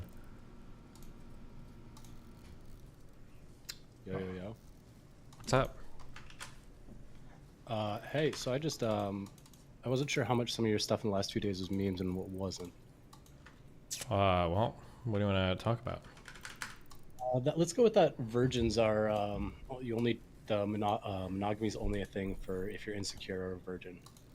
Don't think I've said either of those things, but okay. Which one do you want to start with? I'm sure you were saying the other day about how like you're disagreeing with having multiple partners being a instigator for more problems. I just said that here's what I think. I think that society is naturally oriented around monogamy, so that's what most people gravitate towards. I think that envisioning a non-monogamous relationship can introduce a lot of anxiety, but I think that generally the arguments given for non-monogamy, they don't actually make any sense if you actually analyze them, and I think there's other deeper, like emotional or other issues going on. It doesn't have to be insecure, it doesn't have to be bad, so people can have preferences, but just sometimes people just give like dog shit arguments as opposed to something, I think, is the only thing I'm saying. Okay, so I feel like I agree with you on this 80%, but maybe I'm getting baited by some of your Twitter type takes then. I'm going to say something, let's hear if you agree with it. So you'll phrase monogamy as people being insecure virgins for caring about body count, which in some ways I think is true, especially if you're coming at it from the red pill type of if you have a high body count, you're a whore and you're not worth much at that point. Sure. I think that the conversation around body count is highly fucking weird. My point to that I said before and I'll say it again is that if you're like a conservative person with conservative values, like you're not going to avoid a woman with a quote unquote with a high body count. You're going to naturally avoid all of those people because you're going to be avoiding people that don't align with you in terms of like value system. So if there's like a person that's going out a ton, fucking a lot of dudes, doing a lot of drugs, et cetera, you're not avoiding these people because you're on your first date saying, what's your body count? You're avoiding those people because you're not even running in the same circles where you would meet those people, or you'd be excluding them off of other criteria. In the real world, that's how conservative people tend to avoid people that are non-conservative, because they run in different circles, so they have other exclusion criteria. Okay, yeah, that I completely agree with. I do think there are some people who are insecure with body counts that may be a way that you may not represent it otherwise. Yeah, there are, of course, but I don't even talk about that because everybody gets so fucking rattled, like they already are over the monogamy conversation as soon as you even bring that up as a possibility. But of course, there's probably a lot of insecurity there as well, especially around like black people. It's like Yeah. BBC and shit like that. Yeah, that's a lot of insecurity. I'm going to approach this from the other way, from women's side, because that's the only way I've heard about it. I generally don't really care that much. But I've had a lot of women who have some weird issues with like past body counts, and I think there's a lot of body count insecurity that isn't really based in specifically body count, but people kind of naturally worry about how they stack up to their partner's exes and feeling inferior, or like they may not Yeah, of course. be viewed the same way, and like having more exes may be an issue there. Yeah, women have a huge problem with that, and I think men have a huge problem with that too. Yeah, everybody has. Yeah, like a woman asking, am I the prettiest person you've ever been with? And like, there's no fucking good way to answer that if they're not. Sure. Or even a woman who's got small tits, she sees pictures of your last two girlfriends and they both have massive mommy milkers. She's going to feel... Really fucking cancer, yeah. Yeah. Or a woman that like even views like your porn preferences and she's like, the last 7 girls you jerked off to were blondes and my hair is brunette. Like, do you not like my hair? Like, dumb shit about that, yeah. Or have you ever dealt with not finishing with women and how they completely fucking lose their mind? Yeah, you have to always be on point sexually when you're with a woman, because if you don't orgasm or whatever, it's the end of the fucking world, because she's going to either blame you. Yeah. Mm-hmm. Yeah, women definitely do that too. You had a 2-hour run that day, so you just don't have blood flow, and they'll be crying for like literally 2 hours. Oh, it's fucking bad. Mm-hmm. Another thing. So when you say, this is a little bit of shit stirring on you, when you say you don't like boring people, what do you mean by boring people sometimes? I don't know how to explain it, and it sounds really mean, and it probably applies to most people, so it is really mean, and it's just the kind of person I am. But there are just some people are just very much like NPCs. Like they just seem like very copy pasted. Like there's nothing interesting or entertaining, or I couldn't imagine like having a conversation or whatever. They just seem like very, very, very boring stock people. Or maybe if I want to phrase it actually non-rudely or non-condescendingly, because that's kind of mean. Maybe what I say is I really like people that are like very dynamic and expressive and relatively original. Not like super original, but just like something about them is just like stands out a little bit. So when I'm going to give my take on this. When I hear someone say, I like interesting people, I view people with like life experiences and interesting lenses and ways to do that. But sometimes when I watch your stream, it feels like your idea of a interesting person is someone who will fight with you almost to the level of like a toddler will say the sky is green. And as long as you can disagree with them, like that's great. Because like, I don't know, I feel like at least you've shown me these are some things that like if you just don't want to talk to them, that's fine. But like Nick Bear and Dr. Mike and like Fergus Crawley are all pretty interesting people. Or at least from where Okay, here's the real. Okay, oh yeah, you're the one that means about the Dr. Mike shit all the time. Here's the fear that I have, okay? And I could be wrong. And you know what? Listen, I'll set out a mutual thing and email them. Here's the thing, okay? I might be preemptively burning the bridge. Okay, ready? Dr. Mike seems really cool. I love the research and stuff that he does for all of his like workout stuff, and it seems interesting and everything. The problem is that for politically oriented views, because I've watched 2 of his videos offline, he seems like a bog standard 17-year-old Ayn Rand libertarian. That's what his whole political philosophy seems to be encompassed in, like, oh, we should have almost no government and let people be free to choose what they want to do. Now, maybe that's not what it is, but if I have a conversation with him and that's what it comes down to, it's going to be incredibly disappointing. Now, maybe that's not the case, and you've seen other views or videos where he has more kind of like fleshed out political views, but they seem very bog standard, like high school, early college libertarian-esque. No, that's 100% accurate. He has some funny meme stuff, but the big one I was pushing before was Fergus Crawley. He does a lot of stuff with male suicide and like positive male role models. He's pushed back on the manosphere before, and I've tried to get you to watch one of his videos in the past. He's critiqued a lot and how positive male role models have issues, and or big male role models have a lot of issues, and it's really hard to find positive examples of that without getting to the extreme ends from short clips and stuff. Okay. And I think that could be an interesting talk.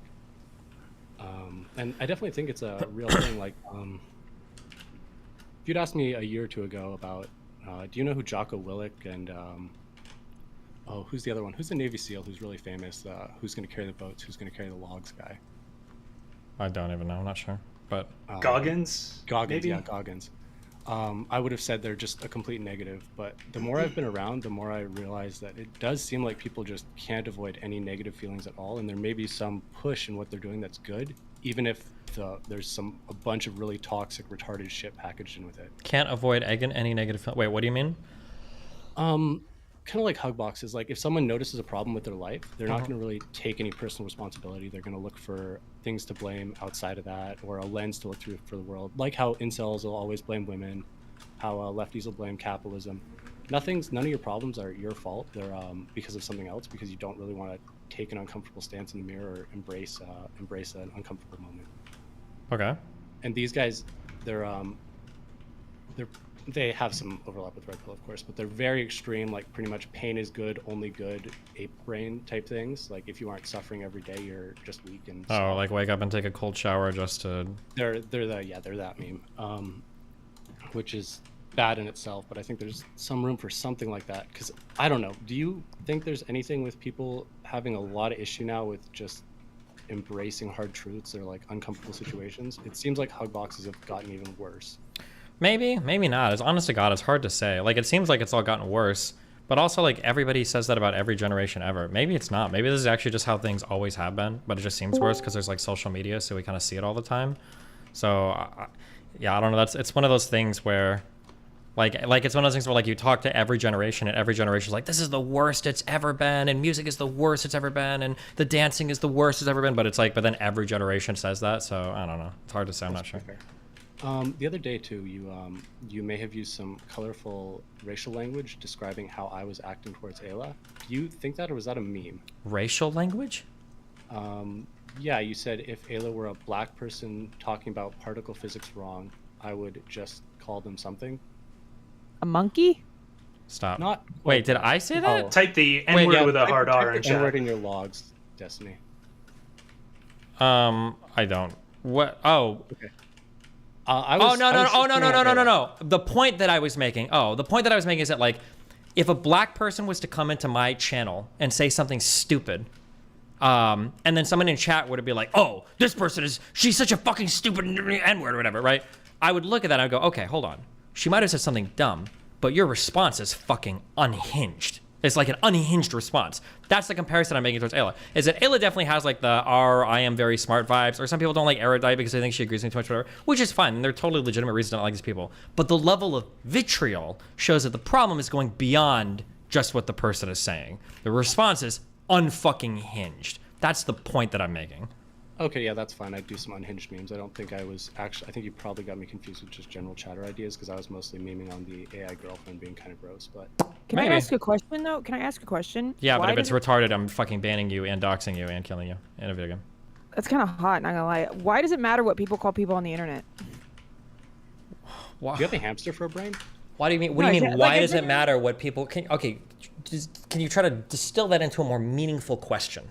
Why would it matter? Well, it would why would it matter if a girl were to call a guy a rapist on the internet? What do you think that would matter?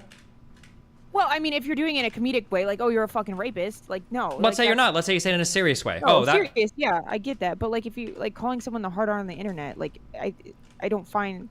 Like, if you're saying it in an angry way, but majority of the people who say, like, calling someone the hard R on the internet don't actually, like, fucking mean it, right? Maybe they do, maybe they don't, but the problem is when you normalize that kind of language, you lead to creating people that start to make comments about black people that aren't jokes anymore. That's the issue. Then if it's on the internet, just log off if you don't want to see it. Like, I don't get it. Like, if it's taken into real life where, like, there's hate crimes and stuff, yeah, I understand that. But if it's on the internet, like, I don't see, like, the problem. It's literally just... Okay, whether or not you think it's a problem or not, I think it's a problem because I think we should have less racist people. I don't want everybody just logging off of all Everybody's racist, though. Literally everybody. Do you think that racism is a binary? Everyone's racist. Do you think that racism is a binary? Do you think you either are racist or you aren't racist? Or do you think there can be degrees of racism? No, I think everybody is racist. Okay. Do you think everyone's flawed, so I can murder people too? Good True. take. Okay, yeah. So everybody breaks the law.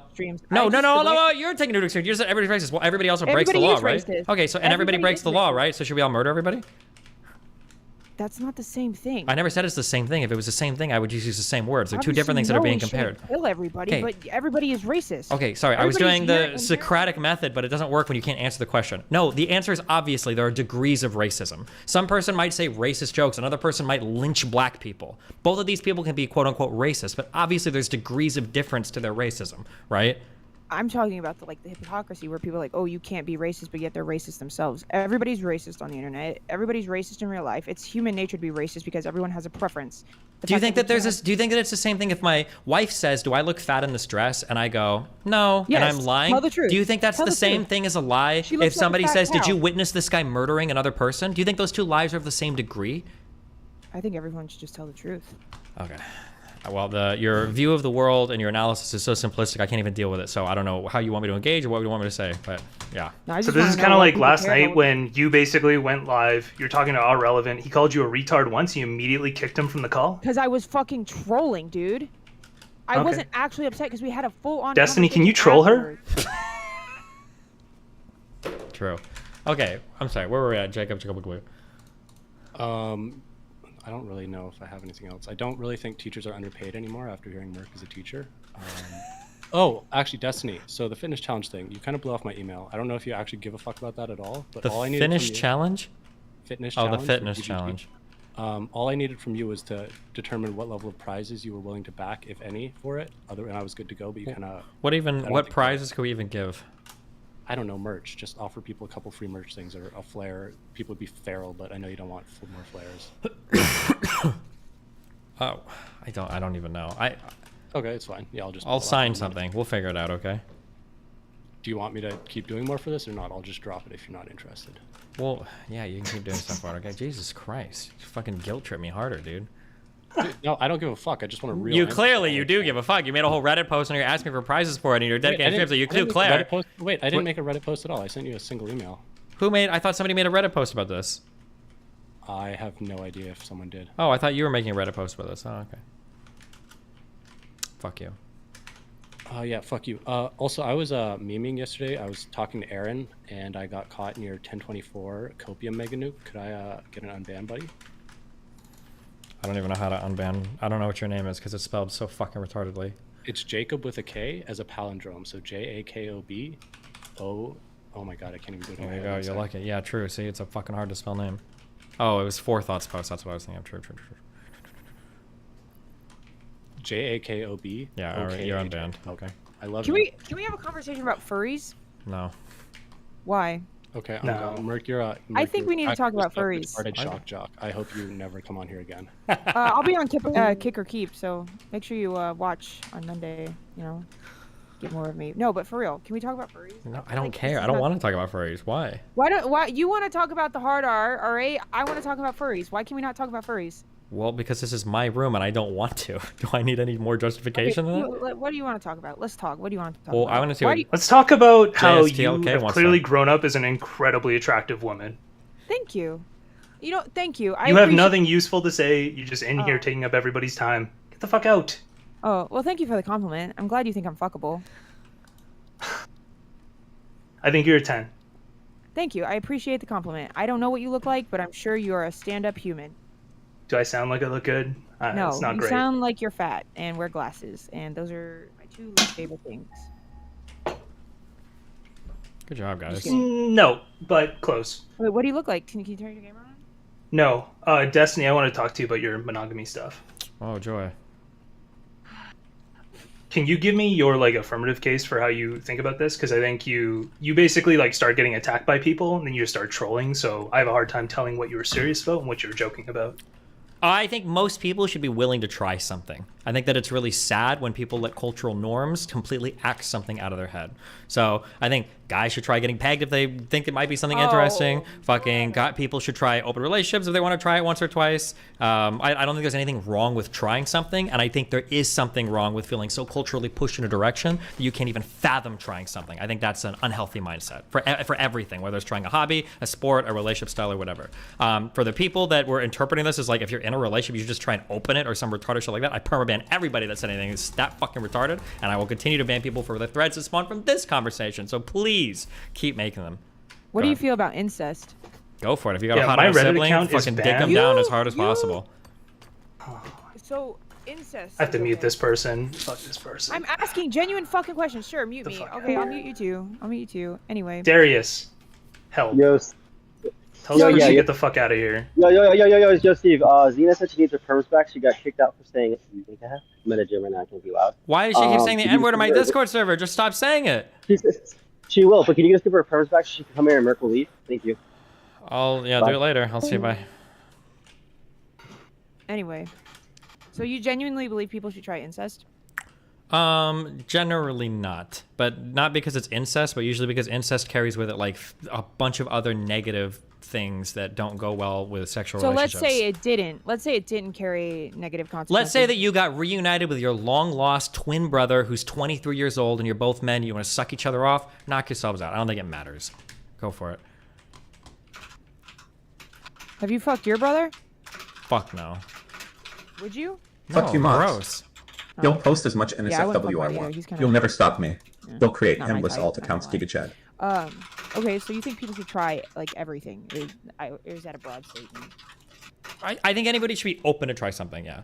Have you pissed on people? Yeah, in the shower once, sure. I've been pissed on in the shower. That's normal. That's cute. Good for That's you. adorable. Nice. You know? What about shitting on people? No, I don't think I would ever want to try that. What's the nastiest thing you've done? Probably fucked your mom without an enema in the ass. Damn. I'm sorry, that wasn't a real question. Okay, JSTL, what's your next question? Or what? Do you hear my affirmative case? Yeah, I heard it. It's basically, so I think probably what people had issues with were your arguments against monogamy. Wrong! Specifically, the biggest one. No. The biggest one that was so stupid was how people don't talk about what turns them on outside of their relationship, or people don't they want to deny that their partner's turned on by other people.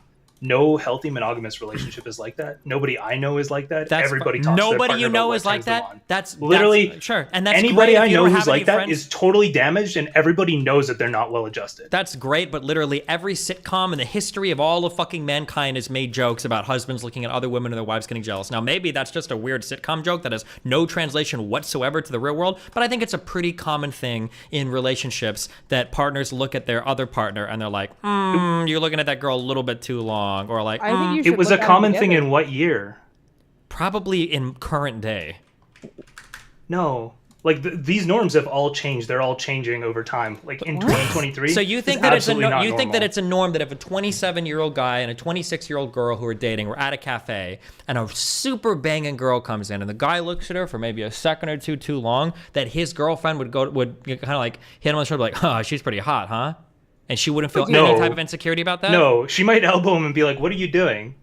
But it wouldn't be like ending the relationship. It wouldn't be something people are hold on. angry Yeah, about. no. I'm not saying ending the relationship. You dump them. I'm just saying that it's pretty common that people have like this set of insecurities around their partner's eyes wandering. That's a pretty common thing. Yeah, but you did specifically say multiple times that people have like coped themselves and deluded themselves into thinking their partner only finds them attractive, which I'd argue nobody thinks.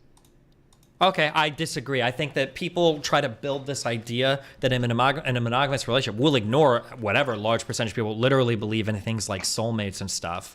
But that thing of like, oh, he's got eyes only for me, or my partner should only find me attractive, or should only think about me sexually, should only That's not true. I think that there's a lot of people that have issues around that. I think that there are like, if I had to guess, I'd say like 30 to 50% of couples have issues or delusions relating to what their partner might find attractive. If I had to guess, I don't know if we can find polling data on this, but my guess.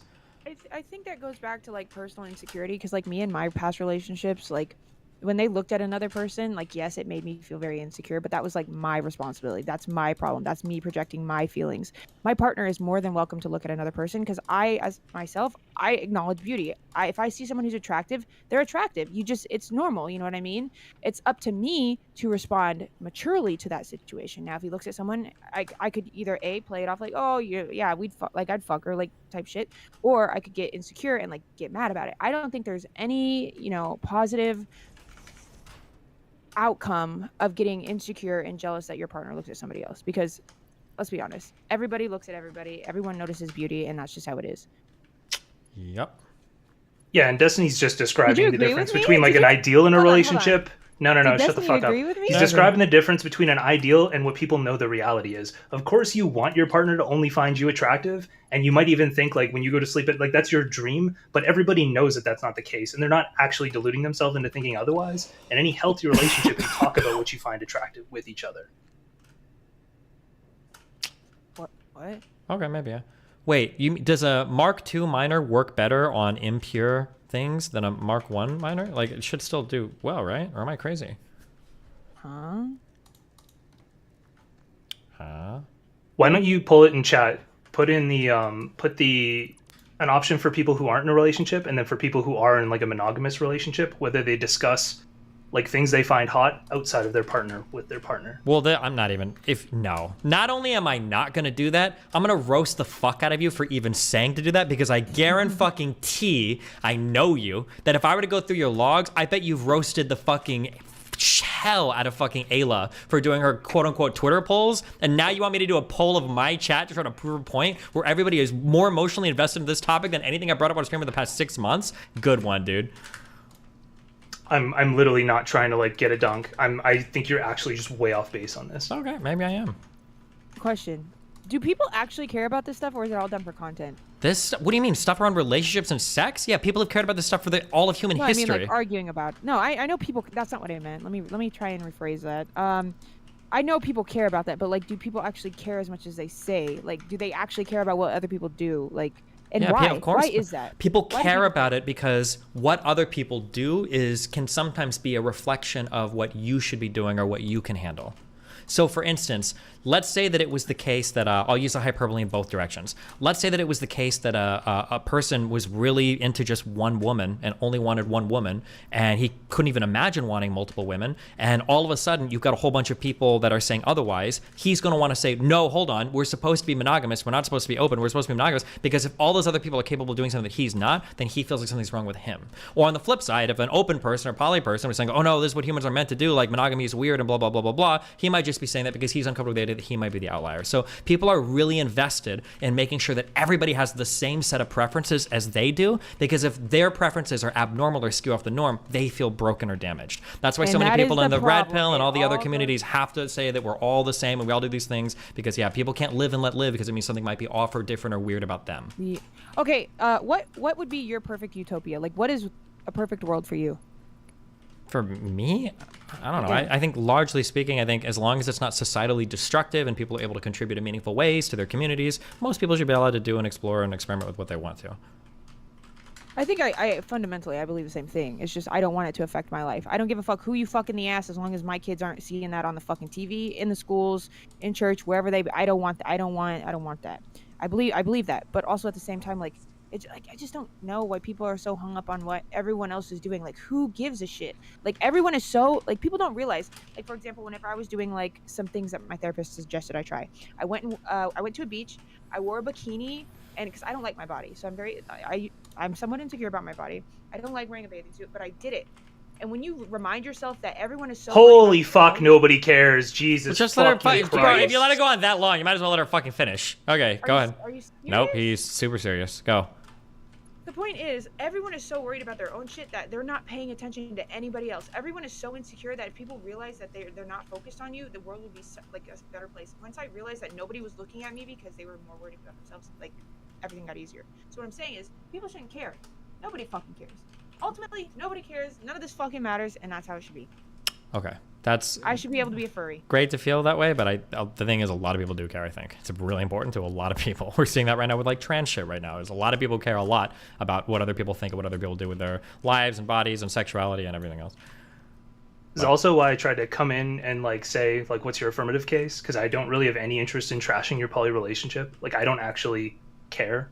The only time I've ever like brought this up with you is when you've basically let your opponents define you and get you to push and say like, oh, monogamy's all shitty or whatever. I've never said that in my entire fucking life, but the problem is monogamous people. You were just saying that people are like insecure. No, I didn't. You can't even hear it. Every thread. Sorry, Wait. you said that people can be insecure and they might not analyze why they're insecure. But that's not what you said before, and that's not what you feel. The problem is if I say anything about monogamy, I went back and watched it a second time just to make sure I wouldn't do that. But then I did it, so it's all fine. of you prove my point every time you open your fucking mouth. Destiny thinks people monogamous are insecure. That's not true. Some people can do poly and open relationships because they're insecure. Fucking people can do things for insecurity all the fucking time. I'm not saying that one style of relationship is good or bad, but like you'll hear me saying like, oh, that is true. One style of relationship isn't good or bad. Good for you, Destiny. But that's not what you're thinking in your head. You're thinking in your head like Destiny's saying that, but he understands that like open relationships and poly shit are fucking unhinged, insane things, and he's saying this to be responsible. But no, that's bullshit. That's crazy. Okay, people are very quick to like that Bella girl was saying that like oh yeah, like as long as you would never prescribe anything you do for anybody else ever, and you acknowledge that monogamy is going to be the default correct answer for 99.99% of people, it's okay for us to have different opinions. But I think that's kind of weird because I think most of the arguments people give against open or poly shit like tend to fit monogamous shit too, and it just doesn't make much sense other than it's a cultural norm. Sorry, go ahead. Yeah, no, I tried not to do that, and it's just literally like when I'm having a quick conversation and trying to get a word in before this bitch starts talking again. Jesus. It's a little hard. I just like go to keep talking. Okay, go ahead. Question: why do so many people, and I'm not asking this to be a troll, I'm not asking this to start shit, why do so many people hate your wife on the internet? Relationship styles and wife. For wife specifically, it's because I've spent a lot of time in red pill spaces, and because what I said earlier is people cannot handle people with alternative lifestyles because they would have to reflect on their own lifestyle. So I'm in an open marriage with my wife. It is impossible in most people's minds that they could enjoy an open relationship. So the only way that I can be doing mine is if I'm either coping or I am like a cuckold. So when people go to attack me, because you can't attack me because I don't care what random virgins have to say about me on the internet, the only way they can do it is through other people, like relationships or like my wife is what people will go through. And yeah, so then the default just becomes like, oh, Destiny must be coping, he must hate his current blah, blah, blah, blah, blah. Even my own fucking retarded fuck fan base does it sometimes when they get mad at me over shit. But that's just it, because people can't fathom lifestyles other than their own. And if somebody's doing something they can't fathom, then yeah, they have to like make an excuse for why it's working. I agree. So you're proud to be a cuck. Like, by definition, are you a cuck?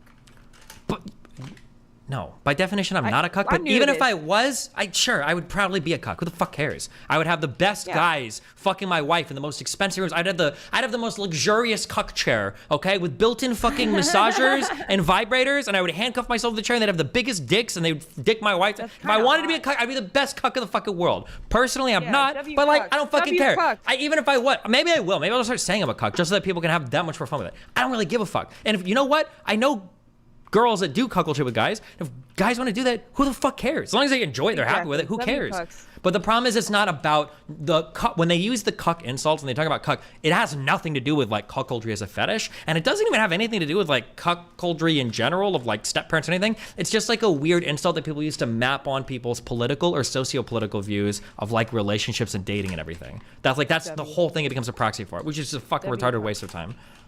If you're happy as a cook, you know that's the thing. Like, just do what makes you happy at the end of the day. And you know what makes me happy? Furry? Not having sex at all. I have not had sex in months. I don't have any human relationships. I just stay in my room, so I don't really have. That's why I ask these questions, because I wanted to get educated on like the art of being a cuck. You know what I'm saying? Like, I'm not used to this. I'm a monogamous. My last relationship ended in May, and I've been single ever since. I don't have sexual contact with anyone. I don't talk to people. I'm very like, I wouldn't say I'm asexual, but like I'm the type of person, if I'm meant to be in a relationship, I'll be in a relationship. You know what I'm saying? Okay. Yeah. Do you actually just farm with like the lowest effort bait that you can? Ooh. What do you mean? You're just spamming slurs, and then you're like, hey guys, look, I'm. How am I spamming slurs? having- When have I said a slur? When have I actually said a slur? Have you had a concussion recently? Because you've probably said. Destiny, have I said a slurs slur in the since last I 2 got in days. here? Have I ever said a slur since I got in here? Today, no, but in the past, Thank yeah, you. of course in you're the bait with past, slurs. yeah, sure, but don't sit here and say I'm saying it now, just because you're angry that I'm Did I having say a, now? like, trying to be a part of a conversation. My And that's bad, the problem my with bad. people like you. You get mad because either it's going to be for content or either it's going to be for a positive, productive conversation. And either way, I'm trying to take part in that, and you're mad because I'm trying. You got me. I'm mad. You came back. You came back. You could have stayed gone. I'm just here trying to talk, get to know people, do my thing, and that's it. Everyone has their own fucking lane, dude. You got it right. Yep, I'm mad. Clearly. So why'd you come back? I actually wanted to ask Destiny something. Yeah, what's Okay. up? Ask your king something. Go ahead. So, oh my god, never mind, Merc. You completely fucking rotted my brain. I can't be in the call with you. You're too. Okay, bye. You're like Bye. a black hole of brain cells. All right. Yep. Yep. Give me 1 sec, sorry. Yep. Yeah, think about it. Just think I'm about what gonna you're deafen gonna say. myself. No, think Yep. about what you're gonna say. Not the toxic Riz. Are you gonna say what you need to say? Yeah, he's working on it. Hold on. I'll just go on while you. Lost my brain, so yeah, go ahead. No, I No, can go Jake, hold with on. something. That's all you had to say. You had like 50 billion things to type in chat last night, and those are the only 2 innocuous questions you had Wait, for me me? now? Yes. Wait, No. me? Okay, No, yeah. not you. JSTL. Probably you too, motherfucker, but definitely No, JSTL. I said sorry. I wasn't saying I was gonna leave. I mean, I can go with like another point. Oh, okay. I just feel like you guys have so much to say in chat, probably on my subreddit Yeah, too. no, 'Cause you guys both come off as fucking alt makers. I know you motherfuckers both have alts. You shitpost my subreddit I on. do not have And an now alt. when you're I in fucking literally don't have an Discord, alt. now you got like 2 innocuous questions and that's it? I had an alt, but you banned it like Thank 2 months God. ago. Good. I mean, I shitpost all the time, and I really don't like that. I like Ayla. She's like a 9 out of 10 orbiter. I don't like that I have an idea of misogyny right now because I literally got started on the stream by everyone soy posting me because I got mad about Mr. Girl being a rapist. That's how I got started. on Mr. fucking Girl? stream. That's Was, a long that, story. and Don't everyone worry got about mad at me. About that shit. Also, Relly, I love you. I'm sorry I got mad at you about that. Wait, can you guys tell me about Erudite? No. What about her? What's her deal? Who's that? It's another... Do we have a less offensive thing than Orbiter? Friend? Now, are these Friend of the stream? Yeah, she's a friend of the stream. Is Orbiter a self-proclaimed term, or other people are proclaiming people as Orbiters?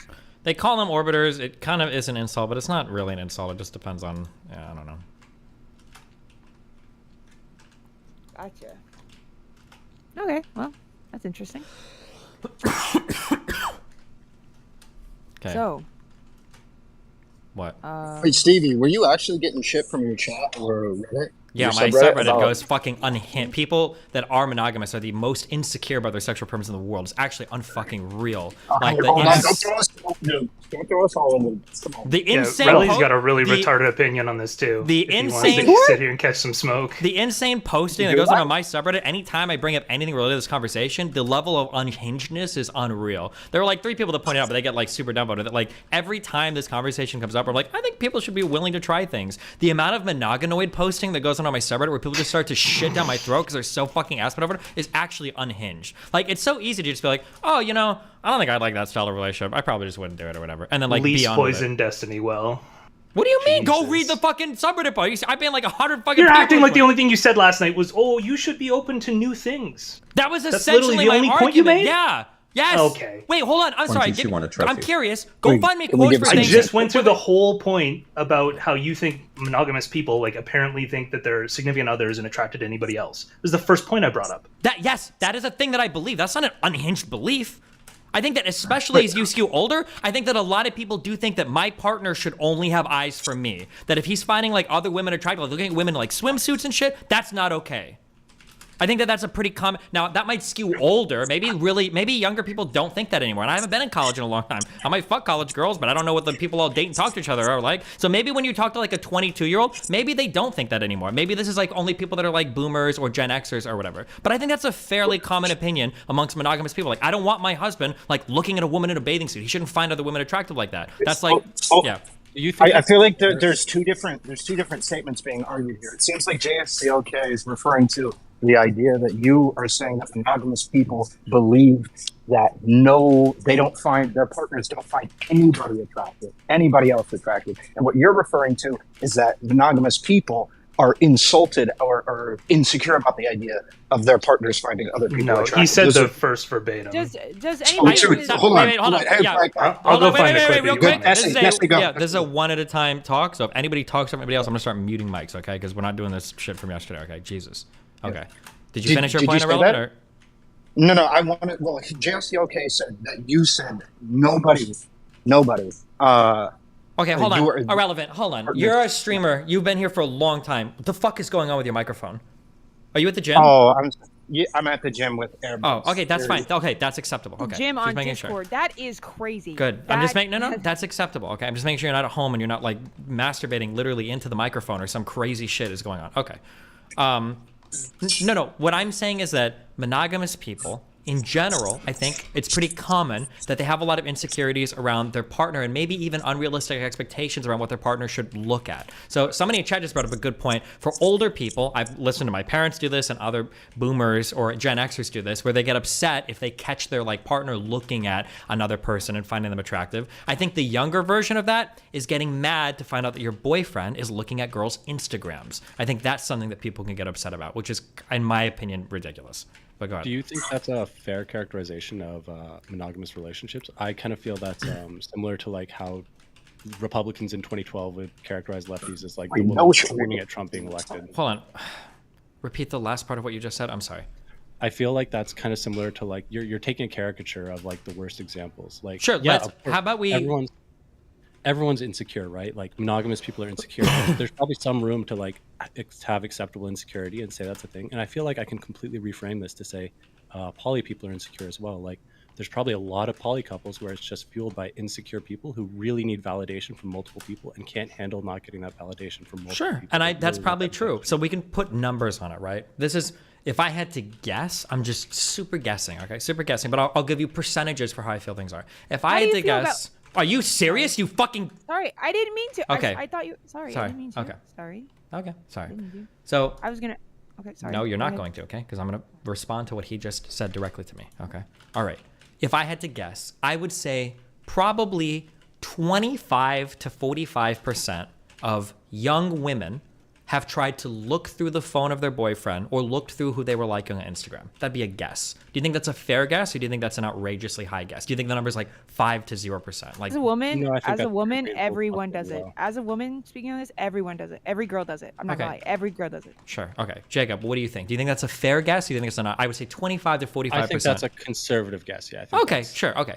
I would consider that to be in line with what I'm saying. That like healthy, well-adjusted couple would be like, yeah, my partner probably does look at other Instagrams and finds other people attractive. That's fine. But I'm guessing that a lot of people, I'm going to say a lot, I mean like a little bit less than half probably like have a problem with what their partner is like looking at like on Instagram. That'd be my guess. Would you be willing to hear that if someone's liking pictures rather than just looking at them and liking them like inherently in their head? Like if I've heard this from girls before, is like, if I'm dating a dude and I'm friends with a girl and she's posting thirst traps and my boyfriend is liking those pictures, she sees that and she's making judgments on that. Do you think that's fair or do you think that's unreasonable?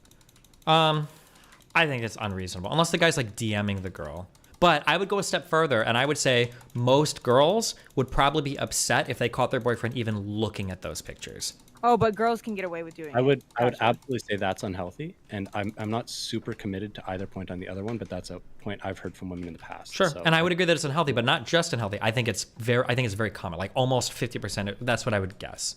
That's absolutely. Would you what would you say the level of like unhealthy fueled poly relationships is then?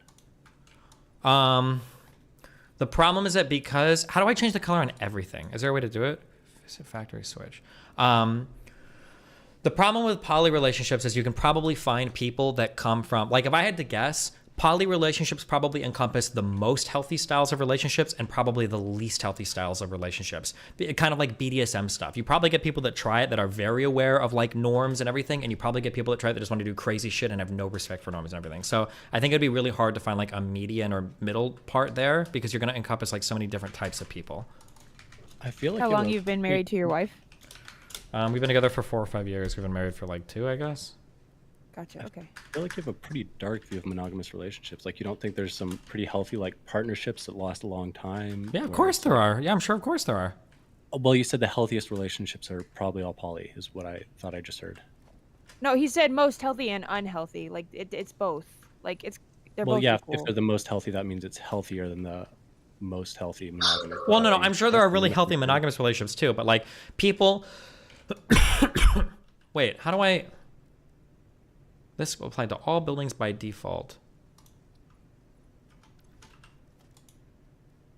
Click edit on the top ones. Oh my god. Sorry, repeat what you were saying.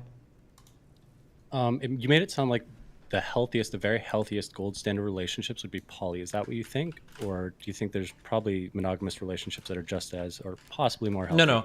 What I'm saying is that for monogamous relationships, if we measure healthiness, if we were to measure healthiness from 0 to 100, my guess would be that the median for poly and the median for monogamous would both be around 50, okay? Or the mean. However, for monogamous relationships, the distribution would be normal. Like a lot of them would be like kind of like in the middle, and then you'd have a few really bad ones and a few really good ones. But for poly or non-traditional relationships, you wouldn't have a normal distribution. You'd have a one in the lower end and one in the higher end. You'd have a lot of really unhealthy ones and then maybe a lot of really healthy ones. But there's probably not very many like ordinary poly relationships. They're probably either really fucked up or really like healthy and exciting. That'd be my guess.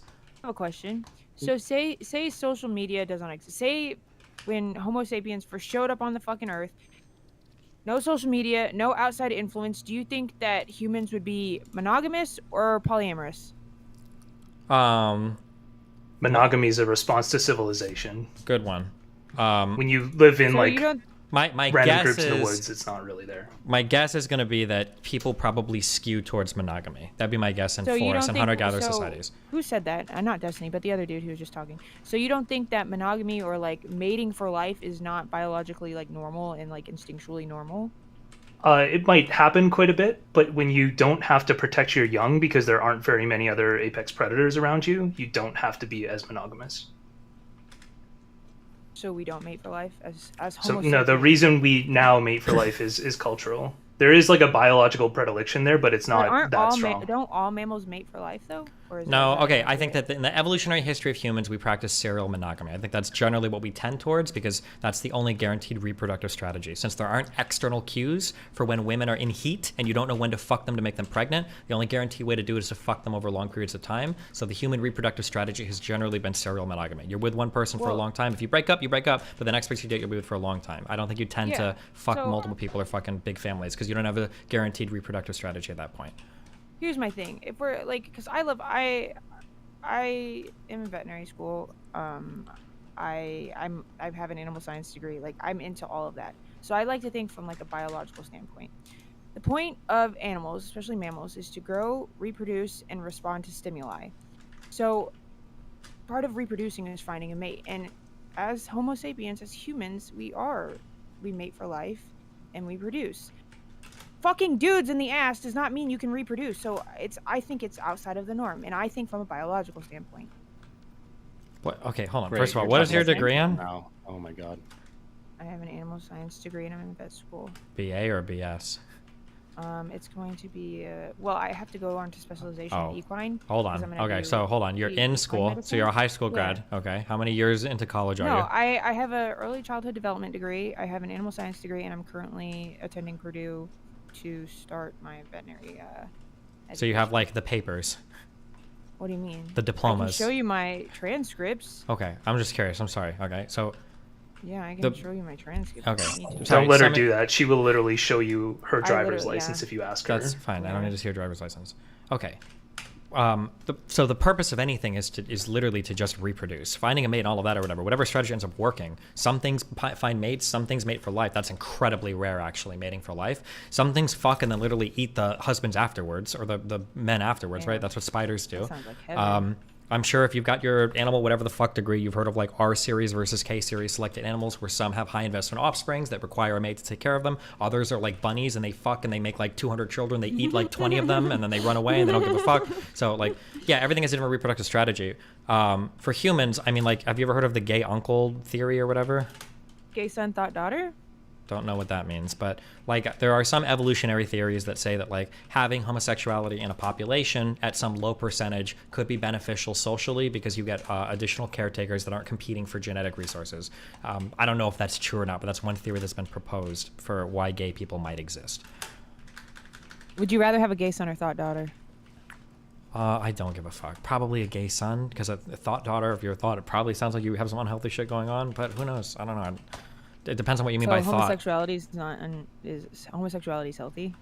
Why are you derailing with this autism? Yeah, what do you mean I'm by asking homosexuality genuine healthy? questions. I think you can practice So now it's homosexuality. autistic I think you can because you guys practice. don't Stop, agree with stop what I'm derailing. Don't let them derail you. I don't think it's necessarily unhealthy to be homosexual. No. Okay. Destiny, do you think you kind of skew relationships with the implicit assumption of not having kids, or do you think that a poly relationship will be just as stable and healthy when you incorporate kids? No, I don't know how I get asked the most retarded fucking questions. I'm just giving you a chance to talk so you can define yourself here. Okay, sure, I will, but it's like such an unbelievably retarded. If you have a child with somebody, you're probably not going to be like running around fucking a million people and bringing crazy people into the household. Like after you do that, that'd be my guess. Is that all relationships, monogamous or poly, probably change pretty significantly once a child is involved. That'd be my guess. Okay, so they'd probably tend towards monogamy or a couple stable partners at that point, is what you'd say? Something like that. That'd be my guess. Yeah. Okay, that's fine. I don't really know much about poly stuff, so don't worry. Neither does your mom. Jesse, can I ask about like your childhood, like how you grew up, like your family and stuff like that? Yeah, my dad used to fuck me in the ass every day. It was amazing. I learned about my male G-spot at a really early age. Then he got arrested. Oh my goodness gracious! What do you want? What are you asking me? Asking me about my childhood is the most vaguest, broadest question in the fucking world. I want just whatever you feel naturally comes. Just tell me about it, because I naturally come into my own mouth. When I was a kid, I learned to suck myself would off. not be It was the best surprised, feeling in the fucking honestly. world. I would not Yes, be I loved surprised. it. Every single day, I What would do it in my I'm bedroom. asking is, okay, so for me, the way I grew up, all right, I have daddy issues. I didn't know my father. I Don't was worry, raped at literally the age every of single 8. person was. My Nope, not my that household much, was very Jesus. abusive. I was poor. I didn't have food. Sometimes we didn't have water or electricity. The reason I'm asking is because who we are as a kid and the things we go through as a kid shape who we are as a human, as an adult. So that's why I'm asking, like, what? Sure does. about It your childhood? absolutely does. But the issue is trying to find the causal things that happened to you in childhood that shape who you are as an adult could be a fool's errand. It's very hard to say. I might say, for instance, I that, think well, getting I good started time like that watching. definitely That's would great. right. It probably would. I might say that, well, I started watching porn at 11 years old, and the first porn that I watched was a gay porn. Maybe that's the reason why I'm bi, and that could be the case. Or maybe it's the case that if in childhood you're exposed to a lot of anime and the boys in anime tend to have smoother skin and that makes you more feminine, maybe that's what makes you gay, and we have no idea because we just haven't studied that, right? It's a really difficult thing trying to draw a causal link from what do we experience in childhood into what makes us the way that we are growing up. For instance, I would say I have really good financial habits, probably better than most people. Even though I was poor and financially destitute, I had good financial habits. I never got payday loans, I never went into credit card debt. Why is that? That's because I saw my parents do absolutely horrible things with their finances.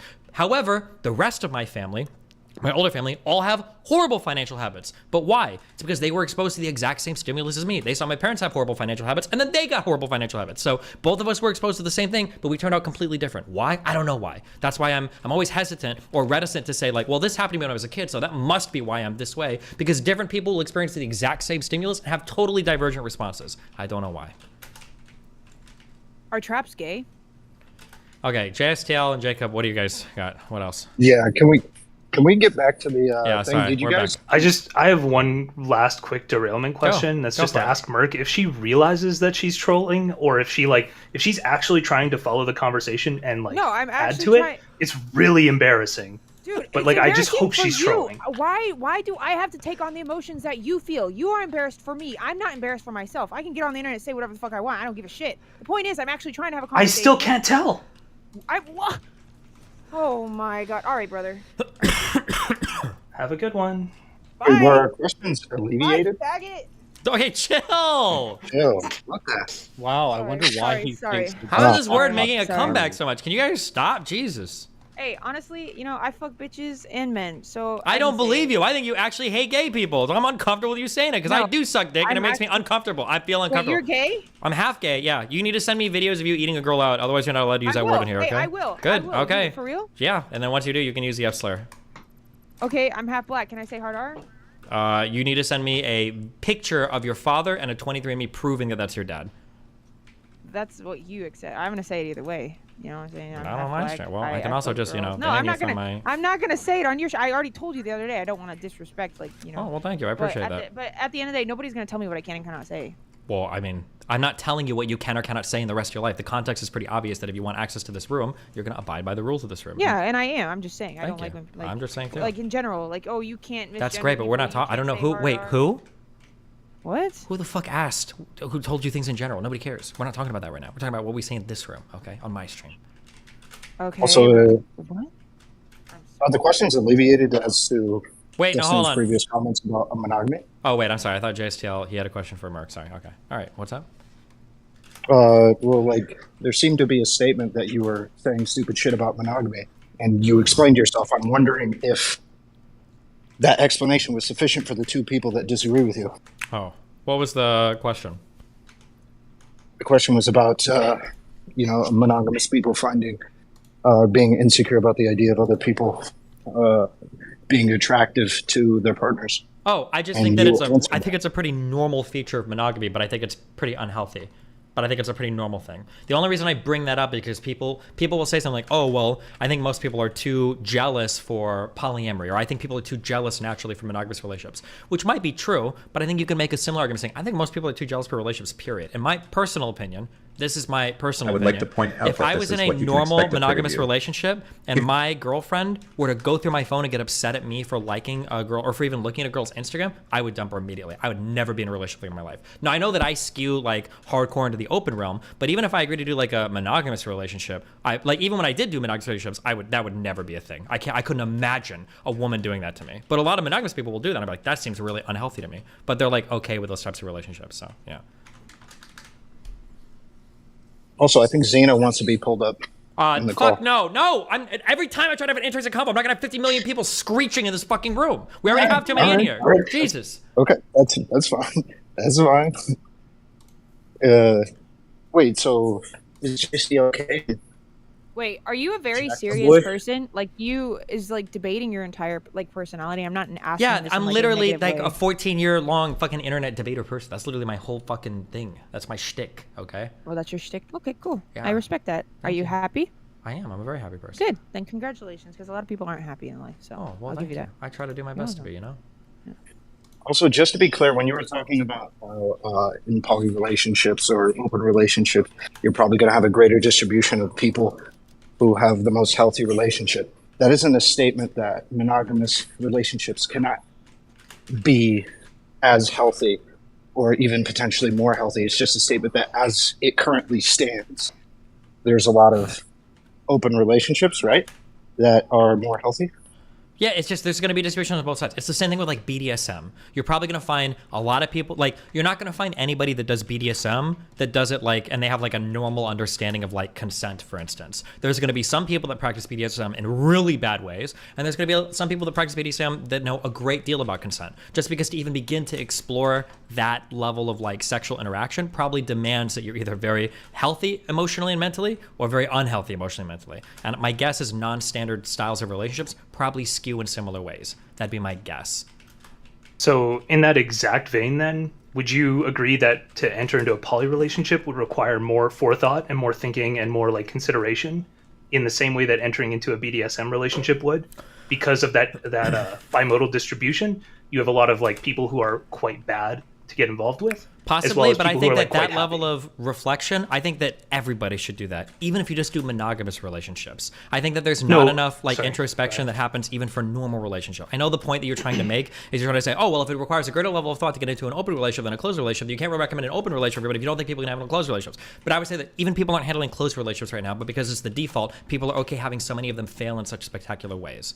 Yeah, I just wanted the acknowledgement that poly relationships would require a greater level. I don't know if I agree with that. I think that poly relationships right now require a greater level because if a poly relationship fails, people are going to blame it on poly relationships. But if a monogamous relationship fails, people won't blame it on their take on monogamous relationships. They're going to blame it on things like my boyfriend was too possessive, or my girlfriend was going through my phone too much, or I don't like the fact that I found out what her body count was, or I don't like the fact that my boyfriend dated or fucked like 2 of my friends and kept talking to them and didn't tell me about it. It'll be shit like that. So I feel like people in general should do a lot more introspection or thinking about themselves when it comes to like any relationship style, even monogamous relationships. Yeah, okay. It seems like a necessity to me, though, if you believe that there's that bimodal of like really bad relationships and really good relationships, that you would need to spend more time looking into it. I mean, you wouldn't necessarily. Like, you could just do it obvious. and fucking fail at it. But like, if you do it and fail at it in an open or poly relationship, people go like, "Oh, look at all this drama. Look at how horrible it is because it was an open relationship." Like, people look at my relationship drama, which, to be fair, of all the people that I fuck, my relationship drama is actually pretty light. And most of the drama that's happened with me isn't even necessarily revolving around relationship stuff. It's revolving around just like fucking loonies online. But like, look at somebody like fucking Ninja, right? Ninja had to tweet out that he wasn't allowed to play with girls on stream. And like, not many people, like people had different takes about that, but that's actually insane to me. And he's like, oh, I can't do it because of the comments that people make and blah, blah, blah. So it's like, I don't know, like I said before, like if a open or poly relationship fails, it's going to be, people are going to be like, oh, well, it's because you did this style of relationship. But like if a monogamous relationship fails or people doing crazy monogamous shit, then it feels like, yeah, people are just like, oh, well, it failed for other reasons. Question. I have a genuine question. If you are in an open relationship, what's the point in being in a relationship at all? Like, why can't you just be loyal to one person? Because that person is the best dick or the best pussy if all the other dicks are pussies. So it's a sexual thing. Well, and they might be the best race, which is white. What? You didn't answer my question. Answer my question. The answer is that there are some people that you might have a very strong emotional or romantic connection with, and you want to share more of your life with that person than you do a random person that you fuck. So there might be a person who you have a lot of romantic chemistry with. You like to do cute and cuddly things with them. You like to share special moments, introduce them to your family, go on vacations, live with them. And there might like to be other people who throw back well or give really good head and you want to fuck with them. Just because you fuck both of these people doesn't mean you have the same romantic feelings towards both. I don't know. I don't ask me the question if you're gonna say I don't know. I don't know. No, I can't even. I don't know. I I'm can't even trying- fathom the no, answer. Listen. Can you listen? I'm trying to see. Like, You're I'm not trying to see because what I'm saying is so obviously correct. It's so obviously right. It's so obvious. It's intuitively correct. Do you have a guy that you fucked before that you wouldn't date? No, I only fuck people I would date. Okay, you're doing the insecure about your body count thing. I don't fucking believe you. There are definitely guys that women. Okay, maybe you're the golden exception. You got 2 men that you've ever let dick down your pussy, and good for you. But yes, there are women that will fuck a guy and they'll be like, fuck, like now. Generally, women's fucking date standards are closer, but there are definitely guys that women fuck. Like, I'd fuck this guy, we get along great with that, but I don't think I could date this guy. It happens. Well, what's wrong with only dating people or only fucking people you date? Like you sitting here. Who said there's anything wrong with it? That you said, oh, that's like you basically said that was bullshit. I didn't say it was bullshit ever. If you want to do that, that's fine. That's just your style of relationship. You just can't handle the fact that somebody might do it different, so you think I'm attacking yours. If you want to do a monogamous relationship, that's fine. You're not. No, you didn't. No. You didn't ask. You didn't just ask. I did. You didn't. I did ask. You accused. You implied. No. Oh my God. You said, what's wrong with just wanting to do this thing? I never said there's anything wrong with it. Why would you ask me? And I just told you, I said I wasn't asking like a negative way. I'm asking if you're going to be in a relationship with someone, why be in a relationship with someone else? Like, it doesn't make sense. That's why I'm asking, because I'm trying to be educated. I'm trying to pick your fucking brains, dude. Not everything is a fucking attack. Granted, I'm a fucking troll, but I'm actually like, because I always have been curious about poly relationships. Because my brain, I'm very family oriented. I'm very like, I want the white picket fence. I want the husband. I want the kids. I want the car. Like, I want the horses. Like, I want that. That's my dream. That is my goal. That's my dream goal, right? So it never makes sense to me why be in a relationship if you're not going to be strictly in a relationship with one person. That's why I'm asking. Like, it doesn't make sense. Okay, well, I just explained it. I don't know if you can fathom that, or you might have like 12 emotional IQ, which is true for most women. So, you know, it's fine, whatever. Yeah. But I think what I said is pretty obvious. I think there are some people you feel a romantic connection with, and there's other people that you just might feel a sexual connection with. But you might be 55 IQ emotionally. You don't understand the difference between those two things. So, you know, and if that's the case, I do that's understand. fine. I have a pretty high IQ. Then if you believe it or not, understand that, then how can that be so hard to understand in a relationship context? because it doesn't make sense to me, and that's why I'm asking. What doesn't make sense? Tell me. What part? I don't see the point, and like, love is amazing. Okay, you know what? It doesn't even matter because it doesn't even matter. The point is, it doesn't make sense, and it's okay not to make sense. I don't agree with it. That's fine. People can have different opinions, but I just wanted to I wanted to ask. Here's what I don't understand, okay? I understand why people would be monogamous, okay? Because I'm not fucking retarded. So I don't know how you can't understand when you say like, it doesn't even make sense. If I was talking about, for instance, having a big doggy dick not up inside your fucking puss as he cream pies you, and then I'm like, and then somebody's like, I don't really understand that, then I could totally get it. I could be like, yeah, that's a pretty hard one to understand. Bestiality, that's a pretty extreme fetish. Wait, so sure. who fuck? But if you're like, I can't imagine wanting to fuck one person while you're also dating another. I can't even imagine that. Is that really that hard to imagine? Okay, who fucks more people, you or your wife? Kind of ruining my point, to be honest. Why is the question even relevant? I know it's because I will explain. Who fucks more, you or your wife? Probably me by like 5 times. So you benefit more from the polyamorous relationship. Maybe, maybe not. Melina might have closer alternative relationships than I do. Whose idea was it? Both of ours. Destiny, has there ever been an argument that arose from the topic I know what of you're asking and I know what you're trying to get at, but my whole relationship is public and every single answer I give you is going to be the exact opposite of what you expect. So there's literally I don't know you. I know what you're trying to get. I know you. You're trying to get at the whole idea that like, oh, Melina's a beautiful woman and you just agreed to it because you're cocked and blah blah blah blah blah. You have no idea what my fuck history is like. You don't know what my relationships are like. You don't know what my past month has been like. But if you want to just get to the point, and stop trying to like stochastically get me to this area where just get to the point. Go ahead. That was the point. The point is, before my fucking chat told me about you, I didn't even know who you were. I've never even heard of you. Good. Okay? I love you. Okay. Sorry. Go ahead. I'm asking because I genuinely want to know how your polyamorous relationship started. You can't get mad. Okay, you're right. True. Okay, you're right. Okay, you're right. Here's how it started, okay?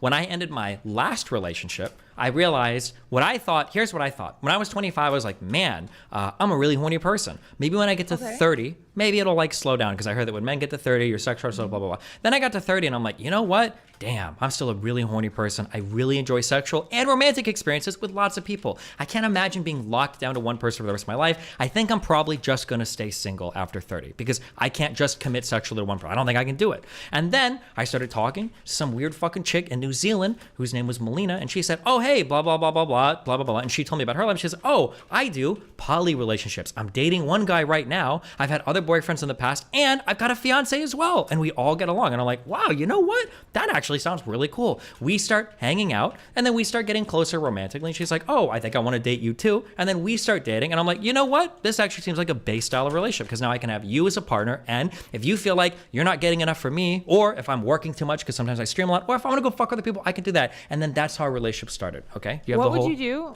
Sorry. Go ahead. What would you do if your wife got pregnant by the man who's cucking you? If my wife got pregnant by another guy, I mean, if it was like a third dude that was like dramatically involved in a relationship, maybe it could work, but chances are we would probably end up breaking up. Same as if I got like a random girl pregnant. That'd be my guess. Do you use protection? I only come in girls that make more money than I do.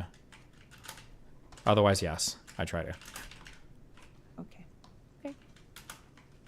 I'm just like I said, you guys get mad at women for asking questions, but yet you like want us to be a part of like it's weird. It's weird. Okay, you get mad at what for asking questions? Oh, okay, sorry. Okay. I've noticed a trend, right? Yeah. So a trend, especially for me, right? The point is, men get mad at women for not being educated, but yet when women try to educate themselves, they get shit on. Is what I'm getting at. So like I'm sitting here asking, I'm not trolling. I'm actually I understand what you're saying. Listen questions. to me. Okay, I understand what you're saying. Listen, your feelings are totally fair and totally valid. Okay. Do you know what the red pill is? Yes. Okay, so I've spent the last year in this space. 99% of the time I get these types of questions, they're usually bad faith attempts to do what you actually just did as a joke at the end there as, what if your wife got pregnant by another guy who's cucking you? I genuinely want to... That's fine, I understand, but I'm just saying when you phrase it like that, it's like, okay, this person's just trying to do like a random ad hom on me, and that's how I tend to treat those, I'm the last person who has any room to judge anyone on the fucking internet, okay? That's fine, but I don't know that. I don't know your history either, exactly, right? I don't barely know even you. stalked We're you. getting to know each other. Okay, cool. All right, well then there you go. Hey, Destiny. Yeah, what's up? Would you consider Merc an interesting person or a boring person? Because to Oh, me, see, she now seems he's like someone he's who's running around with doing an it. ice He's- pick oh and fell on the ground and God. lobotomized herself. She's Merc is like the red pill You're about to- space Yeah, of I didn't chatter. Ask you, I didn't ask you, Destiny. Do you consider her an interesting person or a boring person? I don't know yet. We'll see. Who knows? She trends between both. She can be interesting and she also be really fucking boring. So we'll find out what happens. So You know? I can say, people like have like things they're actually like interested in and like actually educated on. For me, that's more like transgenderism and like children and education and LGBTQZY Xing the fucking education system and all that. Like that's something that actually genuinely interests me because I, work in that field. I love kids. I love kids a lot. And I don't know, that's my forte. So if it's other things, I'll try and like get involved in a conversation. But at the end of it, I want to be educated and I love learning about people. I love learning why their brain is different than mine. And the human brain is so interesting and I love psychology. I'm into all that. That is why I'm here. That's why I'm asking questions. So that is it. Cool. Okay. Oh, I gave you my answer. So yeah. Okay. W answer. W's in chat. So, No. Uh-oh. Sorry, I have to take Destiny back to where we were, just for everybody who might have tuned in the middle of that like 30-minute derailment. Yeah, go ahead. We were talking about the distributions of healthy relationships from bad to good, and how poly relationships probably follow a bimodal distribution. Monogamous relationships probably follow a bell curve, like a standard normal curve. And Destiny said, I argued that you should have to think more about entering a poly relationship because of the higher variability, like the riskier aspects of the relationship. And Destiny said he disagreed. People need to do more. So I think that's only valid if you think that you can't suffer, long-term damage in a relationship mentally, like you can't have maladaptions. may I interject? No. Yes, I'm going to anyway because I asked nicely. May I ask your name, please? We call him Jistical. Jistical is what I call him. Jistical. Okay, Jistical. Listen here, Jistical. Do you get bitches in the real, like, is the internet your life? Like, what? Let me learn a little bit about you, because I want to know who you are too, because like I feel like that's important. Do you get bitches? And I'm not asking this in a comedic way. I'm genuinely asking because you might as well just get to the point. Do you fuck?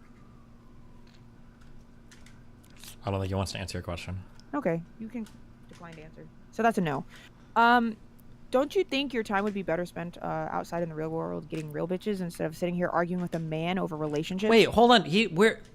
First of all, this is one of my tier 3 subscribers. Okay. Oh, I don't care. He came for me first, so I feel like it's a level playing field. You know what I'm saying? It's not about being a level playing field. It's that I need people that are invested in these conversations. Otherwise, I'm not going to make any money, and then I don't get any bitches, and now none of us are happy. Okay. So this is okay. I get it. All right, I understood. So you don't get bitches, and that's okay. Everyone's different. Okay, I see. Okay, good job. Okay, sorry. I just hate women so much that I can't imagine going out into the real world to try to find one. And thank you. You've just proven out exactly that feeling. Okay. No. Okay, stop. Okay, we got derailed. I'm very sexually attracted to women. We got derailed. Why do you much. hate them? We got I derailed. can't imagine going out to try to find one. We got derailed, but we're back. We're so back, baby. Okay. Jistical, what's up? What's your question? Sorry, back where we were. Yeah, before. so I was just saying that you basically, to think that you don't need to put additional thought or additional consideration into entering a poly relationship means you think that there can't be actual damage done. Would you agree with that? If you're trying to make the argument that like you shouldn't recommend poly open relationships because they require more thought, I would disagree. Okay, That's not what I'm saying. Sorry, let's go step by step. Go ahead. Yep. Go ahead. Yeah, I'm saying that you have to put more thought into entering a poly relationship, probably significantly more, because the chance of that relationship being unhealthy is higher. The chance of that relationship being way better than most of your monogamous relationships, I'll even grant you. I don't necessarily agree, but I'll even grant you it might be higher. There's a lot of different statements in here. So that first one is, do you have to put more thought into it? I don't think I necessarily agree with that. No. I think that right now, though, I think the standard for the thought that you put into a monogamous relationship, I think that it is embarrassingly low. So people have this false idea in their head where they're like, you know, poly and open relationships, that requires a lot more thought than a monogamous relationship. But then people are very quick to hop into a ton of unimaginably unhealthy monogamous relationships. That's what I feel. Sure, and I'm not disputing that. Basically, all I'm saying is that if you are asserting that there's that bimodal distribution, you believe in that, then I'm saying that. But I'm not saying the bimodal distribution is inherent in the relationships. I'm saying the bimodal distribution is inherent in society. That like if we were in an area where socially like poly open relationships were accepted like normally, my guess would be that the distribution would probably become a normal distribution like monogamous relationships, where there'd be some unhealthy ones, some really good ones, and a lot of them would just be in the middle. But right now, since it's like a queer form of relationship arrangement, then it's probably going to follow a bimodal distribution. Probably like arranged marriages do. That'd be my guess. So arranged marriages are probably either really good or really bad. Go ahead. Sorry, I didn't mean to cut you off. I don't see how that would matter, given that we live in a society that has those cultural norms. Sure, but then yeah, sure, but like I'm part of culture, and my goal is to move the needle a little bit. So that's my attempt to move the needle. Wait, yeah, sexual harassment was a cultural norm like 50 years ago. Sexual what? Can I ask a question? Just Wasn't, don't like, say sexual harassment in the workplace of true. Cultural You know, and it probably still is. And it's worth pushing against. Sure, I agree. Yeah, don't say, can I ask a question? Just ask the question. Okay, go ahead. So what is your, and listen, I already know what your chat's gonna fucking say, okay? Oh, she's asking because she wants to know, what requirements do you and your wife have to include people in your relationship? Like, is there any boundary? Is there any, like, what? Why? What? You're consistently the most retarded person to Hey, ever. bitch, no one asked you. Anyway, Destiny, can you answer the question? What are the requirements? From my end, my preference is I just don't want anybody that's like shitting on me. I think that's kind of weird. You don't want to be shit on. Yeah. So like for instance, if it's like a streamer that hates me that's trying to like fuck Melina to get to me. Oh, I thought you meant actually shit, like good one. Fecal. No. No, I thought scat. I thought you meant scat play, dude. No. Oh my god. Yeah. So like that type of thing, that I probably feel like not the greatest about that. For Melina, I think her requirements are pretty similar, and she also probably wants to make sure that she feels like I'm fulfilling all of my obligations or needs in a relationship, and she doesn't want me like running off and having a ton of fun with random girls if she feels like her needs aren't being met or fulfilled. What advice would you give to someone who wants to try polyamory? Like where, like, because like the purpose of having like an educational conversation is kind of like not necessarily to sway people, but provide evidence and facts and like real world connections as to why it works out for you, and maybe sway other people's decisions and actually open their mind. So what would you say to someone who's like interested in polyamory? Like how would you convince them to like? My goal isn't to convince anybody. My thing would was your goal. Sure, like, I know. I'm just saying that like if you're a type of person, you've done some relationships, and you're like, holy shit, like being monogamous is really hard, or I find that I have a naturally very flirty personality, or I think that the concept of these types of relationships seem fun for me, then I don't know, communicate with some partners, like get some feedback or gauge how other people are feeling about it, and then I don't know, go from there and maybe try to explore those relationships. Don't just tell your current partner that, oh, I want to open my relationship. That's probably going to be the end of your relationship. That would be fucking retarded. And don't just like, you know, like dump your current partner and join a fucking polykill on a whim or whatever. Like it's something that would require a lot of introspection and a lot of conversation with your honest conversation with your current partner. So you do acknowledge that polyamory is not for everyone. Yeah, but monogamy is not for everyone either. I don't know. I'm just saying that try it. I'm just saying try it. No, I agree. I'm not, dude. I'm not attacking you. I'm just trying to have a conversation. Cool. Do you get attacked a lot on the internet? Yeah, I don't think you know much about me, but yeah. That's why I'm at. Yes, I don't know much about you. That's why I'm asking. Yeah, that's my whole fucking life. Okay, that's what I do. How does that make you feel? I don't know. Flattered, I guess, that so many people care about me. Like, do you because like for me, I feel like it's weird because I treat the internet and real life as two different people. Like I play a character on the internet, and then in real life it's completely different. I feel like I want to say insecurity is human nature. Because being insecure is a part of growing and developing and like advancing the species and being a better person. And if you're not insecure, you're not gonna want to change. But I don't know, like I feel like people like me on the internet, when people say shit about, I get called every name in the book. I get treated like shit, and I genuinely don't care because it's the internet. But like in real life, like It doesn't feel good to have people say bad things about you, especially if you know who you are as a person. That's why I believe in like energy and intention. For me, I know that in real life I'm a good person. On the internet, I may be perceived as a bad person, but I don't care. So where do you draw like the line of caring and not caring? I typically know who I am. I don't respect the opinions of strangers on the internet, so they tend not to bother me. So that's basically where it starts and stops with me. Did you unironically just say you're doing the I'm just pretending to be retarded thing as if that doesn't make you an absolute idiot to begin with? What are you talking about? Sorry, my brain doesn't comprehend. Did you not just say you're a character online? I don't remember what I just said. Stuff? Okay.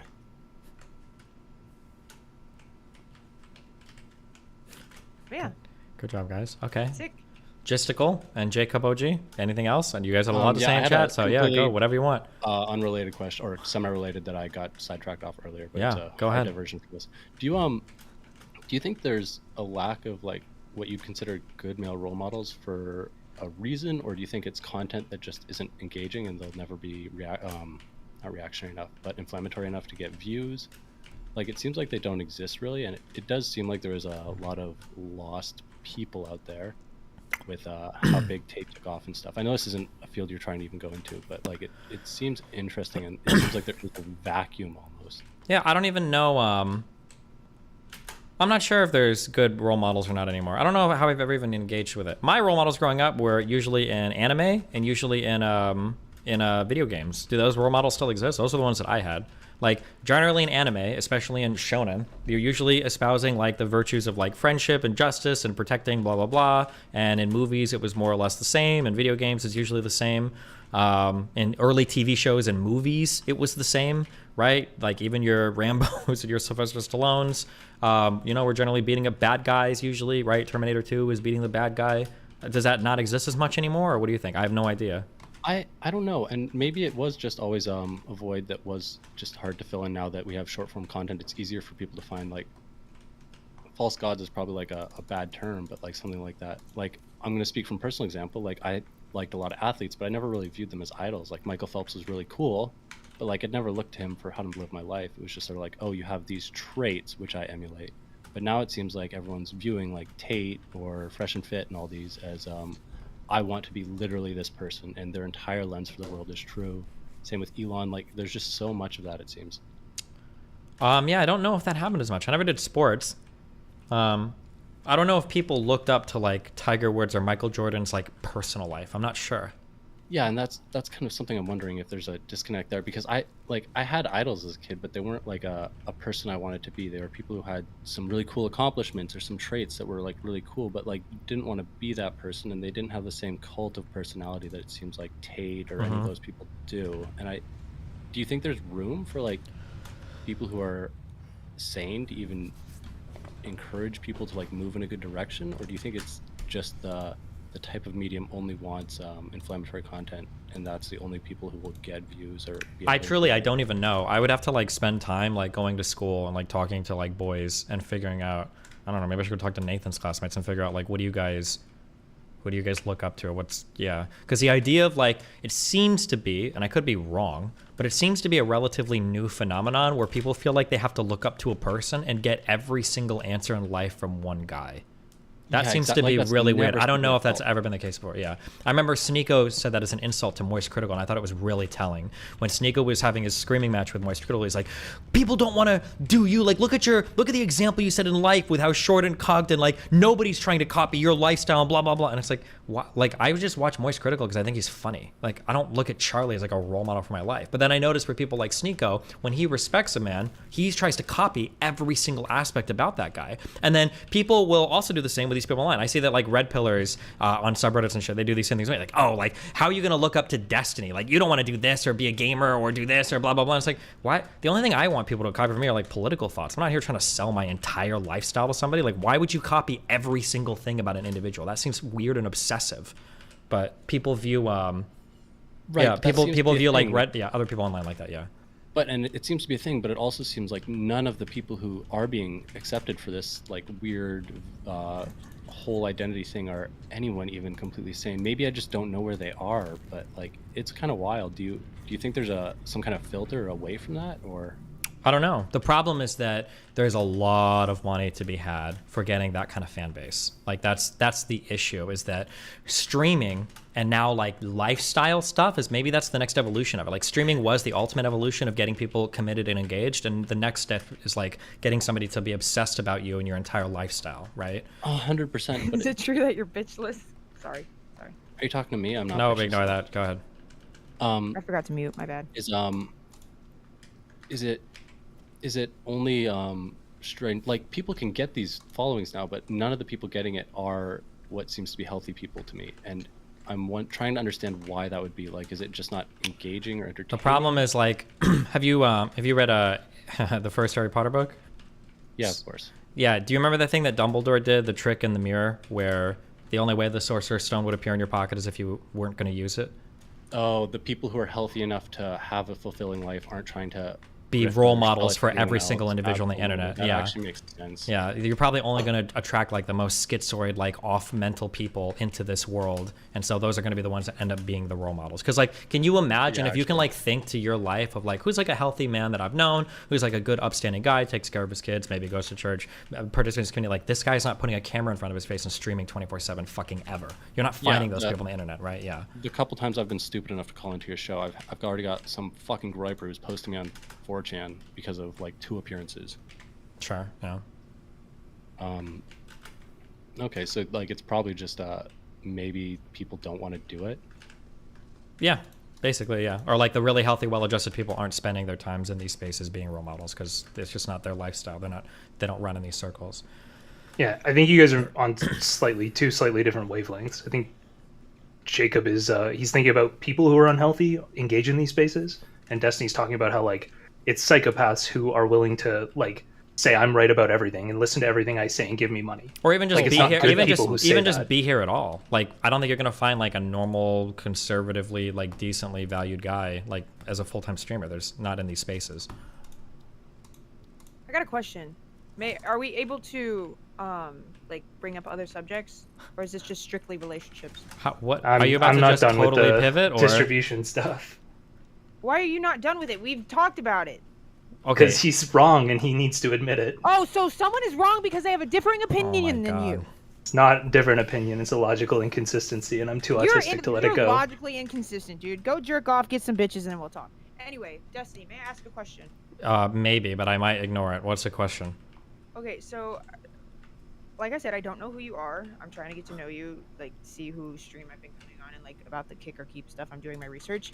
What information was sent to me about orbiters and fucking a mass shooting or something? I don't know if it's real. Maybe no. It's fake, Okay. Stop. No. Okay. What's your? Okay, Jacob. I think you had other questions. What were you gonna say?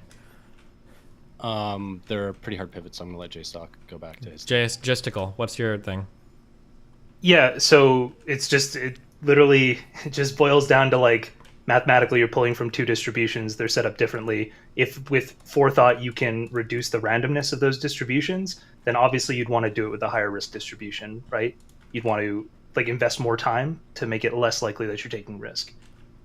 Like it just boils down to statistics basically. I now with know the argument you gave. But hold on, we're talking about how things are. But as an influencer, my goal is to change the way things are and to make them closer to how I want to be, right? That'd be like me saying, like, guys, listen, we really need to go out and vote for Biden. And you're like, well, statistically speaking, right now, 51% of people are going to vote for Trump and 49% of people are going to vote for Biden. So I don't know why you're telling people to vote for Biden when statistically speaking, that's not going to happen.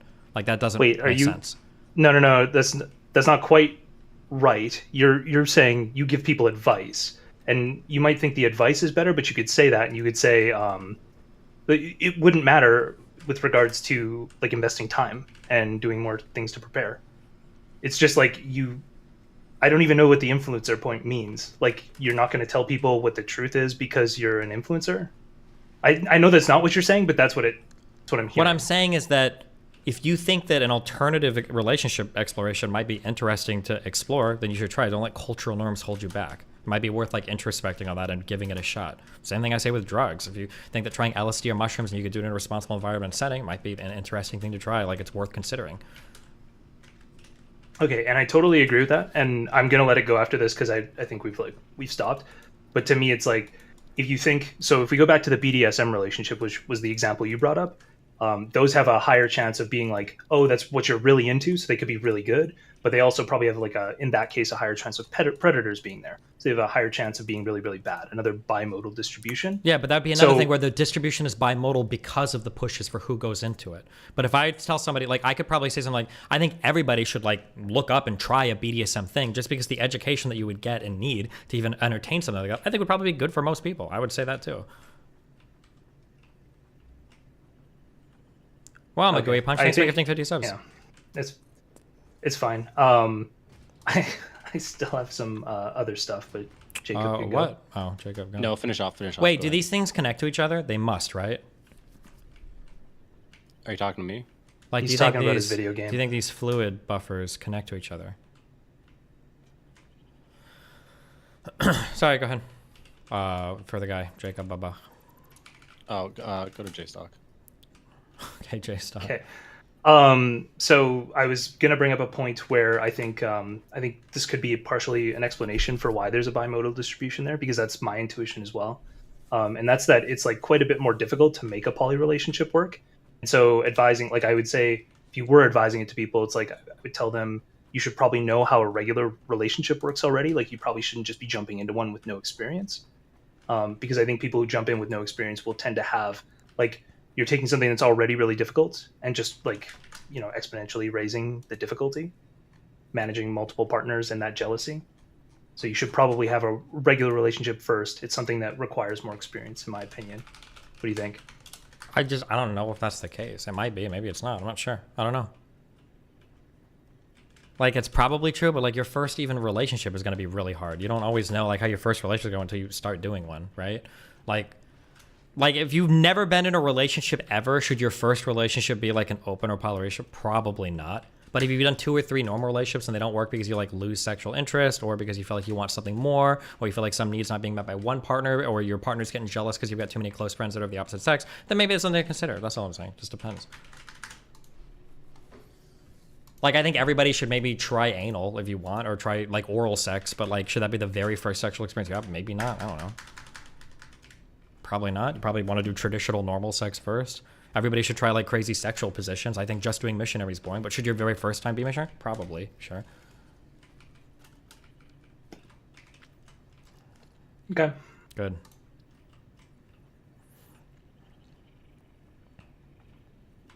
Okay. Jacob Bubba. Okay. Yeah. Do you well, base thing for good for getting rid of NSFW. Is there that banned for memes as well?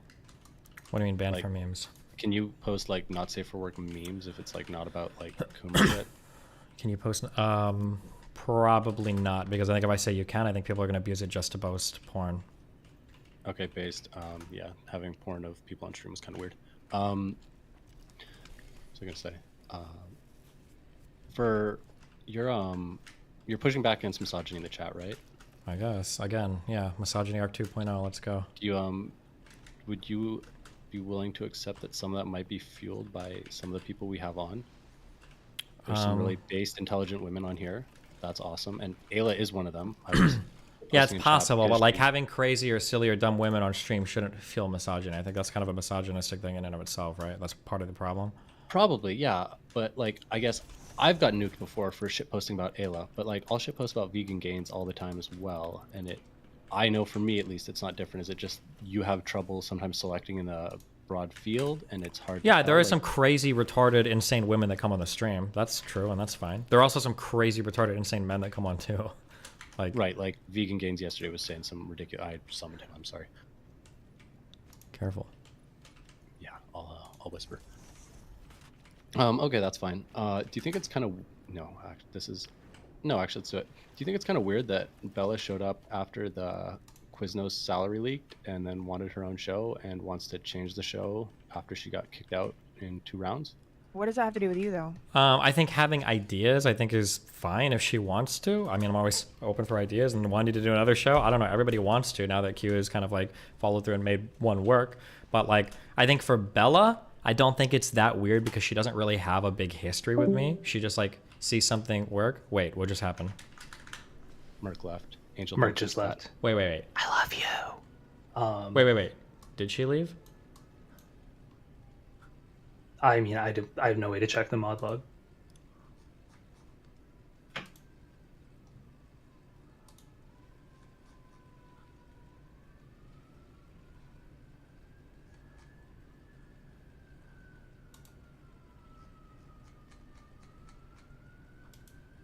So how's your training going? Not good. I've been sick and traveling, so. Based? Are you still doing 5x5s or? I'm not doing fuck all right now, okay? Although I like that I took 2.5 weeks off gymming, and chat said that I looked the best I ever have when I did that valuetainment show, so, you know. Lost a little bit of weight, which is pretty good for aesthetics sometimes. Being sick, yeah. Down 6-7 pounds over the rest of like 2 months, so. This is how women get eating disorders. Based. Wait, how do I see in, fuck, there's a way that I can see in Discord if people are banning people from chat or from Discord. Is there a way to do it? Audit log.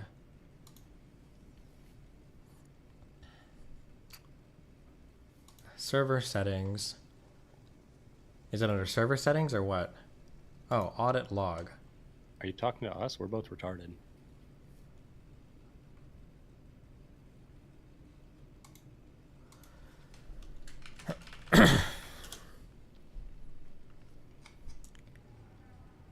Wait, I don't see anybody having been banned or removed.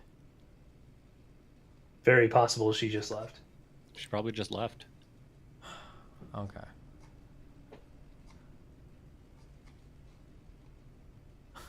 God, you guys make me waste all this fucking time. I think she did leave. Okay.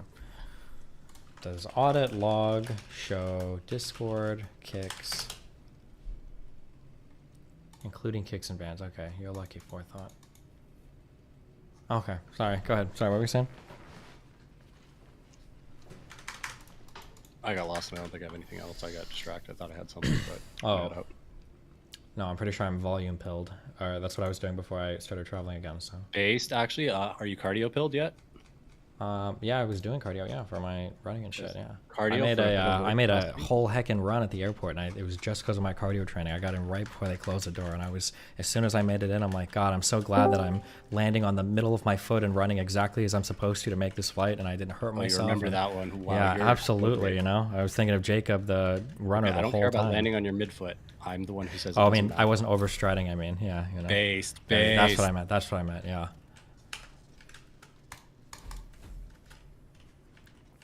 Okay, well, I'm gonna head out. I don't have anything else to add. Okay, be careful. I'm just gonna link a clip in chat, Destiny, if you want to watch it with stream. That was, I think, the statement that I was like mostly annoyed by. We went over it, but just so you know, it wasn't totally made up. Okay. I hope it's in the middle of me trying to scream between like 3 people screaming me down. Let's see. I think that you can argue that a similar thing exists in open relationships, that it might be okay to feel a little bit of jealousy based on how your partner engages with somebody. Monogamous people do the same thing. They just bullshit themselves by pretending that like, oh, like my man never looks at another woman. He never even thinks about another woman. Okay. So when I said monogamous people do this thing, your interpretation of that statement was all monogamous people do this thing. Because I think this is a thing monogamous people do. It's probably not all of them, but I think earlier we agreed that like, or at least Jacob agreed with me that like up to half of monogamous people do this, where like girls will police their boyfriends like Instagram likes, for instance. Okay, well, did you say like some monogamous people? Because without the qualification, I guess I would assume. Sure, like you could just 50%. make like the most assumption ridiculous one you can. That's fine. Okay, well, you cooked the fuck out of me for saying exactly what you said back to you earlier in this conversation, that you were saying monogamous people were insecure. You cooked the fuck out of me for that. Like, I think that's a much broader statement, but like I wouldn't say all monogamous people. Well, the problem is that here's the issue. The problem is that one, I'm not fucking retarded, and if I am, then you're even more retarded for watching me. So let's start with the foundational assumption that I'm not a total. I can't deny this. Sure. So let's start with the foundational assumption that I'm not a total fucking retard. Let's start with that number one, okay? And then the second statement we can have is I've made a lot of statements about poly and monogamous relationships that usually go something like poly and open might not be for everybody. I can understand why people do monogamous relationships. Sometimes they might do it out of jealousy and blah, blah, blah, but I don't think it's necessarily a bad thing, and I think you're this perfect, right? I've made those statements, okay? So both of those things are true, which we know are true. Then we've got a third statement where Destiny is in a fight with 4 other people that are screaming down his throat, and then he makes a slightly ambiguous statement. Why would you interpret it in the most ridiculously horrible way possible? Wouldn't it make more sense to go like, oh, Destiny's probably like screaming with other people. I doubt he means that all monogamous people are jealous, insecure people and their partners, and he probably just meant like this is a thing that they do, and it's not all of them, it's like a behavior there. Why wouldn't you just make that assumption? Like when I hear Hassan call somebody why a didn't I shit get that skin- same charity for Go ahead. being somebody who doesn't stream, doesn't really engage in Discord conversations all the time? And I made like a slight misstep, but you cooked the fuck out of me for it. Because you constantly anti-post and chat about me. So I would assume that you're like trying to cook me. In fact, I'm pretty sure that if I go to look up your logs for that night, there are probably multiple times where you were all caps spamming about how I'm like copying on some poly shit. If I were to go check, would that be true?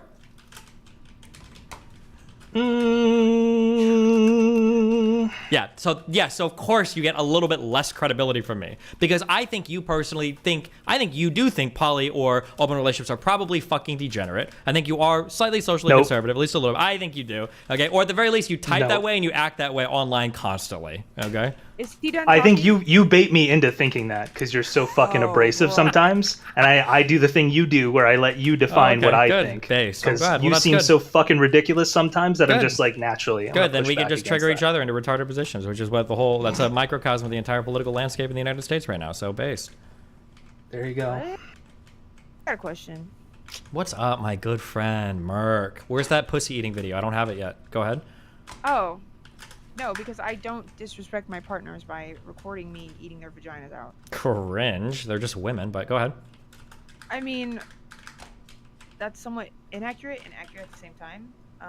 Oh my god, you're eating out trans men? Congratulations. No, I hate transgenders. Congratulations. No, that's great. Good for you. I thought Who so. said It was a anything about character. eating out trans That's people? great. That's great. Go ahead. What were you saying? Who said anything about eating out trans people, dude? Go ahead. What were you gonna say? Honestly, I just forgot. Good. Nice. Well, So, must not have been that is- important. can Oh, we- now you can I remembered. learn- Can I ask questions about you? Because I want to get to know you. Sure. Can I get a drink of water first before we go down this route? Is that okay? Yes. W Hydro Homie.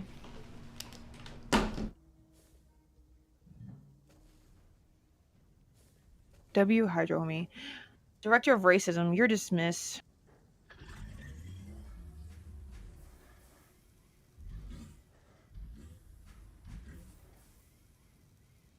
So how's it going? Oh, no. Don't try and raise me up now, buddy. I was trying to riz you up. I thought you were super damaged. Wasn't that a huge turn on for you? What? You're echoing. I thought you loved when dudes shit talked you. I mean, yeah, in a sexual manner, but I'm not sexually attracted to you. Oh, we'll get there. Probably not. What do you look like? Tell me what you look like, then we'll talk about it. I'm not super concerned with consent. Xena, what's up? Oh, so you think it's okay to rape people? Jesus Christ. What did I just miss in here? Okay. What's up? All right. So I've got some questions, and these are crowdsourced. These are. Okay. Sounds like they're gonna be extra retarded, but go ahead. What? Okay, Destiny. What are 2 things you like about infrared has? No, I'm not doing this. Okay. How do you feel about Fortnite? Okay. Just Stickle. Did you have any other questions for me? Wait, Destiny, on the Haz front, have you heard? I've heard from like multiple sources that if you go through Haz's writing, he's actually like super intelligent. Wait, who's has? The guy you just I don't talked think about. he's You super guys intelligent. just I asked mean, about. I think he's pretty smart. Yes, I would definitely say Haas is a well above average intelligence person. He's just fucking insane. But that wouldn't be surprising at all to me. Yeah, How do you feel about black people? they're amazing. Really? Like genuinely? No troll? Sure. You sound a little Yep. unenthused. I am. Okay. Let's just play off the logic that everyone's racist, which is what I actually believe. What is one race you hate and why? Probably white people because they ask me questions like this. I'm not white. I gotta go. I'm race. I do. Bye, bitch. No one's gonna miss you. Anyway, give me an honest answer. Let's I do. just be I honest. consider you white. I'm You being ask me honest. questions, I'll answer them honest. Yeah. I ask questions. You're the you answer whitest honest. person I've ever met in my entire life. Ask me any question, I have to answer honestly. What's your actual job? I'm a teacher. Don't believe you. I don't know how I can prove it. I go back to work on Monday. I literally teach preschool. I don't know what you want from me. I feel like you would have gotten canceled. Or like you realize you're probably gonna lose your job if people like find your Okay, shit. and if I lose my job, oh well. That's my problem, not the internet's. You just don't give a fuck about your teaching degree and all that other shit. It's just a waste. You're just like whatever. Not necessarily. That's not true. But like, I don't care because if it's meant to happen, it's meant to happen. And either way, I'm gonna end up where I'm meant to end up. Do you just walk into traffic with that mentality? Well, if it's meant to happen, it's meant to happen. If I get hit by a car, it happens. I don't do damaging thing that I know could damage me. Really? You don't think making insane statements online, using transphobic or homophobic comments online are damaging statements? No, not at all. Okay. Because I've been doing this for how long? Started streaming in August, and I've been working for how long? And nothing has happened. So, and I've literally posted my address. I posted my social security number. I posted my ID. I posted everything. Okay. Seems a little. You want my social security number? Not as much as I want that video, but that's fine. Okay, what's your other question? So you're saying you want to see me eat a girl out? What's your other question? You want to see me eat a girl out? Yeah, XQC really wanted the video, so I was gonna pass it on to him, and I know All right, listen. Hey, listen. Let's not talk about that. Let's not talk about him. Okay. Listen. Let's get back to you and me. So, you're Destiny. That's right. You're an internet debater. Sure am. Right? Yeah. Master debater. Yep. And so what other hobbies do you have? What other hobbies do I have? Yeah, I'm trying to get to know you as a person, okay? Drop the facade. Be who you are. I play video games. I scream at people on the pride. internet. I like having sex. I enjoy music. Like. What is your favorite thing about sex? I don't know. It feels good. You packing? Enough. Yeah. And what is enough? Enough to get the Because job like the done. average vaginal canal is like what, 5 inches, 6 inches? Okay. So like you really don't need too much. Size actually does not matter if you think about it, because like you only have so much dick that you can use. You know what I'm talking about? Like you can't go into the cervix. I mean, you could, but that's like extremely dangerous. You know what I'm talking about? I don't think you can go into a cervix. You can tap it a little bit, and yeah, if they like No, that. you can go into the cervix. The cervix is open until you start ovulating, and then until you're pregnant, and then it closes up. Is that true? Yeah, the cervix is a hole. It only closes up when you're pregnant. Am I retarded? My understanding is a cervix is almost entirely closed. There's a little like bit, but like you can't put a dick inside of a cervix, can you? You can impale a cervix, yes. Your penis cannot be penetrated by your cervix. Can't be penetrated by a penis. Yeah, it actually can. It actually can. It's called you're being impaled. It's possible. You can literally shove something up your cervix. I'm almost positive that this is not true. You can literally If I look up, my guess is like 1 or 2 millimeters. If I look up average. Well, my gynecologist is lying. Average diameter. Because when I cervix. had my cervix broken, that is exactly what happened. Because it was a big giant fucking cock, and she shoved it in too far. Okay, and it yes. broke my Hold fucking on. cervix. Yes. You can break it and you can do unhealthy stuff, but it's not supposed to, right? So But I'm not saying it's normal. I'm not saying you're supposed to do it, but it's possible. Oh, okay, it's also possible to get a yeah. Okay, stop, Cena. Jesus. Okay, cervix is not supposed to generally accommodate a penis. If you bumping somebody's cervix with your dick, some women like that. Most women don't, but it shouldn't be going into the cervix. That would mean that you're okay. We're agreeing on that. What I'm saying is that it is possible. Sure, it's also possible that I can stick a pipe through your ribs, but that's but okay, go ahead. I wasn't arguing whether or not it was like right or wrong. I was arguing whether it was possible or not. You can impale your cervix. I mean, you can impale technically anything, right? Yeah, exactly. But so it's possible. Okay, sorry. Go ahead. That wasn't the implied meaning that I was getting, but I understand what you're saying now. Yeah. Come see, come saw. Anyway, okay. So you're poly. I'm sorry. My follow notification is a fart because I'm a child and immature. If I'm laughing, that's why. Gotcha. So you believe in polyamory? What made you believe? Like, what made you say? What made you say that polyamory is for me and that's it? Didn't we already go over this exact thing? Are you listening to what I'm saying? No, because I couldn't honestly focus because I'm the type of person, I prefer one-on-one debates, all right? Real personal, no outside chiming in. You can really listen to the person, and understand what they're saying. Sure. When I hit 30, my sex drive didn't slow down, and I enjoyed fucking around with people, and I like sharing romantic moments with people, and I can't imagine locking myself down to doing that with just one person for the rest of my life. And I found another person that does open poly relationships, and they seem like a cool idea. So even though I said after 30 I was going to be single forever, I decided to try relationships again with this other person doing this other style of relationship. Okay, so horny.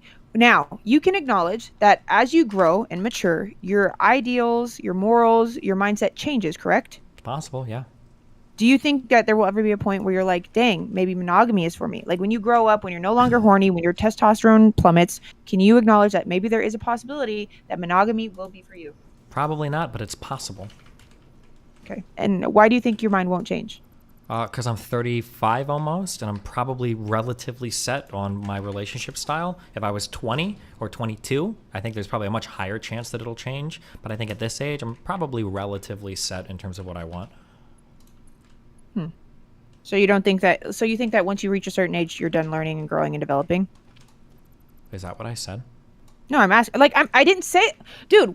Why are you so like? Every question I ask is like you're so angry, and I'm literally just asking because I'm just asking. There's no emotion in this conversation. Can I ask questions for you? Yeah, go ahead. I love answering questions. Okay, that's fine. Do you really think it's okay to rape children? First of all. Whoa! I'm just asking a question. I don't know why you're freaking out. I'm just asking a question. It's not the same thing. And wait, I don't. What do you mean? Okay I was just asking. Okay, I'm answering. No, I don't Okay. think it's okay to rape children. Okay, cool. Let's go. Okay, we're on the same page. Okay, go ahead. Okay, keep asking questions. No, I'm good. Do you think rape is funny? Do you think rape jokes are funny? Generally, yeah. Okay, thank you. Hey, we agreed on something. Yeah. Okay. W's in the chat, dude. That's cool. Okay, what else do you think is funny? Do you think so you don't think racism is funny though? I think it's funny when it's for shock value and not that the people are like actually racist. What do you think I am? I don't know. Okay, that makes sense. What? Let's see. Let me see how to word this. So, I mean, not that it matters, but what is your perception of me? I'm just testing the water, seeing what like people, I have no idea. Right now, you just seem like a bad shock jock, but who knows? What's a shock jock? Somebody that just says really outlandish, shocking things because it's the one note you can play to make people laugh. But yeah, I mean, I think that's my job as a streamer to make people laugh because that's what I enjoy doing. I didn't just say it was just your job as a streamer to make people laugh. I said a particular style of making people laugh. Yeah, which is gimmicky off and it's genuinely, okay. but it's genuinely what I believe. Like I genuinely believe that everyone's racist. I genuinely believe that transgenderism is a mental illness. I believe that homosexuality is a manifestation of dominance. In like pack mentality. I think that. What else do I believe? I feel like Black people are any minority. Like them complaining about things like, oh, I have such a disadvantage. My ancestors your ancestors went through that. You didn't go through that. The government puts programs in place to help you reach where everyone else is developmentally. I believe that. What else? We should build the wall. I believe that there's no. I don't know. I don't care about like a collection of stated beliefs. Like all of these would demand greater analysis or examination. So I don't know why you're just rattling off. Okay, so no, I'm just telling you how I really believe because you think that it's sure, for shock but none value. of these things mean anything to me. There can be good or bad reasons to be opposed to literally every single thing you said. I'm just talking in like regards to you thinking that I'm doing it for shock value. It's genuinely what I believe. Okay, that's fine. If it is genuinely what I believe, then it makes me even more uncomfortable when you make those style of jokes. Because then it's not shock value. Now you're giving me them as your Just actual exaggerated. beliefs. It's not exaggerated. Well, it might be exaggerated, but it's still something you actually believe. Like when I say something racist, I think it's generally funny because people know that when I say it, it's kind of like shocking and funny, but I'm not actually racist. But if I was actually racist, it wouldn't be funny anymore because now it's just me being racist. But making racist jokes implies somewhat of a level of racism. No, it really doesn't. So you can say like, oh, fucking Jew kike and not actually hate the Jews. Yeah, sure, of course. Okay. So when I say this shit on the internet, I shouldn't be called a racist, correct? I don't know. It sounds like you might actually be racist. So that's a different. No, I'm not racist. I'm half black, for Christ's sake. I don't know why you think that would make you not racist. Candace Owens is fully black. I don't know why you think that just being black makes you not racist. Because if I was literally racist, I would be self-loathing and I would end my shit for being black, dude. Yeah, and half of women fucking are self-loathing women. Like, what do you mean? They're Well, red pill I'm women. not There are self-loathing. guys that are super fucking feminized. Like, I don't know. What do you mean? There's plenty of people that have a lot of self-hatred. You think that's an I'm impossibility? racist. I love racism. Okay. Yeah. So I guess we don't see eye to eye. That's a shame. Didn't you say how tall are you again? I'm 6'1". Good one. I'm genuinely 6'1". I have proved it multiple times. Oh, then we definitely don't see. Are you eye going to to? eye. Are you going to? Yeah. Are you going to TwitchCon? Are you going? I sure am. I'll see you there, buddy, and I will prove that I'm 6'1". You're definitely not. I'm gonna be hanging out with Bella the whole time. Who's Bella? My new girl. Oh, one of your. No, not one of mine. She's the one. Okay. She's Wait, what about your wife? My Latina dream. Okay. What about your wife? She'll learn to accept it. Okay. She'll what? Okay. Cool. Well, I'm glad that you are happy. I'm glad that you're doing things that are true to you. I feel like people make it seem like you can't be, and this is me not trolling. This is me giving my genuine take. Okay. What? No, go ahead. I I'm was listening. gonna sit here and say I'm glad that you are authentic on the internet and true in what you believe and say exactly what you're believing because we need more of that. Even if it's dissenting opinions, even if we don't agree, I'm glad that you are who you are. Wow. Okay. Yeah. Let me guess, you're gonna find a way to argue that. Nope. I think that's great. Okay. Well. Awesome. Cool. Sick. Love you, buddy.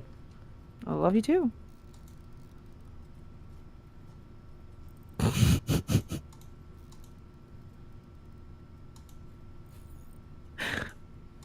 So, what are you doing? Nothing much. Just hanging out, you know. Playing video games? That's exactly what I'm doing. Yeah. Do you have anything else, or are we good? I can't hang out with you? Oh well, I thought you generally people hang out when they have something to say, but You can't just like hang out with people? sure. What's up? Not much, just chilling, you know. Woke up. Okay, I'm done hanging out. Okay, I love you, buddy. Bye.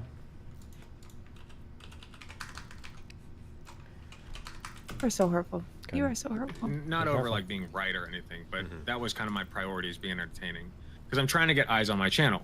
So I figured if I can be entertaining, if I can be the star of the show, then that'll help me. Now, I actually did not know that Destiny would be there. That was a total surprise to me. I had no clue. And so I saw him and I was like, well, now I have to outdo him. So that was another part of it. And toward the middle slash... Well, I'm good now. I'm just watching videos on stream. Oh, what you watching? A video about a guy that was on a Jubilee episode with me. What's Jubilee? Okay. I love you, Mark. Bye. Be careful. Bye, Destiny. Stay safe. Bye. End of the conversation, I was definitely starting to get tired. You know, they had us on set waiting for like an hour and 15 minutes, just doing nothing. And then after that, we had to get all set up with a mic, and you know, we had to go through all the questions. And so by the end, my Adderall was wearing off. I was getting tired, and I always think it's so funny, and again, this just might be different backgrounds, different life experiences, but I love like influencers or entertainers or streamers or talent or whatever, and it's like, yeah, yesterday was really rough. We had to wait on set doing nothing except looking at our phones for an hour and a half. Like, geez, yeah, man, like I was already starting off like so mentally exhausted. I was like, bro, we were just on our phones. Like, are you okay? And a little worked up and high strung. And I think that definitely came across in the video, so. Okay, so you were approaching this event as an entertainer, fundamentally. That was your... Fundamentally, yes, yeah. Okay. All right. Not over like being right or anything, but that was nothing. No, I understand, but like, do you think Destiny being there was a bad thing? I think, can I be candid? Like, I think he did the best there of the lot of you. I just disagree with that. I think if you're going for strictly optics, then sure. But I don't think that he did effective messaging for the left. So, I mean, he did here and there. He said some correct things. But he attacked the left more than he defended or pushed his ideas. But he's not on the left. He's a liberal. Well, like, that's fine. Well, yeah. well, that's fine then. But I am. So I felt like I had to be an effective advocate there. What now? Was I effective the whole time? No. Clearly, I had some weak nothing. No, Although I had kind of- understand, but Okay. All right, one more meme. What is this? We're in a mess and need help. My husband and I are in a deep hole and unsure of how to get out, looking for any advice. Currently, our monthly income, including baby bonus of $139, is approximately $9,600. As of November, I go on maternity leave with baby number 2, which will drop our income to approximately $7,900 for 6 months, then to $6,700 for the remaining 12 months. Monthly expenses. Housing. Mortgage is $2,000. Hydro, I don't know what hydro means, is $157. Gas is $157. Water is $157. TV and internet is $133. What's the difference between hydro and water? Hydro is electric. Oh, okay. How do you spend $157 on gas and $157 on electricity and $157 on water? How are you doing all of these utilities? That seems like so much. Maybe it's just Canada?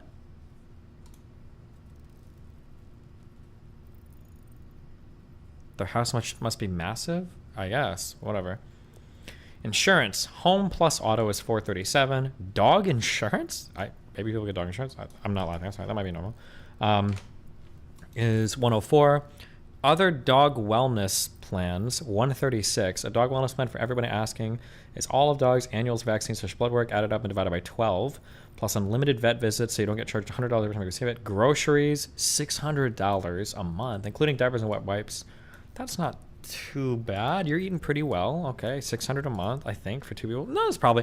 So keep in mind this is Canadian as well, so that's probably okay. Sure, that's okay, I guess. Yeah. Dog food is $150. Damn, I spent a lot on that dog.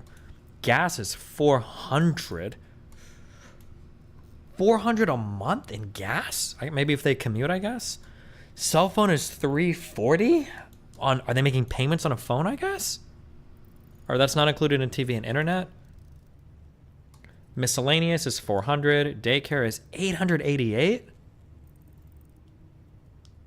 Is she not on maternity leave right now? Oh, she goes on maternity leave, baby number 2. Okay. Apple plan is $14. Debt payments. $890 car payment? $580 car payment? What the fuck? $1,600 in cars? Or for about $1,500 in cars? Personal loans? I don't know what the fuck that means. $1,500. Student loans $350. Credit cards $465. For debt, holy shit, $115,000 in personal loans? $15,000 in credit cards? A $64,000 CAD car? Ford is being leased? Our cell phone is so high due to financing both of our phones? Oh, because they owe $2,000 on their cell phones? Mortgage is $500K. Total monthly expenses is $9,904 a month. Total debt, not including a mortgage, is $250K. How old are they? Jesus. We've been trying to rack our brains to come up with a solution on how to tackle this mess. We've contemplated borrowing more money. We've even contemplated selling our home and renting. Holy shit. All right, let's go through this one at a time, okay? For the mortgage, fuck it. Mortgage is fine. Hydro, gas, and water and TV, you're really paying in Canada? Is this normal? $600 a month in utilities? I guess. Okay, fine. What is that, like $400 a month in US and utilities? Seems kind of high, but okay, maybe. Home plus auto insurance. I don't know if this is good or bad. I have no idea. Dog insurance and dog wellness plan and dog food. They're paying like $300 or $400 a month for dog shit. I guess that's not the worst. Gas $400 sounds high. Maybe they're commuting a lot. The cell phone shit's got to get cut. I don't know what this miscellaneous stuff is. $888 a month on daycare. I mean, if they're both working, you can't really do much there, I guess. The cars have got to be downgraded. Cars have got to go. This is insane.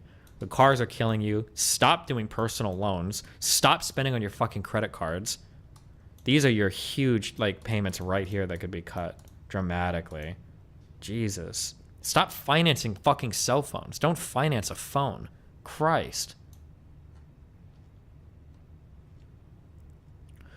You spend $350 a month on dogs and $1,600 a month on vehicle payments. Why are these bills so high? Yep. And $340 on cell phones. People like to live in illusion. Me and my wife still drive our 2016 Nissan Sentra and have a combined income equal to this family's debt. Like I said, poor people love to live poor.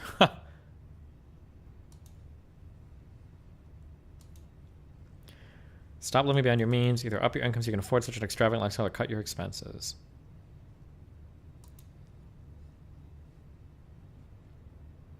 Why do you need 2 cars and daycare if you're going to be home with a baby? Why are you taking 18 months leave instead of 12 at full EI plus your top up? It looks like on paper you guys don't like to say no to yourselves.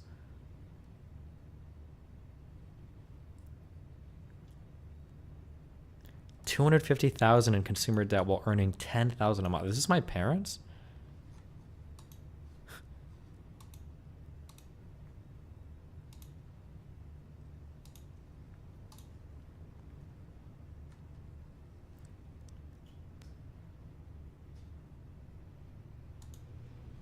This post gave me an anxiety attack.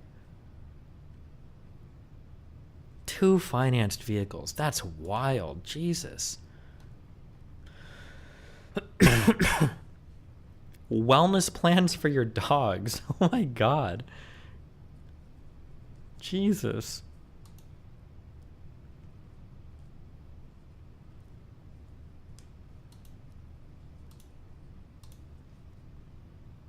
That poster definitely shit posts about how capitalism is destroying the world. True.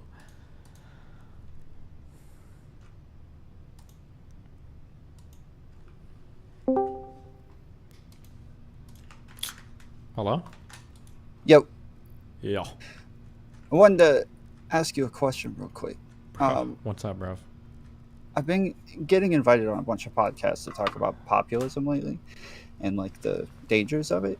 But anytime they ask for like a solution to populism and like what I would suggest to go forward from there, my answer is always just education on how our institutions work. And I feel like that's an answer that's like really not good enough. Do you have like a thought process on populism sucks. It doesn't do anything. No populist has ever fucking got anything done in the history of the entire world. I don't know if that's true, but they probably won't have any examples, and then boom, you win.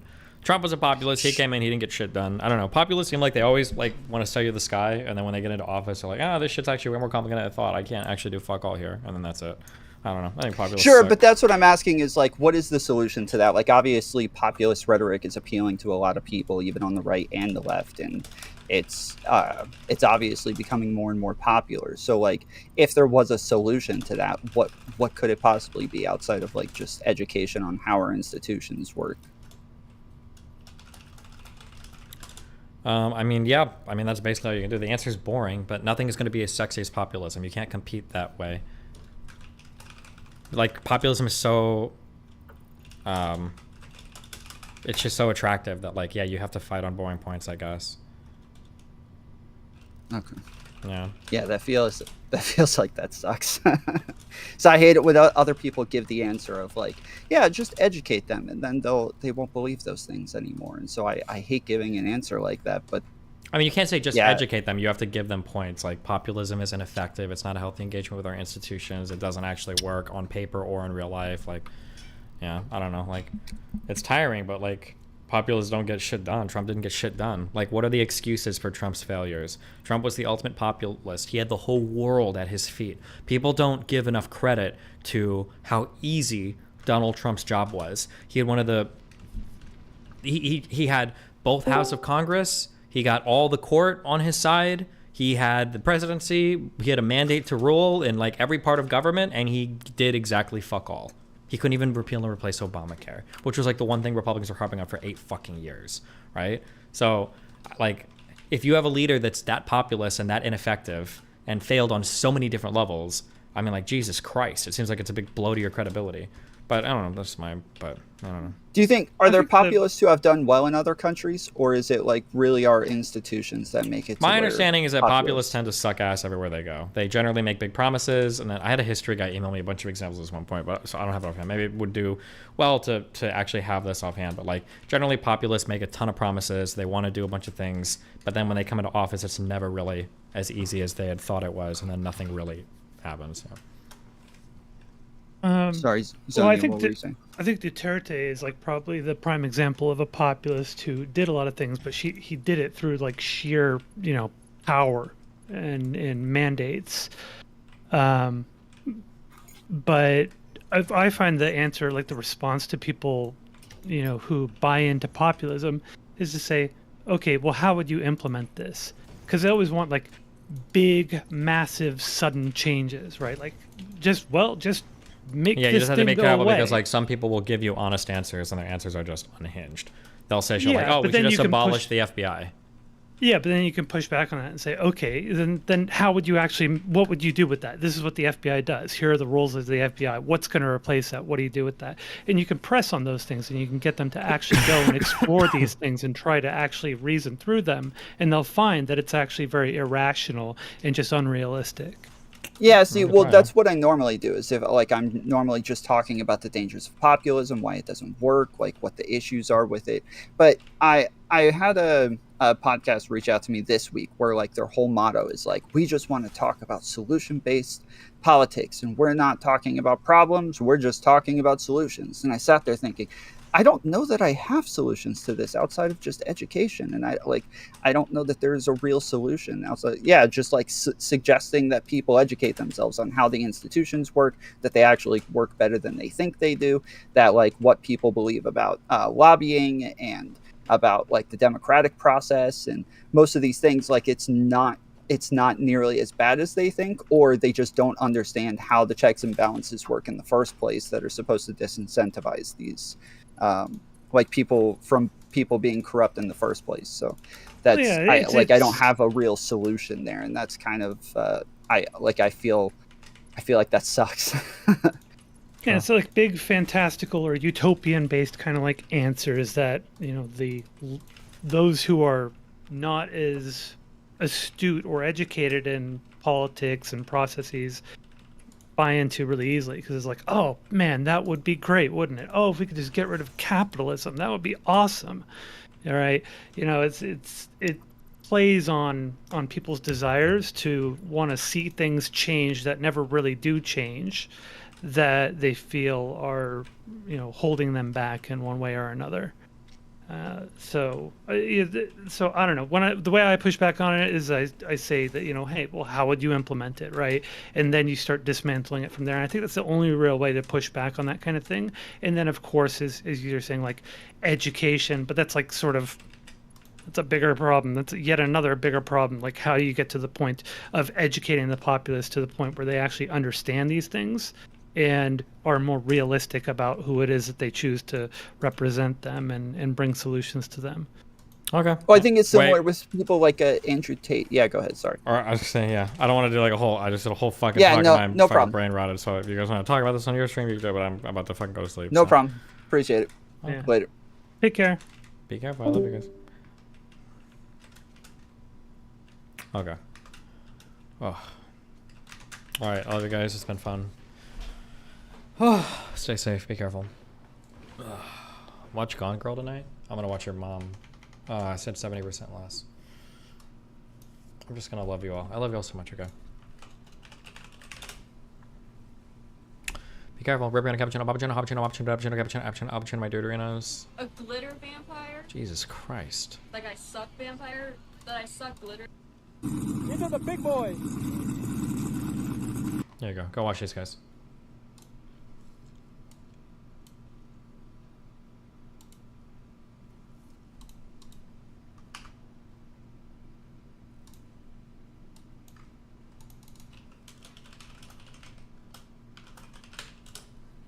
Be careful.